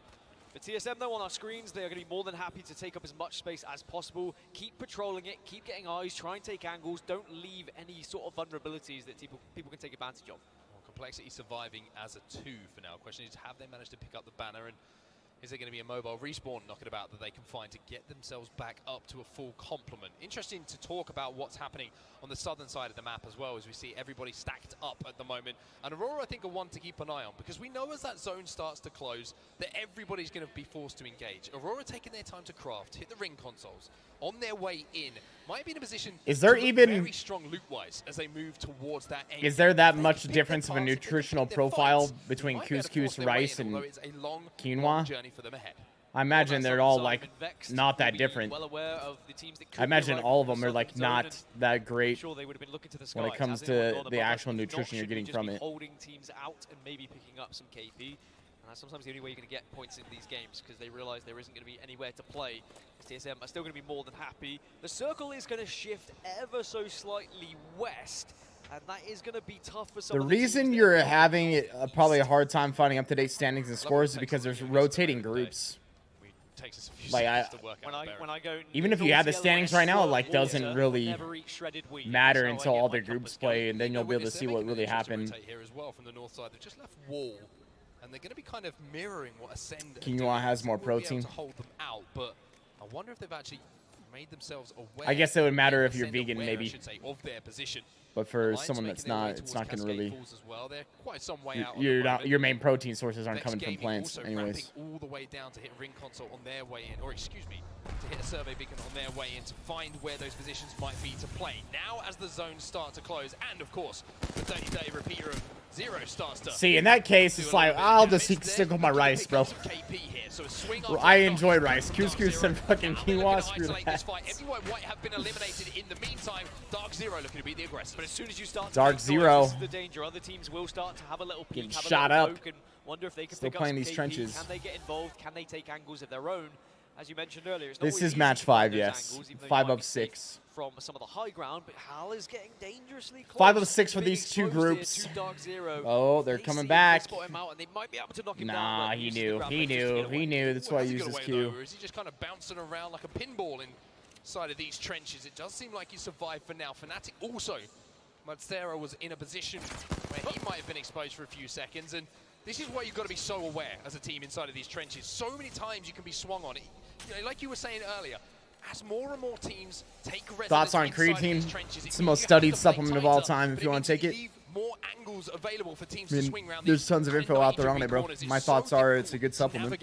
It's so difficult to kind of prioritize what way you're going to look, and if you're a solo player who's prioritized with looking one direction, you get swung by 3, well, there's not really much you can do. And all these teams that are in the trenches won't have ring console information, so it's just about biding your time, being patient, waiting for round 2 to close, and then examining the area that you're going to have to try and play, and then you can start to get a little bit more aggressive to take up space. The teams that are arriving late maybe do have an advantage in that way, where they can see where the circle is definitely going to be, and then try and force themselves into one of these positions. But it is going to be trying to force yourself through a doorway, or for you in particular, trying to force yourself through a doorway with your wide shoulders. Good save. That's what I say to that. Very good save. Zero did a little bit of damage, but only to a rampart wall. Also interesting to see that SAF Esports and Alliance about to get a little bit friendly, and Leave No Witness also in the vicinity. This is happening down at the southern, or the southeastern side of this zone at the moment. Interesting to go over and see exactly what's going to happen in that fight to the west side of Cascade Falls. And here we are. So speaking of that fight, Leave No Witness will be eliminated, but Starter Fight Esports, they are close. But good news for Alliance fans is they are healthy too. They are healthy, but they are reckless at the moment, and they will be more than happy to take this fight. They have taken a lot of damage, or Effect has. Just need to be careful and get this bat off, and then he can re-engage afterwards, and he is just going to be able to hold the door for now. But I say that, the angle comes through, and Effect will go down. Effect down, and now it's up to Marcus and Yuki to see if they can rescue the pieces, but with Starter Fight Esports looking so strong at the moment, and with everyone with good shields, and a shield swap on the floor, courtesy of Effect's Deathbox, you would imagine that Alliance might try and retreat here. Aurora, though, they have a little poke around the corner of this if you're wondering where those stray bullets are coming from. Yeah, any of these teams who are not over towards trenches are definitely going to have a look towards this one, see if they get involved. Aurora are going to be the first ones who definitely try and push their way through. I believe even Naked are also making their way over to this location, and actually Naked might just chalk off Aurora here if they can ambush them correctly. This is very, very interesting. Aurora might not be ready for this. Starfight Esports still involved in this fight, trying to finish off what's left of Alliance. Alliance still holding their ground though, and now Aurora have made their rotation back through that tunnel. Naked did not get involved, but you can see Starfight trying to finish this one off, but can't quite do it. So still 9 teams now outside of this next circle. They will have that information that it is going to be pulling west, so still hovering around the western side of the Taking trenches, care of business. but pulling slightly towards Downed Beast now. So some of the buildings that are between trenches and Downed Beast, I don't even know what you're saying, dog. is going to be a spot where teams will have maybe a battle to someone the death asking to you try and get something? one of those priority positions. Aurora do escape. Mr. Folders, have a good one, bro. Chat, this probably will end up being the last one I can watch for today, man. Now that starts to become a real concern. It's all good to linger and wander around in the red for quite some time. But also, you've got to be wary as that zone starts to close and the rings count down the damage that does. Dreamfire, big damage coming in, which is going to let Roy get up to a red Evo shield. 3MZ alongside him, and Peter trying to support them. But the damage not enough to get that knock. Now they're turning their attention behind them. They have a safe spot in zone. They have that trench for themselves, but it looks like they want to really clear this northeast side. Yeah, they're very aware of it. They're very aware that there could be teams pushing them from that Dreamfire backing up here. This is weird. What are they doing? They have to kill a team behind them and go try to clear out their back? Like, what are they trying to do here? Getting far enough back to evac? See if they can take on some of this gunfire they can hear just in the distance. They just want to be a little bit careful. They don't expose themselves too much and give up too much. Gonna rotate on this side. Otherwise, teams might think about doing exactly the same. One back so they can get good angles. This is weird. Trying to mirror what NRG were doing. You saw NRG just scarpering away, and they weren't able to get any significant damage down to really force a push or disrupt NRG's rotate. Ascend, trying to make a move themselves, and this is going to have to be an offensive one. The problem for them is the shield's not looking too great for this point in the game, but if anyone knows how to manage these situations with low resources, they're going to run right where Dreamfire just was. I did say the teams that have those legends that can create that fake cover for you might be able to work their way into the trenches. Well, Ascend, first they'll go up to the skies and see what the lay of the land is. But elsewhere, Vex Gaming are going to be taking a fight down towards Down Beast. I was saying it does slightly move over towards Down Beast, but they will still have to move northeast from here. Here we Optic Gaming, and it's going to be big damage coming in from drop. That entry damage should be enough to signal to the rest of this team to push forward, to try and capitalize on it, but Matafe is going to get that battery off. Optic. TSM already got themselves in the best spot, so they're just going to chill. Like, they've done really good at that. They've done that. This every single game we've watched, they've rotated early. They had good rotations.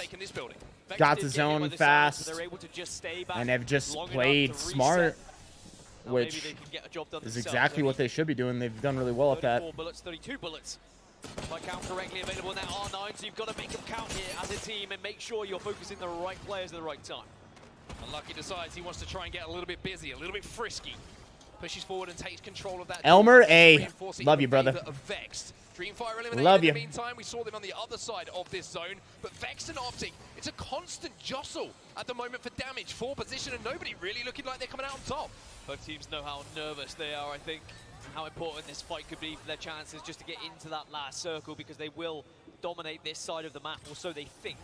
Alliance are kind of on the southern side of the map and could come towards it. Abilities are going to be huge here now. Wait for that CQ to reset. Elsewhere, Fnatic are down to just one. Maybe UCAF can go off here. I mean, UKF, you're down to just one. You probably want it to be him most of the time, but it's not going to work this time. Fnatic eliminated. NRG will take them down. Nathan on his back, but should get back to his feet thanks to the cover. No one close enough to really knock and cause them a problem. They should be able to stabilize. Could this be the game for NRG then? They haven't been able to find it so far today. Pulverex also get eliminated. They have not had a good time in here at A versus C. And it's still TSM holding exactly the same area as they did earlier as they move across, and now they'll be able to hold even more of this trench. Yeah, one thing that TSM fucking Hal's got, it's one thing they got 9 kills total. To command the space Hal's got 5 himself. They are masters at when they are playing at their peak. And that's what you're seeing from TSM right now. Anyone who starts to approach, they're not afraid to engage, not afraid to have Optic. an option to push and to capitalize on damage that's done. Speaking of which, this battle between Optic and Vex keeps going, and Noct, he might be able to finish it off. Yes, he will, but here but comes shit. Alliance. Vex, they get extinguished. Alliance just rolls through late and just cleans up, man. Delayed and going on for as long as it did, that someone was going to join the fight. Alliance You don't finish a fight instantly in these lobbies, you're just getting as soon as they 30'd. heard the guns again, they said we have to get involved. Optic Gaming do get eliminated as well, but now Alliance will have to move into this next circle as round 4 closes. Glitch are going to be waiting for them. Hey, one long low. Hey, appreciate you being here. Glad you've enjoyed. We will.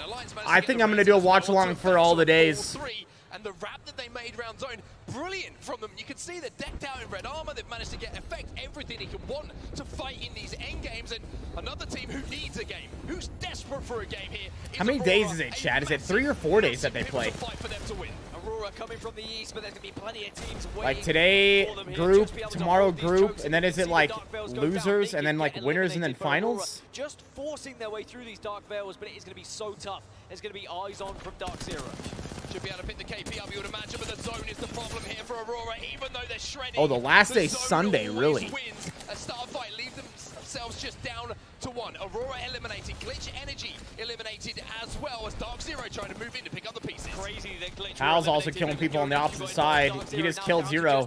So Dark Zero is getting rolled up on my TSM right here. Yep, here we go. They roll in with the fucking Nemesis and just lay them all down. The gun!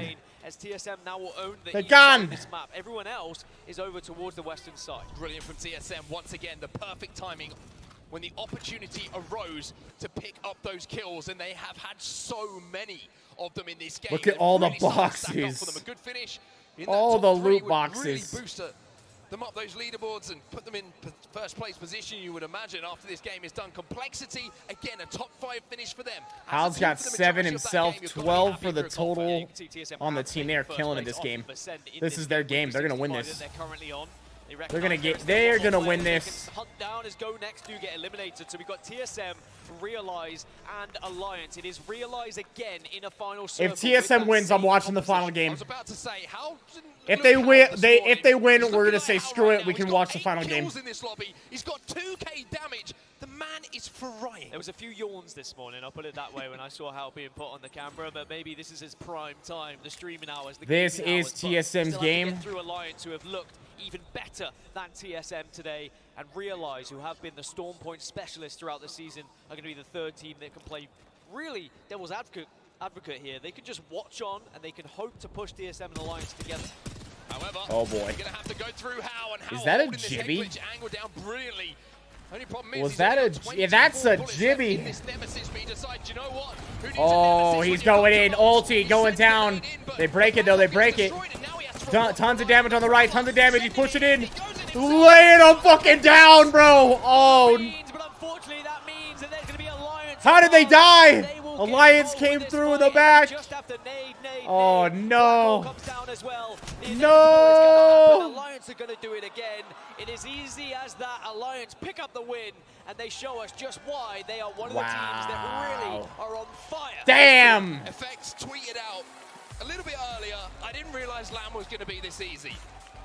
I'm pretty sure he just won that game by swinging an heirloom at someone and really putting the pain and putting a marker down for Alliance. Well, I think that they've made a name for themselves today for Alliance. So I'm pretty sure if you were not taking them seriously, well, you probably are now. I saw a little bit of discussion there from TSM. I think it was an interesting call to dive on that team. Maybe they didn't realize it was going to be that comp. Of course, Gibby and Crypto. It is one of the hey, man, it's been great so far today. They've got one last game, so, you know, if you guys want to check it out, it's broadcasting here on YouTube or wherever you would like to watch. But, yo, that's going to be it for me today. Let's do a watch-along again tomorrow, ladies and gentlemen. Like always, you guys know the drill, man. If you're out there, you're new to this channel, make sure you hit the subscribe button here on YouTube before you go. Drop a like if you enjoyed it today. If you're looking to grab any of the merch, any of the links for any of our stuff are always in the description down below. Check it out. Merch is down there, VissWolfpackShop.com. Links for all the social media, Linktree, right? Discord is down there as well. Steam groups down there. Everything's down there. Yo, Pack, thank you all for being here today. Thanks for chilling, hanging with me, hanging with everybody today. I'll be back tomorrow. We'll do another watch along then. Probably we'll do a watch along for the whole tournament. It's fun. I enjoy doing these with you guys. Later, all. Yo, Al, have a good one, bro. Shadow, have a good one, baby. Everybody, thanks. And I'll catch you guys back here tomorrow, all right? To finish off the week. Outside of that, I'm out for now, Pack. Yo, later.